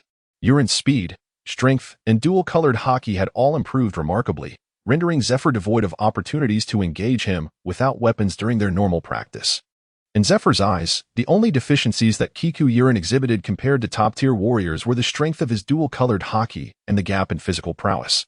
As for combat experience, the level of skill Urin demonstrated had long since earned Zephyr's approval. "Master Zephyr, please, do not flatter me so. I still have a long way to go," Urin replied, shaking his head. He possessed a clear self-awareness, although he had never faced Zephyr in combat. The extensive practice sessions had made him acutely aware that the intensity of his haki still fell short, leaving him considerably behind a powerhouse like Zephyr. In terms of haki strength alone, Urin estimated that he was merely slightly stronger than the peak version of Virgo. Of course, he held confidence that he could defeat Virgo within 5 exchanges if they were to engage directly. "Urin, the headquarters has actually arranged for all Navy cadets to embark on an internship at sea. However, I had previously postponed it, but now that you have such strength, I am somewhat reassured. Your internship will take place in the West Sea. With your abilities, you should encounter little danger in battle. In a week, Colonel Kane from the 133rd Navy Division will come to the headquarters to report. At that time, you and Cyrus will return to the West Sea with him," Zephyr stated as he approached the wall, setting down his bamboo sword. Upon hearing the news of the sea internship, Urin's eyes sparkled with excitement. However, the next moment, as if a thought crossed his mind, he inquired with a hint of confusion, "Is it only the 2 of us, Cyrus and me? What about the others?" In response, Zephyr chuckled and replied, "It is merely the 2 of you who are third-class soldiers, pure novices. The others are mostly elites from the 4 seas. Their internship will take place in the Grand Line." Chapter 49, Reporting Duties, an Exemplary Superior. The arrangements for the at-sea training have been finalized. Typically, the Naval Academy cadets embark on their training journeys to the Great Sea Route or the New World. The commanding officer during this period is usually a rear admiral or a vice admiral from the naval headquarters, and on occasion, even the former Admiral Zephyr personally leads the expedition. However, among this cohort of naval cadets, 2 exceptional cases have emerged: Kiku no Kuni Yuichi and Cyrus. Both have recently joined the Navy, holding the lowest rank of private. Yet, their innate abilities are remarkable. Within just 3 months of entering the Naval Academy, Cyrus has already mastered one of the Navy's 6 techniques, the shave, honing his swordsmanship developed in the gladiatorial arena to a level where he can contend evenly with the likes of a weasel. Kiku no Kuni Yuichi's prowess is even more formidable. Despite his youth, he could likely triumph even against mid-ranking vice admirals. Though they possess low ranks, exceptional strength, and great potential, their lack of experience at sea prompted the naval headquarters to adopt a more cautious training approach for these 2 individuals. As September unfolds with lofty skies, the office of Admiral Sengoku, the naval commander, welcomes a few old friends today. The door of the office swings open with a creak, and in strides Carp, donned in a black suit and a justice cloak. Without a greeting to Sengoku, who is seated behind the desk, Carp enters the Admiral's office as if returning to his own abode, plopping himself down on a nearby sofa. He pours himself a cup of tea and, rummaging from somewhere, produces a packet of senbei, tearing it open and indulging in the snacks. The crunching sounds of his chewing draw exasperation from Sengoku, who pauses his paperwork, raises his gaze to Carp on the sofa, studies him for a moment, and cannot help but sigh. Just as he prepares to ignore Carp and resume his work, he hears Carp mumble, "Hey, Sengoku, have the branch personnel arrived yet?" Upon hearing Carp's words, Sengoku halts momentarily, instantly realizing the purpose of Carp's visit today. He sets down his pen, glances at the wall clock, and replies, "Soon." Carp, upon hearing this, chuckles, leaning back against the sofa, casually stating, "All right, then I'll wait here." As Carp's words linger in the air, both he and Sengoku seem to sense something, raising their heads towards the doorway. After a brief moment, a middle-aged naval officer with purple hair, after a symbolic knock, pushes the door open and enters the office. Upon seeing the newcomer, a radiant smile spreads across Carp's face as he greets, "Oh, Zephyr, you've come too. Ha ha ha. Care for some senbei?" Upon entering the office, Zephyr surveyed the surroundings, noting only the presence of Sengoku and Garp. A slight furrow appeared on his brow as he chose to disregard Garp and instead inquired of Sengoku, "Has the personnel from the branch yet to arrive?" Sengoku, hearing the same question posed by Zephyr, shook his head in response, saying, "They will be here shortly." Nodding at this, Zephyr made his way to the sofa, plopping down beside Garp, pouring himself a cup of tea, and leaning back against the couch. Quietly awaiting the arrival of the others, Sengoku turned his gaze towards the two seated figures, yet continued to immerse himself in the perusal of documents. For a time, the office was filled solely with the sound of Garp chewing. After what felt like an eternity, a sudden knocking echoed from outside the office. Accompanied by the voice of Sengoku's aide, Admiral Sengoku, Colonel Kane from the West Sea 133rd Branch has arrived and is waiting at the door. At this announcement, all three men within the office lifted their heads in unison, directing their attention towards the entrance. Sengoku, momentarily pausing his writing, called out, "Please, come in." Before long, a middle-aged naval officer clad in a justice cloak entered the office. This man, approximately in his 40s, was a towering figure, dressed in a fitted white suit beneath the cloak. Standing nearly 3 meters tall, his robust physique strained against the fabric of his attire. With a square face, a prominent nose, and deep-set, expressive eyes, he emanated an aura of quiet authority, his features further deepened by the passage of time. As he stepped into the office, the gazes of Sengoku, Zephyr, and Garp converged upon him, each scrutinizing the newcomer and instinctively cultivating a sense of admiration. The middle-aged naval officer, with his thick brows and piercing eyes, carried himself with a composed and grave demeanor. After a moment of appraisal, Zephyr nodded in approval, while Garp beamed, a broad smile gracing his face. "Admiral Sengoku, I am Colonel Kane from the West Sea 133rd Branch, here to report for duty."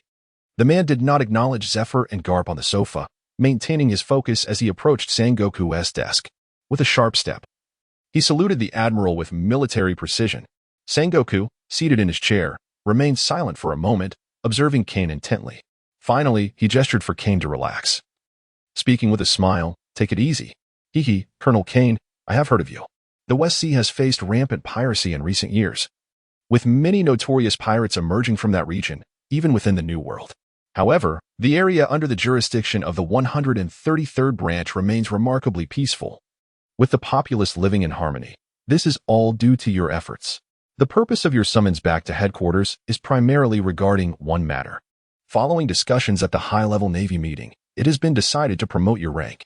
As Sengoku gradually rose to his feet, he approached Kane and gently patted him on the shoulder, smiling as he spoke. "This is what I ought to do. I am grateful for the nurturing provided by our esteemed leaders." Upon hearing this, Kane maintained his characteristic serious demeanor, performing a salute with a swift kick. In the face of promotion, Kane exhibited little excitement, an attitude that prompted Sengoku to nod slightly in approval. "Colonel Kane, your capabilities are well recognized by your colleagues at headquarters. However, The transition from colonel to brigadier general entails a 6-month rotation period before you are officially assigned to headquarters as a brigadier general. After your debriefing, I would like you to hand over your current responsibilities and propose a suitable candidate to succeed you. We will give due consideration to your recommendations in deciding whether to appoint a new colonel or promote from within your 133rd Division. Sengoku spoke cheerfully, then returned to his desk, retrieving a document from the drawer and handing it to Kane. This was an official promotion notice. Kane opened it briefly, scanned its contents, then solemnly closed it and saluted Sengoku once more. Upon resuming his seat, Sengoku gestured towards the two individuals seated on the sofa and addressed Kane. These two gentlemen are Vice Admiral Garp from the Navy headquarters and former Admiral Zephyr, who is now the chief instructor at Navy headquarters. They will be present to witness your debriefing. Now, let us commence. After a brief introduction of Zephyr and Garp, Sengoku signaled for Kane to begin. Yes, I am Kane. 41 years old, born in. The Navy's debriefing was not particularly formal. In fact, Sengoku could independently decide on a colonel's promotion. The presence of Garp and Zephyr was not merely to listen to a colonel's debriefing. They had ulterior motives. Once Kane concluded his presentation and departed, the three men engaged in conversation. Zephyr, Garp, what do you think? Colonel Kane is quite impressive, isn't he? I meticulously selected him. Having Yuan E and Cyrus learn under him in the 133rd Division should be immensely beneficial. Under Kane's leadership, the 133rd Division is formidable. Although it operates in the West Blue, a region with few pirates, it remains peaceful and secure. This environment is ideal for practical navigation experience. Should they venture beyond the jurisdiction, the West Blue does have its share of piracy, but with the officers from the 133rd Division present, safety concerns are alleviated. As Sengoku spoke, Zephyr nodded in agreement. However, Garp casually picked his nose and remarked, if you ask me, training Yuan E and Cyrus will be quite simple.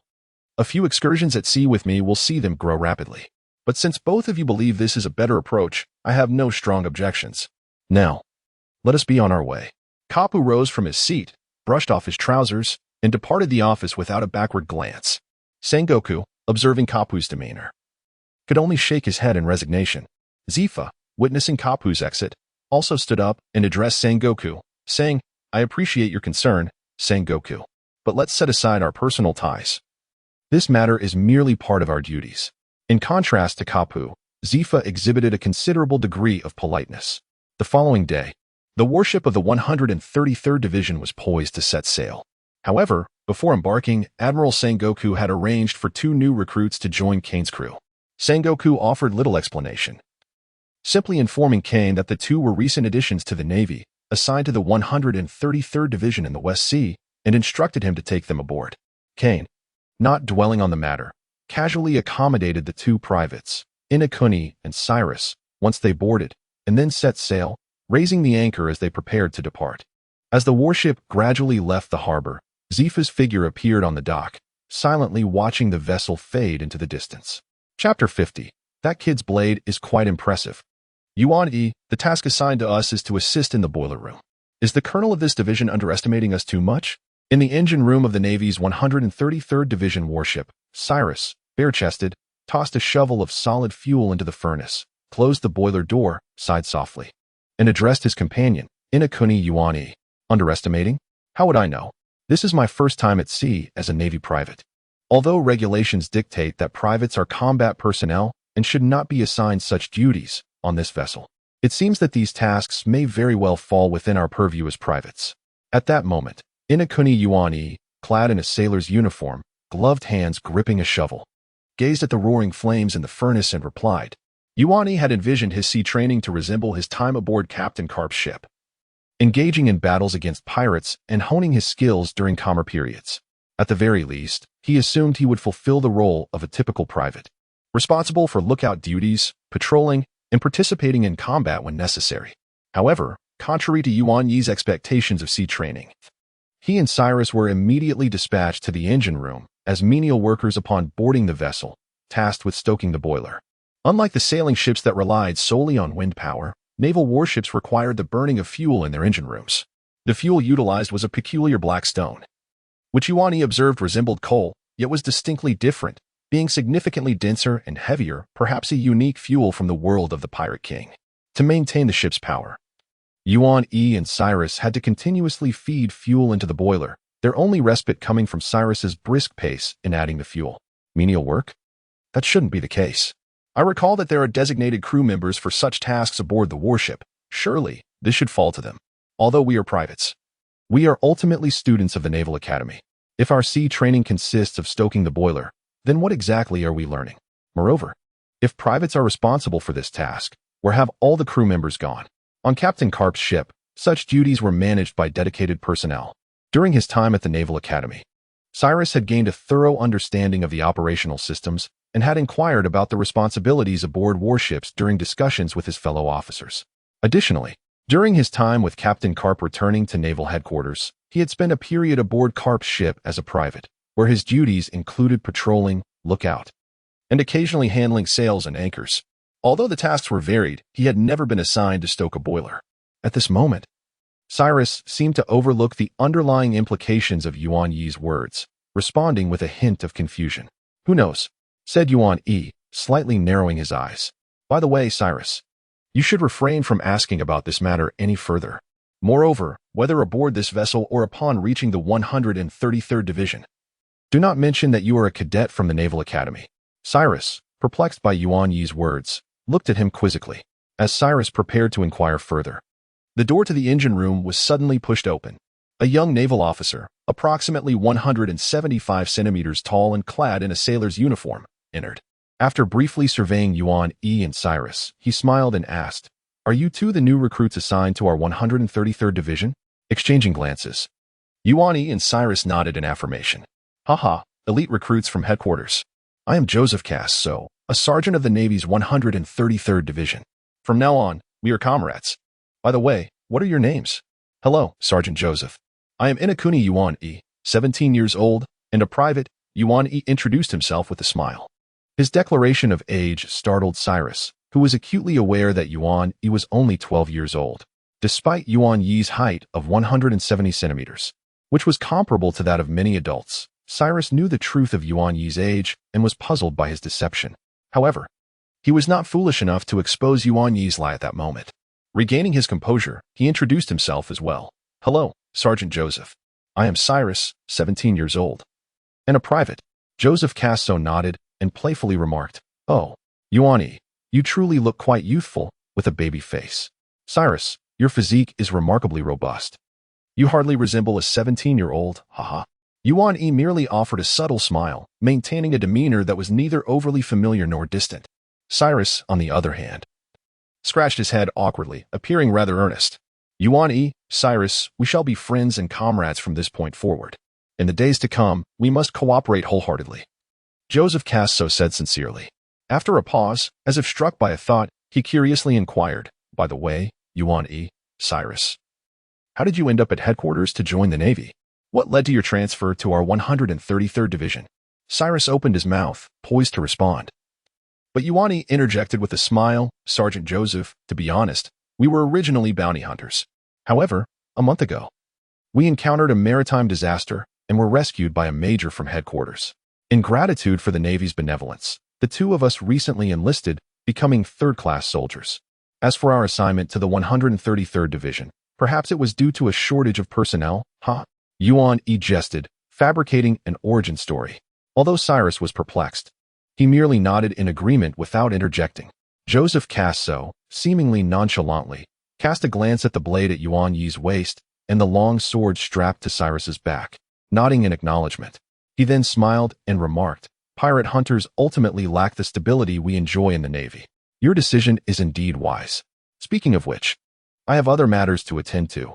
We shall converse another time. Oh, by the way, I will inform Captain Hager of your situation. Given your past as pirate hunters, this assignment seems a tad beneath your capabilities. However, for today, you shall still be responsible for this task. Await my further instructions." With that, Joseph Casso waved goodbye to Yuan Yi and exited the engine room. Yuan Yi and Cyrus exchanged smiles as they bid him farewell.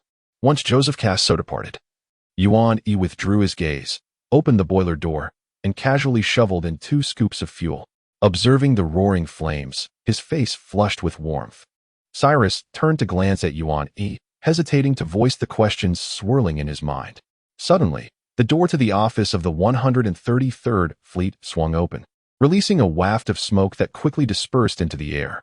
Joseph Casso stepped briskly into the office, shutting the door behind him. This was the office of Colonel Kane, the highest authority of the 133rd Division. At that moment, Kane lounged on the sofa, his feet resting on the coffee table, a cigar clenched between his teeth, staring vacantly at the ceiling while exhaling clouds of smoke.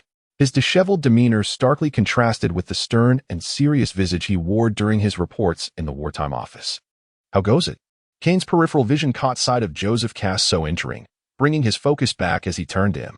"Hey, Colonel, there shouldn't be any issues. Just two ordinary recruits. They were once pirate hunters and joined the Navy merely a month ago." Kane nodded slightly at this. However, Joseph's eyes suddenly sparkled with excitement as he addressed Kane. "Colonel, I noticed that the red-haired lad wields quite an impressive weapon. Once we reach the West Sea, do you think it might be possible?" Before Joseph could finish, Kane's expression shifted to one of intensity. He abruptly sat up, gripping Joseph's collar and pulling him closer, coldly demanding, "You say, that boy's weapon is impressive? Just how impressive is it?" Joseph was perplexed by Kane's intense reaction.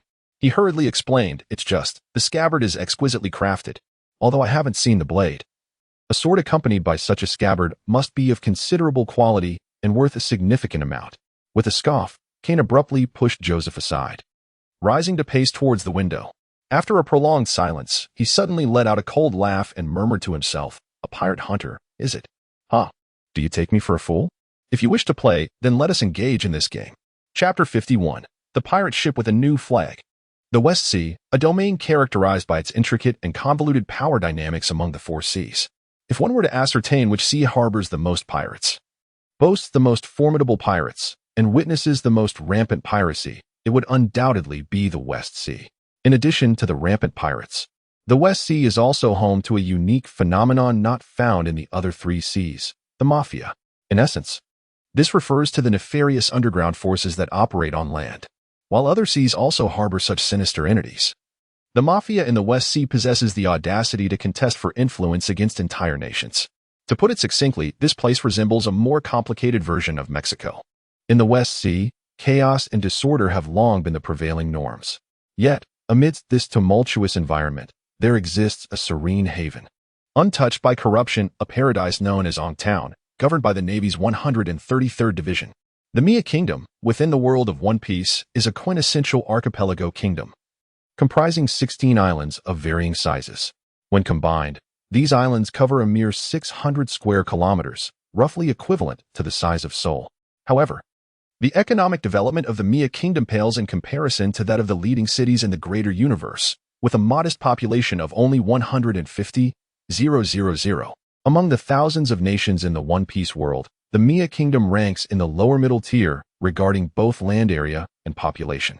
Town, the easternmost island of the Mia Kingdom, where the Navy's 133rd Division is based, spans a mere 45 square kilometers and hosts a resident population of less than 10,000, rendering it a small town.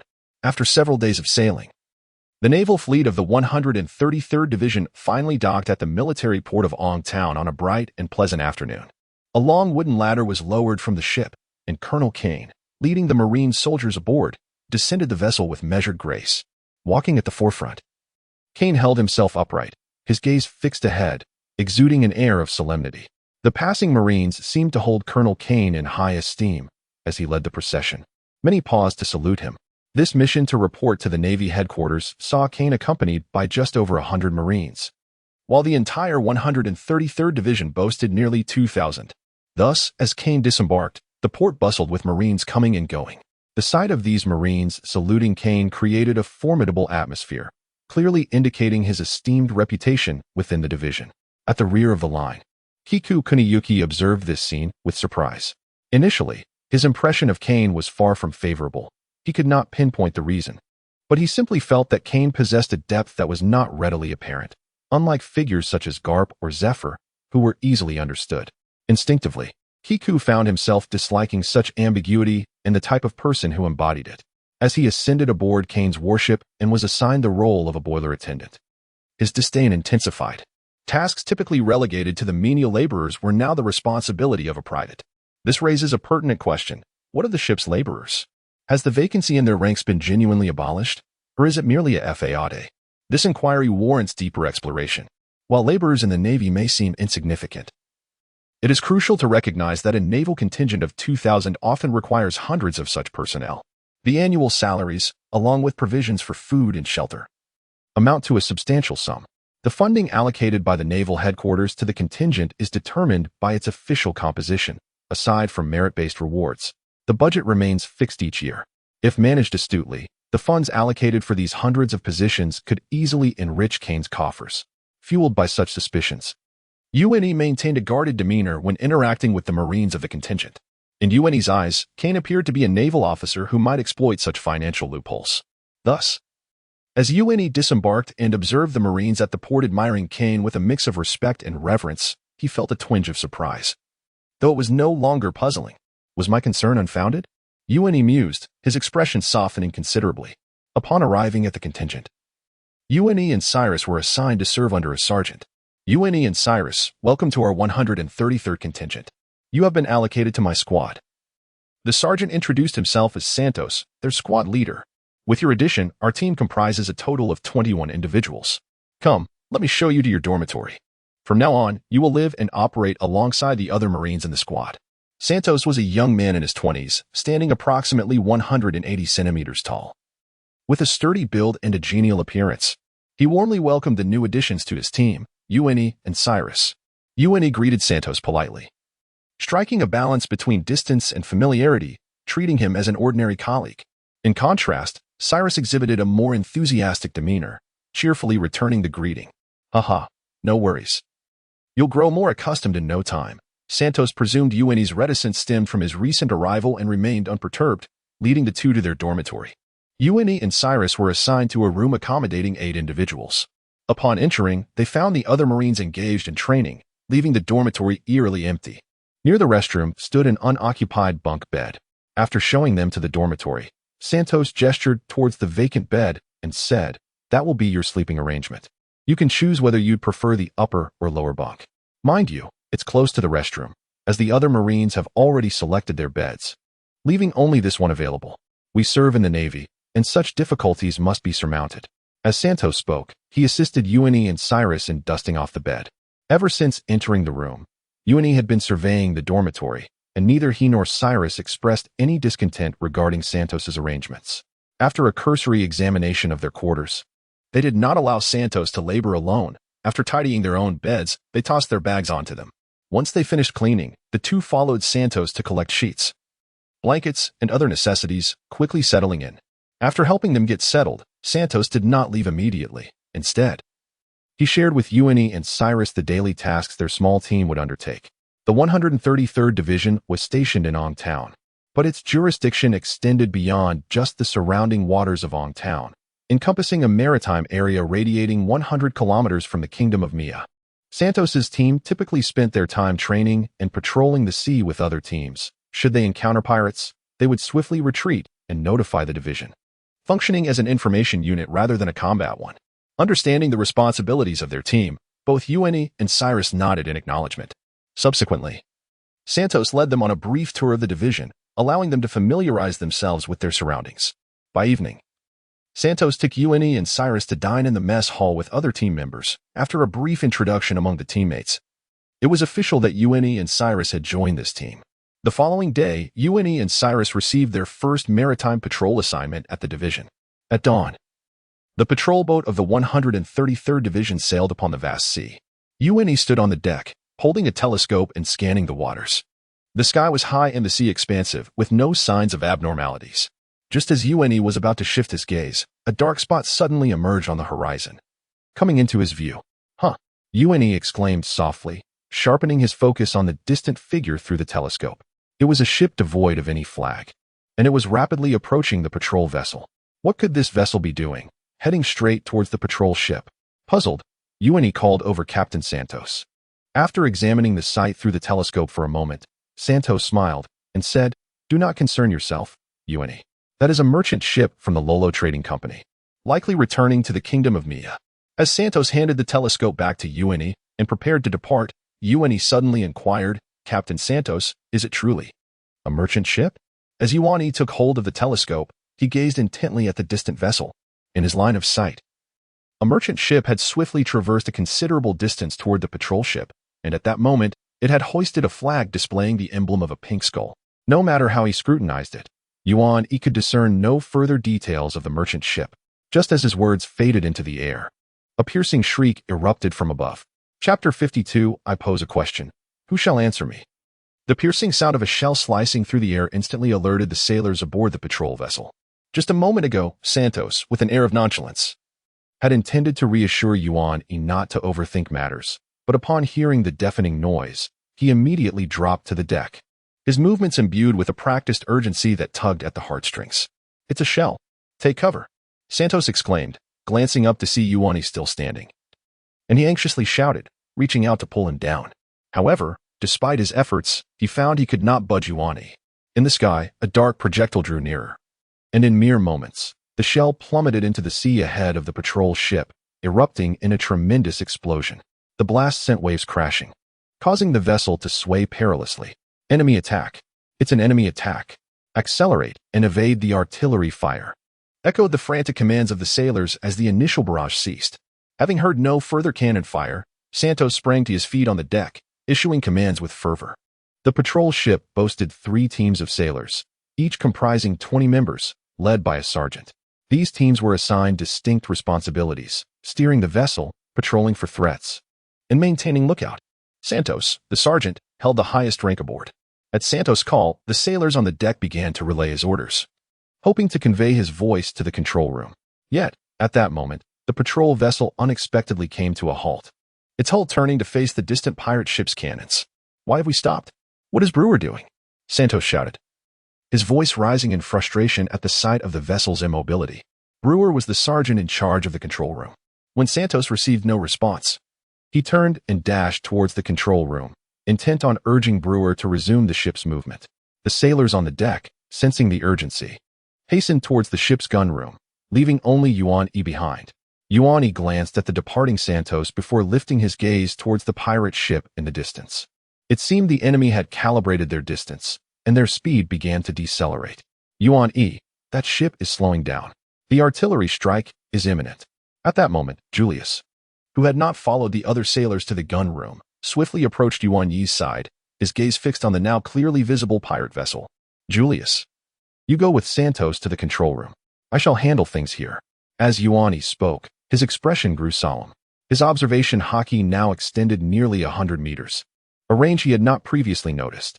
Prepared for battle, he activated his observation haki and immediately detected an anomaly aboard the patrol ship.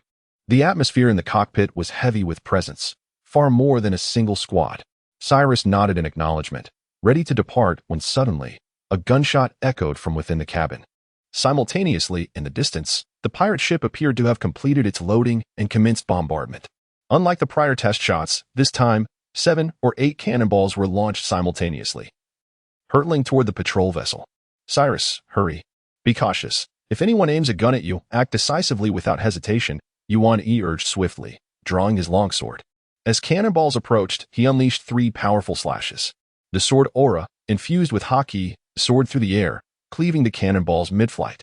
In an instant, they detonated, casting a fiery glow across the sea surface. The gunfire from their own warship, masked as a merchant vessel, suggested that, according to Santos, the design of the pirate ship resembled that of the Lolo Trading Company. This implied a potential connection between the pirates and the trading company. Furthermore, the pirate ship attacking the navy must harbor a crew of ruthless brigands. Their direct approach toward the patrol vessel seemed far from coincidental. In that fleeting moment, Yuan contemplated many things. His previously grave demeanor now took on a darker shade. Just then, the pirate ship unleashed another round of cannon fire, the shriek of the projectiles resonating across the water. With a stern expression, Yuan executed several flying slashes to shatter the cannonballs, then bent slightly before propelling himself off the deck, skillfully gliding toward the distant pirate vessel. Captain Rig. Both rounds of cannon fire were preemptively detonated. None hit the warship. There are formidable experts aboard. A crew member rushed to report to Captain Rig upon witnessing their cannon fire intercepted. The Rig pirate crew numbered approximately 120. Relatively obscure in the West Sea, and Captain Rig had yet to attract a bounty from the Navy. As for the reason, I see it. I'm not blind. Tell the brothers to continue. Wait, what is that? Just as Captain Rig was about to order another volley, he suddenly spotted a white figure leaping from the warship. To his astonishment, that figure was soaring through the air, rapidly approaching their pirate vessel. Realizing this, Rig hurried to the railing, squinting at the white figure in the sky. As it drew nearer, he finally discerned what it was. A person. The Navy. Hasten. Notify the gunners to bring down that figure in the sky. Do not allow him to approach. Upon discerning that the distant white dot was, in fact, a red-haired youth clad in a naval uniform, Rouge exclaimed loudly to his subordinates. In that moment, a wave of inexplicable panic surged within him. His instincts warned him that danger loomed. Go, tear down that pirate flag and cast it aside.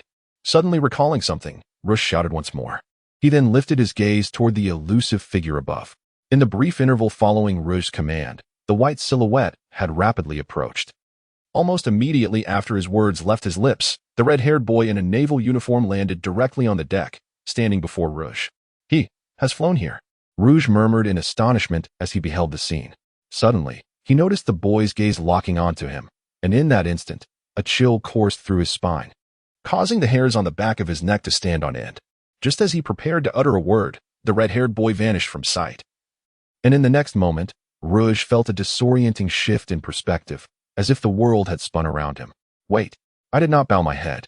So why do I see the floor? A fleeting thought crossed Rouge's mind, just as his vision revealed an inverted headless corpse, its attire achingly familiar. Beside the decapitated body stood the red-haired youth, his back turned, crimson locks billowing in the wind. Alongside the boy and the lifeless form, Rouge also glimpsed the terrified faces of his subordinates. Is this me? Am I dead? As Rouge's consciousness faded, his head soared away. The headless body crumpling to the ground, blood gushing from the severed neck. With devastating ease, Kuni Shizuku flicked the blood from his long blade, casting a glance at the fallen corpse before turning his gaze to the others on the deck. He spoke, his voice commanding. I shall pose a single question. Whoever answers shall live. You, who sent you here? Chapter 53. I have always honored my promises to others. As Yashikuni Yuan stood beside the lifeless body of Reg, blood pooled at his feet, unbeknownst to him.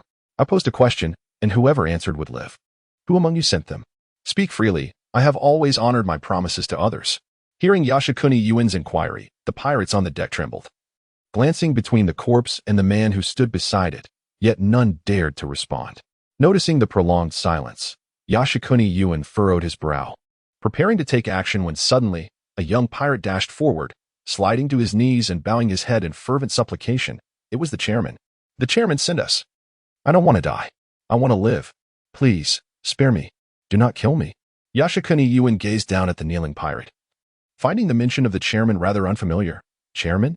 He murmured softly, recalling the name of the Lolo Trading Company he had heard from Santos, and pressed further. Is it the chairman of the Lolo Trading Company? At the mention of the Lolo Trading Company, the young pirate instinctively shuddered, a sycophantic smile spreading across his face as he hurriedly replied, Yes, indeed. It is the Lolo Trading Company. Since you are aware, it will be easy to resolve. You need only to seek out the chairman of the Lolo Trading Company. We are merely following his orders. Spare me. I do not wish to die. The young pirate's face was a portrait of desperation, and at that moment, the other pirates on the deck finally reacted, collectively dropping to their knees before Yashikuni Yuan.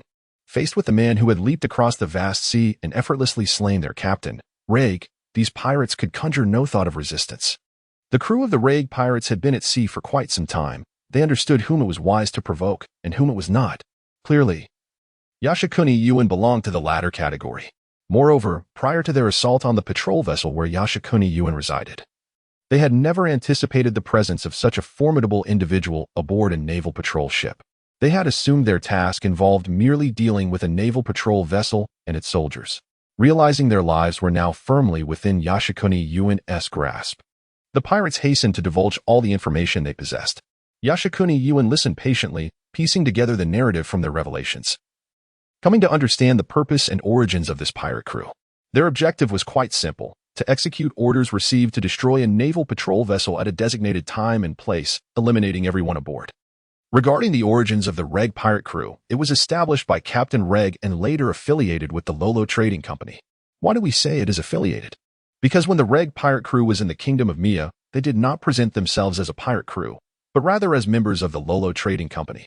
Their engagement was in long-distance trade, specifically in the trafficking of slaves. In the Kingdom of Mia, the slave trade was permitted and legal. Of course, the means by which those slaves were acquired were of no concern to the Kingdom of Mia. The Lolo Trading Company, the largest commercial organization within the kingdom, comprises 36 independently operated units spanning various industries including long-distance trade, arms, real estate, and gambling, among others. The president referred to by the pirates is the leader of the Lolo Trading Company. However, no one has ever laid eyes upon this leader. The pirates only know that the president of the Lolo Trading Company is the most powerful individual in the Kingdom of Mia, without exception. Listening to the pirates' descriptions, UNE gained a rough understanding of this Lolo Trading Company. In simple terms, the Lolo Trading Company functions as the chaebol of the Kingdom of Mia, controlling the political and economic lifeblood of the populace, the true sovereign of the underworld. With this background in mind, UNE began to speculate why this reg long-distance trading company sought him out. A colossal organization controlling the political and economic affairs of the Kingdom of Mia, and the Navy responsible for maritime security in the region, the 133rd Division. It would be hard to believe that there is no connection between the two. Not only is the target clear, but even the location of the warships is precise. They must be after me and Cyrus. Otherwise, attacking a patrol ship would serve no purpose. However, it seems I have not done anything to provoke this.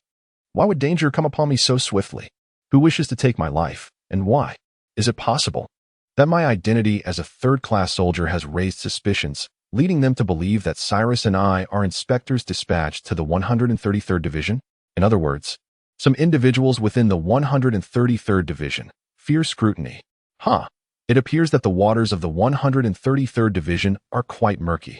As UNE processed this information, the young pirate who had first spoken cautiously inquired, "This young sir, I have already answered your questions. Might you consider sparing me?"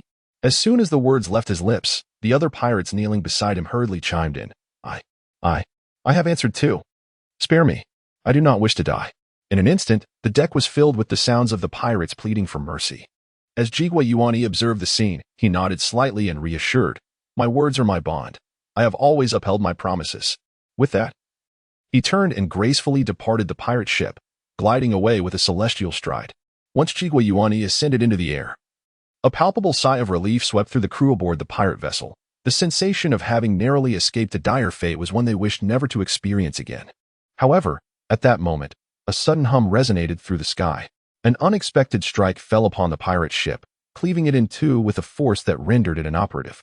The vessel, measuring dozens of meters, split apart, and the sea rushed into the gaping hull, causing the ship to slowly succumb to the depths. On the deck, the pirates cried out in terror, jostling against one another in panic. Their frantic pleas for help were quickly drowned out by the maelstrom created by the sinking ship. The waves surged, erasing any semblance of life from the scene. Jigwa Yuani continued his ethereal path towards the patrol vessel, not once glancing back at the wreckage of the pirate ship. Indeed, the strike had originated from him. Jigwa Yuani had not uttered a falsehood. He had made it abundantly clear that he always honored his commitments. In his eyes, the pirates were hardly deserving of the title of humanity. Chapter 54. Cyrus. How could you betray the Navy? After obtaining the desired intelligence, Kiku Yoshikazu gracefully departed, treading upon the moonlit steps. Ascending into the air, he unleashed a soaring slash towards the pirate ship, cleaving it asunder. Hovering momentarily, Kiku observed the pirate vessel fall silent, with no pirate surfacing, prompting him to hasten back towards the patrol ship. Concerning pirates, Kiku held no notion of discussing any chivalrous code. In mere moments, he swiftly returned to the deck of the warship. Due to the earlier cannon fire from the pirate ship, the deck was now deserted. Upon his return, the pungent scent of blood assaulted his senses. Something had gone awry. A heaviness settled in Kiku's heart as he followed the source of the odor, only to behold the gaping hatchway. Simultaneously, his observation haki enveloped the cabin, and in the next instant, Kiku's figure vanished from the deck. "Cyrus, how dare you lay hands on our Navy comrades, not only slaying Sergeant Santos but also taking the lives of so many sailors? Do you intend to betray us? Let me inform you, despite your formidable strength, I have already reported the events aboard the patrol ship to Colonel Kane at the branch. Even if you were to eliminate us all, the Navy would never forgive you, the traitor." Within the confines of the command room, a robust middle-aged naval officer brandished a sidearm, directing his ire at Cyrus. Surrounding him were 7 sailors, each wielding long rifles, forming a tight circle around their superior. Although armed, the sailors trembled slightly, betraying their anxiety and fear. Even the speaking officer exuded an air of suppressed trepidation. Scattered across the floor were nearly 30 corpses of sailors, their bodies in disarray. The wounds varied. Some bore deep sword cuts, while others were riddled with bullet holes. Blood flowed freely across the floor, saturating the engine room with a heavy metallic scent. Cyrus, the subject of the middle-aged officer's accusations, gripped the longsword tightly. His face etched with fury as he glared at the officer. "You lie. When I arrived, Sergeant Santos was already mortally wounded by gunfire. Not only him, but our comrades in the command room were also slain by you. Upon entering, you attempted to kill me as well. I acted in self-defense. It is you who has betrayed the Navy." Anger coursed through Cyrus, his eyes ablaze, his grip on the sword tightening as he indignantly proclaimed, "Still trying to deny it? So many of us witnessed it. I have been partners with Santos and the others for several years. How could I possibly turn against them? It is clearly you. They can all testify on my behalf." Although the middle-aged naval officer, Fabrice Simic, who held a short gun, felt a twinge of trepidation. He found some courage in the fact that 8 guns were aimed at Cyrus. Fabrice Simic, a sergeant in the Naval 133rd Division, led a squad tasked with combat among the 3 different sergeant teams aboard this patrol vessel. However, at this moment, his squad, including himself, consisted of only 8 individuals. And among the numerous corpses in the cockpit lay his comrades. The remaining bodies belonged to the other 2 naval teams. After UNE left the patrol ship, Cyrus followed his instructions and rushed to the cockpit to assess the situation. Upon his arrival, he discovered the cockpit filled with corpses. Only Fabrice Simic's combat squad remained. When these men saw Cyrus emerge from behind the door, they did not utter a word but immediately opened fire. Fortunately, Cyrus possessed remarkable agility and exceptional swordsmanship, enabling him to evade while swiftly countering with his blade, deflecting several bullets. After the initial barrage, Cyrus seized the opportunity to engage in close combat. He recalled UNE's parting words: should anyone attempt to harm him, he must not hesitate but retaliate immediately. As the assailants reloaded, Cyrus swiftly struck down a dozen sailors who had fired upon him. When the remaining survivors of Simic's squad finished reloading and aimed their weapons at Cyrus once more, only 8 of them remained. Confronted with the ominous barrels, Cyrus refrained from making any rash movements, biding his time for them to fire. With his speed, he could swiftly evade their shots and exploit their reloading intervals to mount an offensive. Yet, should he charge in recklessly, he might not escape the potential backlash from their concealed firearms. In light of Cyrus's swift actions, the 8 members of Simic's squad hesitated to act. They had already witnessed his prowess in their recent encounter. Firing blindly would yield no success against him. Thus, the standoff ensued. Meanwhile, Simic attempted to shift the blame for his fallen comrades onto Cyrus. The rationale behind Simic's actions was simple. The meager naval salary barely sustained his family, leaving little room for a better life. However, over the years, he had befriended a powerful merchant from the Kingdom of Mia, and under the latter's patronage, Simic's living conditions had significantly improved. Last night, the employer who frequently tended to his needs sought him out, hoping to enlist his assistance in eliminating 2 individuals, while promising a substantial reward to Zimiki. Initially, Zimiki was reluctant to accept the proposition. However, after much persuasion from his employer, he ultimately acquiesced. The generous remuneration was one aspect, yet more crucially, the employer provided him with a comprehensive plan that allowed him to act without concern. The employer assured him that a pirate ship would be on hand to assist with the aftermath, granting Zimiki the confidence to proceed boldly. Thus, upon hearing the cannon fire, Zimiki sprang into action. In these vast waters, the cost of human crime was diminished to its barest minimum. Utilizing the expanse of the sea, concealing one's malevolence became an exceedingly simple endeavor. Zimiki merely needed to dispose of everyone aboard the vessel, cast their bodies into the ocean, and upon returning, inform his superior of a pirate encounter. All matters would thus be resolved without a trace of worry. However, as Zimiki executed his plan, an unforeseen complication arose. The prowess of the former pirate hunter designated for elimination by his employer proved to be formidable. Within the cockpit, Cyrus found himself rendered speechless by the adversary's declaration that they were all witnesses to the same fate. His tongue faltered in frustration, his face flushed crimson, veins throbbing on his forehead, eyes filled with bloodshot fury, and his grip on the sword tightened, poised for action. Zimiki and his companions observed Cyrus with wary eyes. You scoundrels! You are unworthy of the Navy. Cyrus could no longer contain himself. His feet propelled him forward as he charged ahead. In that fleeting moment, Zimiki and the others unleashed a barrage of gunfire. Cyrus, while parrying the onslaught, surged toward Zimiki and his cohort. Upon reaching them, his sword danced with lethal precision. And in mere moments, Zimiki and his comrades were felled, lying lifeless in a pool of their own blood. Bang! Just as Cyrus completed his grim task, Ingwe Yuan kicked the door open, and upon witnessing the scene within the naval cockpit, a heavy dread settled in his heart as he murmured, "It seems we have walked into a trap." Chapter 55, A Deadlock? Let's make a call. Yuan Ikigoku's observation haki enveloped the entire patrol vessel. At this moment, there were no survivors aboard, save for him and Cyrus.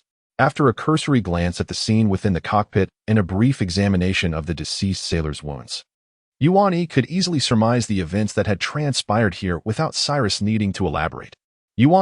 Cyrus opened his mouth, attempting to explain. But Yuan raised a hand to halt his words. His gaze was fixed upon a table in the center of the cockpit, which bore not only a maritime chart and a few pencils, but also a transponder snail. The transponder snail was currently awake, and upon witnessing this, Yuan approached the table, picked up the receiver, and inquired, "Is anyone listening?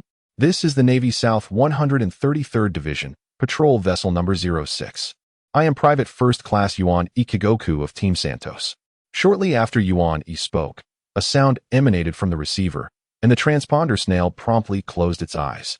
Observing this, Yuan-E's expression turned cold. "Yuan-E, is that how it is?" Cyrus stammered. "When I heard the cannon fire from the pirates, I followed your instructions and came to the cockpit. However, by the time I arrived, Sergeant Santos and the others in the cockpit had already been gunned down. The perpetrators were none other than the combat unit personnel. Why would they do this?" Cyrus remained perplexed, unable to fathom why the members of the combat unit would turn against their fellow Navy personnel, nor could he comprehend why they would attack him. What baffled him the most was that during a critical moment of danger when the warship was under siege, the combat unit chose to engage in fratricide rather than assist in repelling the pirate assault. Such actions were utterly incomprehensible to Cyrus. Why would they do this? Surely, their ultimate objective must be our lives, Yuan surmised. The pirates who just attacked us were not a mere coincidence. They were organized and prepared, intent on utterly annihilating our patrol vessel and slaughtering all personnel aboard. To pinpoint our vessel's location amidst the vast ocean indicates that our patrol route had been disclosed in advance. For such information to be available, there must have been a leak within the Navy itself. The combat unit's assault on our comrades in the cockpit, coinciding with the pirate bombardment, was orchestrated to complement the attack.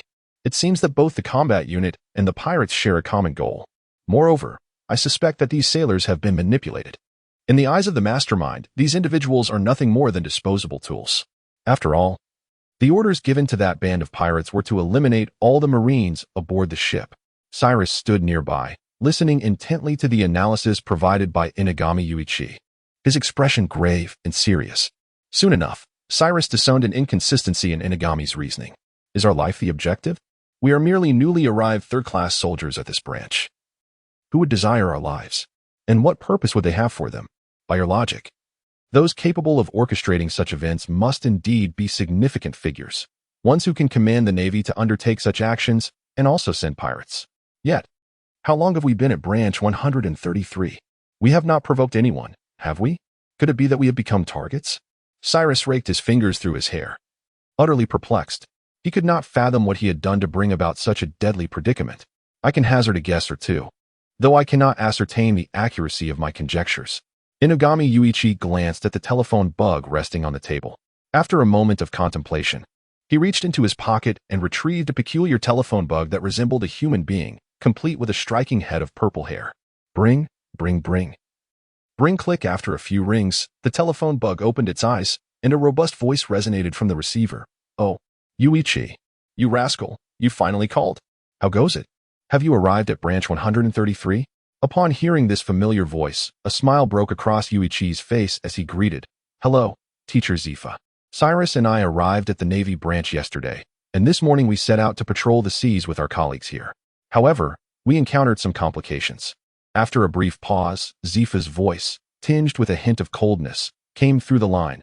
What complications? Yuichi succinctly recounted the events that he and Cyrus had faced, sharing his deductions with Zephyr.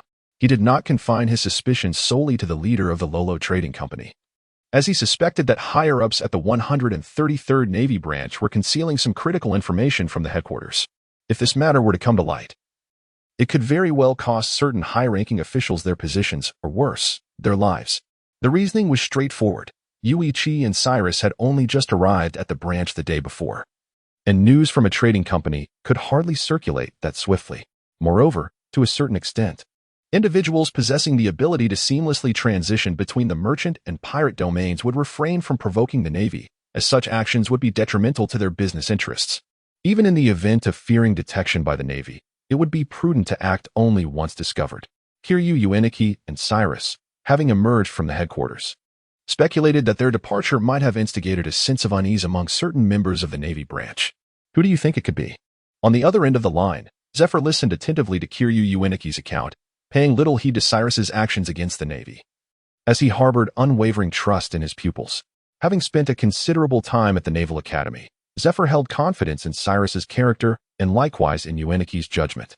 Recognizing the possibility of corruption within the upper echelons of the branch, Zephyr promptly inquired about Ueniki's thoughts. It is difficult to ascertain. During our journey from headquarters to the branch, we encountered no peculiarities, thus Colonel Kane's suspicion is somewhat diminished. Nevertheless, one cannot dismiss the possibility that the perpetrator deliberately awaited their return to their territory to act. There also exists the potential involvement of branch officers. I believe that lower-ranking Navy personnel would lack the influence to command the sergeants or pirate crews disguised as merchants. After contemplating Ueniki's words, Zephyr inquired gravely, "Ueniki, your call suggests you have some thoughts in mind, does it not? Please, share your intentions."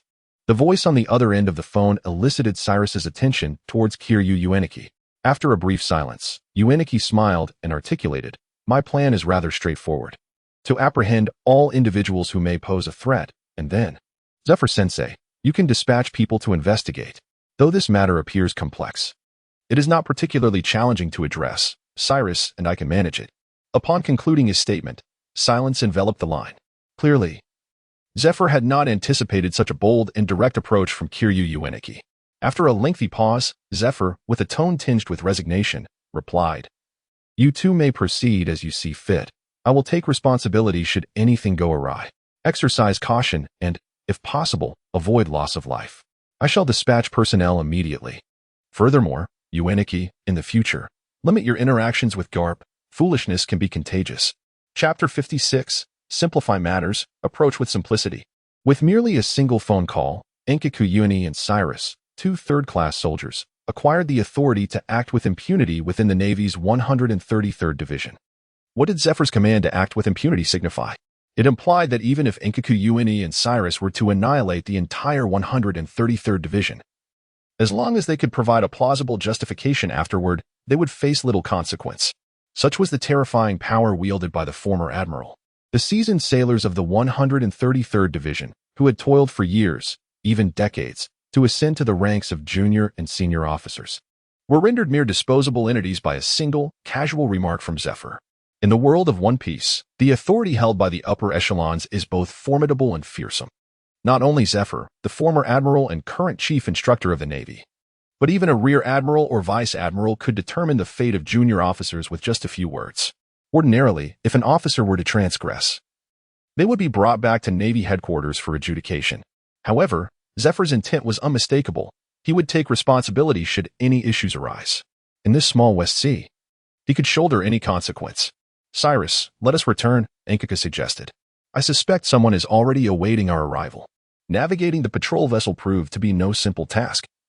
Yet fortunately, Uni had learned to steer during his time at the Naval Academy. He was capable of operating the ship, with Cyrus taking on the role of boiler attendant.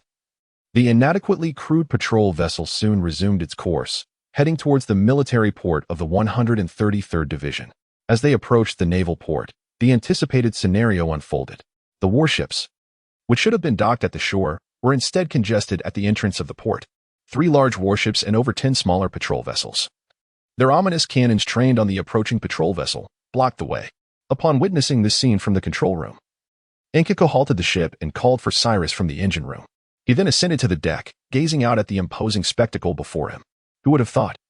As a member of the Navy, I could experience the sensation of being encircled by warships? UNE reflected, unable to suppress his astonishment. As for the sudden mobilization of the division, Enkaku felt no surprise. Ever since he had seen the phone bug activated in the control room, he had foreseen such an occurrence. It seemed that he and Cyrus were likely already regarded as defectors. On the deck of the flagship of the 133rd Division, Colonel Kane, clad in a justice cloak, observed the halted patrol vessel with a cold demeanor. Narrowing his eyes, he issued a solemn command. Fire. There was neither an intention to inquire nor a desire to investigate. Upon their first encounter, it was an immediate bombardment.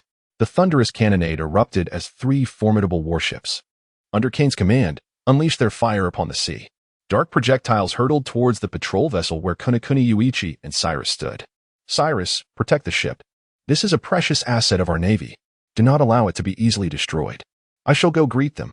With these words, Kunekuni swiftly unsheathed his long blade, executing a graceful moonwalk into the air.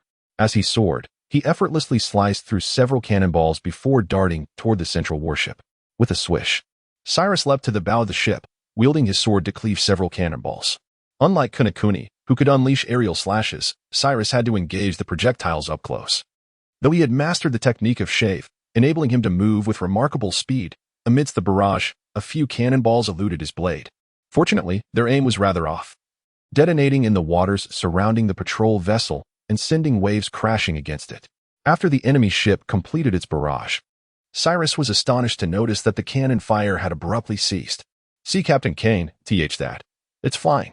Joseph Casso, standing beside Kane, pointed out the figure soaring above and stammered, indicating a rapidly approaching white dot. "That is, the Navy's 6th style moonwalk. That fellow is certainly no ordinary private. He's an elite from the headquarters." Kane's heart seethed with rage upon recognizing Kunekuni in midair, yet he also felt a sense of relief. Thankfully, he had acted first. Had these two discovered anything to report back to the naval headquarters, his position as a colonel would be in jeopardy, likely leading to execution. As he observed the swiftly approaching figure, Kane maintained an air of composure that unknowingly reassured those aboard the ship. "No need to panic. That is merely a person. Aim for the traitor and continue firing. Do not cease," Kane calmly instructed, unfazed by Kunekuni's mastery of the moonwalk. As Kunekuni drew nearer, Kane recognized him distinctly. He was aware that although Kunekuni was an elite from the headquarters, he was still quite young. Kane was confident he could subdue him. He possessed a trump card. In a swift motion, the artillery of numerous warships was directed towards Kikuka Yuichi, and they unleashed a barrage, the thunderous roar reverberating through the heavens.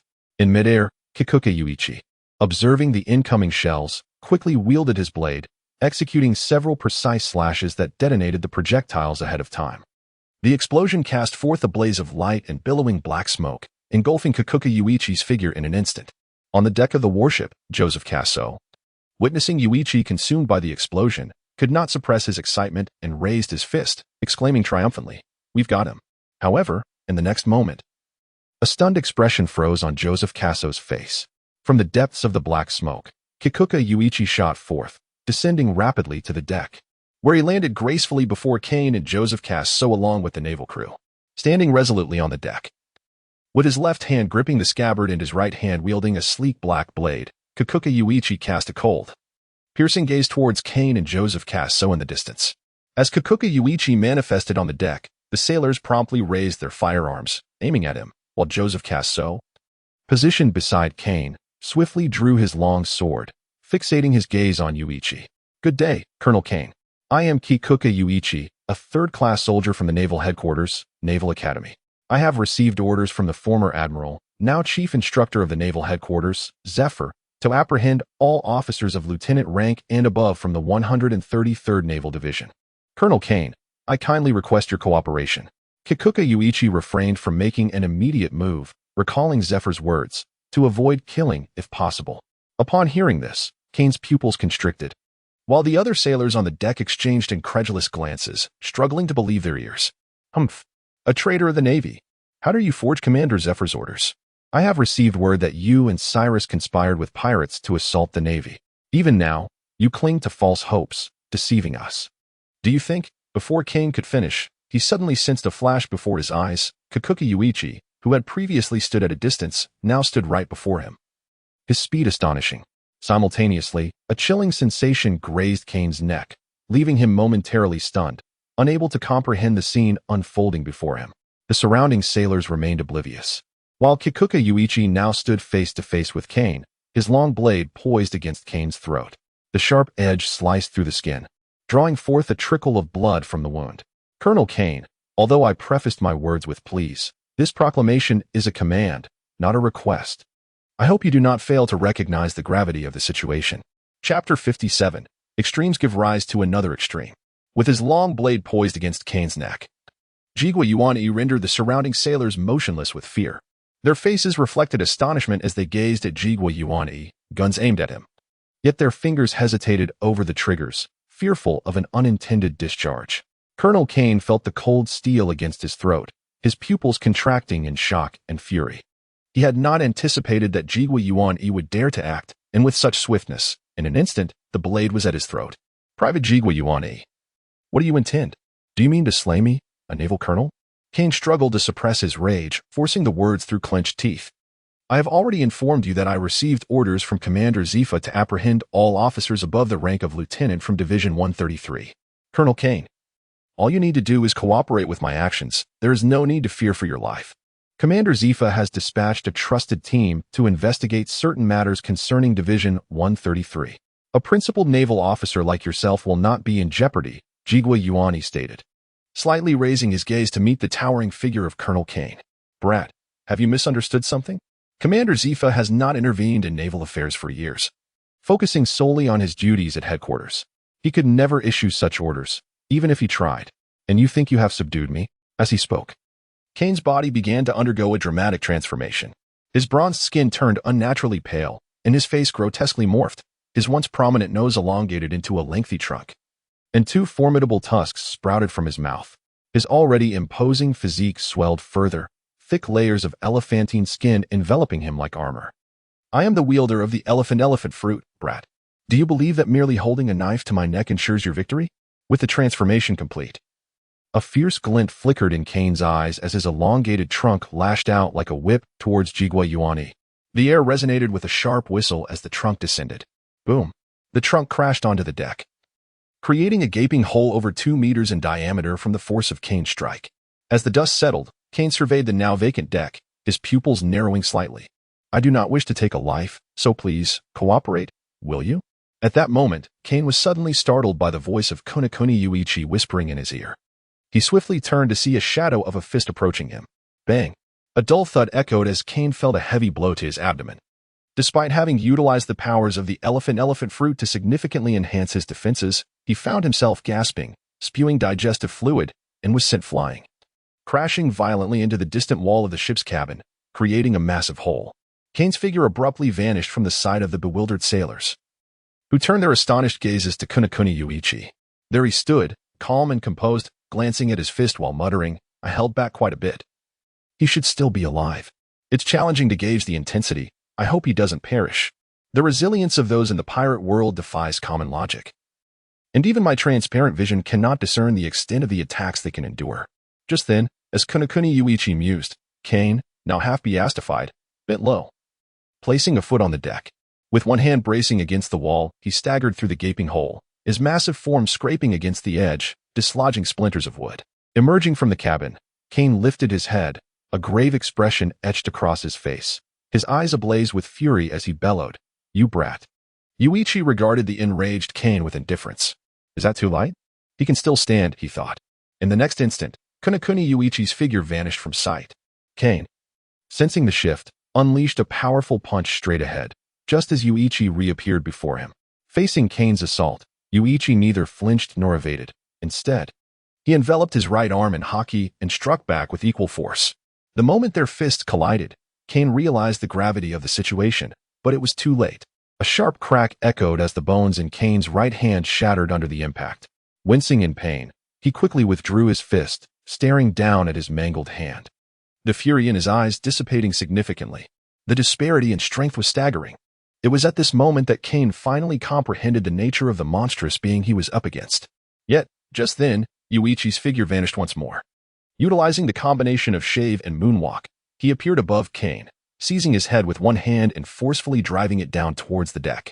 Boom.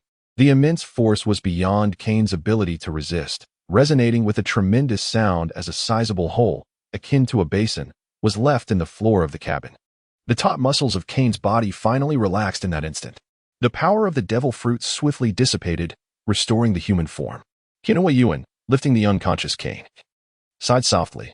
I apologize, but you have only yourself to blame for your lack of discernment.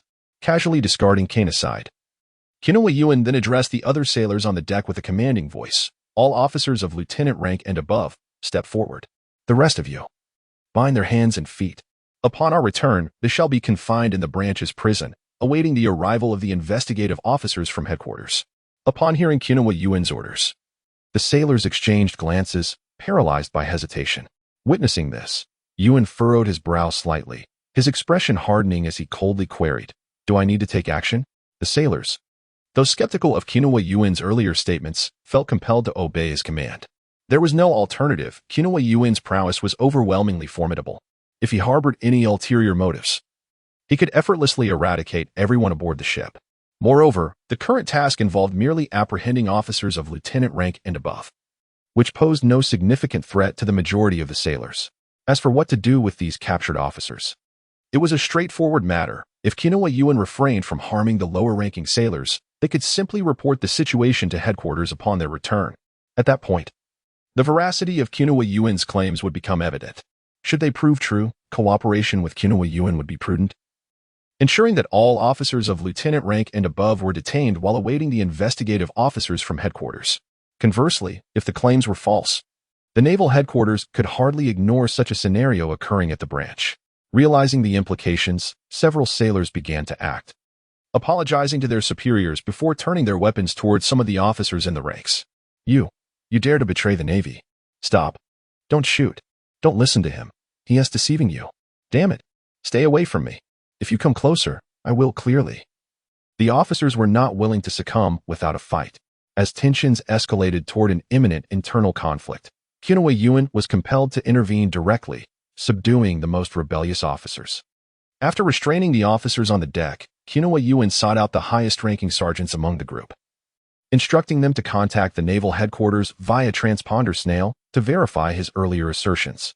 Having completed these actions, Kinoa Yuen did not linger aboard the flagship, but instead gracefully moved to other vessels to secure all officers of lieutenant rank and above. The remaining sailors, fearful of dissent, kept silent. Those who dared to voice opposition were promptly confined to the brig. Once all apprehended personnel were gathered in the main ship's prison, Kinoa Yuen summoned Cyrus and issued the order to return to port. After a remarkable transformation, Jigwe Yuan has ascended to become the highest leader of the Navy's 133rd Division. His decisive and vigorous approach to leadership bears no resemblance to that of his mentor, Zephyr. Chapter 58. Ascend, Major. Just as the warship was adjusting its course to return to the 133rd Division, an unexpected event unfolded. What transpired upon the vast ocean seemed to have reached the ears of the naval forces stationed at the Division's base through some mysterious means. The warship, now redirecting towards the naval port, was unexpectedly met with cannon fire from the Navy stationed there. A civil conflict within the 133rd Division appeared to be inevitable. Fire! Fire! Sink these treacherous naval forces! Echoed the commands of a lieutenant colonel, draped in a cloak of righteousness, as he brandished his saber towards the artillerymen at his side. Under his orders, the cannons of the naval port unleashed torrents of flame, hurling dark projectiles towards the approaching warship in the distance. Boom, boom, boom.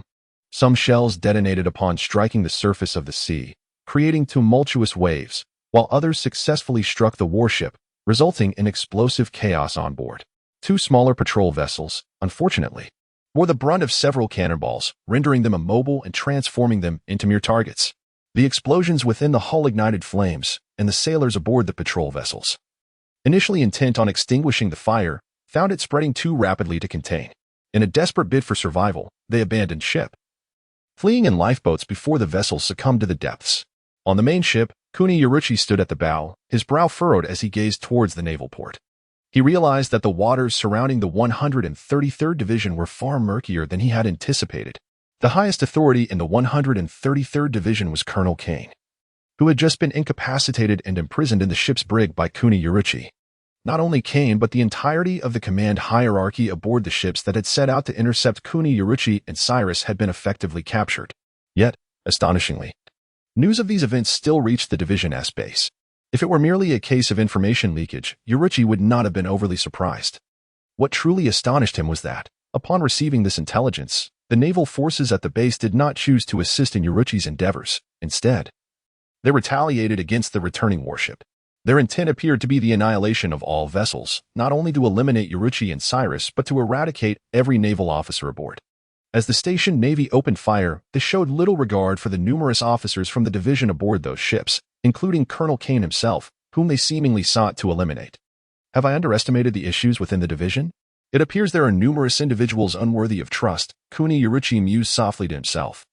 Before drawing his saber from his waist and launching a series of slashing strikes to detonate the incoming cannonballs in midair.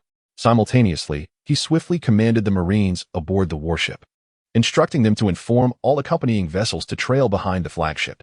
The flagship accelerated into the harbor, cautioning that no retaliatory fire should be discharged. Upon arrival at the naval base, all crew members were forbidden to disembark until further orders were given. Cyrus, you shall guard the ship's brig and allow no one to approach, he directed. After issuing the command, Jiku and Yuani turned to Cyrus beside him. Upon hearing this, Cyrus nodded and promptly departed the deck, making his way to the ship's quarters. The Marines, having received Jiku and Yuani's orders, hesitated not for a moment and hurried into the control room to relay the message to all accompanying vessels via the communication device. Meanwhile, a young sergeant hastened to Jiku and Yuani's side, inquiring, Major Jikuan, what shall we do upon our arrival at the naval base? The young sergeant, named Birch, had previously contacted headquarters through the communication device after witnessing Jiku and Yuani swiftly subdue Kane and others, confirming the veracity of Jiku and Yuani's statements. The response from headquarters affirmed Jiku and Yuani's assertions, additionally revealing to Birch that Jiku and Yuani was not a mere private, but a major, tasked with scrutinizing all officers of Naval Division 133. Initially taken aback by Birch's words, Jiku and Yuani was unaware of his promotion to major. However, after a moment's contemplation, he surmised the probable cause of this situation. It was likely that Zephyr had endorsed him, facilitating his rapid elevation in rank. After all, Jiku and Yuani intended to apprehend all officers of lieutenant rank and above within the division. It would be quite unconvincing if he were merely a private. As for the reasoning behind his selection as major, it was straightforward. The highest rank within the division was colonel, and a major from headquarters automatically elevated 2 ranks within the division, a tacit understanding within the Navy. Although Jiku and Yuani's meteoric rise from private to major might seem implausible, in reality, such a dramatic advancement stirred little commotion at headquarters. The reasoning was quite simple. When Zephyr approached Sengoku regarding the events transpiring with Jiku and Yuani, coincidentally, Garp was also present. Sengoku had initially vehemently opposed Zephyr's decision to promote Jiku and Yuani and was equally against Jiku and Yuani's actions against division officers based solely on suspicion. However, Garp disclosed to Sengoku crucial information regarding Jiku and Yuani. That kid, during his time in the Kingdom of Neil, took down a notorious pirate with a bounty of 200 million, the captain of the Nook pirate crew. Nook? That pirate was a Logia type. Kazan was also present, and it was he who relayed this information to me. Upon receiving this intelligence, the attitude of Sengoku underwent an immediate transformation. Not only did he personally decree the promotion of Kinoku Yuichi to the rank of major, but he also endorsed all actions undertaken by Yuichi within the 133rd Naval Division, explicitly affirming that every operation executed by Yuichi was conducted under his directive. It was merely due to a single telephone call from Yuichi and the seeds of doubt sown within him that the upper echelons of the Navy willingly collaborated with all of Yuichi's endeavors, thus rendering his actions both reasonable and compliant. Shifting our perspective to the West Sea, under Yuichi's command, the accompanying warships swiftly assembled behind the flagship, advancing in a serpentine formation towards the naval port. The artillery stationed at the port fired incessantly, unleashing a barrage of shells upon the rapidly approaching vessels.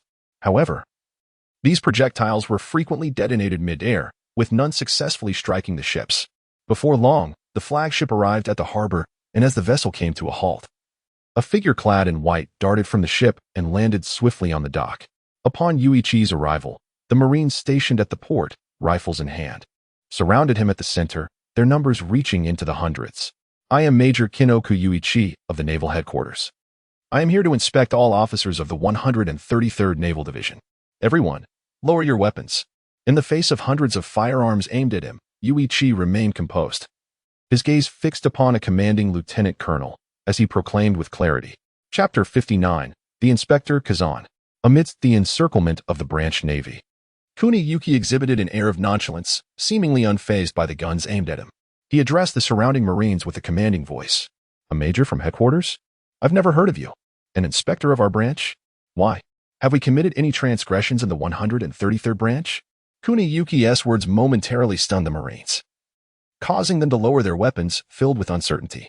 The title of a major from the naval headquarters held significant weight for the branch Marines, although it hardly served as a deterrent. Nonsense. There is no one of your ilk among the majors at headquarters. Take action. Kill him. Do not be swayed by his words. At that moment, the branch's commanding colonel bellowed at Kuniyuki, pointing his long blade directly at him, issuing a command. Yet, the Marines around were filled with hesitation. No one could ascertain the truth of Kuniyuki's claims. After all, he was purportedly a major from the naval headquarters. While his rank was lesser than that of the branch colonel, everyone understood that a major from headquarters was deemed to have a brighter future. Furthermore, the Marines observed Kuniyuki's youthful visage, which remained serene even under the threat of hundreds of guns. Such composure indicated that he was no ordinary individual. Perhaps his words held merit. Whoosh. Kuniyuki turned his gaze upon the colonel, his expression turning cold. Without further ado, he vanished from his position. The colonel, sensing something amiss and preparing to act, found Kuniyuki suddenly before him, gripping his face with an iron grasp. Thud. Without hesitation, Kuniyuki slammed the branch colonel's head forcefully against the ground. After a dull thud, the colonel's body slumped, completely unconscious. Kuniyuki had shown restraint. He recalled the prior admonition from Zephyr to minimize lethal actions. Beyond Zephyr's guidance, Kuniyuki was also wary of mistakenly harming innocents. Perhaps these individuals were merely pawns of more sinister forces. The specifics would await the arrival of headquarters personnel for further investigation. What Kuniyuki needed to accomplish was to subdue all officers of the rank of lieutenant and above. As for other matters, those could be addressed upon the arrival of the personnel from headquarters. Thus far, his actions had already crossed boundaries. Further violence against the Navy at the branch would yield no benefit for him, as he aspired to continue his tenure within the Navy. Having reached this point was sufficient. The surrounding Marines, witnessing their colonel subdued by Kuniyuki, who had previously appeared to be faltering, immediately regained their composure, raising their weapons once more. Now aimed squarely at him. Faced with such a situation, Ueni Kigwo slowly straightened his back and addressed the crowd. I shall reiterate, everyone, lay down your arms. All officers of the rank of lieutenant and above stepped forward. As he spoke, Kigwo's expression grew considerably grave, an unspoken aura of oppression enveloping the surrounding sailors. Some of the less perceptive sailors instinctively dropped their weapons upon hearing his words, staring blankly at Kigwo in the center of the throng. Meanwhile, several officers exchanged glances, hesitating momentarily before stepping out of formation. In a naval division, the number of officers ranked lieutenant and above is quite limited. For instance, in Division 133, there are likely fewer than 40 individuals of this rank. At this moment, only a handful of such officers remained at the port. After these individuals stepped forward, Kigwo swiftly moved, using the shave technique to appear before them and promptly render them unconscious. Although these sailors were officers, they were no match for Kigwo, succumbing to a single decisive blow.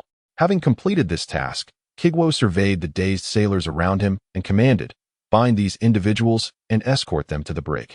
All sergeants among you, proceed to the division headquarters and contact the main office via the telephone book to confirm my identity. Once verified, act according to my orders. The main office's inspector is on their way. Until then, I will oversee the division. Do not linger. Get to work. Under Kigwo's orders, the sailors began to mobilize. Although the sailors at the naval port remained uncertain about Kigwo's identity, he had not resorted to violence, and his commands seemed reasonable. The sergeants returned to the base to contact the main office through the telephone bug. Upon receiving confirmation, they first breathed a sigh of relief, only to be gripped by anxiety. Was the naval headquarters truly undertaking a thorough investigation of Division 133? Had something transpired within their ranks? Would this inquiry affect them? The sergeants? Despite their apprehension, they felt powerless in the face of the unfolding situation. Some pragmatic individuals proceeded to carry out their tasks without questioning the events within the division or Kigwo's intentions regarding the apprehended officers. Others, harboring doubts, discreetly reached out to friends in the main office to inquire about Kigwo and sought to understand why the naval headquarters had suddenly dispatched personnel to investigate Division 133. However, the responses they received were uniformly inconclusive. Although the officers had been detained, the operations of Naval Division 133 continued unabated. Kigwo convened all the non-commissioned officers within the division and assigned them the duties of their former superiors, overseeing daily defenses and patrol missions. It must be said that the daily operations of the Navy ultimately rely on these grassroots non-commissioned officers. Despite the absence of commissioned officers, the naval headquarters, under the coordination of Inakuni Yuichi, continues to maintain efficient functioning. However, the lack of officers above the rank of lieutenant has inevitably impacted the combat effectiveness of the Navy. During the days of awaiting the arrival of the headquarters inspector, the patrol ships of the branch discovered numerous traces of pirates, resulting in some losses for the Navy following engagements. In light of this situation, Yuichi ordered Cyrus to lead an offensive to eradicate the pirates. Although Cyrus holds no significant rank, merely a humble third-class soldier, his prowess is remarkably outstanding. In the treacherous waters of the West Sea, Cyrus encounters no formidable challenges. After several successful missions, Cyrus's reputation was duly established. Although he remains a third-class soldier, he has accumulated commendable achievements. 10 days after Inakuni Yuichi took command of the Naval Branch 133, the warships from the headquarters finally arrived at the branch's port. Yuichi, accompanied by Cyrus and all the branch's sergeants, came to welcome the inspector from the headquarters. However, upon seeing the inspector disembark from the ship, Yuichi smiled and shook his head, exclaiming, "Kazan, what brings you here? Can you truly serve as an inspector?" Chapter 60. Hidden Sins, Premium Slave Trade. Combined, the inspector sent by the Navy headquarters from the 133rd Division is none other than Kazan, who has ascended to the rank of Brigadier General. In addition to the officers and soldiers accompanying him from headquarters, Ikoku Yuanichi also spotted another familiar face. "Oh, Instructor Victor. You have arrived as well." Leading the officers and soldiers from headquarters are two individuals, Kazan, the Brigadier General, and Victor, an instructor from the Naval Academy. Both are acquaintances of Ikoku Yuanichi and Cyrus. "Yuanichi, what kind of person do you think I am? How could I not serve as an inspector? If someone like you can become a major, what objection could there be to my appointment as an inspector? You, my friend, are merely here for an internship in the West Sea, and yet you have stirred up such a tumult. Do you realize that because of your actions? Professor Zephyr has faced considerable criticism." Dressed in a pristine white uniform and draped in a justice cloak, Kazan descended slowly from the ship. Upon seeing the spirited Ikoku Yuanichi, a fleeting smile graced Kazan's face, but it quickly shifted to a look of complaint. Victor followed closely behind Kazan as they disembarked from the warship, casting a silent smile towards Yuanichi and Cyrus. "Criticism, you say? Is it due to my promotion to major?" "Indeed. Such an elevation within the Navy must be unprecedented. In the current Navy, there has not been a grand conscription of the world. Promotions within the ranks require a gradual ascent, making it impossible for an individual to leap from civilian status to admiral in a single bound. It is already astonishing for someone like Ikoku Yuanichi to advance from a private to a major. Even though he has slain 200 million notorious pirates during his time in the Kingdom of Nier and has protected members of the royal family of the Allied nations, a leap of 10 ranks is still rather extraordinary. During Kazan's journey to the West Sea, the news of Ikoku Yuanichi's promotion to major has already spread throughout the Navy headquarters, although it is an order from the great general of the warring states, Zephyr. As both Ikoku Yuanichi's mentor and guardian, has inevitably drawn the attention of others due to this remarkable advancement. Of course, the truth is that Zephyr did indeed intervene. Had it merely been your promotion to major, the criticism would not have been so pronounced. The primary source of discontent stems from the actions you undertook within the 133rd Division. To apprehend all officers ranked lieutenant and above based solely on suspicion is, to be honest, unprecedented prior to your tenure. This incident has had significant repercussions, and for reasons unknown, it has already reached other divisions within the Navy, eliciting a fervent response from each. Currently, there are whispers within headquarters suggesting that Professor Zephyr has been overly indulgent with you, asserting that the Navy belongs to all, not merely to a select few in high positions. If this matter is not handled properly, it could escalate significantly. Is there any issue with Division 133? What have you discovered? After disembarking, Akiji strolled over to Kinemon and lowered his voice to discuss some matters pertaining to the headquarters. Hearing Akiji's words, Kinemon could somewhat envision the immense pressure that Zephyr was enduring. Despite Zephyr's esteemed position, it was implausible for him to be swayed by mere rumors. However, it was conceivable that if the affairs of the division were mishandled, Zephyr's authority within the Navy would undoubtedly suffer. Realizing that Zephyr was under attack from public opinion, Kinemon's expression became notably grave. It only took a few words from Roger to ignite the terrifying era of great voyages. At all times, Kinemon never underestimated the power of public sentiment. It is a blade that can strike invisibly. Let us proceed to the base, and I shall elucidate the details. Prior to your arrival, I was diligently coordinating the actions of the naval personnel at the division. Lacking trustworthy allies and surrounded by numerous pirates in the vicinity of the Mia Kingdom, Cyrus often needed to lead assaults. To be frank, I have not initiated any so-called investigation. However, Kazan, one thing I can assert with certainty is that Division 133 harbors considerable issues. As the two conversed, Kinemon and Akiji made their way to the conference room at the naval base, with Victor listening intently to their dialogue, maintaining a composed demeanor throughout. Following Akiji and Kinemon toward the base, his gaze wandered over the sergeants of the division, as if scrutinizing something. Upon the arrival of the headquarters naval personnel, all patrols and prison guards within the division were replaced by members from the headquarters. Kinemon ushered Akiji and Victor into the conference room, and once they were seated, he began recounting the events he encountered at the division, as well as some of his conjectures. From the moment Kinemon and Cyrus stealthily boarded the returning warship, to his suspicions regarding the missing crew members and the bizarre ambush they faced at sea, he detailed everything meticulously to Akiji and Victor. Furthermore, to substantiate his claims, Kinemon led Akiji and Victor aboard the patrol vessel he had previously occupied, showing them the scene as it was at that time. Kinemon had anticipated that the headquarters would investigate this matter, thus he had refrained from clearing the scene on his patrol vessel.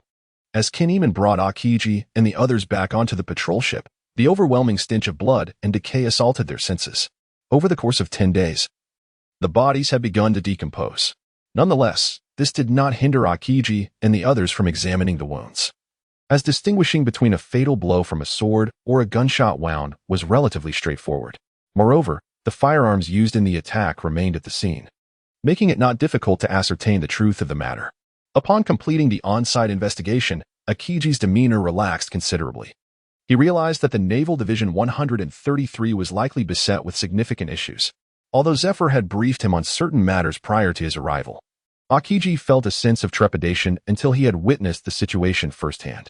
His apprehension was not rooted in a lack of faith in Kiku's abilities, but rather in the belief that Kiku, due to his youth, might not exhibit the reliability required for such tasks.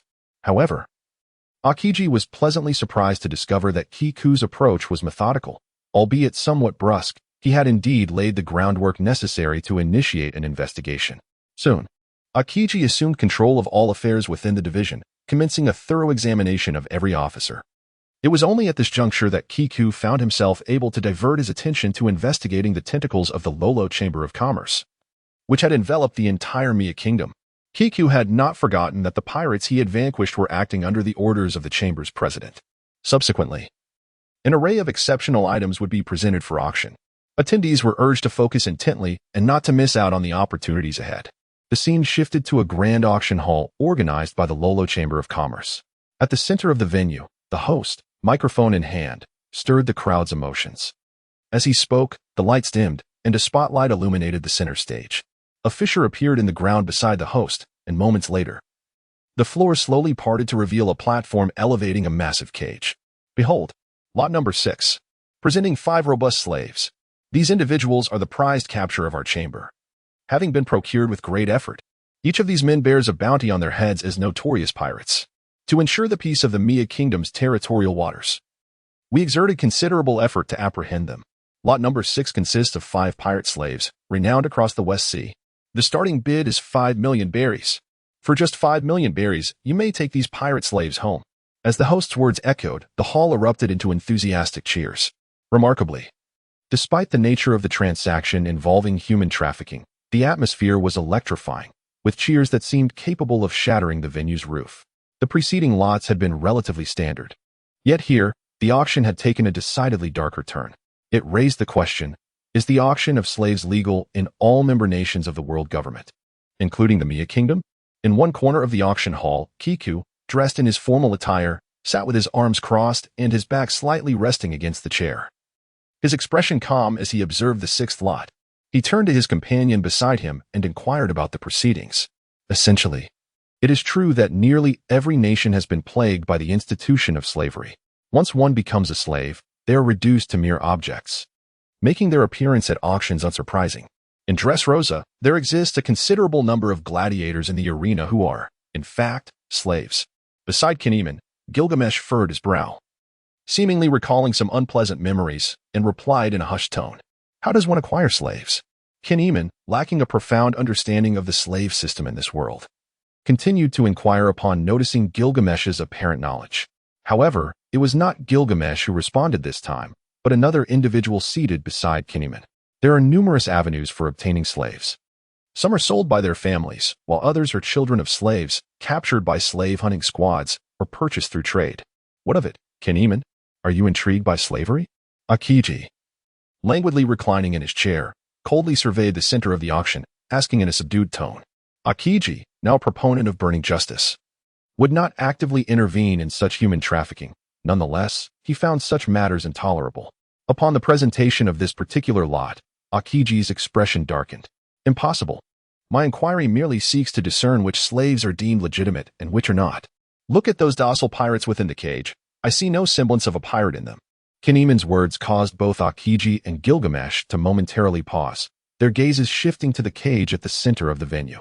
Prior to Kinemon's remark, Akiji had not paid much attention, but now he scrutinized the 5 pirates within the cage, soon realizing some discrepancies. They exuded no bloodlust. These 5 pirates possessed not a trace of the fierce spirit one would expect from such individuals. What defines a pirate? Are those who seek freedom and adventure at sea truly pirates? Such a notion might romanticize piracy excessively. If such individuals qualify as pirates, then does it not follow that someone like Roland would also be deemed a pirate? True pirates are those who traverse the seas, plundering and slaughtering to acquire resources.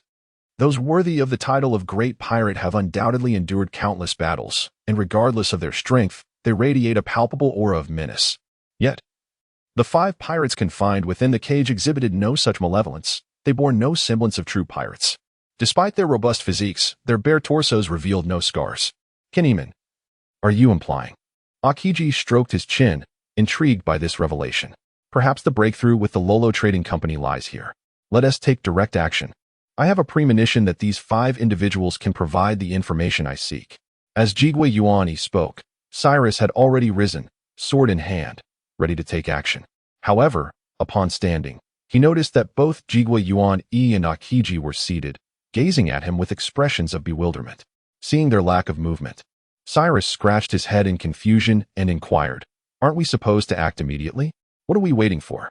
Akiji, taken aback, widened his eyes in disbelief as he looked at Cyrus, as if he had encountered an unusual creature. Upon noticing Cyrus's earnest demeanor, Akiji sighed and replied, "While acting immediately is indeed an option, it is not the right time. There are too many people around, and the repercussions would be significant. I understand your impatience. But please, hold on.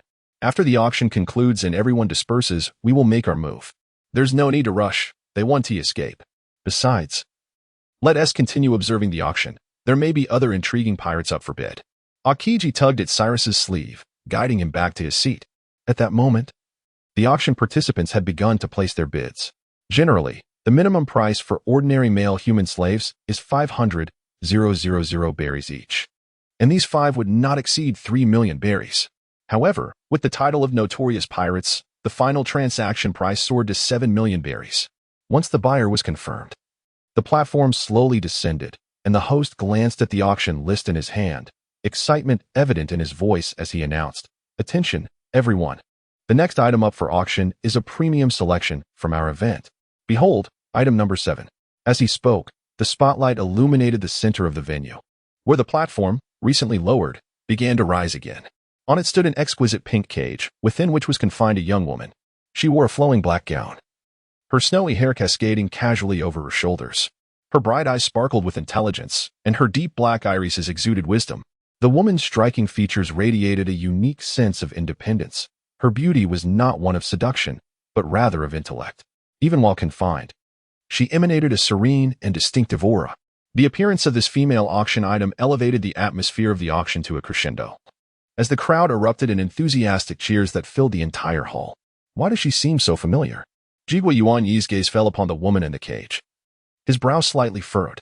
He felt an overwhelming sense of familiarity emanating from her, though he could not pinpoint its origin. In the center of the hall, the host began to introduce the auction item, declaring, "Not only is this woman stunningly beautiful, but she is also a scholar. She is unlike any mundane objects you have encountered. Such a superior slave is indeed a rarity. There is no need for me to elaborate further. Once you acquire her, you may savor and appreciate her essence at your leisure." The starting bid is set at 10 million belly. Chapter 61. The Young Man's Fiery Temper. The Intellectual Beauty. Priced at 10 million berries is undeniably an exorbitant sum. The baseline for the sale of an ordinary human is 50,000 berries, making this price a staggering figure in comparison. Yet, such a princely sum has not deterred the fervent enthusiasm of the participants in the auction. For the common populace, even 100,000 berries is an astronomical figure, let alone 10 million. However, in the world of pirates, the financial landscape is distorted. The majority of wealth resides with the nobility and affluent merchants, rendering 10 million berries mere pocket change to them. In the blink of an eye, the bidding escalated to 11 million berries, indicating the profound admiration for the intellectual beauty confined within the pink cage. Yet, as the woman inside the cage beheld the eager crowd, a deep sorrow flickered in her eyes, evoking sympathy. Slavery, such an abomination should not exist. Admiral Kazan, we, as the righteous navy, cannot stand idly by while such atrocities unfold before us. Must we truly remain passive? Cyrus gazed at the woman in the cage, his eyes brimming with compassion. In this world, women and children often stir the noblest sentiments within one's heart. Young as he was, Cyrus had joined the Navy precisely to aid those in need. Witnessing the plight of the woman imprisoned in the cage ignited an uncontrollable fury within him, allowing him to empathize with the enslaved. Hearing these sentiments, Akiji sighed softly and rose to his feet. There was no need for Cyrus to elaborate further. The young admiral, a staunch believer in the justice of fire, was already inclined to take action. At that moment, Akiji cast aside any concerns regarding the numbers or potential repercussions. Action. Transforming into a mist of ice, Akiji vanished from sight, and when he reappeared, he found himself at the center of the auction, one hand resting upon the host's shoulder, exuding an aura of frigid air. "Tell me, from where do you procure these slaves?" Akiji had already discerned the inextricable connection between the Lolo Trading Company and the pirates. Recognizing that the source of these slaves would serve as the Navy's entry point for investigating the Lolo Trading Company. Who are you? How did you suddenly appear here?" Guards. The host, feeling a chill on his shoulder, swiftly turned around to find a towering man standing beside him. Upon seeing Akiji, the host felt a shiver run down his spine and frantically called for the guards. The unexpected turn of events in the center of the auction hall led to a cacophony of noise. The guests below were abuzz with speculation, pointing at the figure of Akiji on the stage, bewildered by the unfolding events. Amidst the host's urgent calls, the lights in the venue flared to life, and the imposing doors swung open with haste, allowing a throng of guards to surge towards the center of the hall, seemingly intent on subduing Akiji directly. At that moment, Cyrus leapt from his seat, positioning himself in the pathway leading to the center, sword in hand. He boldly declared, "We are the Navy. We possess irrefutable evidence that the Lolo Trading Company is colluding with pirates, and we require the presence of certain individuals to assist in our investigation at the naval base. Do not obstruct the Navy in our duties." However, Cyrus's words fell on deaf ears. The auction house's guards, momentarily stunned by his intervention, quickly recovered and charged at him without a second thought, indifferent to his naval affiliation. Witnessing this, Cyrus's pent-up fury erupted in a torrent. He spared no mercy against the guards advancing upon him. Within mere moments, several lay slain at his feet, their bodies crumpling into pools of blood. The auction hall was engulfed in chaos, and the attendees finally grasped the gravity of the situation, hastily making their way toward the exits. Although Cyrus had proclaimed their identity as the Navy in the West Sea, the Navy's credibility was eclipsed by the notorious local faction, the Mafia. In an instant, the entire venue descended into disarray. Young people truly have a short fuse. Can they not contain themselves for even a moment? Inakuni observed the commotion between Akiji and Cyrus with a twitch of irritation at the corner of his eye. Had they not already finalized their plan? It was supposed to be executed post-auction, and any rescue of slaves would be a mere afterthought. Yet here were Akiji and Cyrus, making a scene under the scrutiny of all. Such unreliable individuals. Inakuni rose, voicing his discontent as he placed a hand upon his long blade. At that moment, a few sharp-eyed guards noticed his apparent readiness to draw his weapon and swiftly unsheathed their own, aiming their strikes at him. Faced with the guards of the Lolo Trading Company, Inakuni had no intention of resorting to lethal force. He sidestepped deftly while warning, "I am Lieutenant Inakuni of the Navy headquarters. Cease your attack." Yet, his warning went unheeded. The guards, undeterred by his evasion, pursued him relentlessly, swinging their blades once more. "Since you have initiated hostilities," Inakuni thought, his expression turning cold as he swiftly drew his own longsword, executing a decisive strike in defense. A silent strike swiftly cut through the guards, and the next moment, several guards in front of Kunakuni Yuya stood frozen in place, only to collapse with a thud, their crimson blood instantly staining the ground.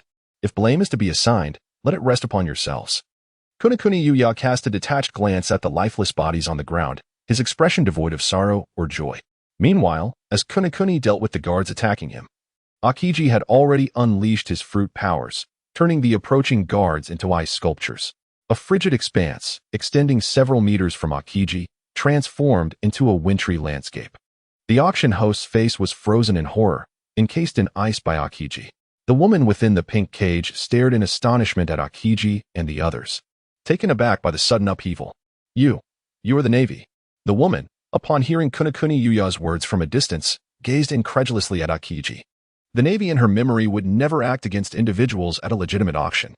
As for the towering swordsman's earlier suspicions of collusion between the merchant guild and pirates, laughs. In this world, what merchant guild engaged in the slave trade does not collude with pirates? When has the Navy ever concerned itself with such matters? "Yes, we are the Navy," Akiji replied, gripping the cage tightly, encasing it in ice, before delivering a powerful punch that shattered the cage. "My dear miss, you are now free. Oh, by the way, before you depart, could you kindly share your name with me? And how did you come to be sold as a slave?" Chapter 62. You are free. Utilizing his fruit abilities, Akiji liberated the woman confined within the cage. Upon taking a moment to observe this enslaved individual, Akiji disowned her remarkable aura. It was evident that a woman possessing such an air must have originated from a well-off background. Someone like her could not possibly have been sold by her own family. As for the possibility of her being the offspring of slaves, that scenario seemed implausible. Sensing that her origins might serve as a crucial lead, Akiji's tone grew somewhat urgent. "My name is Nico Alvia, and I am a crew member aboard an exploration vessel. We were beset by pirates. My companions managed to escape, but I was captured and brought here by them." Slowly stepping out from the icy confines, Nico Alvia answered Akiji's inquiries with clarity, displaying no signs of astonishment at his demonstrated devil fruit powers. She appeared quite familiar with such abilities. Pirates, indeed. Akiji's eyes sparkled with realization. It was no surprise that this Lolo Trading Company had ties to piracy. Just as he was about to press further with his questions, his comrades, Kineman and Cyrus, who had dealt with the guards, approached him. Kineman's gaze fell upon Alvia, prompting him to inquire, "You said your name is Nico Alvia? Where is your hometown?" Upon hearing her surname, Kineman finally understood the source of the profound familiarity he felt when looking at her. The visage of this Nico Alvia overlapped with that of Nico Robin from his memories, aside from slight differences in hair color and style. This woman appeared to be a mirror image of Nico Robin. Hometown? O'Hara, in the West Blue. Nico Alvia spoke truthfully, offering no deception to Akiji and his companions. Beyond her gratitude for being rescued, she felt an inexplicable trust towards these members of the Navy. Upon hearing the name O'Hara, both Akiji and Cyrus widened their eyes in astonishment. The reason was simple. O'Hara's reputation loomed large. Even Cyrus, who had entered the gladiatorial arena at a young age in the New World, had heard tales of O'Hara.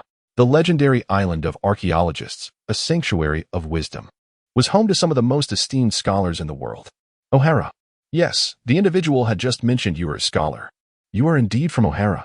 But why would a scholar from O'Hara find themselves aboard an exploration vessel? Akiji glanced at the auctioneer, now transformed into an ice sculpture. Recalling the information he had just been given about Alvia, his expression turning thoughtful. However, soon after, Green Pheasant was enveloped by a new perplexity. To his knowledge, O'Hara possessed the richest collection of archaeological literature in the world. Although these were termed archaeological texts, the discipline itself was replete with myriad subdivisions, encompassing ancient medicine, ancient technology, and much more. The vastness of O'Hara's library could keep even the most brilliant minds engrossed for a lifetime, perhaps never to be fully explored. Green Pheasant found it difficult to comprehend why a scholar would embark on an adventure at sea.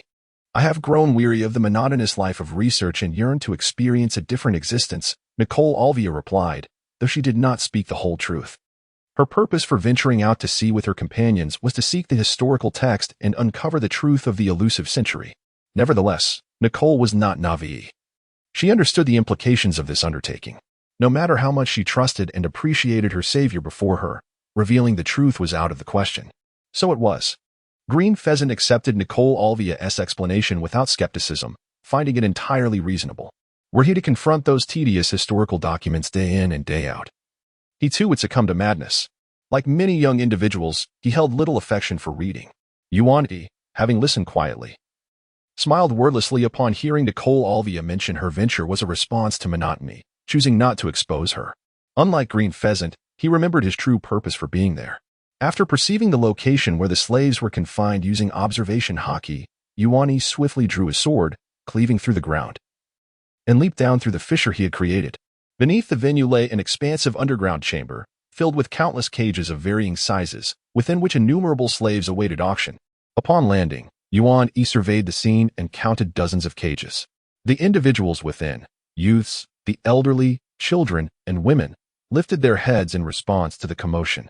Their gazes devoid of curiosity or surprise, only profound despair. The moment Yuan beheld those eyes, his expression darkened, gripping the long blade at his side tightly. He inhaled deeply and addressed the captives. I am Lieutenant Commander Yuan of the Navy. You are free. As he spoke, he swiftly unsheathed his blade, unleashing a flurry of strikes. In the blink of an eye, 100 slashes filled the underground chamber with a terrifying light, shattering the cages that imprisoned the slaves. Steel bars clattered to the ground, echoing through the space. After what felt like an eternity, the pupils of the slaves finally focused, and the formerly apathetic, despairing gazes began to betray a different emotion. It was astonishment, it was ecstasy. We are free. The Navy has come to save us. Aha. Freedom. We are free. How could this be possible? How could it be? We were sold here by the Navy. How could the Navy come to rescue us? The slaves surged out of their confines, jubilantly cheering, some weeping with joy, others kneeling on the ground, howling towards the heavens, while some murmured in disbelief, as if they had heard a fantastical tale. At that moment, Yuan sensed something unusual. His expression tightened, and he vanished from sight in an instant. How could this be? How could it be? The Navy, how could they come to save the slaves? Clearly those wretches. A bare-chested youth knelt on the ground, his hands pressed against the earth, murmuring in disbelief. His body was marred with lash marks, some fresh, others already scabbed over. His name was Monk, 15 years old, originally a menial worker in the Navy's 133rd Division. The Navy saving slaves? Monk felt as though he had stumbled upon a shocking revelation, his fist clenched tightly, nails digging into his flesh, his eyes reddened with fury. Did you also get sold here by the Navy? Suddenly, a youthful voice reached Monk's ears. He looked up to see a red-haired boy standing before him, his brow furrowed, the vibrant red hair and flame-like markings on his forehead strikingly vivid in the dimly lit basement. Yes, I was sold here by the Navy. Monk exploded with rage, his pent-up resentment finally finding an outlet. Suddenly, he faltered, the curse words that had been on the tip of his tongue abruptly stifled. Yuan approached Monk, gently placing a hand on his shoulder, whispering, "Who are they? I will take you to slay them." In that moment, Monk's overwhelming anger and hatred dissipated. He clutched Yuan pant leg tightly, burying his face against his thigh, and wept uncontrollably. Chapter 63. Recall, the internship concludes.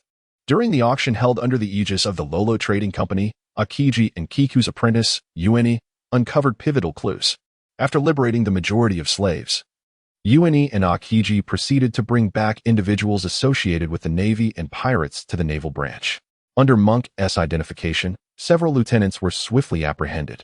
Realizing that their deeds could no longer remain concealed, these lieutenants began to implicate others, leading to the involvement of several branch majors. Once these majors were drawn into the affair, the situation escalated dramatically, as more individuals became entangled in the web of deceit.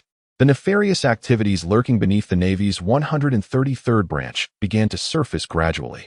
Instances of phantom payrolls, treating naval support staff as commodities for the slave trade, collusion with pirates, and bribery were meticulously unearthed. Simultaneously, the upright Colonel Kane, poised for promotion to brigadier, found himself embroiled in the scandal. The Mia Kingdom, under the control of the Navy's South 133rd Branch, was renowned as a legitimate territory in the West Sea, boasting the best law enforcement conditions in the region. Colonel Kane had garnered the attention of Admiral Sengoku due to his commendable achievements in the Mia Kingdom. The decision to designate this location for the internship of UNE and Cyrus was made after careful consideration.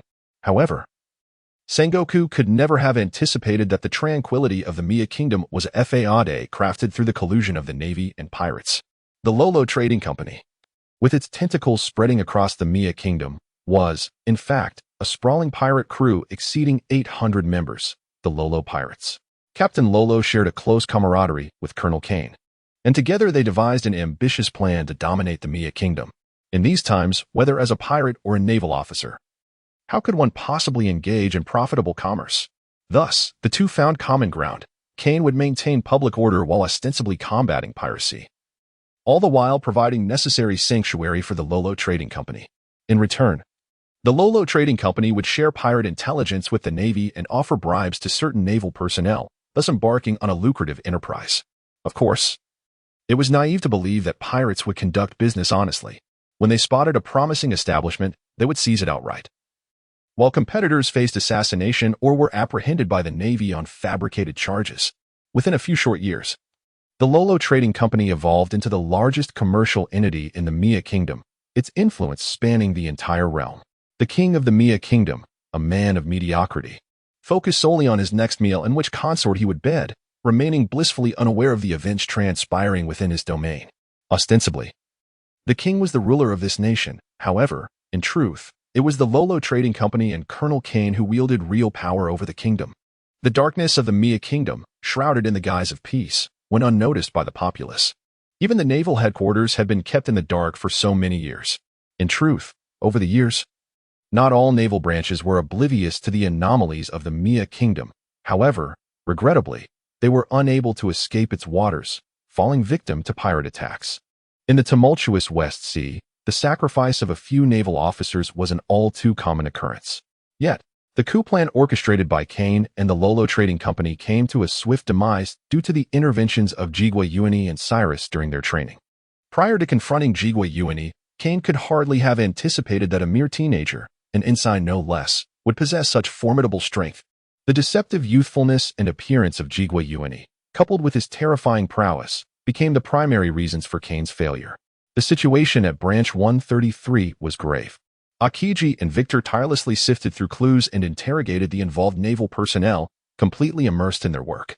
Meanwhile, aside from an initial flurry of activity alongside Cyrus to eliminate remnants of the Lolo Trading Company, Jigwe UNE appeared to take everything in stride, dedicating his days to honing his haki at the branch. Whenever a patrol ship encountered pirates or received an engagement mission, UNE would accompany his subordinates to stretch their legs. Remarkably, with the rank of naval major, Jigwe UNE faced considerably fewer responsibilities during sorties, as tasks such as navigation, lookout, and patrolling were delegated to his subordinates. His sole duty was to unleash a devastating flying slash when confronted by pirate vessels. The pirates of the West Sea stood no chance against the terrifying slashes infused with haki from Jigwe UNE, often losing their combat efficacy after just one exchange. During the investigation of the 133rd Branch, the slaves freed by UNE and Akiji were gradually returned to their homelands. Notably, Nico Alvia from O'Hara was personally escorted home by Akiji, leaving UNE puzzled by the latter's unusual enthusiasm. Additionally, the naval aide, Monk, who had been sold into slavery, officially became a third-class soldier and was assigned to Cyrus's command. Oh, and after executing several successful missions in the West Sea, Cyrus, due to his outstanding performance, had now risen to the rank of sergeant. For those with talent, as long as pirates remained plentiful, achievements would abound, and promotions would come swiftly. Before long, Akiji and Victor submitted an initial investigation report to headquarters, outlining the current findings. Just half a day after their report was filed, Jigwe UNE received a long-distance call from Zephyr. Amidst the vast expanse of the sea, a warship glided gracefully across the surface, leaving a trail of foam in its wake. Clad in a pristine white naval uniform, Jigwa Une stood at the bow, one hand gripping his sword as he swiftly infused it with haki, delivering a powerful slash towards the sea beside him. His domineering mastery of haki has entered a new phase. Now, Une can effortlessly envelop his entire body with the power of armament haki. The cultivation of haki has officially progressed into the stage of enhancing its potency. Although Une lacks the 8 towering mountains that Carp possesses for training, this vast ocean is equally capable of withstanding Une's strikes. Throughout this period of training, Une can sense his gradual strengthening. As haki is continuously utilized and condensed, he perceives an increase in both the total amount and the intensity of his haki. Suddenly, a familiar sound emanated from the small creature nestled in his embrace, a transponder snail. Une withdrew his haki, sheathing his sword, and retrieved the transponder snail from his pocket. With a soft click, he lifted the receiver, cheerfully greeting, "Hello, Teacher Zephyr." However, before he could finish speaking, Zephyr's jovial voice echoed from the receiver. "Une, you've done well. You've stirred quite a commotion in the West Sea, and now everyone at headquarters knows your name." Hearing Zephyr's praise, Une smiled and replied, "That's all thanks to your excellent teaching, Teacher Zephyr." "Not at all. I didn't teach you that. You accomplished it all on your own. The folks at headquarters are buzzing about you, a mere third-class soldier in the West Sea, boldly apprehending so many officers from the branch. You've become quite the celebrity." There was an unusual tone in Zephyr's voice, and Une detected a hint of sarcasm. "Hee, how can I be just a third-class soldier? Am I not a major at headquarters?" He chuckled, feeling a bit awkward. In the next moment, Zephyr's voice boomed through the receiver. "How dare you bring that up? If I hadn't asked Sengoku to cover for you, would you be enjoying such leisure now? Enough of this nonsense. I'm calling to inform you that your training is over. Hurry back to headquarters." Though Zephyr spoke with a raised voice, Une failed to detect any anger. Instead, he sensed concern and perhaps a hint of longing. Yes, I'll prepare to return. I'll be back at headquarters by tomorrow morning. Please don't be angry, Teacher Zephyr." Despite recognizing the absence of anger in Zephyr's tone, Une continued to respond cheerfully, eager to avoid further admonishment. After all, the crew on deck would overhear, and it might tarnish his reputation as a major, if he even had one. "Within 10 days, I expect to see you in person." Chapter 64. The first trainee to conclude their apprenticeship. In mid-October, the autumn chill began to set in. A gentle breeze carried a light drizzle, shrouding the morning in a misty veil over Marineford. At the naval headquarters harbor, a middle-aged man sat on a pier, gazing out at the vast, empty sea. His pristine white coat fluttering in the wind, while the fine rain dampened his purple hair. "Hey, Zephyr, why are you sitting here? Isn't there anything happening at the academy today?"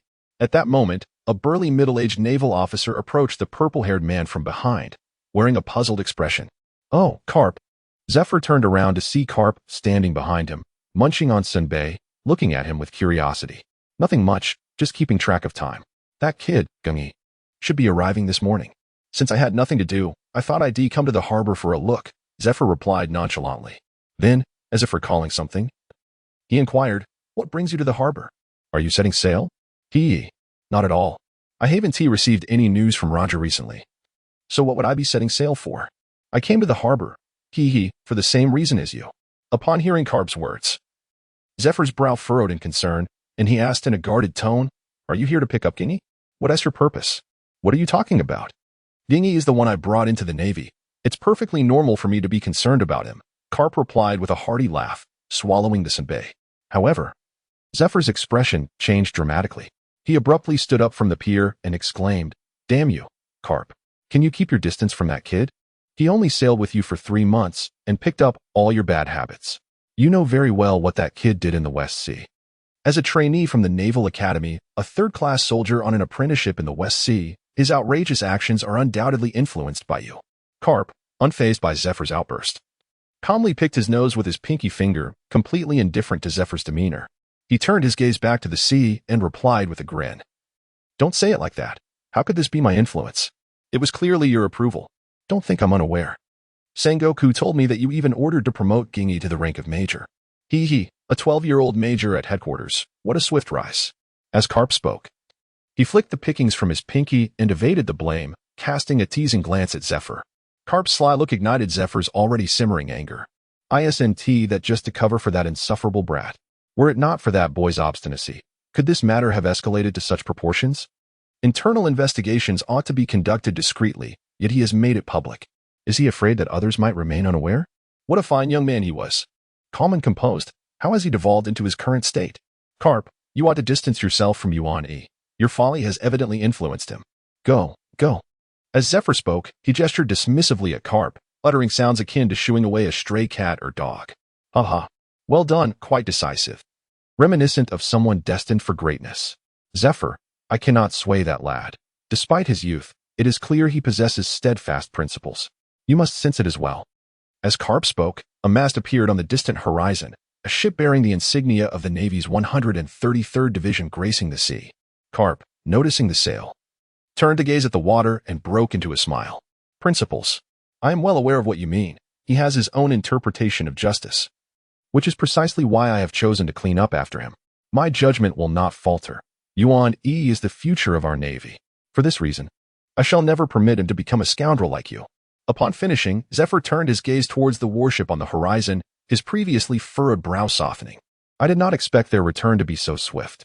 It has barely been over a month, and yet the training has concluded without any significant events. It feels rather anticlimactic.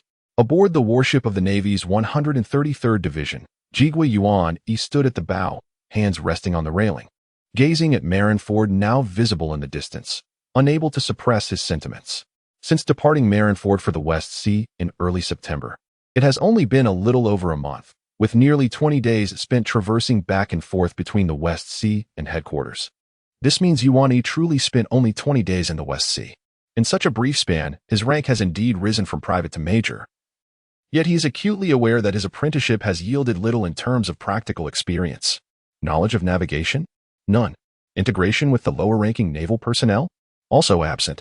His gains from the apprenticeship perhaps lie solely in the reputation he has forged through his blade, establishing his name as Jigwe Yuan-E. As for unearthing the division's internal rot, that was merely a matter of convenience for him, and it left him rather vexed, tarnishing his impression of the Navy. It cannot be deemed a true accomplishment.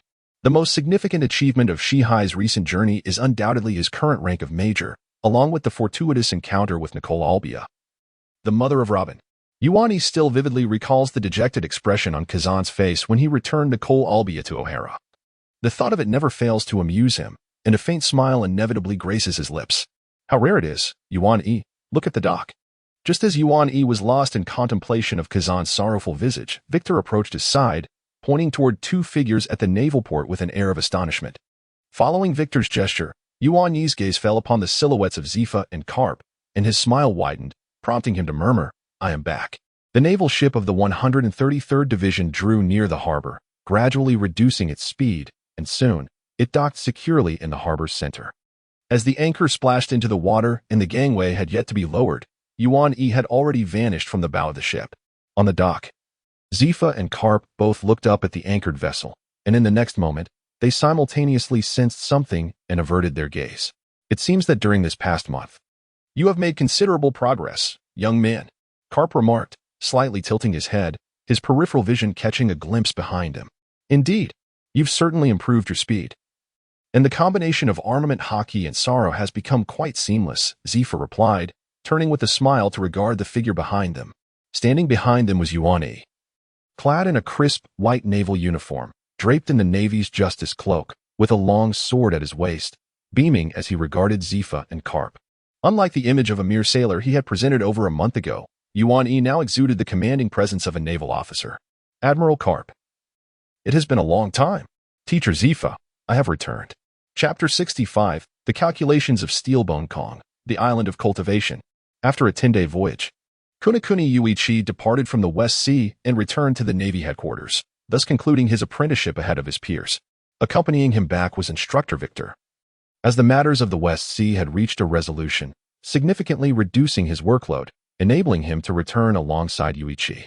Naturally, the remaining affairs were entrusted to Akiji, who, for reasons unbeknownst to anyone, had transformed into a workaholic. Jairus did not accompany Yuichi back to the Navy headquarters. Only Kunekuni Yuichi was summoned. Jairus remained in the West Sea, continuing his apprenticeship while also serving as Akiji's aide, assisting in the management of regional affairs. Until a colonel was selected to oversee the 133rd Division, all matters in the West Sea were temporarily under Akiji's jurisdiction. It was evident that neither Akiji nor Gyrus would be departing from the kingdom of Mia anytime soon. Upon his return to the headquarters, Yuichi discovered that he was the first among all Naval Academy trainees to conclude his apprenticeship and return. Aside from him, all other cadets were still engaged in their training. The standard duration for the apprenticeship of all Naval Academy students was 3 months. However, Yuichi had remarkably interrupted his training and returned home in just over a month. Teacher Zephyr, why is it that all the other trainees are still in their apprenticeship while I have returned so early? In truth, Yuichi felt that he had not gleaned much from this voyage. On their way back to the residence with Zephyr, he inquired about the reason behind his premature return. It was not that he held any particular fondness for the kingdom of Mia. Rather, Yuichi sensed that his early summons must be for a significant reason. The decision to end your apprenticeship and recall you to headquarters was not solely mine. It also reflects the intent of Admiral Steelbone Kong. Upon your return, take some time to rest, and then I shall introduce you to the Admiral, Zephyr remarked, glancing at the slightly taller Yuichi with a serious expression. Indeed, Yuichi's recall was not entirely a decision made by Zephyr.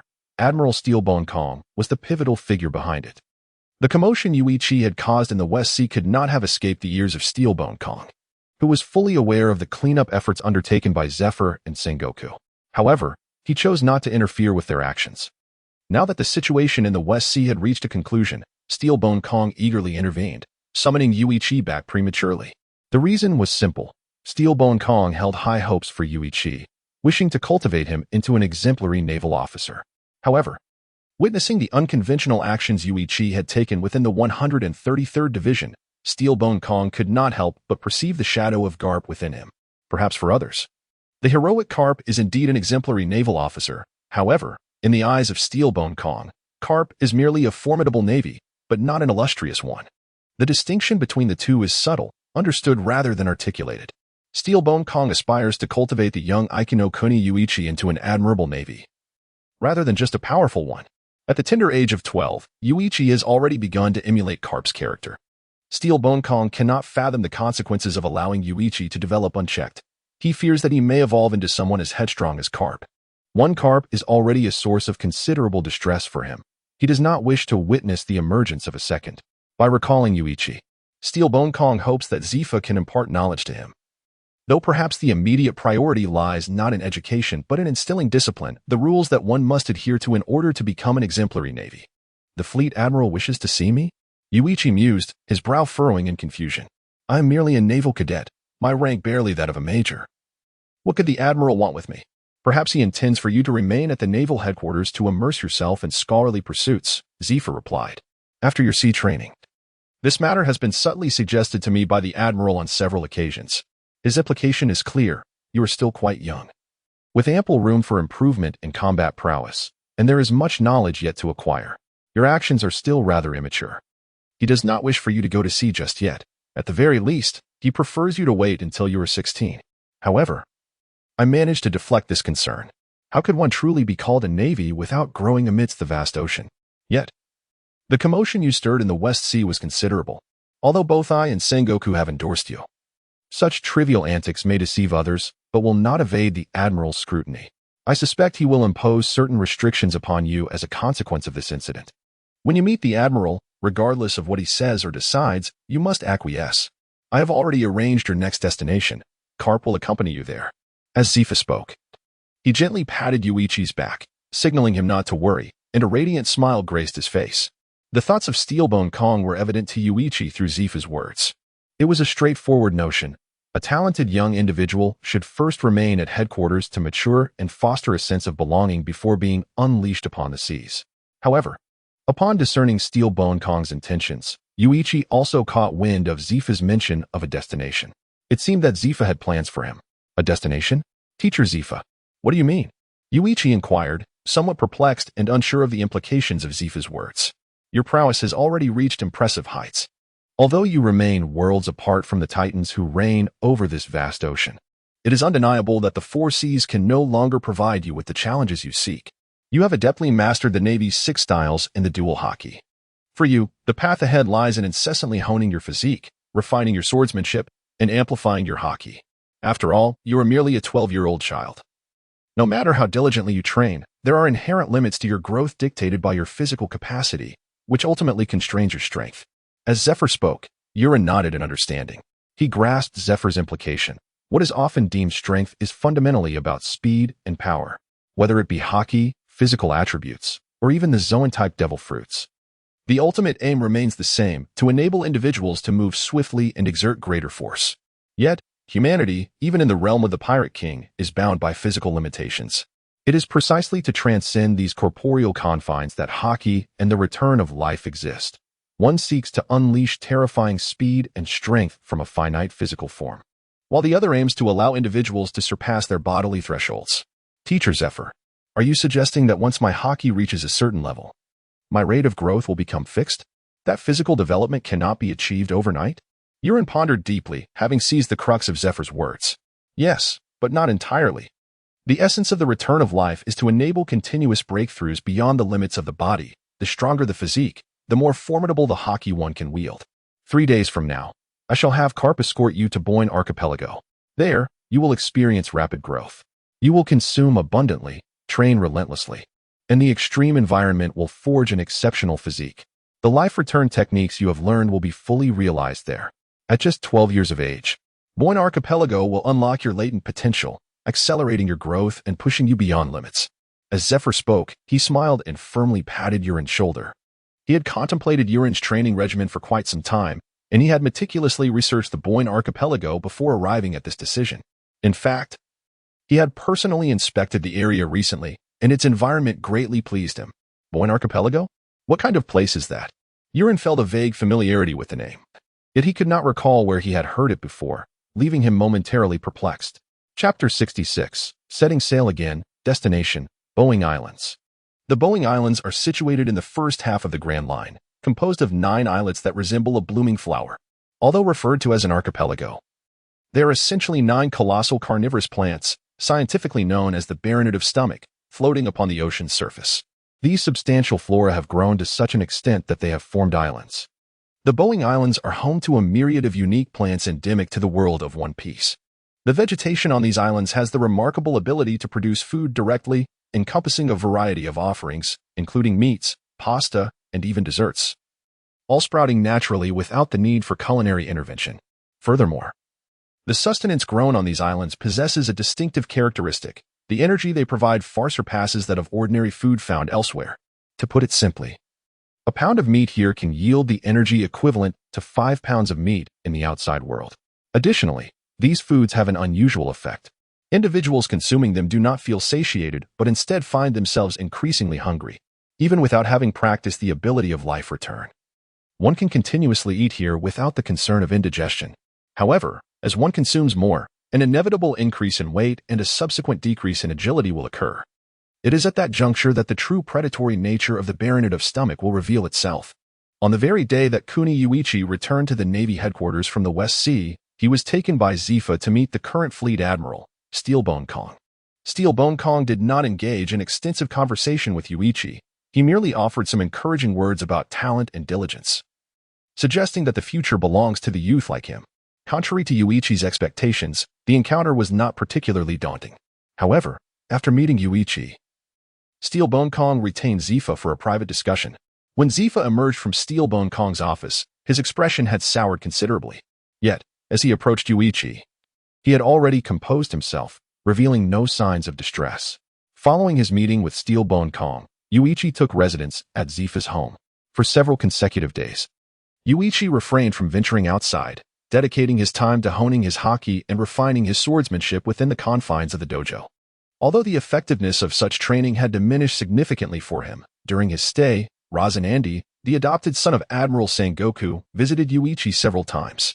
Razanandi's intention was to engage in camaraderie with a peer. However, each time he arrived, he found himself ensnared in Yuichi's rigorous sword training.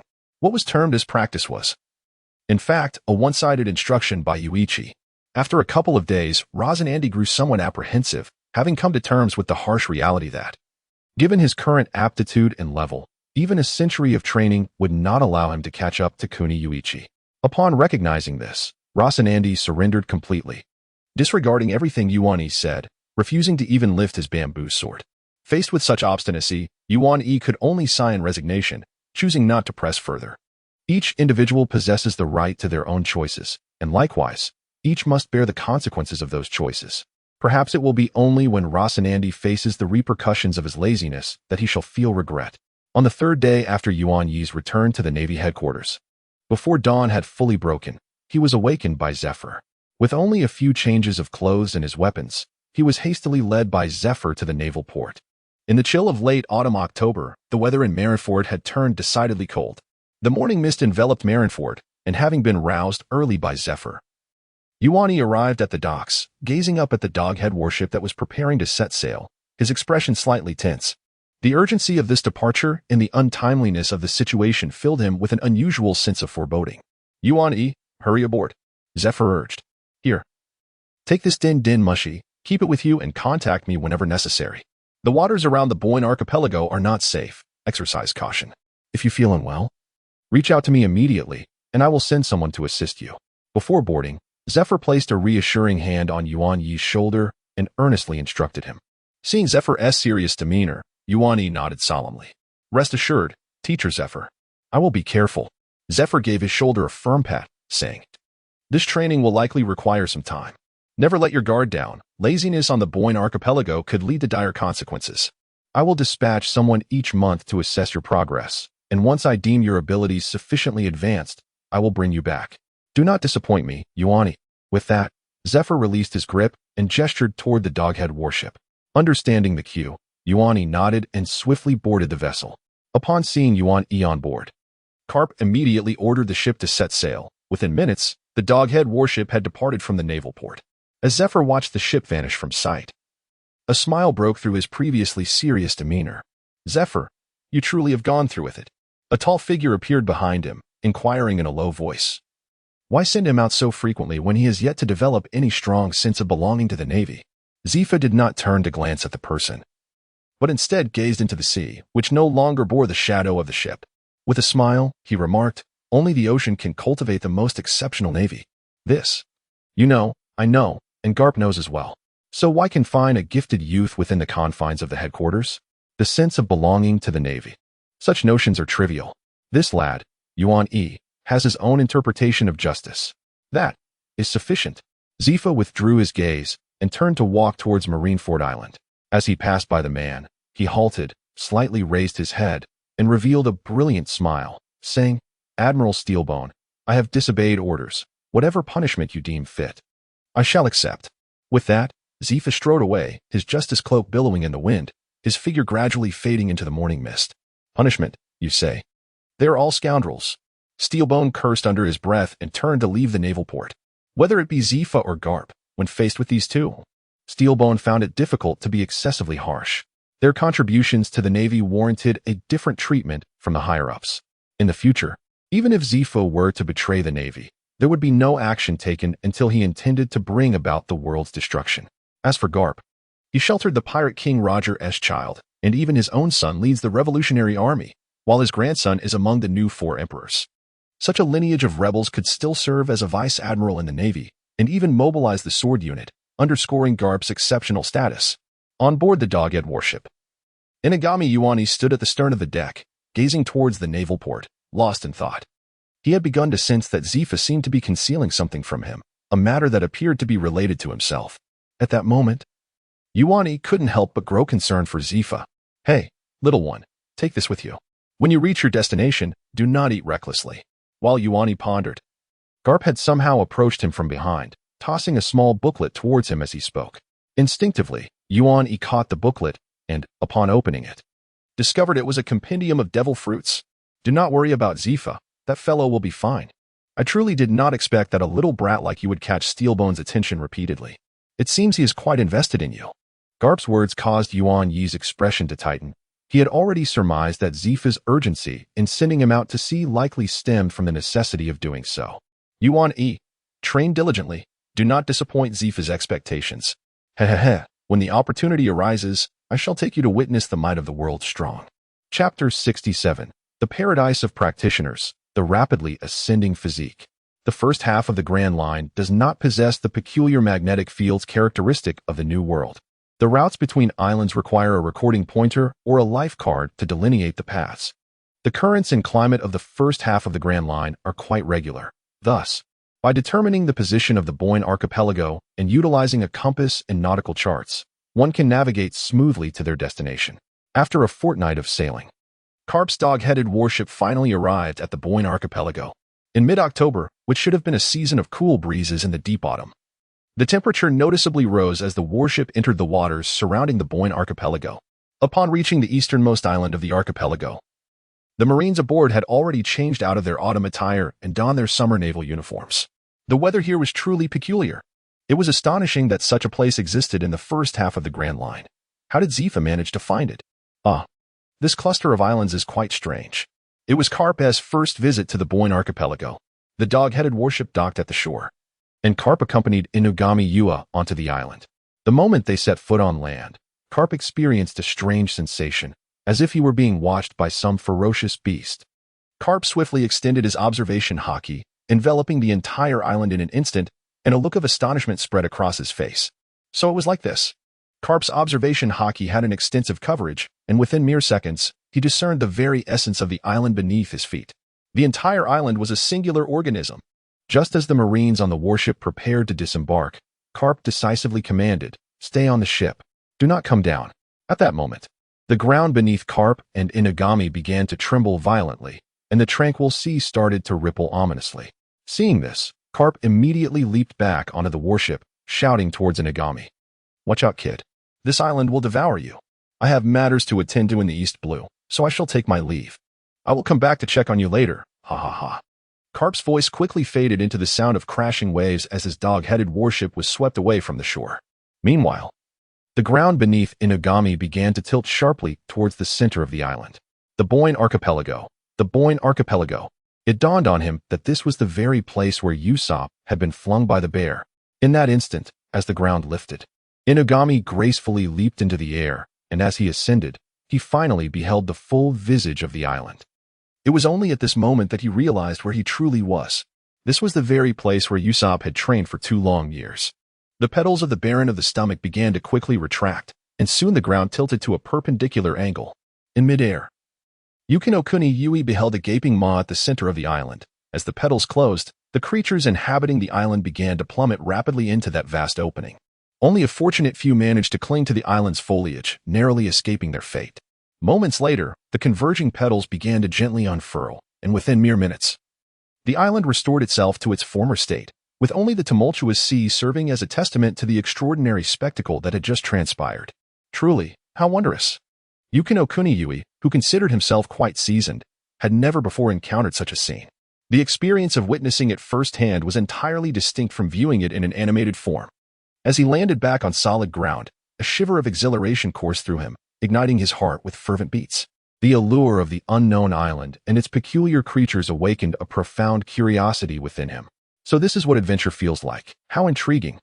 Yui tightened the grip on the long sword at his waist, with his right hand clutching his garments, and swiftly plunged into the dense forest. Not long after entering the thicket, Yui encountered a plethora of extraordinary plants. His perspective, unlike that of an ordinary individual, allowed him to perceive all living beings in this transparent world. None could evade his gaze. As he ventured deeper into the forest, he realized that what lay before him was not merely vegetation, but living creatures. With no hesitation, Yui drew his long sword and unleashed a slashing strike towards the thicket. In the next moment, the blade's brilliance penetrated the foliage, eliciting a chilling scream that furrowed Yui's brow. Shortly thereafter, the area began to wither, and a sweet-scented green liquid pooled upon the ground, its aroma tantalizingly appetizing. How delightful! What peculiar entities are these, so unlike anything I have ever seen? Although curiosity piqued within him, Yui refrained from approaching too closely, wary of the liquid's potential dangers. Without lingering, he adeptly traversed the bizarre remains of the forest. This place is teeming with strange phenomena. I must first seek a suitable refuge before thoroughly exploring the island. I recall, there exists a type of plant on this island capable of yielding sustenance. As long as my shelter is not constructed in proximity to such flora, I should be safe. With this thought, Yui activated his observation haki, extending its reach across several hundred meters. While his range was not as expansive as that of Karp, discerning between animals and plants was a task he could easily accomplish with his enhanced perception. As the imposing aura unfurled, Kiku Yoshinobu swiftly made his way towards a locale abundant with wildlife, for such places typically promise sustenance. His foremost concern was to address the pressing issues of food and water before contemplating the matter of shelter.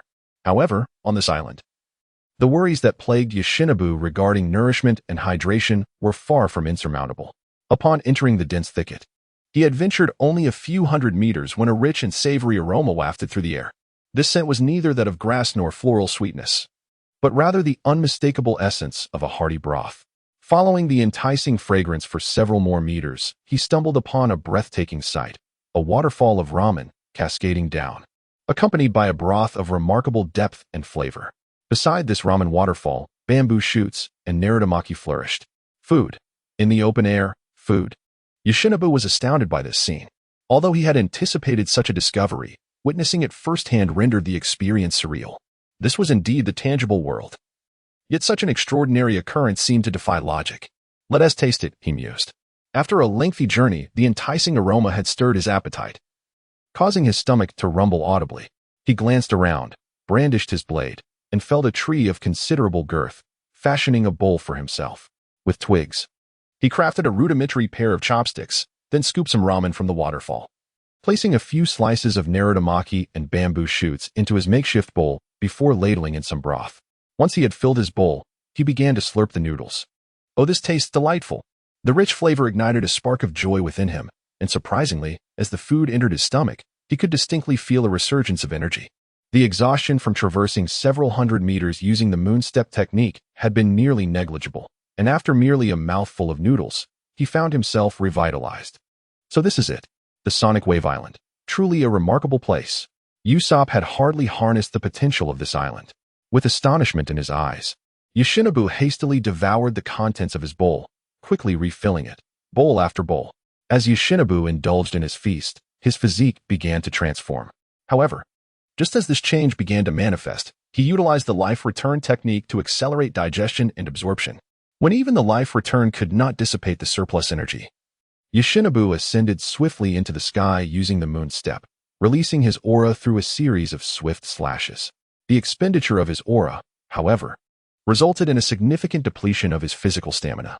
Within this cycle of replenishment and exertion, Yoshinobu's constitution began to strengthen. Chapter 68, Opponent of the Trial, Borsalino. Time slips away swiftly. For those in the later stages of life, a month can seem but a fleeting moment. Such is the case for Kinokuni Yuichi. In November, amidst the deep autumn season, the climate around the Boeing Islands resembles the sweltering heat of summer. Today, the temperature is particularly high, with thick clouds pressing heavily against the sky, and the humid air feels stifling. Suddenly, a warship emerges on the vast sea surface, racing towards the eastern island of the Boeing archipelago.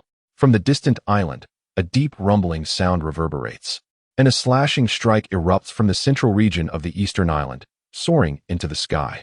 In the blink of an eye, the strike vanishes into the clouds, which are soon parted as if by an unseen hand, revealing a chasm stretching 1,000 meters. Scorching sunlight filters through the clouds, casting its brilliance upon the island. At the bow of the warship, a tall young naval officer, appearing to be in his early 30s, gazes in astonishment at the spectacle. After a prolonged silence, he finally remarks, "Truly this is terrifying." Meanwhile, on the Boeing Island, Kinokuni Yuichi stands before the massive corpse of a bear, now severed in two. As he slowly sheathes his sword, raising his gaze to the fissure in the sky, a faint smile graces his face. Over the past month, his strength has surged to unprecedented heights, reminiscent of the exhilarating rush he felt when he first began to engage with hockey and the six styles. This exhilarating pace of growth has ensnared Yuichi in an unyielding dedication to his training. Indeed, the pursuit of improvement can become addictive. Each day brings progress, and compared to before, his physique has markedly strengthened. Yet, complacency must be avoided. The pinnacle of power upon the seas extends far beyond this level. Gradually, the smile fades from Yuichi's face, although his enhanced strength is a source of joy. The thought of the fierce battles among top-tier warriors, where mere displays of conquerors' hockey can disperse clouds in the sky, instantly sharpens his awareness. Indeed, as Zephyr often criticizes him, he is still far from reaching his potential. Stepping over the enormous bear carcass, Yuichi makes his way toward his shelter. After a month of residing on this island, he has become well acquainted with its environment. His makeshift refuge lies at the island's edge, near a cliff that descends toward the sea. Within the cliff, He has carved out a cave, which he seals with sturdy timber each night, leaving only a small vent for air. Thus, even if the Baron of the Stomach were to feast at night, he would not fall into its maw and become mere sustenance. The choice to construct a sanctuary upon the coastal cliffs was primarily driven by two considerations. Firstly, the sparse vegetation in this area, located at a significant distance from the enchantment forest, minimizes the likelihood of encountering peculiar creatures. Secondly, its proximity to the ocean is advantageous, as enchantment one often practices facing the boundless sea, which can absorb any of his assaults. When fatigued from his training, he ventures into the enchantment forest to nourish himself before returning to the cliffs to continue his endeavors. Over the past month, his life has revolved around a consistent routine, traversing between these 2 points. Despite the existence of 9 islands in the Boeing archipelago, Enchantment One has explored only a single isle. He does not intend to investigate the remaining 8 until the food on this island is entirely consumed.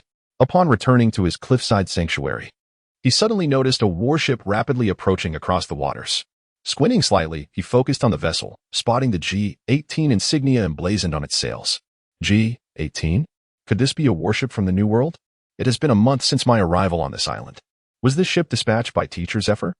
Naval vessels typically bear identifiable markings. Generally, ships traversing the 4 seas are designated with standard numerical identifiers or the cardinal letters E, W, N, and S. In contrast, ships from the New World are marked with AG prefix. However, certain exceptional military vessels, such as those belonging to Admiral Garp, do not conform to this convention. With his ship bearing the distinctive doghead prow and the HQ-3 insignia on its sails, ordinarily, one would not encounter a G-18 ship in the first half of the Grand Line. As he pondered, the transponder snail nestled in his grasp suddenly rang. Upon retrieving it and lifting the receiver, a smile graced Enchantment One's face as he greeted, "Teacher Zephyr, is everything at the school relatively tranquil today?" Calling me in the middle of the day? Throughout his month on the Boeing archipelago, Zephyr would periodically call to inquire about his well-being and progress in training. However, this was the first time he had received a call from Zephyr at this hour. Yet, to his surprise, the voice on the other end was not the familiar and magnetic tone of his teacher. Moses. The casual and frivolous voice startled him, prompting a glance at the transponder snail, which had morphed from Zephyr's visage into a lewd countenance. Moses, the voice echoed again through the receiver. Just as Enchantment One was about to respond, a brilliant light suddenly erupted from the bow of the approaching warship in the distance. In the next moment, a beam of light shot forth from a distant warship, illuminating the ground behind Ueni. Simultaneously, a languid, frivolous voice echoed from behind him. Moses, I am Vice Admiral Borisolino of the Navy Headquarters. Can you hear me? Moses. Ueni's expression tightened slightly as he turned to look behind him, discovering a tall naval officer clad in a yellow-striped suit who had stealthily approached. One hand held a telephone snail adorned with red markings, while the other grasped the receiver. Though Borisolino spoke to the telephone snail, his gaze remained fixed on the young man before him, scrutinizing Ueni from head to toe. "Greetings, I am Ueni," he replied, addressing the receiver before quietly tucking the telephone snail back into his embrace. Turning to Borisolino, he offered a smile. In the blink of an eye, Ueni swiftly drew his long blade, appearing before Borisolino in an instant. The blade was aimed at the Vice Admiral, though he struck with the back of the sword rather than the edge. Armed with haki, the back of the blade approached Borisolino's neck with a mere breath of distance. Ueni, how terrifying. Borisolino's form transformed into a flurry of light, vanishing just before the blade could make contact with his neck. He rematerialized 2 meters to the side, gazing at Ueni with a look that suggested he had narrowly escaped. That was close. Your speed far surpasses that of Kazan. Had it been Kazan, he would have been unable to evade it. Ueni appeared in the spot where Borisolino had just stood, turning to greet the Vice Admiral a short distance away. With a smile, he said, "Hello, Vice Admiral Borisolino. My apologies, that was merely an instinctive reaction. I am not accustomed to having someone behind me." Chapter 69, The Supreme Realm, The State of No-Self. "I am not accustomed to having someone stand behind me," said Kanikita Ueni with a smile. Upon hearing this, Borisolino also smiled, though he did not truly believe Kanikita's explanation. He returned the transponder snail to his pocket, scrutinizing Kanikita for a moment before saying, "I was sent here by Teacher Zephyr. Before I arrived, I pondered what sort of individual could warrant my personal visit. If it is you, I can somewhat comprehend Teacher Zephyr's intentions. Borsalino spoke at a deliberately slow pace. His words, though serious in content, were delivered in a casual and languid tone, a stark contrast to his earlier, formidable demeanor. Ah, so it is teacher Zephy's arrangement. I had suspected as much, Kanikita nodded. The fact that Borsalino was able to reach him via his transponder already indicated certain matters. Moreover, Kanikita was acquainted with Borsalino, codenamed Kizaru, one of the future admirals of the Navy who adhered to an ambiguous sense of justice. Borsalino, he is a rather peculiar individual. To a certain extent, he is even more enigmatic than Kazan after the events of O'Hara. His ambiguous justice, in Kanikita's view, is strikingly akin to that of Garb. The essence of ambiguous justice lies in the notion that the measure of righteousness is determined by oneself. In many ways, Garb is similarly inclined. Borsalino, you must have had quite a journey. Would you care to join me for a meal on the island? The food here is distinct from that outside and well worth savoring, Kanikita suggested, pointing towards the center of the island. He understood that Borsalino's purpose in coming here was likely at Zephy's behest, to assess his progress and strength. However, considering Borsalino had just arrived, it would be courteous to allow him a moment of respite. The earlier probing strike had already been quite impolite. Failing to make amends might lead others to perceive him as uncouth. Yet, upon hearing Kanikita's invitation, Borsalino shook his head in refusal. I'm afraid I must decline. I have other matters to attend to and need to fulfill teacher Zephy's instructions promptly. As for dining, that can wait. As he spoke, Borsalino brought his hands together before his chest, and as he spread them apart, a dazzling golden light emanated from his palms. Let us commence directly, he proclaimed. Kanikita. Major. In the midst of the exchange, a lightsaber materialized in Borsalino's hands, and with a gentle sweep, a tempest erupted around him, rapidly spreading outward. Very well, then. I shall trouble you, Admiral Borsalino. Yuan Yi's gaze was firmly fixed on the lightsaber held by Borsalino, his eyes glimmering with profound intrigue. A lightsaber. A genuine lightsaber. Even Yuan Yi, the heir of the Kuni clan, could not help but feel a surge of novelty, and simultaneously, he was filled with anticipation for the impending battle against Borsalino. Admiral Borsalino, be cautious, Yuan Yi declared, drawing his blade from its sheath at his waist and planting it firmly into the ground. With both hands grasping his sword, he issued a warning to Borsalino. In tandem, his observation haki rapidly unfurled, enveloping Borsalino within its reach. Borsalino sensed this, pointing his sword towards Yuan Yi in preparation for combat. Boom. At the very moment Borsalino was ready, an explosive sound shattered the air. Yuan Yi's figure abruptly vanished from his position, his long blade imbued with formidable armament haki, aimed once more at Borsalino's neck. This time, Yuan Yi's speed exceeded that of their previous encounter, clearly indicating that he had not exerted his full strength with the prior strike. How terrifying, Borsalino thought, realizing he had no time to evade with his abilities. His instincts warned him that if he attempted to elementalize, his opponent's assault would assuredly reach him before he could complete the transformation. Clang. Borsalino's observation haki foresaw Yuan Yi's trajectory, and he swiftly raised his sword, Tenor K, to parry the descending blade. The attack was thwarted, and Yuan Yi was not taken aback. His left hand shot forward, reaching out toward Borsalino. He had anticipated Borsalino's ability to deflect his strike. Recognizing him as a user of the Pika Pika no Mi, a being of light, undoubtedly among the pinnacle of speed. Furthermore, from the earlier probing strike, Yuan Yi discerned Borsalino's robust observation haki, capable of predicting his movements and preemptively blocking. For Borsalino, this was not a formidable challenge. However, had his opponent been Kazan, the latter would certainly have found himself at a disadvantage, as Kazan's speed paled in comparison to that of Borsalino. Do you think you can capture me with your haki, preventing my elementalization? Did you realize I am a Logia user when I evaded your attack earlier? Borsalino mused as he observed Yuan Yi's hand reaching for his head, a flicker of surprise stirring within him. The boy exhibited remarkable combat intuition and formidable armament haki, entirely uncharacteristic of someone merely in their teenage years. Such an attack cannot ensnare me. I am the user of the Pika Pika no Mi. I am light. Young man, have you ever been struck by light? As Borsalino spoke, his foot transformed into a radiant beam, swiftly ascending to sweep toward Yuan Yi's face. Confronting Kuni Kuni Yuichi, Borsalino did not hold back in the slightest. From the moment of the young red-haired boy's attack, Borsalino discerned the formidable strength of his opponent, so formidable that he felt no need to restrain himself. Though swift, one could not precisely equate his speed to that of light. Yuichi's mastery over the Conqueror's haki and the observation haki enabled him to perceive Borsalino's assault the instant it was unleashed. With a deft motion, Yuichi raised his sword to deflect Borsalino's Amatsukaze, swiftly countering with a strike aimed at his opponent's kicking leg. Clang! The collision of Borsalino's foot and Yuichi's blade produced a resounding metallic clang. A wave of terrifying energy surged outward from the two combatants, causing the ground beneath them to fracture and split, fissures extending several meters in all directions, leaving a conspicuous dent in the earth. The fact that he managed to block this attack was truly astonishing. Borsalino was taken aback that Yuichi could withstand his kick under such circumstances. Those capable of countering his strikes were few and far between, and all were formidable figures renowned across the seas. Yet here stood a mere adolescent who had thwarted his assault. However, Borsalino's astonishment did not end there. He suddenly realized that the aura surrounding Kuni-Kuni Yuichi had inexplicably vanished at that moment, although he could still see his opponent's form.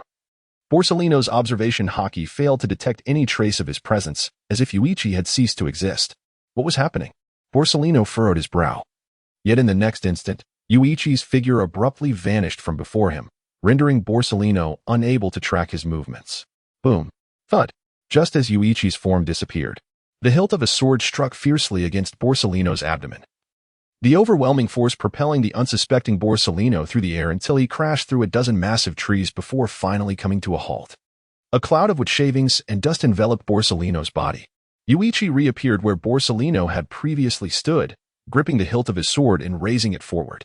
Observing the downed Borsalino, a faint smile graced Yuichi's lips as he murmured to himself, "Indeed, the state of no self allows me to conceal my presence in this world as well." Although Borsalino's speed and reflexes are remarkable, if his observation haki falters, he too cannot react to my attacks solely based on dynamic vision. Chapter 70. The Uncommon Observation Killing Effect. The nature system, not to be feared. What is? The observation kill. As the wood chips and dust gradually settled, Borsalino leaned against the trunk of a colossal tree. In that moment, the previously sly and ambiguous smile on Borsalino's face vanished entirely, replaced by a countenance marked by solemnity and astonishment. Observation kill. In the realm of One Piece, when the observation haki is cultivated to its utmost pinnacle, the user can restrain their own haki and aura, rendering the opponent's observation haki ineffective, a supreme ability. This technique, is known as the observation kill. The primary reason Borsalino could not evade the attack from Kiku Yukihiro was that, during the assault, his aura completely dissipated, leaving Borsalino's observation haki incapable of detecting Yukihiro's movements.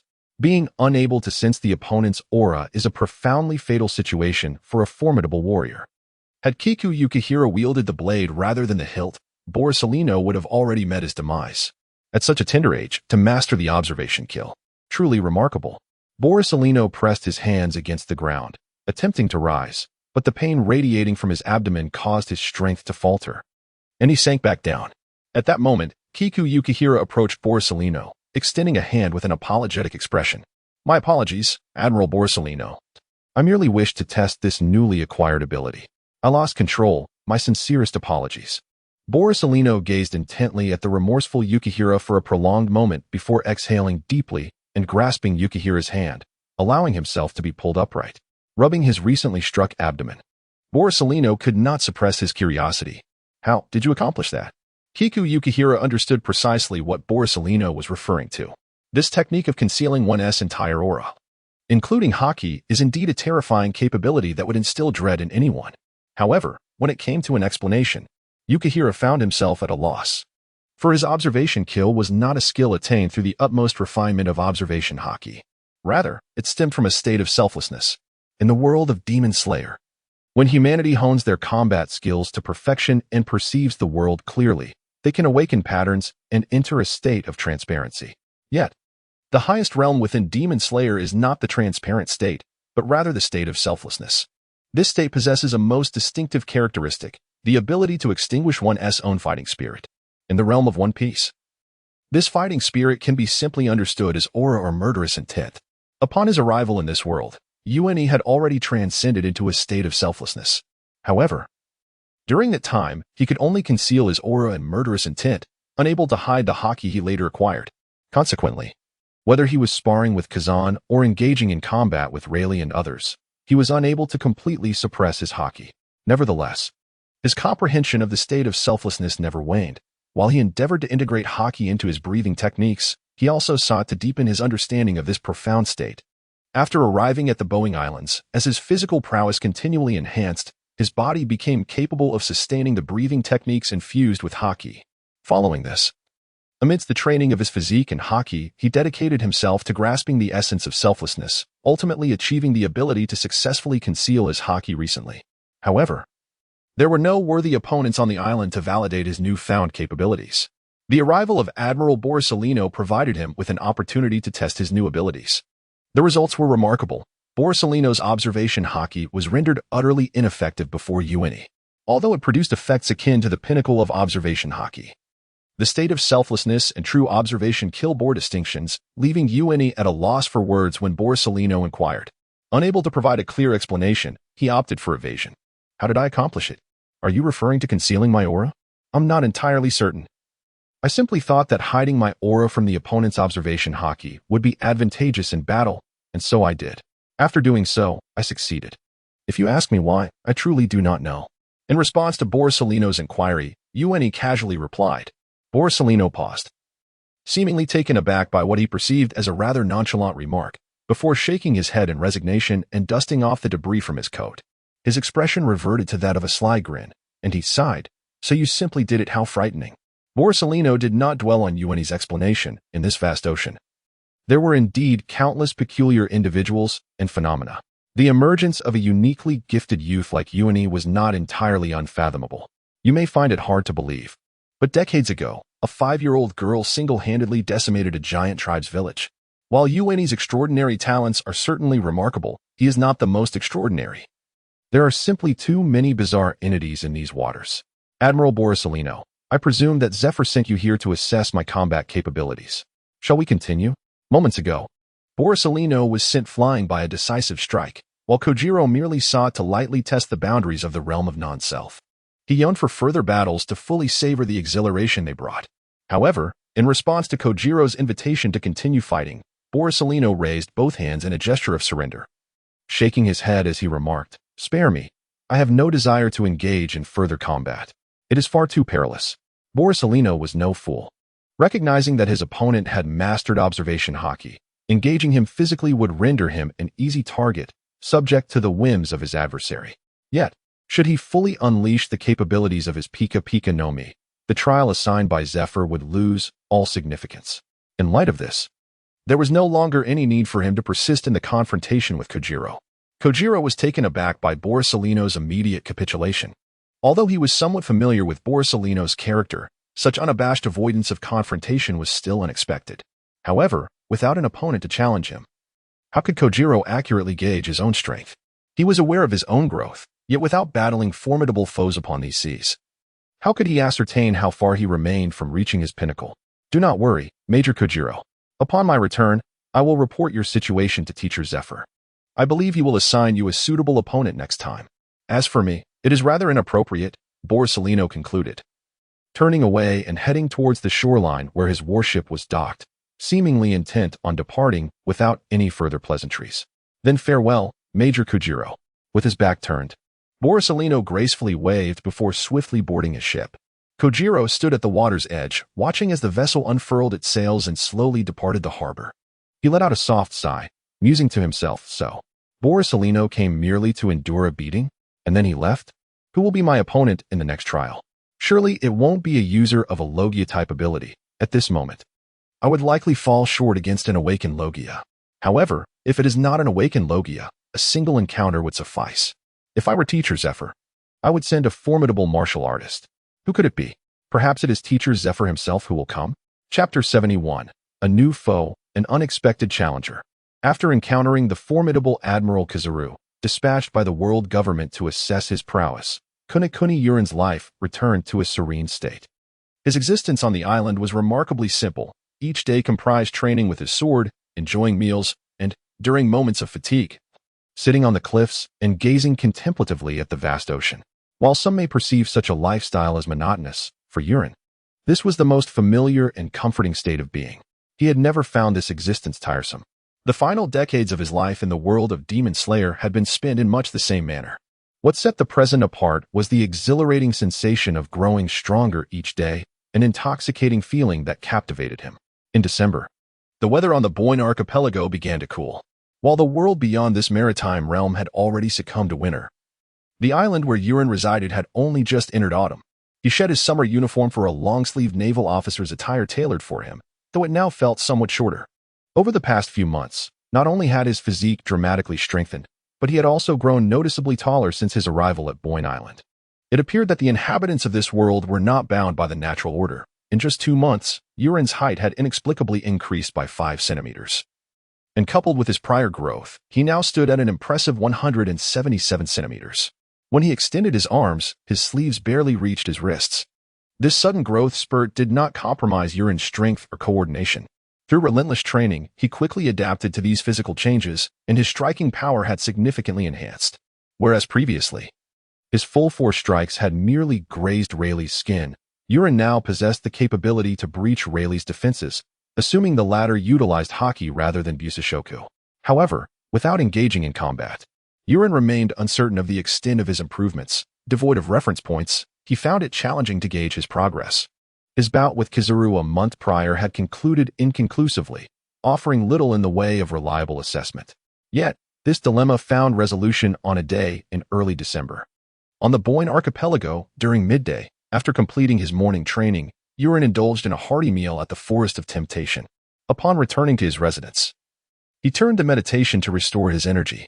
The replenishment of haki often coincided with the restoration of physical stamina. Yet this did not imply that haki would fully return to its peak after complete physical recovery. Physical strength and charisma are indeed interconnected, yet fundamentally distinct in essence. After a morning of rigorous training, the charisma and stamina of Kunekuni Yuichi had been nearly depleted, although his vitality was replenished through the restorative powers of sustenance. His charisma remained scant. Meditation not only alleviated mental fatigue but also contributed to the rejuvenation of charisma, a small revelation Kunekuni Yuichi had made during his training. At that moment of serene contemplation, the telephone bug nestled in his embrace interrupted with an untimely ring. At such a moment, it surely cannot be a call from Teacher Zephyr. Opening his eyes, Kunekuni Yuichi glanced outside the cave, taking in the clear and bright sky before redirecting his gaze. While reaching for the phone bug, he noted the time displayed on the wall, a smile gracing his face as he realized it was already December. If that is the case, might the voice on the other end be a trial opponent sent by Teacher Zephyr? Who could it be? With such musings, Kunekuni Yuichi lifted the receiver of the telephone bug and greeted the caller. Hello, I am Kunekuni Yuichi. May I inquire who from the Navy headquarters is calling? His curiosity piqued, he posed his question directly. After a prolonged silence, a hearty laughter resonated from the other end, followed by a deep voice that reached Kunekuni Yuichi's ears. Ha ha ha. Is this Major Kunekuni Yuichi? Greetings. I am Vice Admiral Monkey D. Dragon from the Navy headquarters. You may not have heard of me, but that is of no consequence. You should be familiar with Vice Admiral Garp, my father. He sent me here. Your trial opponent is none other than myself.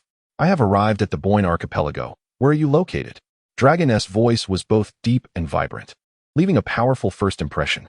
Upon hearing the name, Kunekuni Yuichi's expression momentarily faltered, and he raised his head slightly, curiosity evident in his eyes. Monkey D. Dragon, the son of the naval hero Garp, would decades later become the world's most dangerous criminal, the leader of the Revolutionary Army. Astonishingly, at this very juncture, Dragon was part of the Navy, and moreover, he held the rank of Vice Admiral. This revelation was indeed unexpected for Yuichi, Vice Admiral of the Navy headquarters.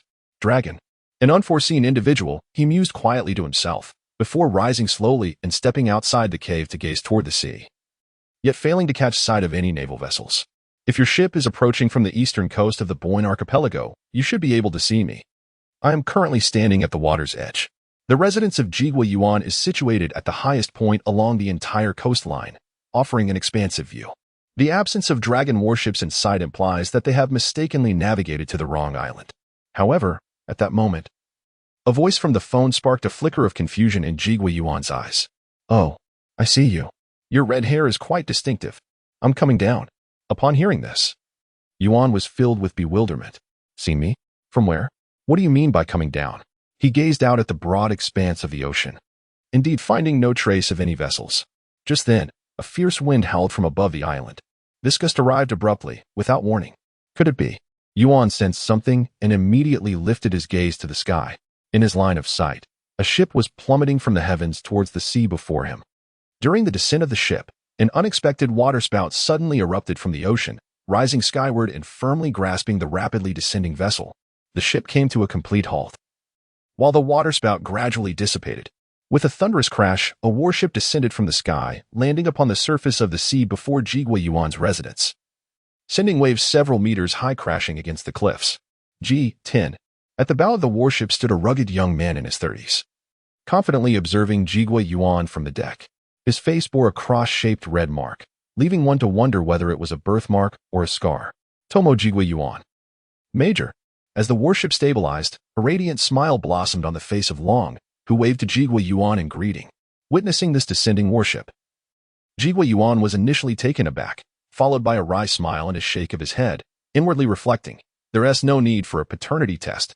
This fellow is undoubtedly the biological offspring of Vice Admiral Karp."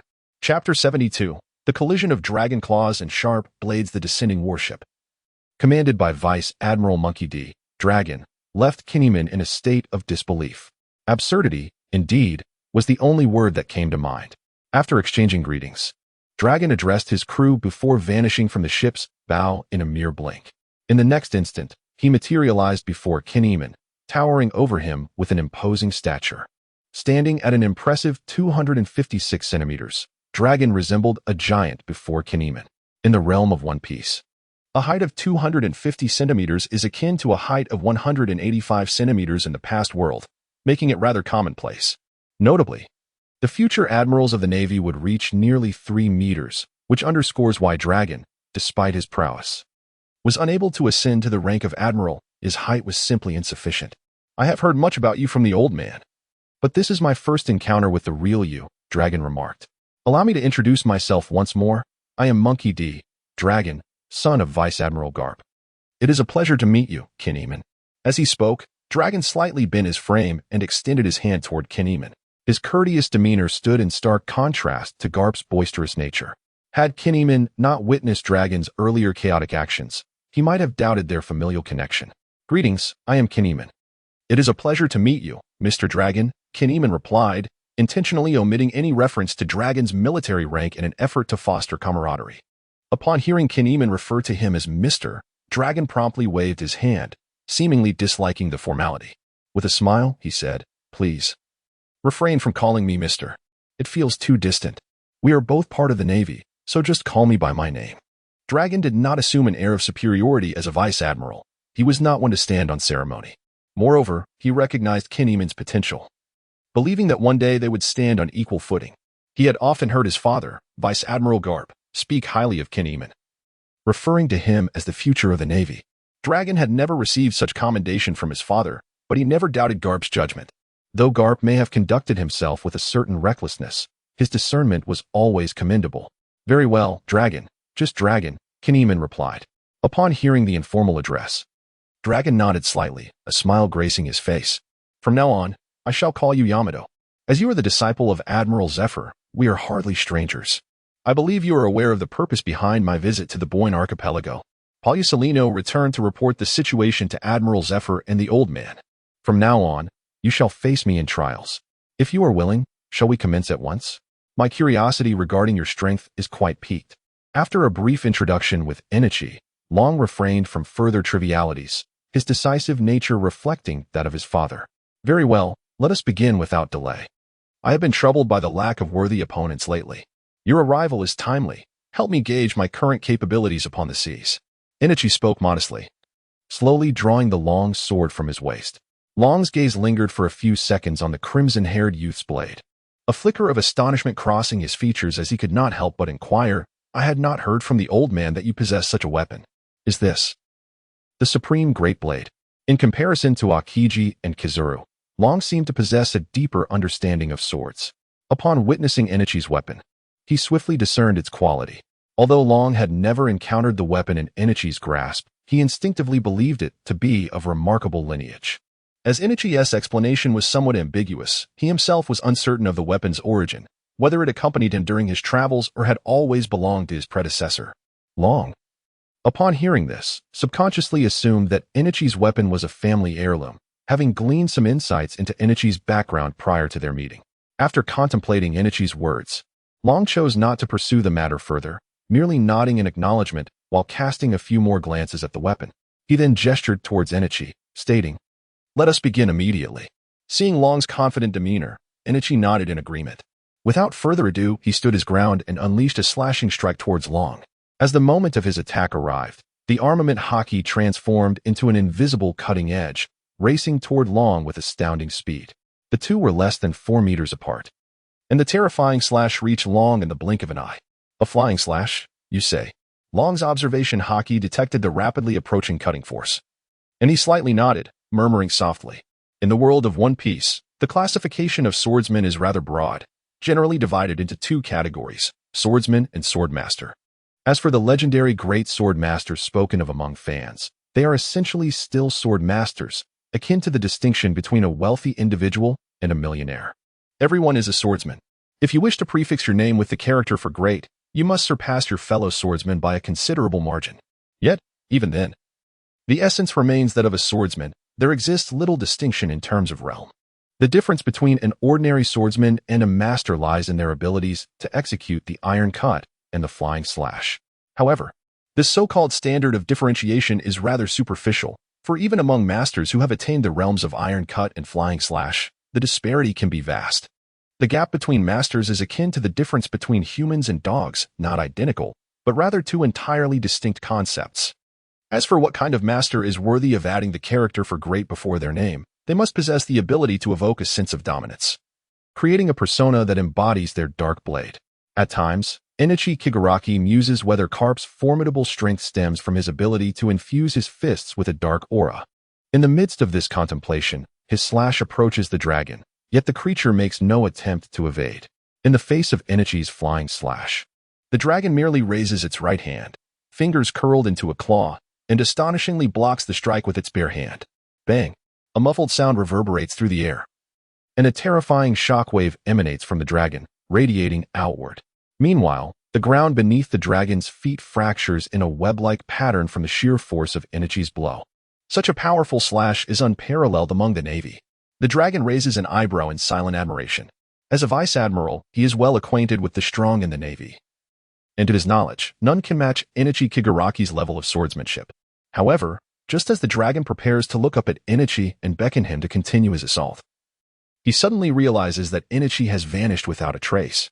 In the next moment, the dragon's eyes widen, and his right hand, which had just blocked Inichi's attack, instinctively moves to protect his neck. Clang!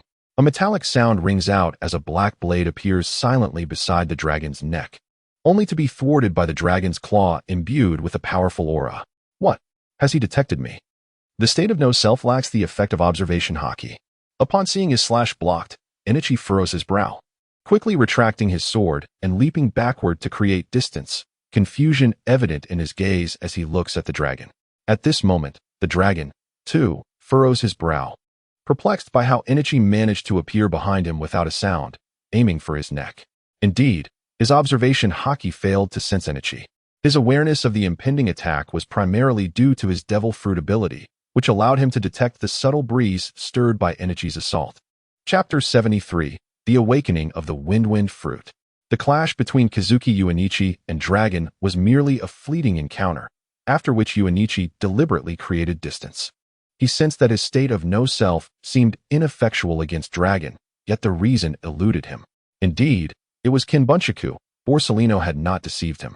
It was said that this young man had only recently begun mastering the observation haki, yet within such a short span, he had honed it to this extraordinary level. How could that be possible? Monkey D. Dragon furrowed his brow, turning to gaze at Kazuki Uenichi, who stood several meters away, unable to believe the scene unfolding before him. Following Borsalino's return from the skirmish with Kazuki Uenichi, he reported the latter's displayed abilities to the higher-ups of the Navy. Upon receiving this news, Steelbone Kong's initial reaction was disbelief. On the very day Borsalino returned to report, Steelbone Kong intended to personally dispatch someone to verify whether Kazuki Uenichi truly had mastered Kinbunchaku. However, his actions were thwarted by Tsuru and Sengoku, who believed that Steelbone Kong's reaction to such a matter was unwarranted.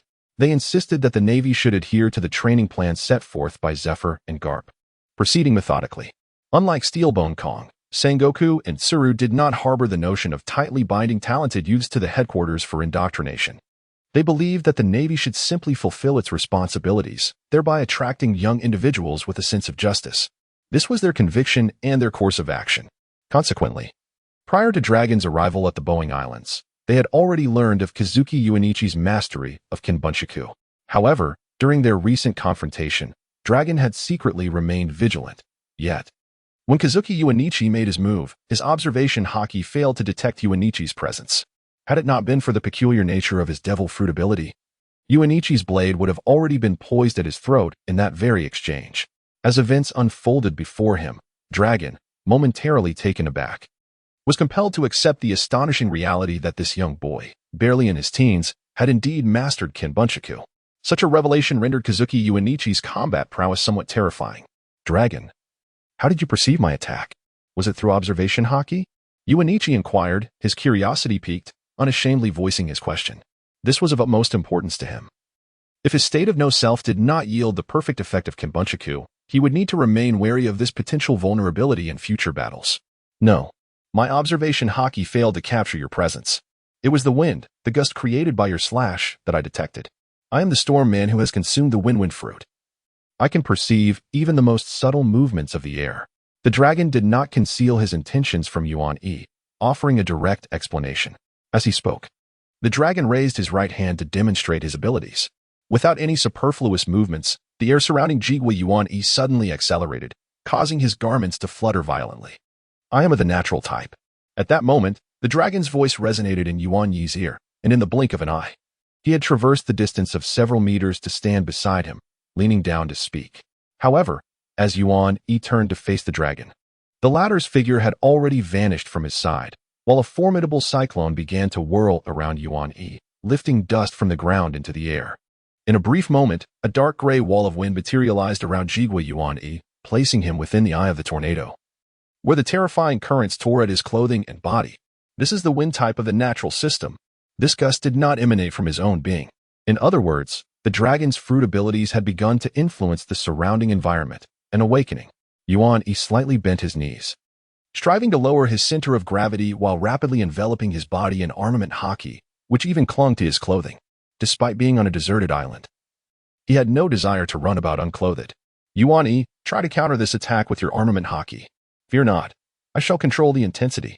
The howling winds did not hinder the dragon's voice from reaching Yuan-Yi's ears. Yet, at that moment, Yuan-E had no time to dwell on the scientific absurdities of the situation. In the world of One Piece, adhering to science only invites unnecessary troubles, does it not? Whoosh, whoosh. Although the dragon had uttered those words, Yuan-E had no intention of remaining passive. He swung his long blade fiercely, delivering 2 strikes directly against the wall of wind. However, to Yuan-Yi's astonishment, his slashes failed to disrupt the operation of the wind wall, proving utterly ineffective against it. Meanwhile, the dragon stood outside the tornado, gazing at the somewhat blurred figure of Jigwa Yuan-E within the tempest, a smile gracing his lips. In a trial, it is essential to assess the strength of the opponent's armament haki. As for employing a sparring method, that lacks directness. Let us see how many levels of my attack you can withstand. The dragon mused softly, and as his words faded, the wind wall confining Yuan-E intensified, swirling the sand and stones beneath into the air, even drawing in distant leaves and pebbles. The hurricane grew stronger, its range expanding. Standing near the tempest, the dragon remained unaffected, his gaze fixed intently on Yuan-E amidst the swirling winds. Although he found himself in the eye of the storm, Kunoa Yuichi was far from at ease. The walls of wind loomed perilously close, and the pressure within this calm center was considerable. Pebbles swept up by the hurricane occasionally struck Yuichi, their force surpassing that of bullets. Crack, crack. The stones collided against him, shattering into dust. Protected by his armament haki, he remained unscathed from such attacks. Yet, he could distinctly feel the intensifying force of the tempest. The tornado conjured by the dragon using the devil fruit seemed to possess no limits, and the sensation of tearing grew ever more pronounced. In mere moments, lightning began to crackle within the walls of wind. Witnessing this, Kunoa Yuichi understood that he could no longer afford to delay. Action was imperative. He had no desire to be struck by lightning. Suddenly, a precise wind blade emerged from the wall, slicing across Yuichi's cheek. Despite being enveloped in armament haki, the wind blade still managed to leave a wound on his face. Feeling the sting of pain, Yuichi tightened his grip on the longsword, his gaze sharpening. At that moment, the black blade transformed into a vivid crimson, breath of the sun, 12th form, flame dance. In an instant, flames inexplicably entwined around the blade in Yuichi's hand. And with a fierce slash, he struck back at the wind wall. Simultaneously, his figure vanished swiftly into the eye of the storm. Outside the wind wall, the dragon's eyes were filled with raging flames. Clad in a tattered naval uniform, Kinoa Yuichi had breached the wind wall and stood before the dragon, wielding his longsword. His arms and body bore numerous cuts inflicted by the wind blades, blood seeping from the wounds, yet none were deep, merely grazes akin to those caused by leaves. As he swung his sword, an aura of menace surrounded him. What a formidable opponent! The dragon, seeing Kinoa Yuichi's silhouette, could not help but exhale in awe. Taking a deep breath as his right claw reached out to seize Yuichi's blade, gathering dense black lightning within his draconic hand. Boom. Chapter 74. The Pinnacle of Dominance and the Ultimate Fruitability. The clash between the blade and the dragon's formidable claws reverberated across the island, unleashing a terrifying tremor that fractured the ground beneath the dragon's feet. A fragrant aroma inexplicably wafted from the crevices of the earth, dispersing outward with the force generated by their fierce combat. The residual shockwaves from their clash penetrated the thick soil enveloping Baron Gastro, inflicting wounds upon him. The island's flora, akin to a sentient being, writhed in agony, causing the petals to swiftly retract. Yet, the two combatants remained oblivious to the transformations occurring around them. As Kikuya Yuichi failed to land a hit, he swiftly altered his approach, drawing his longsword and thrusting it directly towards the dragon's chest. The dragon's might was fearsome, possessing not only an awakened natural fruitability but also an overwhelmingly potent aura. The terrifying presence converging upon the dragon's right claw was unmistakable to Yuichi. It was Conqueror's haki. The current dragon had not only awakened this formidable power but had also successfully mastered the advanced technique of haki coding. His strength was on an entirely different level compared to the Borisolino who had previously visited the Boyne archipelago. While the yellow monkey exhibited a weakness in haki and martial prowess, the dragon did not share such shortcomings. With a series of metallic clashes, Yuichi unleashed a flurry of strikes, causing the ground to tilt, and their battlefield transitioned from solid earth to the open sky. The dragon ceased to utilize his fruitability in response to Yuichi's assault. Like Yuichi, he soared into the air using moonwalk, relying on his claws to block the incoming attacks. The speed of their exchange was astonishing. To an observer, it appeared as if two streaks of light were endlessly intertwining, each collision producing a thunderous resonance that echoed far and wide with the sea breeze. Even when the dragon refrained from employing his fruit abilities, his speed remained formidable, though not beyond Yuichi's capacity to react. Thanks to his mastery of observation haki, Yuichi often anticipated the dragon's attack vectors, allowing him to evade in advance. Conversely, while the dragon's observation haki was of little use against Yuichi, his fruit ability provided him with crucial insights into Yuichi's attack positions at the moment of engagement.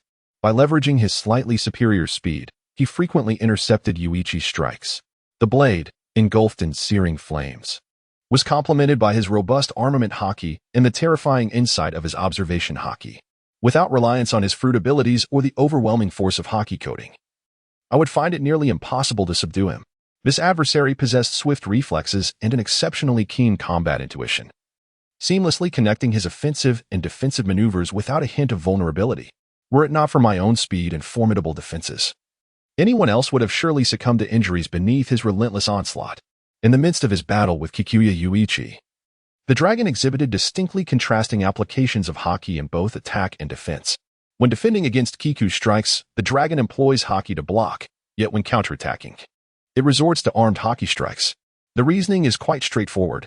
Had the dragon chosen to retaliate with its own haki, it could have effortlessly exploited the moment Kiku launched an attack, engaging in a battle of strength to achieve an immediate counter.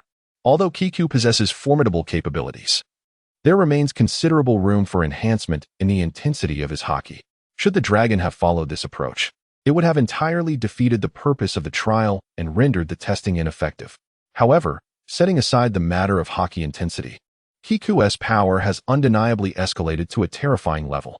After several minutes of intense combat, Kiku had been exerting his haki to the fullest, and it was at this juncture that evident fatigue began to surface.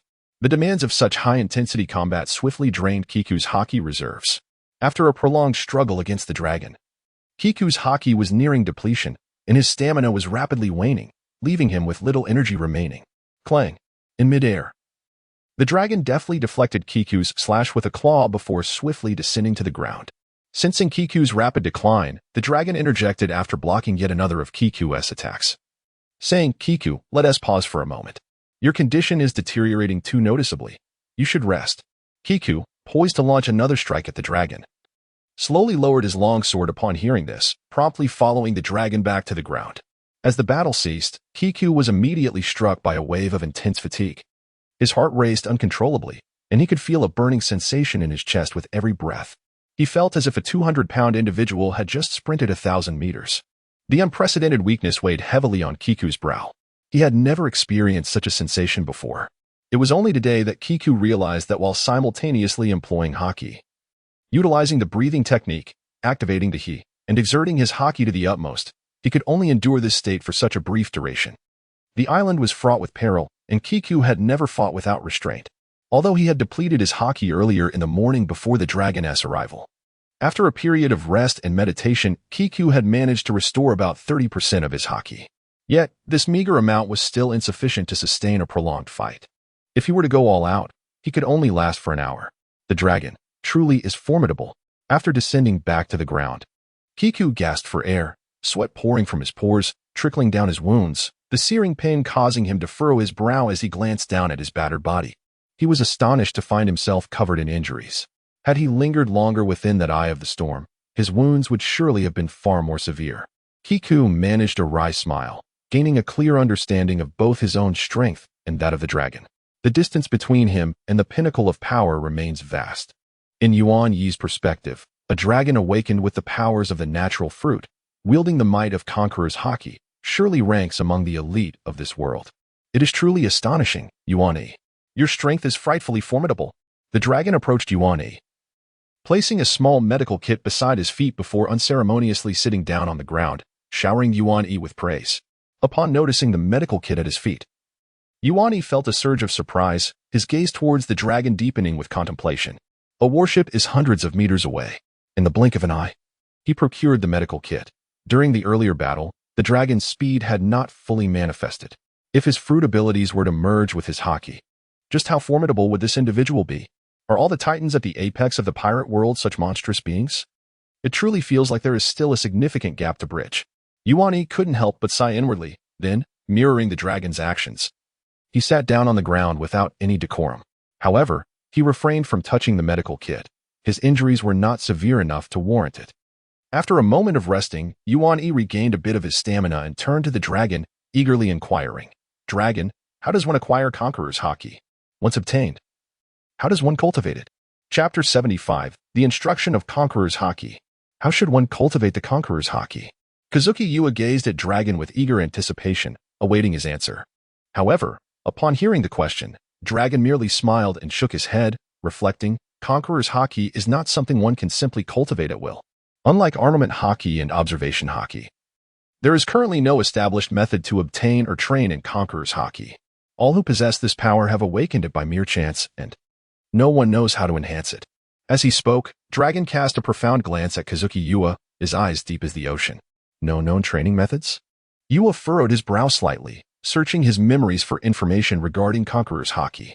In the world of One Piece, only a small fraction of individuals possess the potential to awaken haki, and those who can awaken Conqueror's haki are exceedingly rare.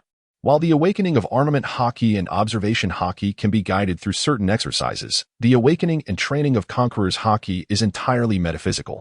Dragon awakened his Conqueror's haki in his early 20s, but it wasn't until he was nearly 30 that he mastered the advanced technique of haki application, which he only truly grasped in the past 2 years.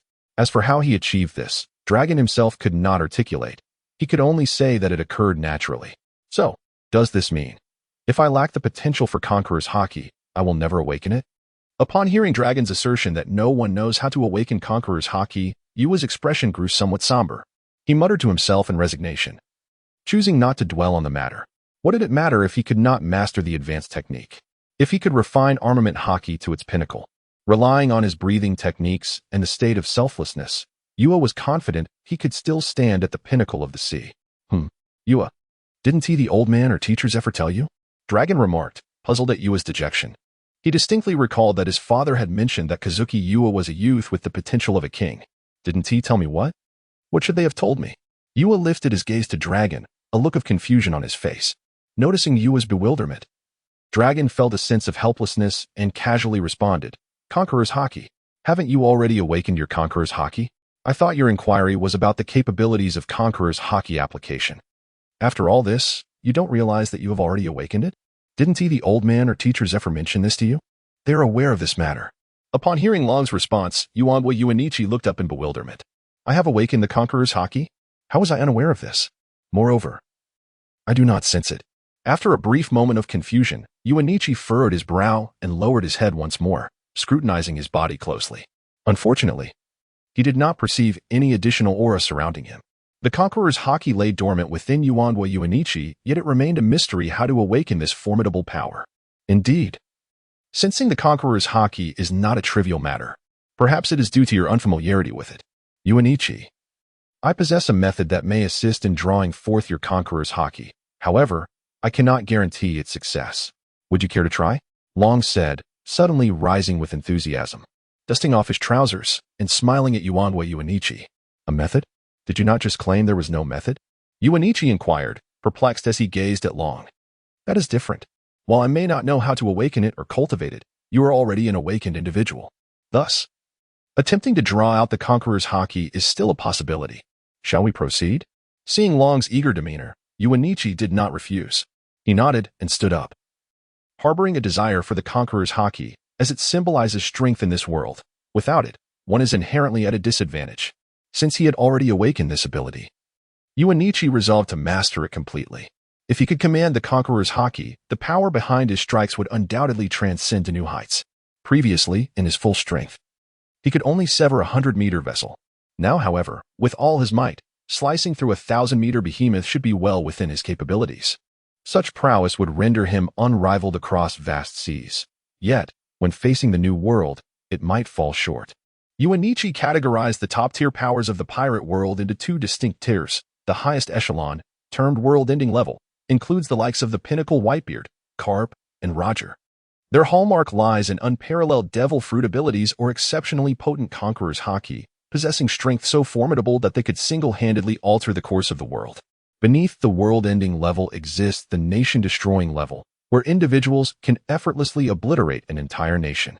This category comprises those who have awakened devil fruits or possess superior armament Haki.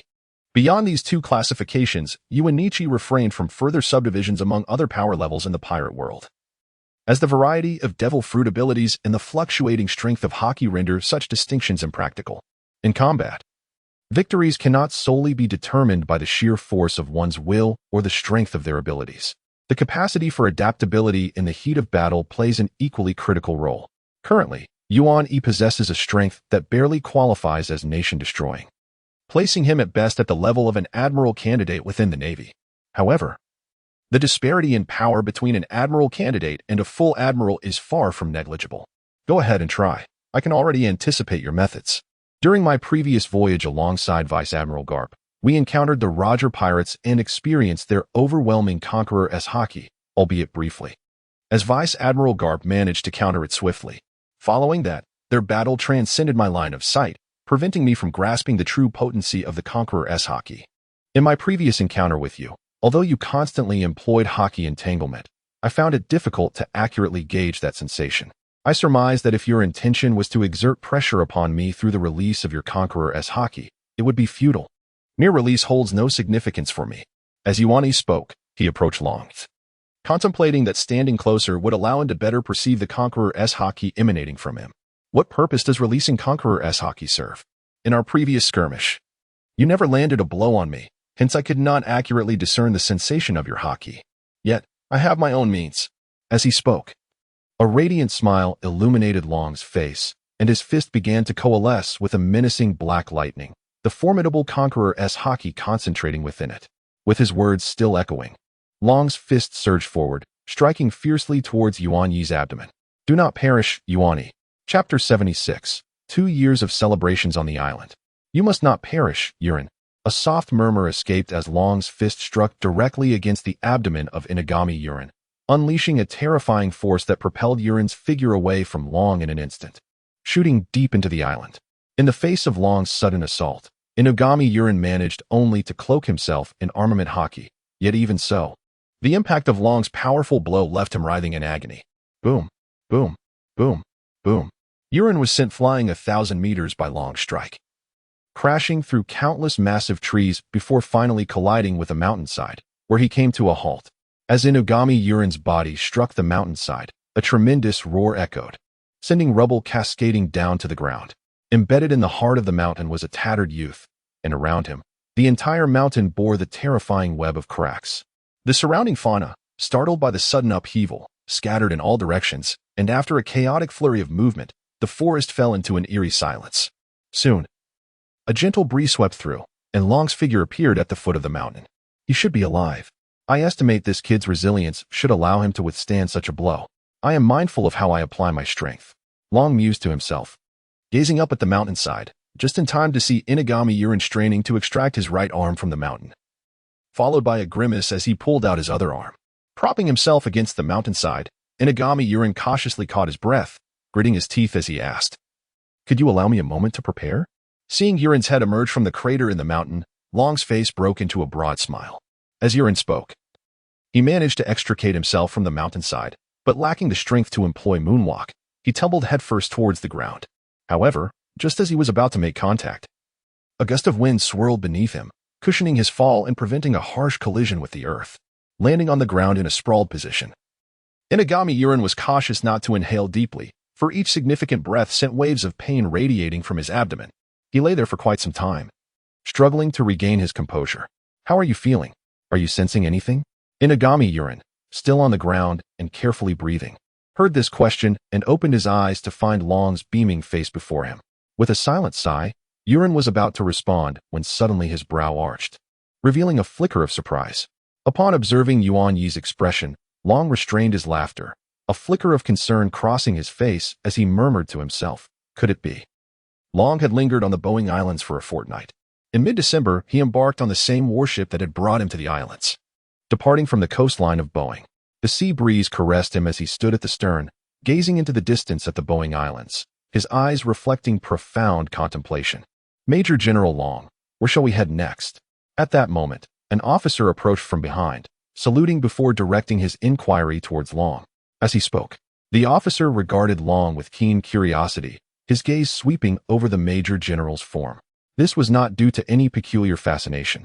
Rather, it stemmed from the stark contrast between Long's current appearance and that of his arrival on the island. Long's uniform now bore the marks of wear and tear, with tattered fabric revealing glimpses of his robust physique. The Major General's current state resembled that of a vagrant, a far cry from the spirited demeanor he had exhibited upon his arrival. "Back to headquarters. There are matters to report to the old man." Long turned, noting the expression of his aide-de-camp. He lowered his gaze to his disheveled appearance, chuckling softly, before making his way into the ship's cabin. As he departed, his words lingered in the officer's ears. "This island is rapidly nurturing the future of our Navy, buzzing with an ominous energy." A dark strike enveloped in terrifying black lightning surged through the heart of the Boeing Islands, sweeping across a radius of several thousand meters. In an instant, vegetation was obliterated, ancient trees crashing to the ground, sending plumes of dust billowing into the air. By the Ramen waterfall, Yuan Yi slowly sheathed his sword, casting a glance at the peculiar plant severed in two at his feet before turning toward the nearby waterfall. Setting down his weapon, Yuan Yi skillfully picked up 2 branches from the ground, stripping them of their bark before gently blowing on them.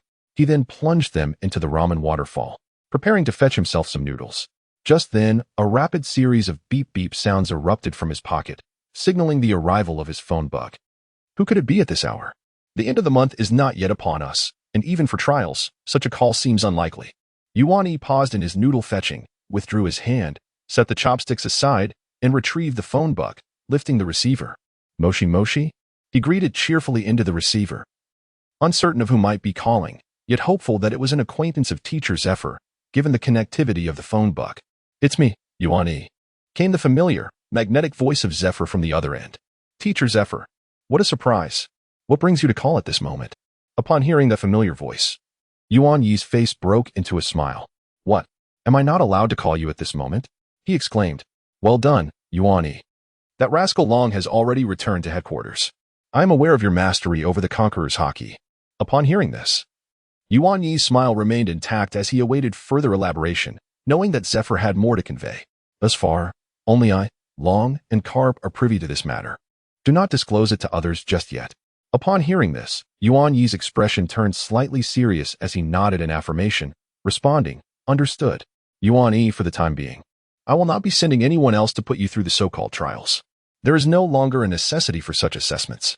I have arranged with Carp. When he has the time, he will personally come to observe you. Upon hearing this, Yuan Yi fell into a profound silence. Focus on your training at the Boyne Archipelago and refrain from overthinking. The New Year's Eve will soon be upon us. I've left some new clothes, trousers, and shoes at your home. I know you've grown quite a bit, and your previous attire must no longer fit. Try them on when you return. With that, Zephyr ended the call. Yuan Yi, momentarily taken aback, unfurled his observation haki and vanished beside the ramen waterfall. When he arrived at the shore where his shelter lay, a naval vessel was already departing from the shore, speeding away into the distance. Teacher Zephyr, truly a peculiar individual. Yuan Yi mused to himself as he gazed at the ship on the sea, before returning to his shelter. Upon entering, he noticed a corner of the cave filled with a pile of garments, including summer and autumn clothing, and even pajamas, alongside 2 brand new blankets. New Year's, huh? So it is nearly time for the festivities. Yuan Yi's New Year was devoid of the typical celebratory spirit, though that seemed an inaccurate assessment, as he at least had new clothes to wear. Zephyr had sent an assortment of garments, seemingly anticipating the growth spurts that Yuan Yi would experience, with sizes progressing incrementally. After the new year, Yuan Yi's solitary existence on the island remained largely unchanged, marked by a routine of meals, training, meditation, and moments of idleness. Each evening, he would use the telephone bug to report his safety to Zephyr. Such a rhythmic and tranquil life was indeed a source of joy. In the blink of an eye, winter faded into spring, and spring gave way to winter once more. Time flowed until the end of the year 1498 in the sea circle calendar.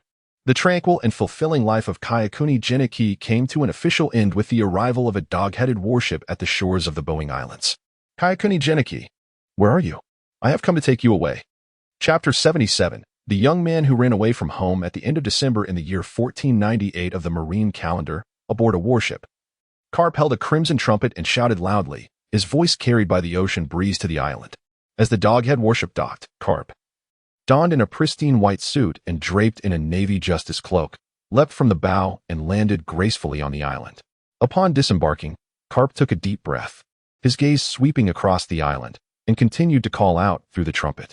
His observation haki swiftly spread out, enveloping the entire island in the blink of an eye. Unable to sense the presence of the boy, Kanikita Yuichi, is he not on this island? Or perhaps, noticing that his observation haki failed to capture Kanikita's figure, Carp couldn't help but raise an eyebrow, a momentary surprise giving way to a smile. Indeed, it is. The art of observation. Carp mused internally, preparing to call out again when he noticed a flurry of birds and beasts startled from the distant thicket. The previously tranquil island suddenly burst into life. Carp focused his gaze deeper into the island and caught sight of a red-haired youth, scabbard at his side. Slowly emerging from a narrow forest path, it was Kanikita Yuichi, who had rushed over upon hearing Carp's voice.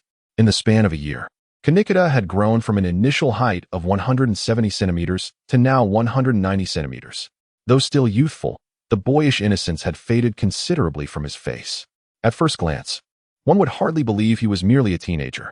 As he stepped out of the thicket, Kanikita's right hand hung low upon the hilt of his sword, his bare torso glistening under the sunlight. Upon spotting Carp in the distance, a mild smile broke through his otherwise indifferent expression. Yet in the next moment, a surge of Conqueror's haki erupted from him, a tempest suddenly materializing and sweeping towards Carp on the shore. Oh, has he already reached such a level of mastery? Carp briefly assessed Kanikita, then felt the terrifying aura emanating from him. The Conqueror's haki was nearly palpable, fierce, and unrestrained. After a soft, amused sigh, Carp's expression grew serious as he released his own Conqueror's haki, clashing it against Kanikita's. At the moment their distinct Conqueror's haki collided, an eerie humming resonated through the air, and the calm sea was stirred into waves by the confrontation of their powers. A subtle yet formidable aura of Conqueror's haki was unleashed by Carp.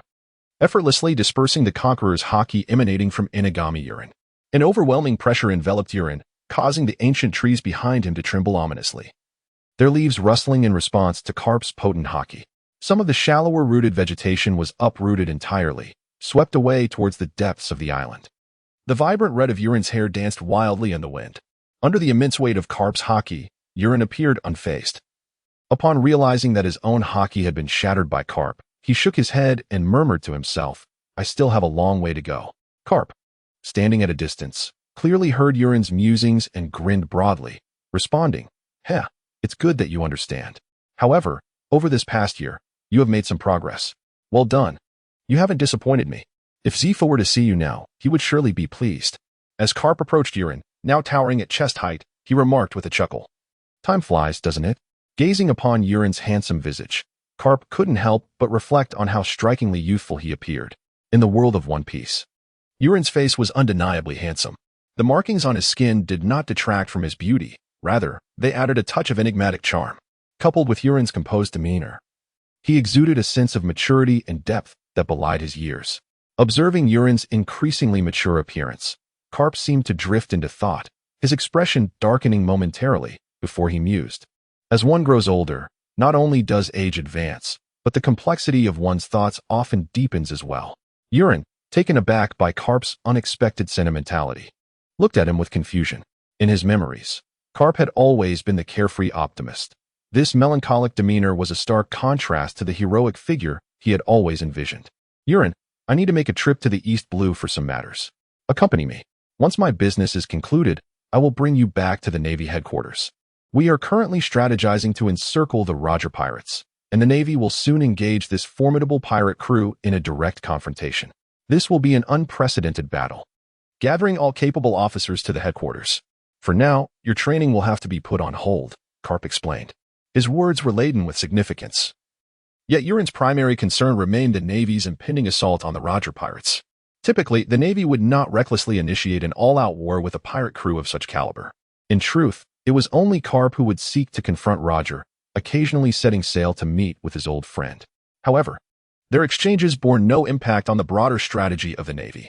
However, it has come to pass that the Navy has summoned all its forces to encircle the Roger pirates, signifying that the Navy is indeed intent on taking decisive action against Roger. The likelihood of such a course of action suggests that Roger has, at long last, provoked the ire of the world government. Has the historical text been fully gathered? Moreover, it has captured the attention of both the world government and the Navy. Yuan, having formed a judgment in his mind, nodded towards Vice Admiral Karp and remarked, "Vice Admiral Karp, I shall gather a few items and join you shortly." As he spoke, Yuan vanished in an instant before Karp's eyes. Observing this spectacle, Karp's pupils constricted, followed by a self-reflective chuckle. Indeed, he has grown significantly stronger. Yuan's belongings were not numerous. Aside from his sword, everything else was optional.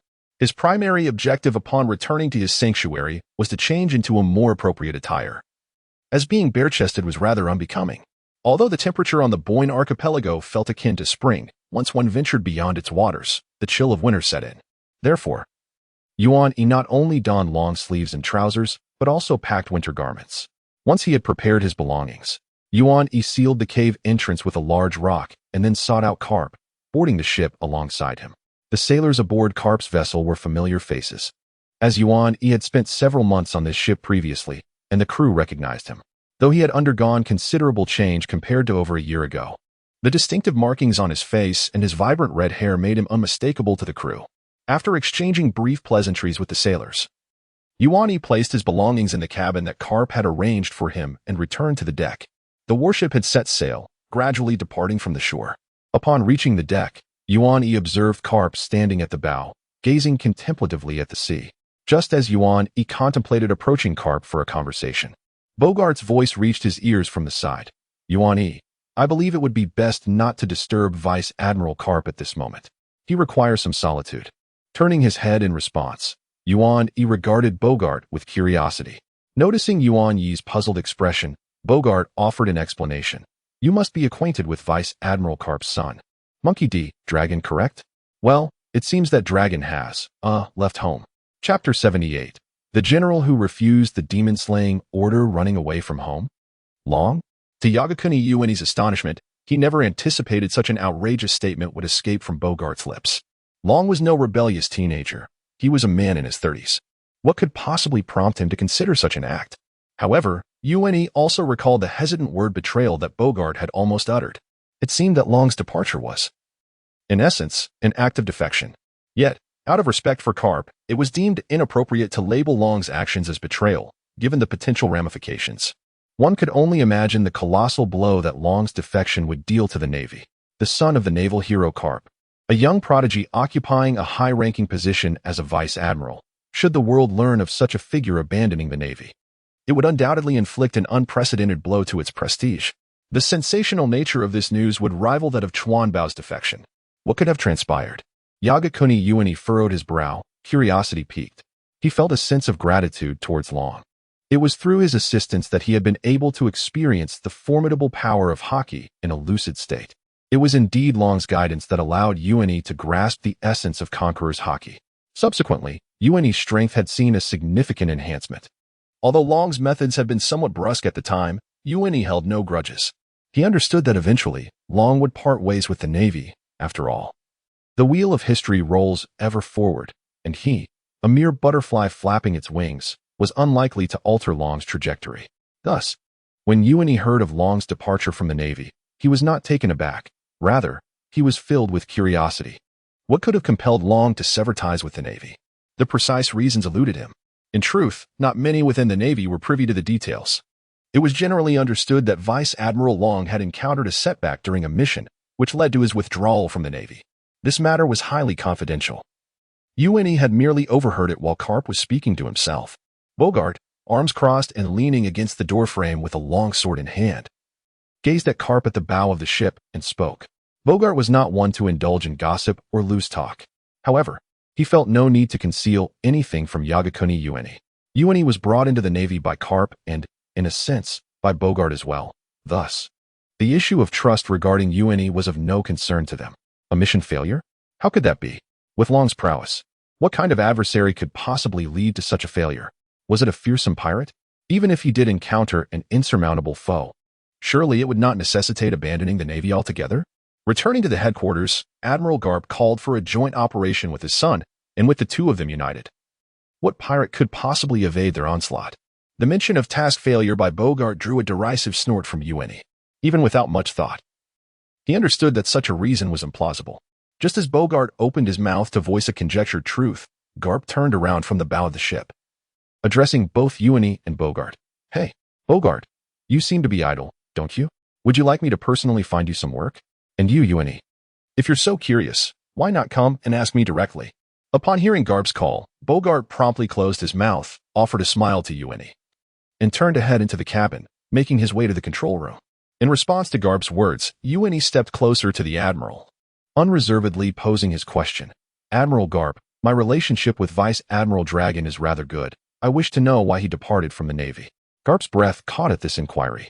He had spoken in jest, never expecting Yuani to genuinely seek his insight. This impudent boy.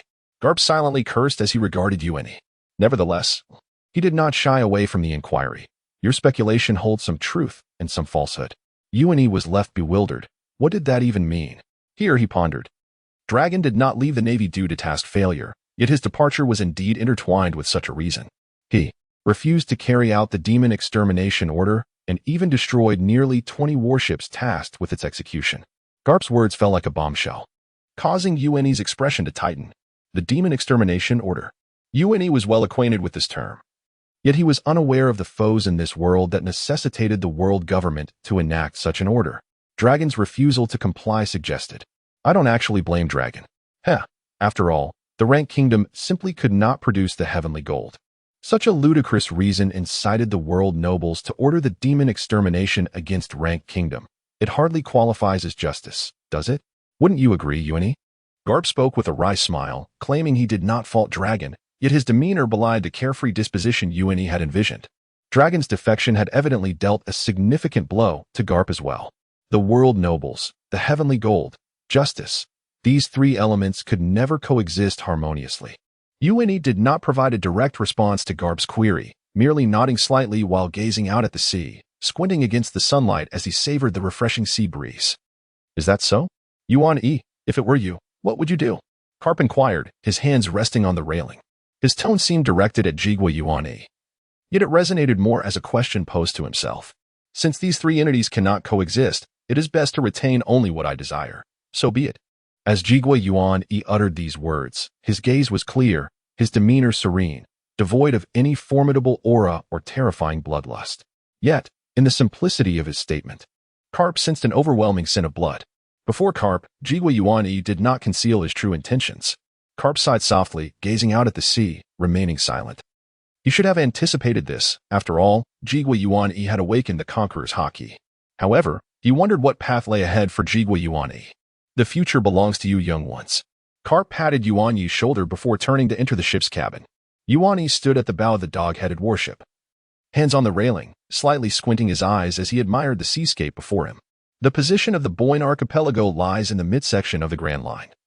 A week-ish journey by sea from the East Blue, where Carp was headed. Carp's destination this time was West Jujia Island in the East Blue.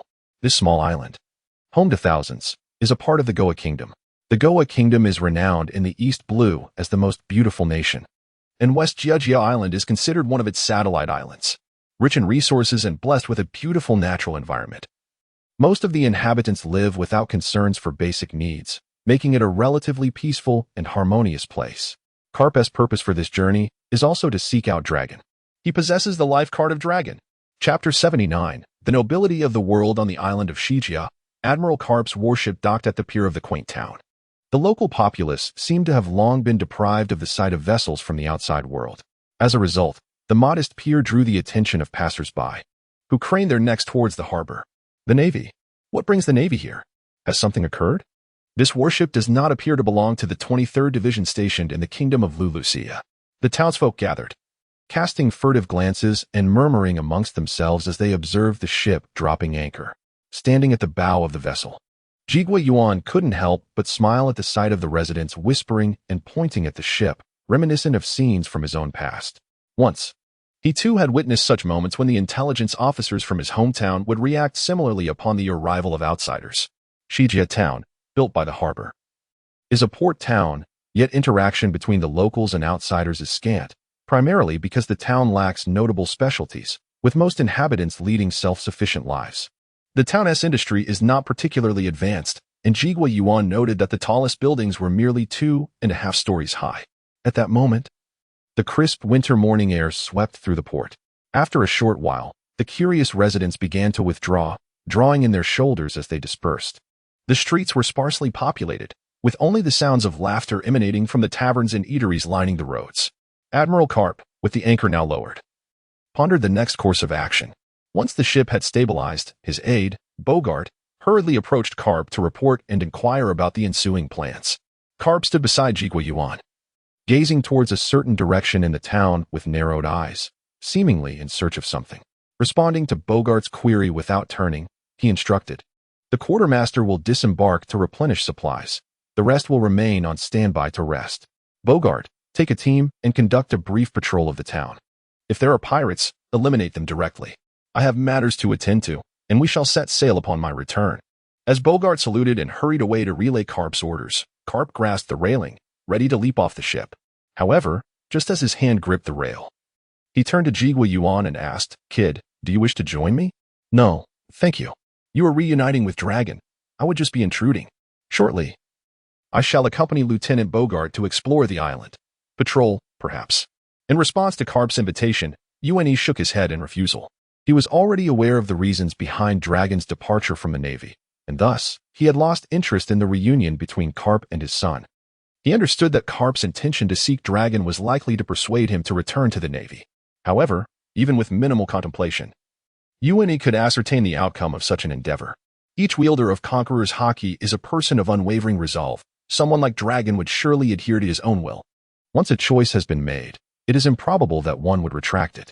Carp, too, was likely cognizant of this fact. His attempts were merely the last efforts of a father. In the future, even Carp would struggle to persuade Kazan to return to the Navy, let alone Dragon. Well, it is for the best. Having spent so much time alone on Boyne Archipelago, accompanying Bogart for a stroll and interacting with others would be beneficial. To become an exemplary Navy officer, one must be aware of the living conditions of the populace. I shall take my leave now, Karp remarked, as he nimbly leaped from the warship and proceeded westward towards the town. Not long after Karp disembarked, Bogart hurriedly returned to the deck. By this time, some Navy personnel had already lowered the wooden ladder. Approaching the deck, he noticed only UNE standing there and inquired, "UNE, where is Vice Admiral Karp? Has he already departed?" UNE nodded in response and then turned to Bogart, saying, "Colonel Bogart, you are heading to the island to patrol, right? May I join you?" When UNE first encountered Bogart over a year ago, he was merely a lieutenant colonel. However, he has since ascended to the rank of colonel. Karp's aide, though discreet, has exhibited a remarkably swift rise through the ranks. Nevertheless, UNE felt that Bogart's advancement was still somewhat sluggish. It is worth noting that in the future, Karp's disciple, who fervently aspires to become an admiral, transformed from a mere recruit to a colonel within just 2 years. In this regard, UNE fell considerably short of Luffy. After spending a year and a half in the Navy, he remains only a major, a rank he attained over a year ago, with no elevation in position during this time. Are you going as well? Very well then.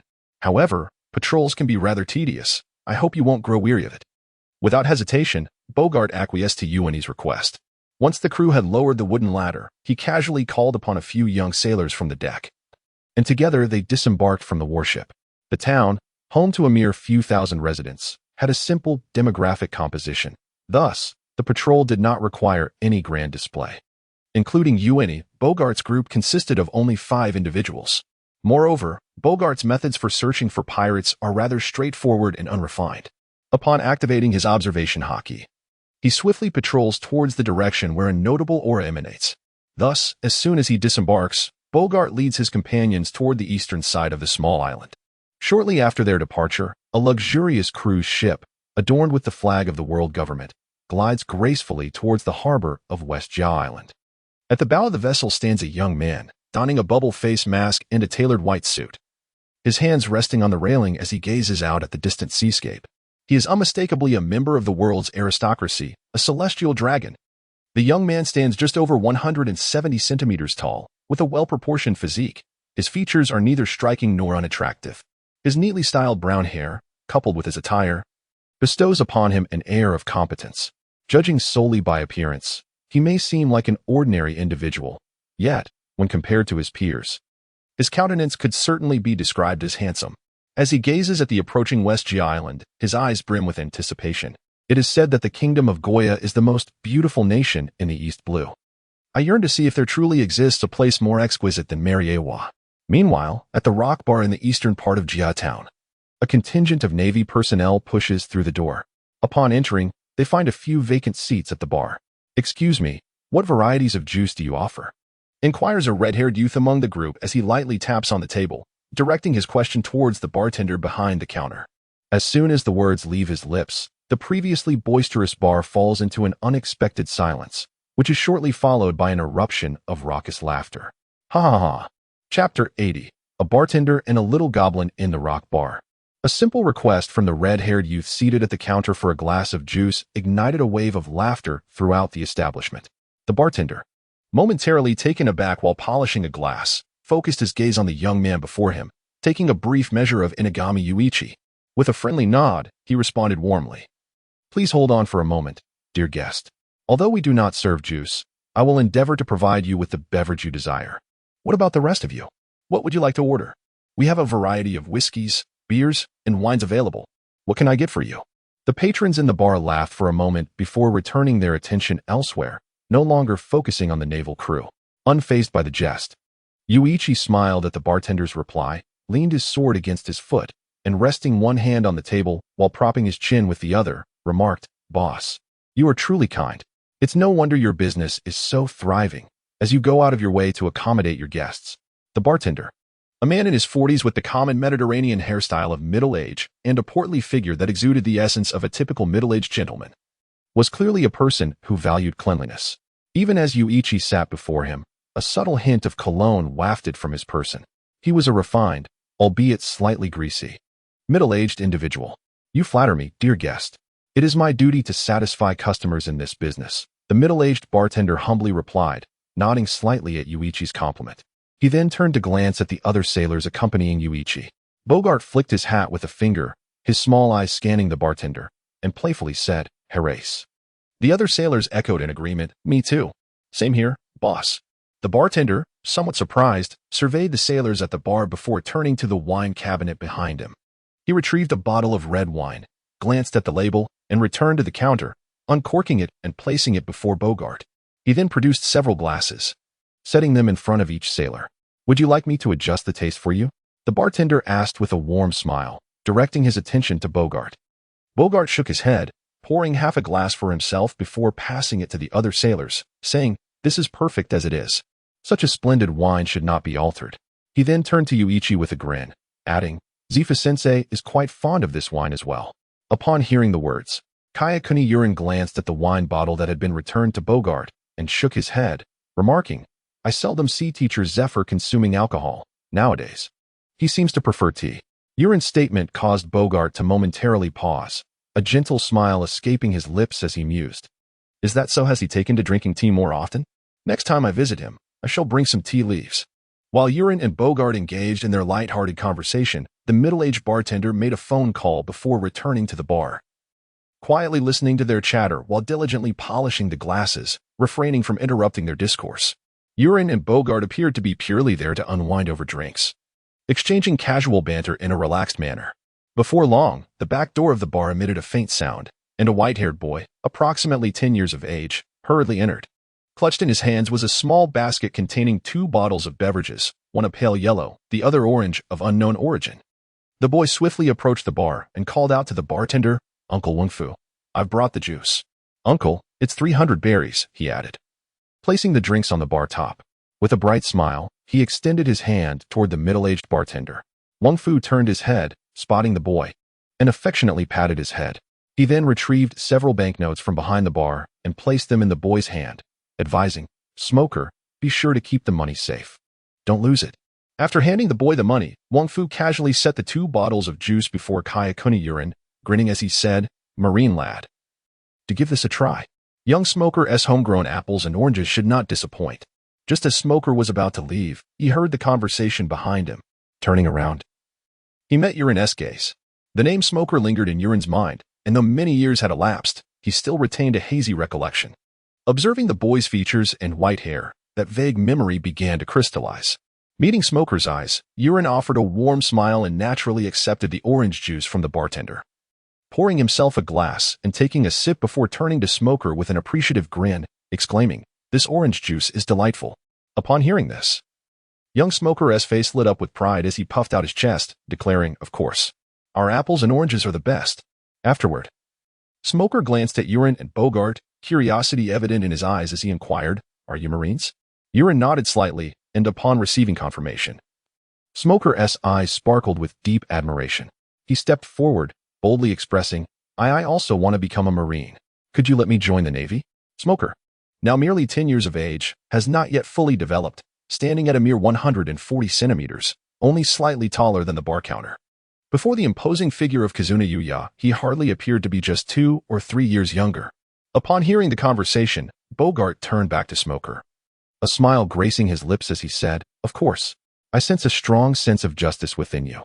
I believe you will undoubtedly become a valiant ally of justice. When you grow up, you shall join the Navy. But for now, that is not possible." With a warm smile, Bogart expertly engaged with the starry-eyed child yearning for the Navy. His words sent a shiver down Yuya's spine. This fellow was genuinely amusing the child.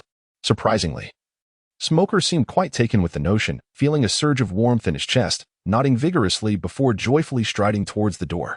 Just as Smoker reached the entrance, the cowboy door was abruptly pushed open, revealing a young man clad in a black suit who had just entered. In his excitement, Smoker failed to notice the newcomer and collided headfirst into the young man's midsection. Thud. Smoker felt as though he had slammed into a wall, the pain causing him to tumble backward onto the ground, hands clutching his head as he murmured, "That really hurt." As he slightly lifted his gaze, Smoker found the suited young man removing his sunglasses, leaning down slightly, and looking down at him with disdain. "Who is this little brat? Blocking my path?" The moment the words left his lips, the young man unleashed a swift kick aimed at Smoker's waist, the force of which sliced through the air with a sharp whistle. Caught off guard by the assault, Smoker barely had time to react when he saw the foot soaring towards him. Just as the kick was about to strike, a stout figure suddenly appeared before Smoker, enveloping him in an embrace. In the next instant, the young man's kick slammed into this rotund figure, sending them both crashing against the wall with a resounding thud. Inside the bar, the bartender, Wenyu, who had been diligently polishing glasses, had mysteriously vanished from sight. Chapter 81. You have been summoned. A sudden, thunderous noise instantly captured the attention of all patrons within the bar. The crowd turned towards the source of the commotion, where they beheld a scene in the corner. Wenfu, eyes tightly shut and face contorted in agony, leaned against the wall, cradling Smoker as he slowly sank to the ground. At the moment Wenfu collapsed, the arms that had embraced Smoker slackened. Only then did Smoker, in a delayed realization, comprehend the gravity of the situation. He hastily turned, throwing himself beside Wenfu, anxiously calling out, "Uncle Wenfu, are you all right? Please wake up, Uncle Wenfu. Don't fall asleep." At the sound of Smoker's urgent plea, Wenfu struggled to open his eyes, managing to force a pained smile towards the worried face of Smoker, softly reassuring him, "I'm fine, Smoker, don't worry." Just as those words left Wenfu's lips, a voice emerged from the doorway, belonging to a sharply dressed young man. "I never expected that in this humble East Blue there existed someone of such caliber. Though I did not exert much effort, you managed to withstand my attack, which is commendable. Young one, consider yourself fortunate. This time, I shall spare you." The young man slightly bent down, brushing off his impeccably polished shoes, and displayed a facade of benevolence. However, his words ignited a fury within the young Smoker, who, without a moment's hesitation, shielded Wenfu with his body and confronted the suited youth with a thunderous voice. "Who the hell are you? Why did you attack without any provocation?" The young man cleared his throat, poised to respond, but was swiftly interrupted by Smoker. Upon hearing the audacity of the white-haired boy questioning him, the young man's demeanor shifted, his expression turning cold as he glared at Smoker, forcing through clenched teeth. "You insolent brat, do you even know who you are addressing? I am the guardian of the celestial dragon, Tianlongren, Billy Schmidt. Lord Jagarshikois has arrived on Sika Island. That esteemed individual enjoys a lively atmosphere, and you all must kneel to welcome the celestial dragon. Do you understand, boy, that by obstructing me, you jeopardize the lives of countless people?" As he spoke, the suited youth advanced towards Smoker, seizing him by the collar and lifting him off the ground. The fabric constricted around Smoker's neck, rendering him breathless. As he dangled in midair, Smoker struggled in agony, his eyes ablaze with indignation directed at Billy Schmidt. Yet, upon hearing the mention of the celestial dragon, Smoker's struggles involuntarily ceased. The world noble, the celestial dragon. The three characters that form the title Celestial Dragon resonate profoundly across the world, to the extent that even a 10-year-old child like Smoker has heard of them. The celestial dragons, the aristocrats of the world. The very presence of a celestial dragon demands our utmost respect. The patrons of the bar, having never encountered a celestial dragon before, were electrified upon hearing the mention of these world nobles. How many times in their lives had they come across individuals of such stature? The initial reaction to the news of a celestial dragon's arrival on the island was sheer excitement, swiftly followed by unrestrained joy. Their demeanor resembled that of feudal peasants upon learning that an emperor was to visit their humble abode. Billy Schmidt observed the fervor with great satisfaction, casting a disdainful glance at the suffocating Smoker before carelessly tossing him towards Wenfu. It was only then that Billy Schmidt took the opportunity to survey the bar. His gaze landed upon a group of naval officers, all of whom were intently focused on him. As a bodyguard to the celestial dragons, he immediately recognized Colonel Bogart. "Ha ha ha, is that not Colonel Bogart? Your presence here suggests that Vice Admiral Garp is also on the island." "Oh, how splendid. With Vice Admiral Garp around, safeguarding the celestial dragons will surely be much easier." Upon spotting Bogart, Billy Schmidt's demeanor underwent a drastic transformation, unlike the arrogance he displayed towards Smoker and Wenfu. His tone now dripped with obsequiousness, revealing his eagerness to cultivate a rapport with Bogart. Ahem, cough. Celestial dragons. Navy. Smoker, who had been flung away, was caught by Wenfu. After a few forceful coughs, his breathing finally eased, and he lifted his gaze towards Billy Schmidt, who had approached Bogart and the others, imprinting the scene indelibly in his mind. His admiration for the Navy evaporated in an instant. His impression of Billy Schmidt was exceedingly negative, which consequently tainted his perception of the naval officers associated with him. "Who are you?"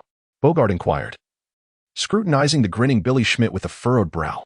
His question caused Billy Schmidt's expression to stiffen.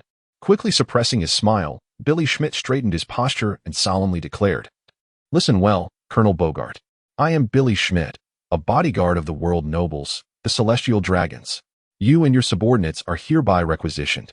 Seeing that Bogart offered no deference, Billy Schmidt shed any pretense and reverted to his earlier haughty demeanor, adjusting his tie before issuing his command.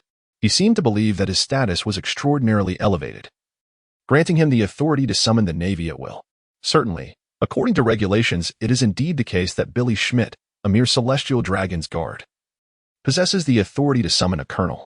Upon reaching the CP9 level, one can even command a brigadier general, and at the CP0 level, one might audaciously call upon the admiral of the Navy, demanding the mobilization of 10 warships from the headquarters. Even though that admiral is notoriously domineering, he is ultimately compelled to cooperate with CP0's operations.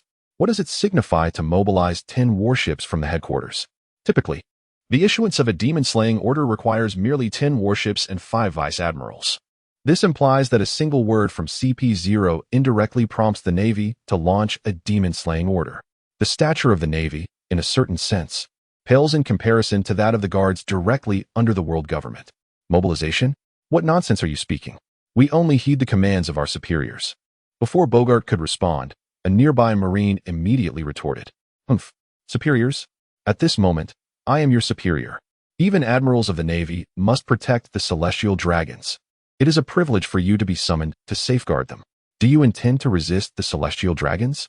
Billy Schmidt, quick-witted, invoked the name of the celestial dragons to silence the defiant Marine, leaving him speechless. Deep down, Billy Schmidt harbored a desire to eliminate the Marine who questioned him. Yet, out of deference to Bogart, he refrained from taking action. His feelings towards Bogart were not particularly intense. He merely wished to irritate him for his previous demeanor. What if we refuse to comply with the summons? What then? At that moment, the observant Kineman inquired, genuinely curious about how far the Navy could be willing to humiliate themselves. The commands of the celestial dragons are absolute. Those who disobey shall perish. Billy Schmidt turned his gaze towards the youthful Kineman, feeling it necessary to assert the dignity of his noble status before this young Marine, declaring with pride, "That is indeed quite terrifying. However, dear sir, might we negotiate? I would prefer not to be summoned to protect the celestial dragons, for I fear I may be unable to suppress my admiration for them and might act inappropriately. I actually intend to continue my career within the Navy." As Kineman spoke, his conqueror's haki surged forth, unleashing a terrifying pressure that struck Billy Schmidt. The once haughty expression on Billy Schmidt's face faltered, his eyes widened in shock before he collapsed, lifeless, to the ground. Thud.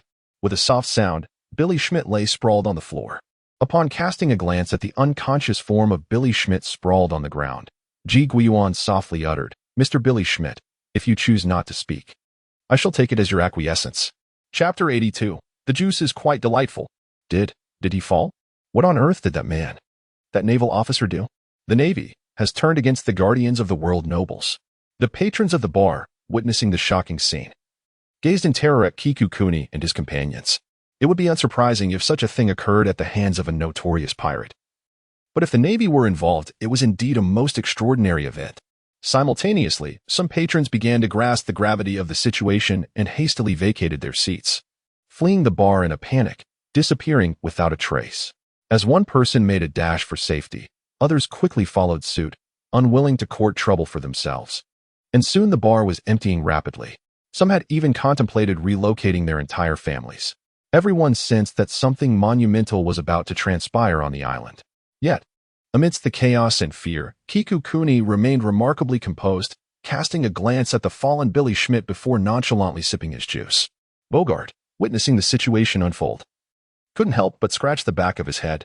With a soft sigh, he retrieved several banknotes, each worth 10,000 berry, from his pocket and placed them on the bar. Turning to the bartender, Wenyu, who was being supported by Smoker, he said, "My apologies, boss. My colleague here has acted rather recklessly and has caused you considerable trouble. Please accept this money and consider leaving West Gia Island for a more peaceful life. I fear that when this fellow awakens, he may unleash his wrath upon you." Turning to the young boy, Bogart added, "You too, my friend. Though no amount of money can compensate for the pain of being uprooted, it would be prudent for you to seek refuge elsewhere." As he spoke, he pulled out another stack of cash and approached Smoker, bending down to place the money into his hands.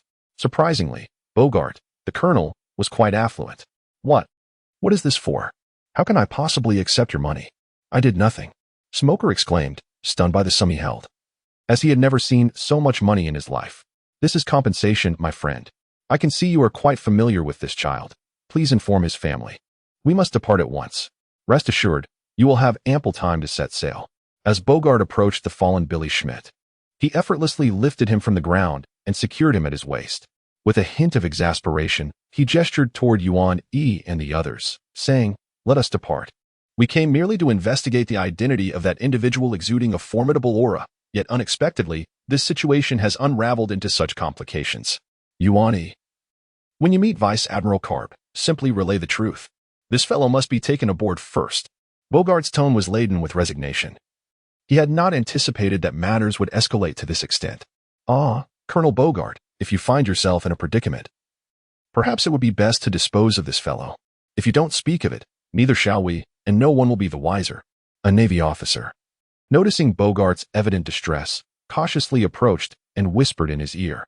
One cannot deny the audacity of the Navy aboard Karp's ship to propose such an idea. Bogart shot the officer a sharp glare, causing him to awkwardly chuckle before lapsing into silence. "Let us go, Yuan Yi." With that, Bogart grasped Billy Schmidt and exited the bar, while Yuan Yi picked up his knife and took hold of another glass of juice, following in Bogart's wake. However, before Yuan Yi departed, he paused and addressed the still bewildered Smoker, saying, "I heard the boss mention your name is Smoker, correct? Do not overthink it. We, the Navy, are unwavering in our commitment to justice. Smoker, when you grow up, consider joining the Navy. I believe it will not disappoint you. Furthermore, if you feel that some of our actions are misguided, once you join, you can personally affect change. I eagerly anticipate our next encounter. By the way, the juice is truly delightful. I speak no falsehood. Farewell." With that, Yuan Yi pushed the door open and exited the bar. Smoker gazed at the retreating figure of the red-haired youth, embedding the image of the sword-wielding boy deep within his memory, while Yuan Yi's parting words echoed persistently in his mind. Upon leaving the bar, Bogart hurriedly returned to the ship with Billy Schmidt, his mind no longer occupied with patrolling alongside Yuan Yi and the others. To the Navy, Billy Schmidt posed a significant dilemma. Bogart thought this. But when Billy Schmidt regained consciousness, an unforeseen development unfolded. The awakened Billy Schmidt appeared dazed and disoriented, behaving as though he had lost his wits, and he could not recall past events. Initially, Bogart suspected it was an act, but upon further probing, he discerned that Billy seemed genuinely bewildered, exhibiting signs of amnesia. His entire demeanor had transformed into something exceedingly peculiar. Upon discovering this, Bogart felt an unsettling mix of delight and horror. For it was the first time he had witnessed someone, under the influence of Conqueror's Haki, transformed into a figure reminiscent of Billy Schmidt in his current state. Little did Bogart know that Kinneman's Conqueror's Haki had evolved to such an extent that it could affect tangible objects. Even fragile wooden boards could be shattered by his will alone. With the clarity bestowed by the transparent world, it became an effortless task for Kinneman to precisely strike the unprotected brain of his adversary with his Haki. Although the situation had suddenly become more manageable, Bogart dared not allow Kinneman to disembark alongside him. After personally escorting Billy Schmidt back to the World Government cruise ship anchored in the harbor, he hastily returned to his own vessel, choosing not to leave the ship again. He was acutely aware that the celestial dragons had arrived on Sabaody Island, and having gleaned some understanding of Kinneman's temperament, he could not guarantee how Kinneman might react upon witnessing the actions of these nobility. Having spent considerable time in the Navy, Bogart was well aware of the nature of the celestial dragons. In response to Bogart's enforced confinement, Kinneman remained remarkably composed. Once aboard, he stood at the bow of the ship, gazing serenely at the sea. Beside him, Bogart incessantly cautioned Kinneman against acting impulsively in the future, urging him to exercise restraint even in the face of distasteful encounters with the world's aristocracy. As Kinneman listened to Bogart's admonitions, an unexpected whirlwind suddenly erupted in the western town of the island. A fierce gust of wind swept up debris and rubble from buildings, transforming the entire vortex into a swirling mass of gray and black. The commotion between father and son was indeed quite substantial. Chapter 83. The organization attempting to overturn everything. A whirlwind began to rapidly expand in Shijia Island, and just as it had obliterated several nearby structures, it abruptly dissipated. The naval officers on the deck of the Doghead warship noticed this peculiar occurrence on the island, pausing to gaze in astonishment. Bogart ceased his incessant chatter, his attention captured by the sudden formation and disappearance of the tornado, murmuring, "That must be You're probably right. It's likely Vice Admiral Garp engaging in a cordial exchange with his son. Although the population of this town is sparse, should these two engage in a reckless brawl, it would undoubtedly endanger the innocent bystanders. Yuan's hands rested on the railing of the deck, his eyes narrowing slightly as his gaze deepened. One was a former Vice Admiral of the Navy, the future architect of the Revolutionary Army, striving to overthrow the Celestial Dragons. The other, the present Vice Admiral, revered as a living legend of the Navy Garp. Would the sense of justice harbored by these two men regard the innocent islanders as mere insects? Just as this uncertainty arose in Yuan's mind, an answer soon followed. After the whirlwind's sudden disappearance, a deafening roar erupted from deep within the island's dense forest. Accompanied by this tremendous sound, a tempest surged outward, black lightning leaping from the thicket and flashing across the sky above. The hurricane reached the harbor, causing the Doghead warship to sway violently, while the previously tranquil sea began to ripple ominously. The naval officers on the deck suddenly felt an inexplicable pressure. They were unaware of the cause. Yet it weighed heavily on their chests, rendering some of the weaker officers dizzy and collapsing to the ground. The clash of conquerors hockey deep within the island had already begun to affect the seas thousands of meters away. Meanwhile, in the streets of Shijia town, the island's residents knelt reverently and fearfully along the main thoroughfare. On the cobblestone road, a young man wearing a bubble mask, flanked by a cadre of black-clad bodyguards, slowly passed before the kneeling inhabitants. He was the celestial dragon visiting Shijia Island, Jagarsha Koizing. Koizing raised his chin slightly, struggling to suppress the innate arrogance within him, striving to present a facade of approachability as he surveyed the residents of Shijia Island who knelt in welcome. He leisurely explored the town, finding a unique charm in its somewhat dilapidated structures, contrasting with the opulent architecture he was accustomed to.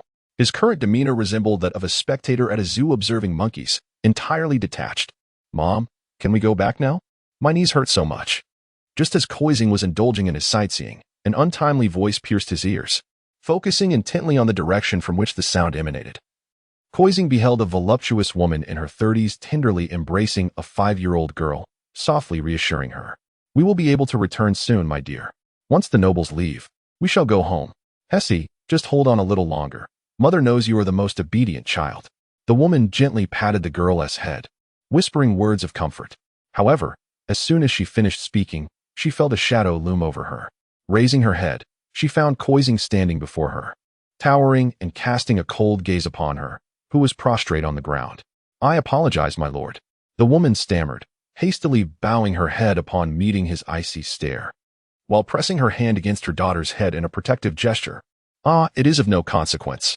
If you are weary, you may take the child and rest. I would not mind." Koizing's voice was unexpectedly gentle. "This child is your daughter, is she not? She is truly delightful and possesses a wonderful temperament." Koizing slowly crouched down, gently lifting the girl with a warm smile, while the woman, upon seeing his approachable demeanor, felt her panic dissipate somewhat, allowing herself to breathe a quiet sigh of relief. "And no, we are not tired. It is our honor to receive the world's nobility. Your ability to forgive my child's impoliteness is truly appreciated," the woman exclaimed, bowing her head with a hint of joy in her tone. Noticing her relief, Koizing nodded, lightly patting the girl's head. With a slight squint of his eyes, he suddenly stated, "Madam, your child is indeed quite charming. I have taken a liking to her. I wish to bring her back to the sacred land of Maringia for nurturing. What do you think?" He continued, "Of course, if you are concerned, you may accompany us to the sacred land." As he spoke, Koizing licked his lips, his eyes betraying a flicker of anticipation. "Ah, and no, that won't be necessary." The woman began, but Koizing swiftly interrupted, "I do not take kindly to refusals. All who have rejected me are no longer among the living."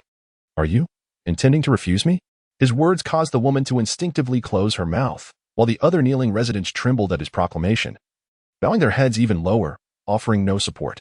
Though the woman dared not utter another dissenting word, she instinctively cradled her daughter closer, her body trembling slightly. Koizing straightened up, signaling to his guards, preparing to have them retrieve what he desired. Suddenly, a thunderous roar echoed from the depths of the island. Not long after, a sudden gust of malevolent wind swept through the street, causing the esteemed Koi's saint and his retinue to sway precariously. Stumbling, Koi's saint nearly fell to the ground, but a vigilant guard swiftly caught him, while the others hastily surrounded him, offering their support. "What in the world is happening?" Koi's saint, now steadying himself, cast a cold gaze towards the source of the thunderous sound, demanding an explanation. The guards, uncertain of the situation, dared not respond. Just as Koi's saint was about to dispatch someone to investigate the island's center, a voice rich in magnetism yet tinged with mockery suddenly reached his ears. Behold, this is the world aristocracy protected by the Navy. Old man, you are mistaken. The Navy is mistaken. The justice I pursue is certainly not this. I have found my own way to realize justice. You need not persuade me further, for I shall never return to the Navy.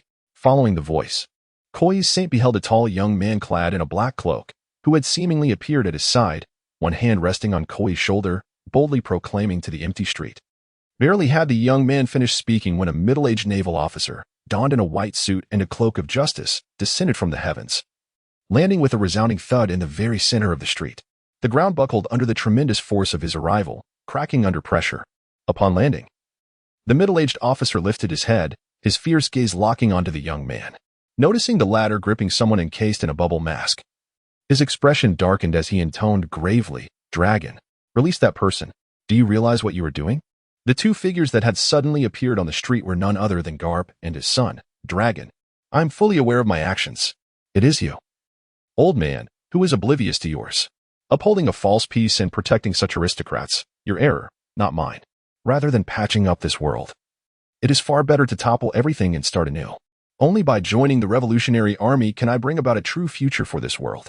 As he spoke, Dragon seized Koi's saint by the throat, transforming into a tempest and whisking Koi's away from the street. "Damn it," Garp muttered under his breath, his figure flashing as he vanished from sight. It wasn't until Garp and Dragon had departed that Koi's saint's guards realized their charge had been abducted, leaving the earlier scene with the woman and girl forgotten. In a frenzy, the guards scrambled, pursuing the direction in which Garp had vanished. Chapter 84. Divergent Paths. Additional update. At the harbor of Shijiao Island, Kikuya Yuani and his companions gazed toward the heart of the island, their expressions laden with perplexity. Moments ago, following a fierce clash of conquerors' haki, there had been an unsettling silence, devoid of any signs of battle. Yuani could hardly believe that such a brief encounter could lead to Dragon's swift defeat. Dragon, a formidable user of the Win-Win fruit, would not succumb easily. Even against the pinnacle of strength that is Carp, even if he could not withstand Carp's onslaught, he could still utilize his elemental powers to evade capture. The ongoing stillness led Yuani to speculate that perhaps the father and son were engaged in dialogue. He surmised Carp's intention for confronting Dragon was likely to deliver a sound beating and then drag him back to the Navy. However, how could such a feat be accomplished? The Dragon he had encountered before was significantly stronger now. With his own convictions, how could Dragon possibly tread the path that Carp had laid out for him? "Yuani, do you think the battle has ceased? Should we venture onto the island?" Bogate inquired, his gaze fixed intently on the island, unable to stifle his curiosity regarding Yuani's thoughts. Regardless of whether they ascended the island, waiting on the ship seemed the most prudent course of action. "Colonel Bogate, fret not about Vice Admiral Carp's safety. They are family," Yuani reassured, noticing the palpable concern etched on Bogate's face. Ordinarily, Bogate would not require such comfort. With his intellect, he would certainly grasp this reality. Yet, his deep-seated worry for Carp's well-being prompted him to seek the counsel of others.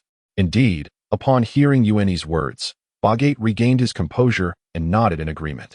As they continued to observe the stillness of the island, an inexplicable gust of wind swept across the sea. Yuani, sensing something amiss, turned to glance at the deck behind him. Simultaneously, Bogate, feeling a surge of tension, drew his sword and swiftly pivoted to face the deck. In the center of the Doghead warship's deck, an uninvited guest materialized. Dragon's figure coalesced into form, standing prominently on the deck, his right hand gripping a man encased in a bubble mask. "Dragon!" Yuani exclaimed, turning around to see the unexpected arrival. Ignoring the individual in Dragon's grasp, he greeted him with a smile. However, Bogate was not as at ease. Upon recognizing the attire of the captive, his pupils dilated, and he tightened his grip on the sword, incredulously asking, "Dragon, you have captured a celestial dragon?" Bogate was utterly astonished that their reunion with Dragon would manifest in such a manner. "Oh, Bogate, it has been quite some time. You are still aboard the old man's ship, I presume? With a superior like him, you must find it rather arduous. However, I kindly ask you to continue watching over the old man." Long smiled at Bogart. As he spoke, he removed the hood of his cloak and turned to face the figure standing beside Bogart, Kiku Shimizu. "To my astonishment, you have emerged from the Boeing Islands so quickly. Has the island lost its influence over you? Upon seeing Kiku again, Long noticed that he had grown significantly taller. And compared to a year ago, his features had matured considerably. Not only that, but Long could also sense an underlying aura of threat emanating from Kiku, a sensation he had never experienced during their previous encounters. It was clear to Long that Kiku had made substantial progress over the past year. You have emerged. But it is not because the Boeing Islands were ineffective for me. Rather, it was due to a summons from Master Zephyr. I hadn't anticipated that upon my departure from the Boeing Islands, you would no longer be part of the Navy. Kiku refrained from labeling Long a traitor. For Long was no longer a pirate, and Kiku understood that Long's ambitions had never aligned with the Navy, but rather with the world aristocracy. This is the first time I have encountered a real one. Long, you truly dare to act boldly. Kiku's gaze briefly swept over the individual Long was holding, and he spoke with a smile. In the presence of this captor of a world noble, Kiku conversed as if with an old friend, exuding an air of ease. I was left with no choice. I did not wish to oppose the world government so soon. Yet, without such actions, the old man would not relent. Kiku, I hold you in high regard.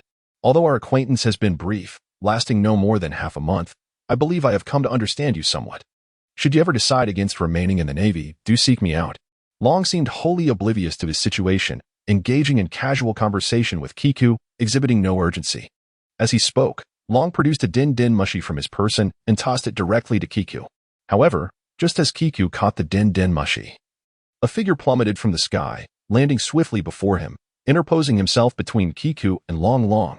If you intend to leave the Navy, then be gone. Do not jeopardize our future. Carp descended from the heavens, positioning himself protectively before Kiku, his brow furrowed in anger. Upon returning to the deck, Carp surveyed the celestial dragon in Long's grasp, his expression contorted in disapproval. How can this be deemed a deviation? I merely wish for Kiku to perceive the true nature of this world, to discern the essence of the Navy. One day, the old man will inevitably tread a path akin to mine. I can discern that his sense of justice is fundamentally distinct from yours. As he spoke, Dragon suddenly erupted into laughter, casting the celestial dragon he held into the sea, and then his form transformed into a gentle breeze, dissipating upon the deck. Carp watched as Dragon vanished from his sight without making any attempt to pursue him, merely exhaling a soft sigh as he commanded, Bogart, go retrieve the celestial dragon. In the brief moment Carp spoke, Bogart had already taken action, swiftly departing the deck with a graceful stride. After Bogart's departure, Carp turned his gaze to Kineman. Observing him intently for a while before speaking, Kineman, regarding Dragon's words. Before Carp could finish, Kineman waved his hand and replied with a smile. Vice Admiral Carp, rest assured, I shall not walk the same path as Dragon. To be frank, my ambition is to ascend to the rank of Fleet Admiral. Although Kineman was unaware of the events transpiring between Carp and Dragon, he was acutely aware that Dragon's path was one of revolution, aimed at overthrowing the celestial dragon's dominion. Kineman had never contemplated embarking on the same revolutionary journey as Dragon. He had no desire to initiate a revolution from scratch, which not only demanded immense time and effort, but also bore a dismally low chance of success. What Kineman envisioned was reform, a transformation beginning within the Navy. His declaration of aspiring to be Fleet Admiral was not mere rhetoric. The title itself was inconsequential. What Kineman sought was absolute authority within the Navy. The encirclement of Roger marked my formal debut in action. Speaking to himself, Kineman had already stowed the transponder snail into his pocket.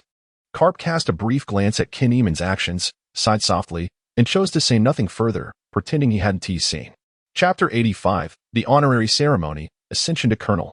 Additional update. In mid-December of the year 1498 in the Sea Circle, a heinous kidnapping incident unprecedented in its severity transpired in the East Sea, a symbol of peace. During their travels to the East Sea, the celestial dragons were abducted by members of the self-styled Brave Army, known as the Dragon. At that moment, Vice Admiral Carp of the Navy, returning from a family visit, fortuitously encountered the kidnappers at sea and successfully rescued the celestial dragons, safeguarding their lives. Years after the demise of the Rocks Pirates, another nefarious organization had extended its malevolent grasp towards the celestial dragons.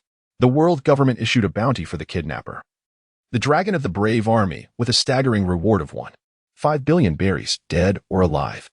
The naval personnel who assisted Vice Admiral Carp in rescuing the celestial dragons received commendations from the Navy headquarters. As December drew to a close, the early morning was shrouded in a thick, cold fog over Marineford, where the sunlight filtered through the mist but provided little warmth. The naval port was sparsely populated, with only the routine patrols of sailors visible. In stark contrast to the chilly port, the auditorium of the Navy headquarters was bustling with attendees. Today, a special promotion ceremony was underway in this auditorium, which could accommodate 2,000 people and was filled to capacity. At the front stood a high platform, upon which Fleet Admiral Steelbone Kong addressed the audience through a loudspeaker, succinctly summarizing the contributions and deeds of the Navy over the past year while casting an eye towards its future. Seated in the foremost row were the most powerful and influential admirals in the Navy. Among them was Fleet Admiral Sengoku, flanked by his two old comrades, Vice Admirals Carp and Crane, while former Admiral Zephyr occupied a seat on the outer edge. On either side of these stalwarts sat several senior officers adorned with golden insignia. The second row was occupied by the Vice Admirals of the Navy headquarters, including the likes of Borsalino and Sakazuki, who represented the younger generation of officers. As Fleet Admiral Kong concluded a lengthy address, he proceeded to invite the protagonists of today's promotion ceremony to the stage. The first to ascend was Carp's aide, Colonel Bogart, followed closely by a young man with flowing red hair, Yuan E, who had just returned to the Navy headquarters a day prior. Following them, several young sailors, witnesses and participants in the kidnapping incident at Shijiao Island, joined them on stage.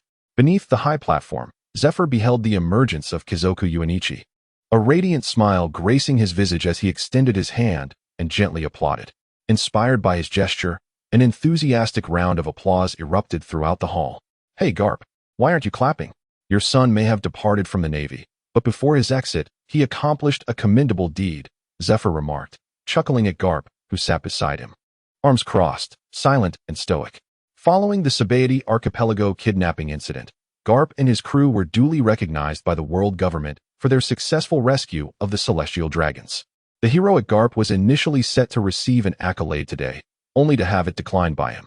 To Garp, who regarded the celestial dragons as mere refuse, the notion of protecting them was already distasteful. The idea of receiving an honor for it was utterly unacceptable. However, the other sailors aboard Garp's ship did not share his stubbornness regarding promotions. For the majority of junior sailors, such an opportunity was rare, and thus they accepted the honors without hesitation. Bogart had intended to support Garp, but after receiving a reprimand from him, he too acquiesced to the reward. As for Kizoku Yuanichi, he bore no burdens. His ambitions required strength and a higher rank, and he would never refuse an opportunity for advancement. Moreover, this promotion was a gift bestowed upon him by Dragon, further diminishing any reasons for refusal. Bogart, who assisted Garp in rescuing the celestial dragons, was elevated to the rank of Rear Admiral, while Kizoku Yuanichi ascended directly from Major to Colonel. The remaining sailors also experienced various degrees of advancement, most jumping 2 ranks, with a few achieving 3. Garp, seated, gazed at Yuanichi receiving his new title on the platform, and as he listened to Zephyr's teasing remarks, he could not help but mutter, "You are not wrong. That fool did manage to do something right before he left. Yuanichi's promotion to colonel is indeed a blessing from that idiot. At such a young age, he has already attained the rank of colonel in the Navy. Yuanichi is destined to become a pillar of our forces." Upon hearing Garp's words, Zephyr's expression shifted from surprise to furrowed brows as he admonished, "Hey, Garp, keep your distance from Yuanichi. Dragon has already led him astray, and I will not allow you to interfere with his growth." Yet Garp appeared unfazed by Zephyr's warning, his rugged face lighting up with a radiant smile as he gazed at Kizoku Yuanichi on stage, casually declaring, "How could that be?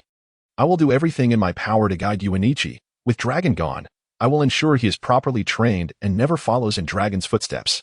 Garp's words provoked an immediate reaction from Zephyr, who glared fiercely and seized Garp by the collar, exclaiming in fury, "I said no. I will not allow it." The atmosphere was punctuated by Garp's hearty laughter. However, the response to Zephyr came in the form of Carp's jovial laughter. As the two engaged in their playful banter, both Crane and Sengoku turned their heads to glance at Carp and Zephyr, sharing a resigned sigh. These two old comrades often displayed a childlike demeanor.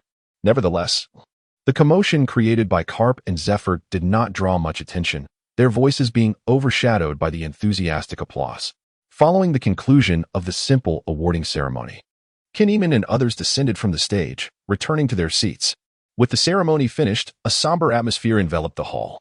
The awarding ceremony has reached its conclusion. Now, Let us turn to the true purpose of gathering everyone here. It is time to commence the operational meeting.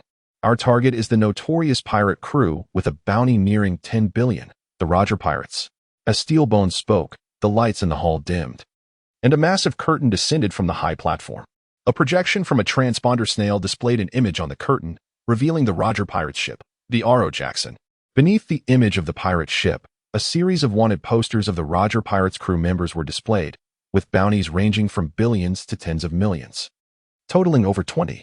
The Roger Pirates have made a formidable name for themselves in the New World, with a collective bounty amounting to an astounding 100 billion. Our objective this time is to utterly annihilate the Roger Pirates. This is war. Chapter 86, The Deputy of the Rear Admiral. The principal reason for Kiku Kuni's return from the Boyne Archipelago to the Navy headquarters was the Navy's plan to mobilize 80 of its combat strength to encircle the Roger Pirates. According to intelligence received by the world government and the Navy, Roger had gathered 4 pieces of the red poneglyph and was now preparing to journey to the final island. Upon learning this news, the world government was thrown into disarray, as the upper echelons seemed to be aware of the secrets buried on the final island and were determined to prevent anyone from reaching it. Consequently, they hastened to command the Navy to eradicate Roger, hoping to thwart the plans of the Roger Pirates. It was due to this directive from the world government that Fleet Admiral Steelbone Sora summoned elite forces from across the seas and gathered all personnel at the headquarters to convene a strategy meeting in Marineford. Both Garp and Zephyr sensed that this would be an unprecedented battle. Thus, they brought Kiku Kuni back from the Boyne Archipelago. Now, Kiku had matured into a formidable force, though Zephy's intention in recalling him was not merely to have him earn accolades on the battlefield. He merely wished for Kiku to witness the war up close and to personally experience the prowess of the top-tier warriors upon these seas, broadening his horizons, which would be beneficial for him. The strategy meeting held in the headquarters auditorium lasted the entirety of the morning. Although termed a meeting, it was, in essence, a unilateral issuance of commands. The operational plan had long been devised by Sengoku and Saru, and the meeting served merely to distribute the plan's contents among individuals and assign them to relevant commanding officers.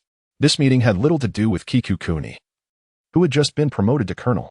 His rank did not afford him the authority to execute any specific aspect of the plan. At most, he would be required to follow orders on the battlefield, charging when commanded to advance and retreating when instructed, leaving him with little autonomy.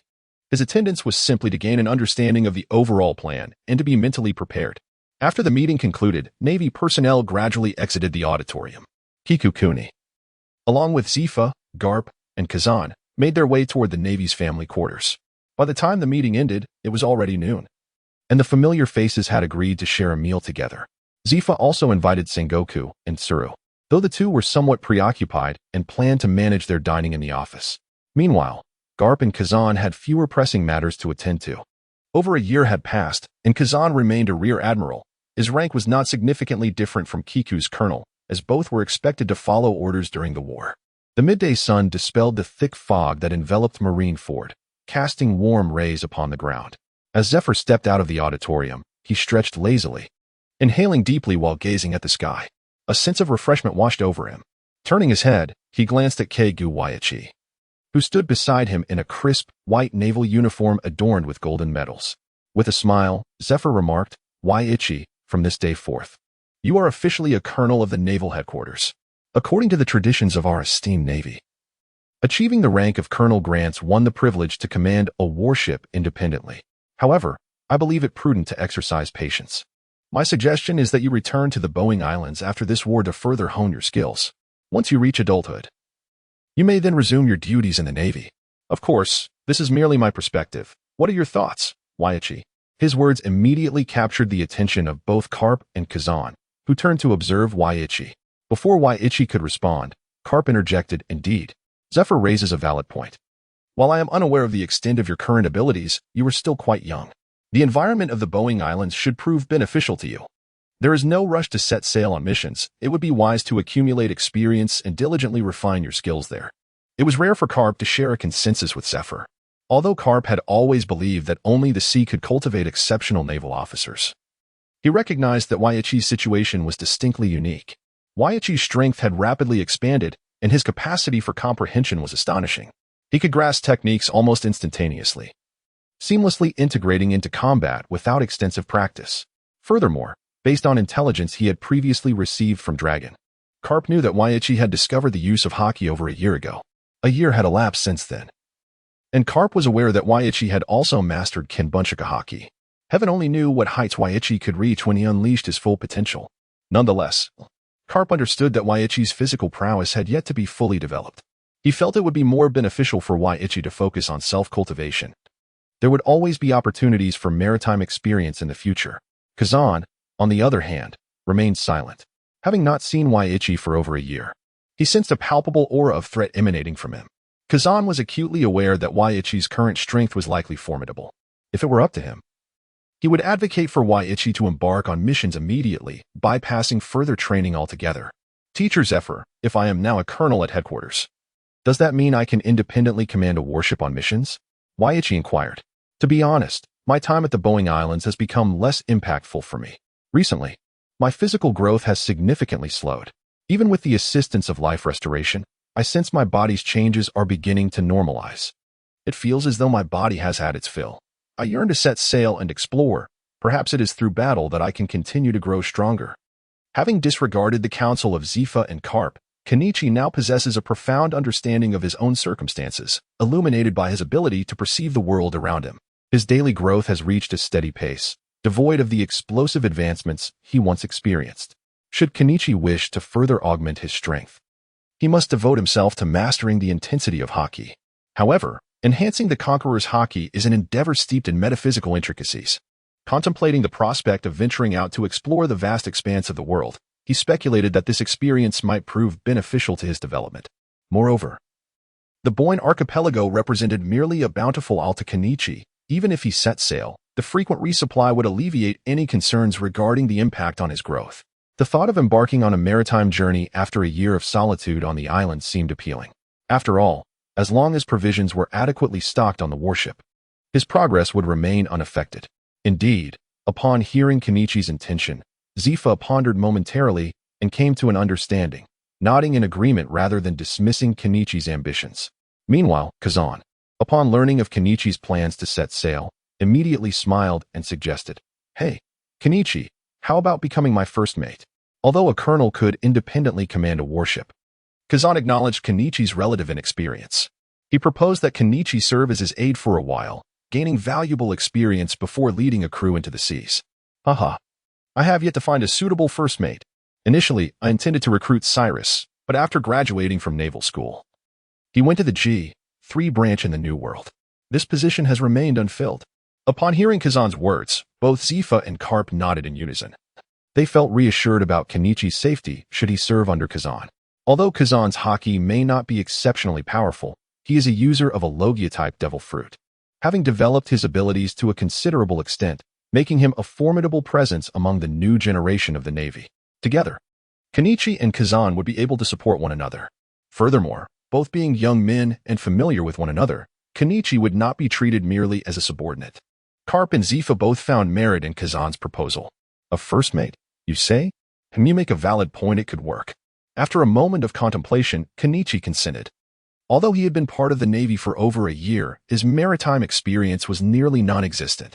Leading a crew into the seas alone would be manageable in the four seas, where conditions are relatively predictable. However, in the Grand Line, particularly the New World, his scant nautical knowledge would be woefully inadequate. He certainly could not allow himself to flee from whirlpools or tsunamis using moonwalk as a commanding officer.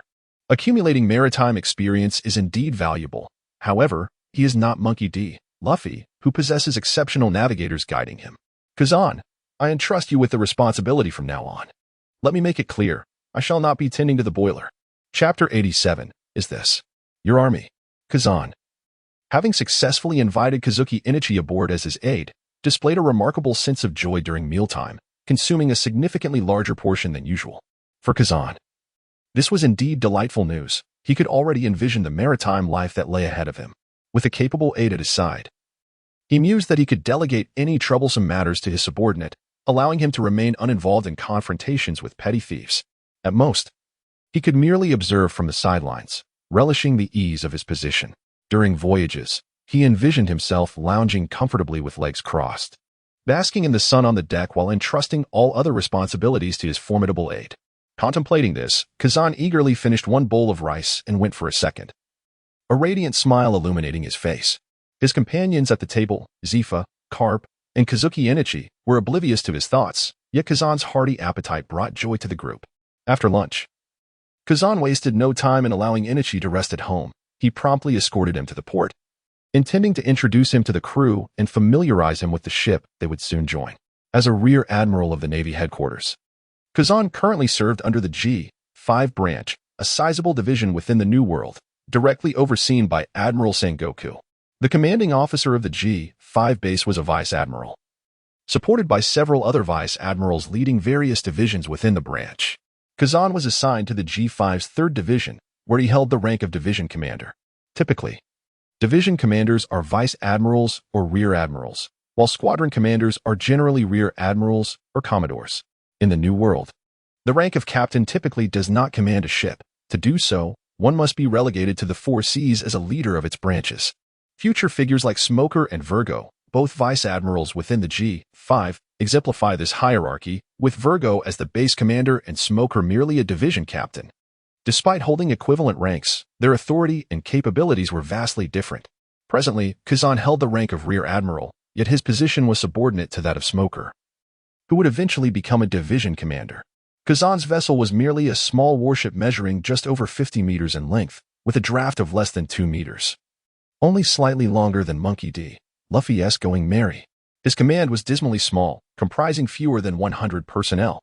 In truth, Kazan's status as a Rear Admiral was only marginally superior to that of a mere figurehead. The challenges of leading a sparse crew were evident, and should Kazuki Inichi ever take command of a voyage, he would inevitably encounter similar obstacles. The Navy is indeed a realm that places great emphasis on seniority, with the vast majority of naval officers ascending to ranks from humble beginnings as ordinary sailors. This progression implies that by the time these sailors are elevated to the status of officers, they are often surrounded by numerous old comrades and subordinates. Consequently, one seldom encounters the predicament faced by Kazan, who has ascended through the ranks unusually. It is only such officers, like Kazan, who find themselves in a position where they cannot even secure a single aide. The future promotions of KB and Dasky to the rank of colonel, without the opportunity to command their own teams, also stems from this reality. As for Smoker, who rose through the ranks, he too finds himself lacking in subordinates, having taken on an undesirable assignment. The Marine personnel from Rogue Town are of little utility in the New World. The Navy has evolved into a system where every position is filled, and if the higher-ups do not vacate their posts, there are insufficient personnel to support newly minted officers. While it is indeed simple to lead a unit, as one can form their own team, financial concerns are negligible as long as one can rally support. However, in the world of One Piece, how many individuals are willing to risk their lives for a mere few thousand berries a month? The perilous nature of this profession makes piracy, with its promise of substantial rewards, an alluring alternative. Thus, the Navy of this era retains a modicum of idealism. Under the leadership of Kazan, Kirakuni Ueni arrived at a small dock located to the north of the military port. At the dock, a green military vessel was moored. This ship, a modern warship transformed from an old sailing vessel, was entirely wooden, coated in green anti-corrosive paint, and bore the white G5 insignia on its side. However, it appeared that the ship had not received much maintenance, as Ueni noticed numerous patches of peeling paint, exposing the wood beneath to the elements. Some sections of the hull had even succumbed to the ravages of seawater, exhibiting clear signs of decay. The sails were furled, and atop the mast stood an antiquated lookout platform, devoid of any shelter from the wind and rain. This military vessel, surprisingly, evoked a sense of desolation in Ueni. "Hey, Kazan, is this your ship?" he inquired, astonished. "With a vessel like this, I fear it would sink after just one cannon barrage from a pirate ship." His surprise was not born from disdain for the ship's condition, but rather from the fact that Kazan's means of transport appeared so unremarkable. Were it not for the ship's color scheme matching that of other military vessels, he might have mistaken it for a derelict craft. Moreover, one must question the ship's operational capacity. Even if it were to be equipped with power, would it not fall apart? Not at all. With me aboard, a pirate's cannon fire could never strike this vessel, Kazan asserted confidently.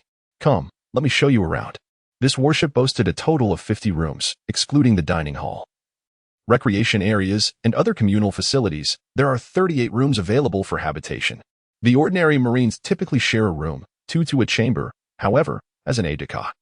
You are afforded the privilege of a private quarters due to the nature of your responsibilities, which occasionally involve handling confidential matters, and you even have a study. How fortunate you are indeed. Unlike aboard Vice Admiral Karp's vessel, where one must endure the cramped confines of shared accommodations. Kazan remarked, a broad smile illuminating his face. His tone tinged with a hint of self-satisfaction as he spoke of how pirate cannon fire could not reach his warship, wholly oblivious to the sarcasm that lingered in Yuan-E's words. Well, we shall see, Yuan-E mused, harboring modest expectations for his solitary living arrangements. He held little desire for opulent lodgings, merely wishing for Kazan's crew to exhibit reliability, which would alleviate a significant burden from his shoulders. However, upon boarding the ship alongside Kazan, Yuan-E swiftly realized his misjudgment. The crew members of Kazan's vessel were each strikingly unique in appearance. Yet, more crucially, he sensed no trace of formidable energy emanating from them, no hint of ferocity whatsoever. They bore no resemblance to seasoned soldiers. The crew comprised individuals who evidently had not encountered much in the way of combat experience. After merely casting a glance at the Marines stationed on the deck, surveying the surroundings, Yuan-E could not restrain his inquiry. Is this truly your troop, Kazan? Have you made an error? These individuals before Yuan-E could finish his thought. Kazan interjected, indeed, my crew consists of eager recruits, full of aspirations for the Navy. While their combat abilities may still require refinement, rest assured, they possess the spirit of true Marines. With that, Kazan clapped his hands, summoning the Marines gathered on the deck, proclaiming loudly, allow me to introduce to you all. This is Yuan-E Kaguni, Colonel of the Naval Headquarters.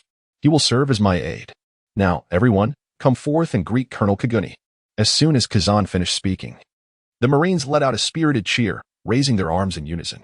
Though their numbers were few, their morale was undeniably high. Hello.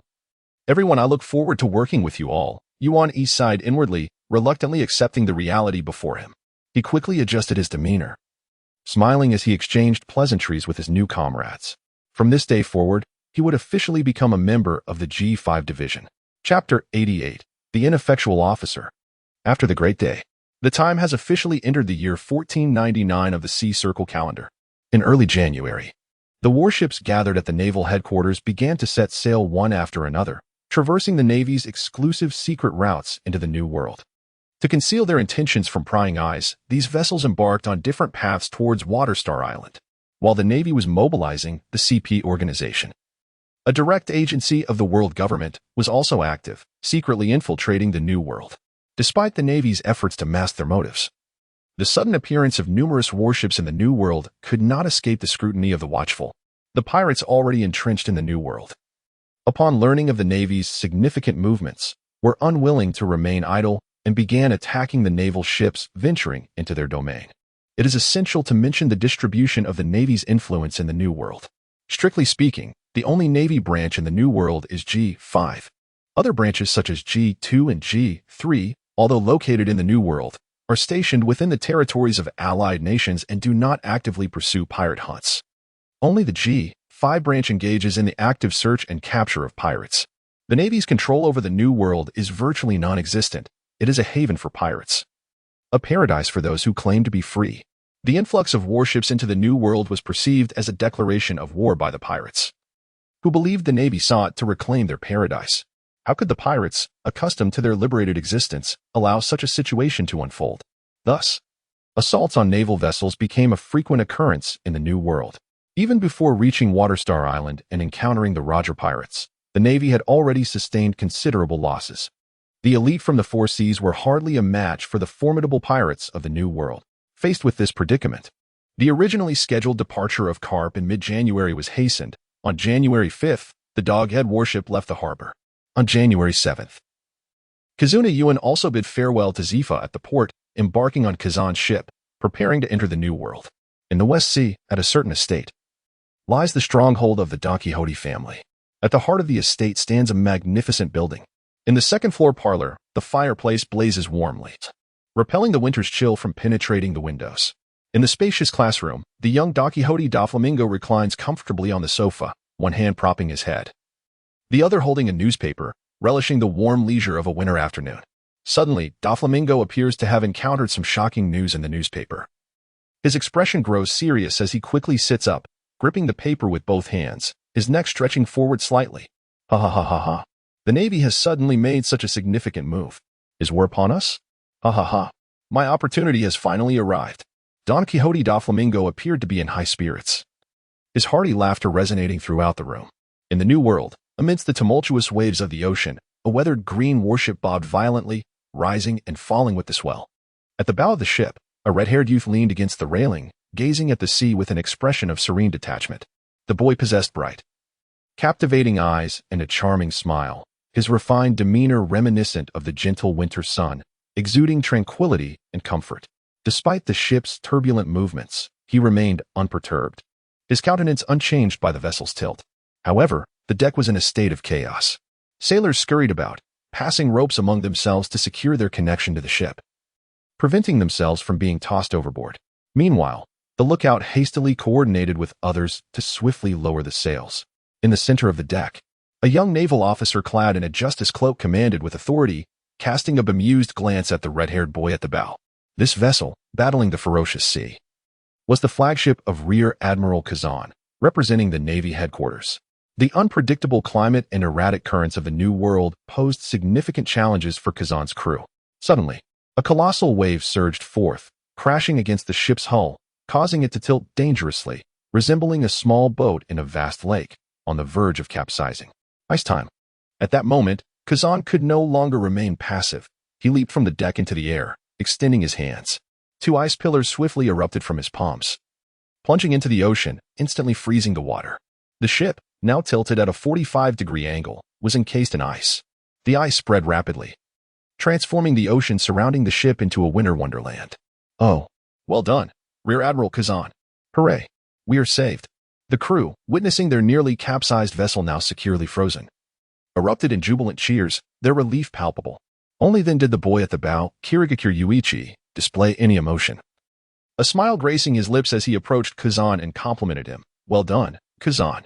Hearing this, Kazan's forehead bulged with veins, unable to contain his frustration as he exclaimed, Hey, Yuichi, you could have lent a hand back there. Do you realize the ship was on the brink of capsizing? However, upon hearing Kazan's complaints, Jigwe Yuan casually cleared his ears and replied lightly, Even if I help, it won't matter. I cannot halt the waves. Besides, are you not here? With you present, our ship will not capsize. Jigwe's words caused Kazan to pause, as the structure of his statement struck an eerily familiar chord. He gazed at Yuani, unable to suppress a sigh towards the subordinate he had chosen. During these days at sea, Kazan had come to witness what it truly meant to have an ineffective first mate. Jigwe Yuani neither relayed his commands nor directed the sailors, spending his time quietly observing the ocean from the bow. This left Kazan to tirelessly command the crew in battling the winds and waves alone. Moreover, after the storms had passed, he would often receive a commendation from Yuan, just as he had moments ago. At times, Kazan found himself questioning who exactly was the brigadier and who the subordinate was. Resigned, Kazan quelled the storm using his powers, then released them, allowing the tilted warship to right itself as the sails were lowered once more. Yet, after sailing for only a short while, three ominous black ships suddenly emerged on the horizon, racing towards the warship. Pirates! It is indeed pirates! All hands on deck! Prepare for battle! The cries of the sailors echoed from the lookout tower. The weary sailors, having just found a moment's respite, scrambled from the deck to catch a glimpse of the approaching vessels, hastily rushing to the hold to ready the cannons. Indeed, Kazan's warship had its cannon placements on the deck. Wait, is this a joke? My men just had a moment of rest. Kazan exclaimed as he stood at the bow, gazing at the swiftly approaching pirate ships, unable to contain his frustration. However, before he could finish, Jigwe Yuani stepped beside him with a smile, saying, Kazan, don't say I'm not helpful. I will certainly lend a hand when I can. As he spoke, Yuani drew his longsword from his waist, and with a swift strike, 3 slashes were unleashed, soaring through the air and accurately landing on the 3 pirate ships, hundreds of meters away. As his strikes descended, the main masts of the 3 great vessels snapped cleanly, their broken ends polished as if crafted by a skilled artisan. With their main sails lost, the once swift pirate ships slowed dramatically, becoming mere floating targets upon the sea. Well, Yuan, I acknowledge your worth. You are somewhat useful, Kazan remarked with a nod and a smile as he observed the incapacitated pirate vessels. He then called out to the sailors on the rear deck. Target the 3 pirate ships to the east. Fire the cannons. Chapter 89, Mere Pirates. The thunderous sound of cannon fire erupted as 3 pirate ships engaged in a fierce exchange with a green warship, igniting a naval battle upon the waves. It appeared that the pirate vessels housed formidable adversaries, for the projectiles launched by the warship were often detonated mid-air by some unseen hand. Conversely, whenever cannonballs were aimed at the warship from the pirates, Kazan would utilize his fruit powers to cool the projectiles before they could strike. After several minutes of relentless bombardment, neither side managed to gain the upper hand, and the ammunition reserves on Kazan's side were dwindling rapidly. Hey, Urine, this naval skirmish could stretch on indefinitely. Why not simply sink those 3 pirate ships? Kazan suggested, his eyes fixed on the unharmed vessels in the distance as he removed his hat, ruffling his tousled hair. We are pressed for time and must reach Waterstar Island by the scheduled hour. Sink them directly? That may not be wise, Urine replied, sheathing his sword, his hands resting on the railing of the ship as he gazed at the distant pirate ships with a smile. Those vessels likely still carry supplies, and our food reserves have been depleting rather quickly. If we don't resupply soon, our provisions and fresh water may only last another week. At our current sailing speed, will we even reach the next island in a week? Upon hearing this, Kazan fell silent, only to eventually murmur a complaint. We won't make it. It's all your fault. If you ate less at each meal, our supplies wouldn't have dwindled so fast. Given the circumstances, it seems we must resort to close-quarters combat, Kazan declared, gesturing towards the distant pirate ships before raising his voice. Captain Urine, let's vanquish those pirates. However, Urine stood still, looking at him with a puzzled expression. Noticing Urine's inaction, Kazan turned to him with a furrowed brow, asking, "What's the matter? Aren't we supposed to engage in close combat? How can we do that without bringing our ships alongside? Can't you just use your moonwalk technique and fly over?" Urine replied nonchalantly. Kazan, taken aback by the question, wore a look of confusion as they conversed. Meanwhile, several cannonballs hurtled towards them from the distance, prompting Kazan to swing his right hand without turning around, unleashing a flurry of ice arrows that detonated the incoming projectiles from afar. Am I the only one going over there? Shouldn't we allow these new recruits to engage in close combat as well? Urine queried, glancing at the busy sailors on the deck with curiosity. That won't do. These new recruits are not like you. What if they get injured? Kazan retorted. My crew lacks combat experience. How could they possibly contend with such ruthless pirates? Upon hearing Yuan Yi's words, Kazan immediately exclaimed, and his voice echoed to the sailors on the deck. At that moment, these sailors surprisingly halted their task of loading the cannons and began to cheer for Kazan. Indeed, you are reliable. Rear Admiral Kazan, you truly care for your subordinates. You are worthy of the title. Listening to the sailors' praise and cheers, a smile involuntarily crept onto Kazan's face as he chuckled. Oh, not at all. This is what I ought to do. His tone bore a hint of pride. How long have your crew been with you, Kazan? Yuan Yi inquired suddenly, observing this scene. Less than a year. Why do you ask so abruptly? Kazan responded, his proud demeanor unshaken. They're too weak, Kazan. Without experiencing battle, how can they possibly grow stronger? Yuan Yi remarked, turning to gaze at the sailors on the deck, finally comprehending the reason behind the crew's lack of strength. While these individuals were indeed new recruits, the more significant factor was that Kazan had shielded them excessively. Although Kazan had risen to the rank of Rear Admiral, he had previously been a mere private in a special forces unit, lacking substantial leadership experience. His style of operation inevitably deprived his sailors of rigorous training. Under Kazan's command, their team could easily achieve accolades, and the sailors' promotion rates were swift. Yet, could their combat prowess truly match their ranks? As members of the Navy, they would eventually confront the harsh realities of battle. Would these overly sheltered sailors be able to protect themselves, their comrades, and their subordinates when they disembarked and encountered the enemy? Yuan Yi's words caused Kazan to pause momentarily. Grasping the underlying meaning, Yuan Yi desired for these sailors to engage in combat with pirates. However, glancing at the sailors on deck, Kazan could not help but defend them, stating, "They are training earnestly in private. Once their combat abilities improve, I will provide them with opportunities for real combat." Yet Yuan Yi shook his head with a smile, responding, "Let us not wait until then. Let us start from today. With you here, nothing will go awry." Hearing the familiar phrase from Yuan Yi, Kazan's eyelids twitched involuntarily as he sighed softly, yet he commanded loudly, "Bring the ship closer. Prepare for boarding combat. Do not be afraid. These mere pirates are nothing to worry about." Although Kazan was relatively benevolent, his standing among his subordinates was quite high. His orders did not meet with dissent. Rather, they were met with enthusiastic support. Upon hearing the command to confront the pirates head-on, the sailors on deck sprang into action, meticulously inspecting their firearms and personal weapons. The new recruits felt a mix of trepidation and exhilaration, yet none faltered in their resolve. In no time, the green warship swiftly approached one of the pirate vessels. The hulls of the two ships grinding against each other with violent friction, sending splinters of wood flying into the air. Before the sailors could even set up the boarding ladder to the opposing pirate ship, the pirates had already thrust their own ladder onto the warship with a resounding thud. "Get up there, you lot. There are formidable warriors among the Navy, and with our main mast severed, escape is impossible. We must slay the Navy if we are to survive. Charge." At the very moment the pirate ladder was secured to the warship, a thunderous roar erupted from the opposing ship, and in the blink of an eye, figures began to leap onto the ladder, launching themselves towards the sailors on the warship with ferocious intent. The sheer ferocity of the New World pirates was undeniable. In that instant, Jigua Yuan felt the stark disparity in strength between the two sides. These marauders from the New World possessed considerable prowess, far beyond the capabilities of the inexperienced sailors aboard Kazan's ship. "Fire! Fire!" A young sailor shouted, his voice rising above the chaos as he discharged his flintlock pistol, hoping to repel the advancing pirates. However, the first pirate to ascend the ladder was evidently an elite. In a single leap, he landed on the deck of the warship, kicking a nearby sailor aside before fixing his gaze directly upon Jigua Yuan and Kazan at the bow of the ship. With a deafening roar, a pirate charged at Jigua Yuan and Kazan, swinging his blade towards the younger Jigua Yuan. Yet, in the next heartbeat, a geyser of blood erupted, and a fierce countenance fell lifelessly onto the deck. Thud! The headless corpse collapsed at Kazan's feet, prompting him to exclaim in exasperation, "Hey, Yuan, rein it in a bit. The new recruits can't handle this." "Captain Dick," as Kazan voiced his concern.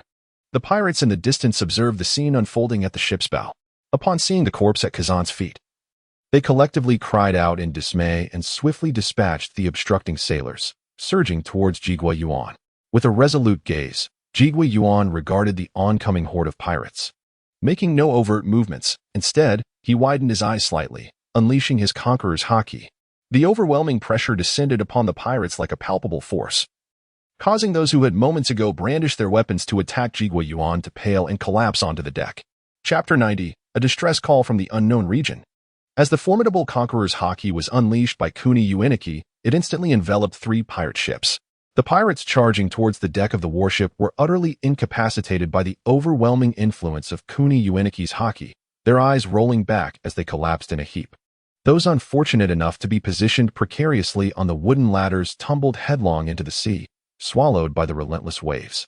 Originally, Kazan and Ueniki had intended to engage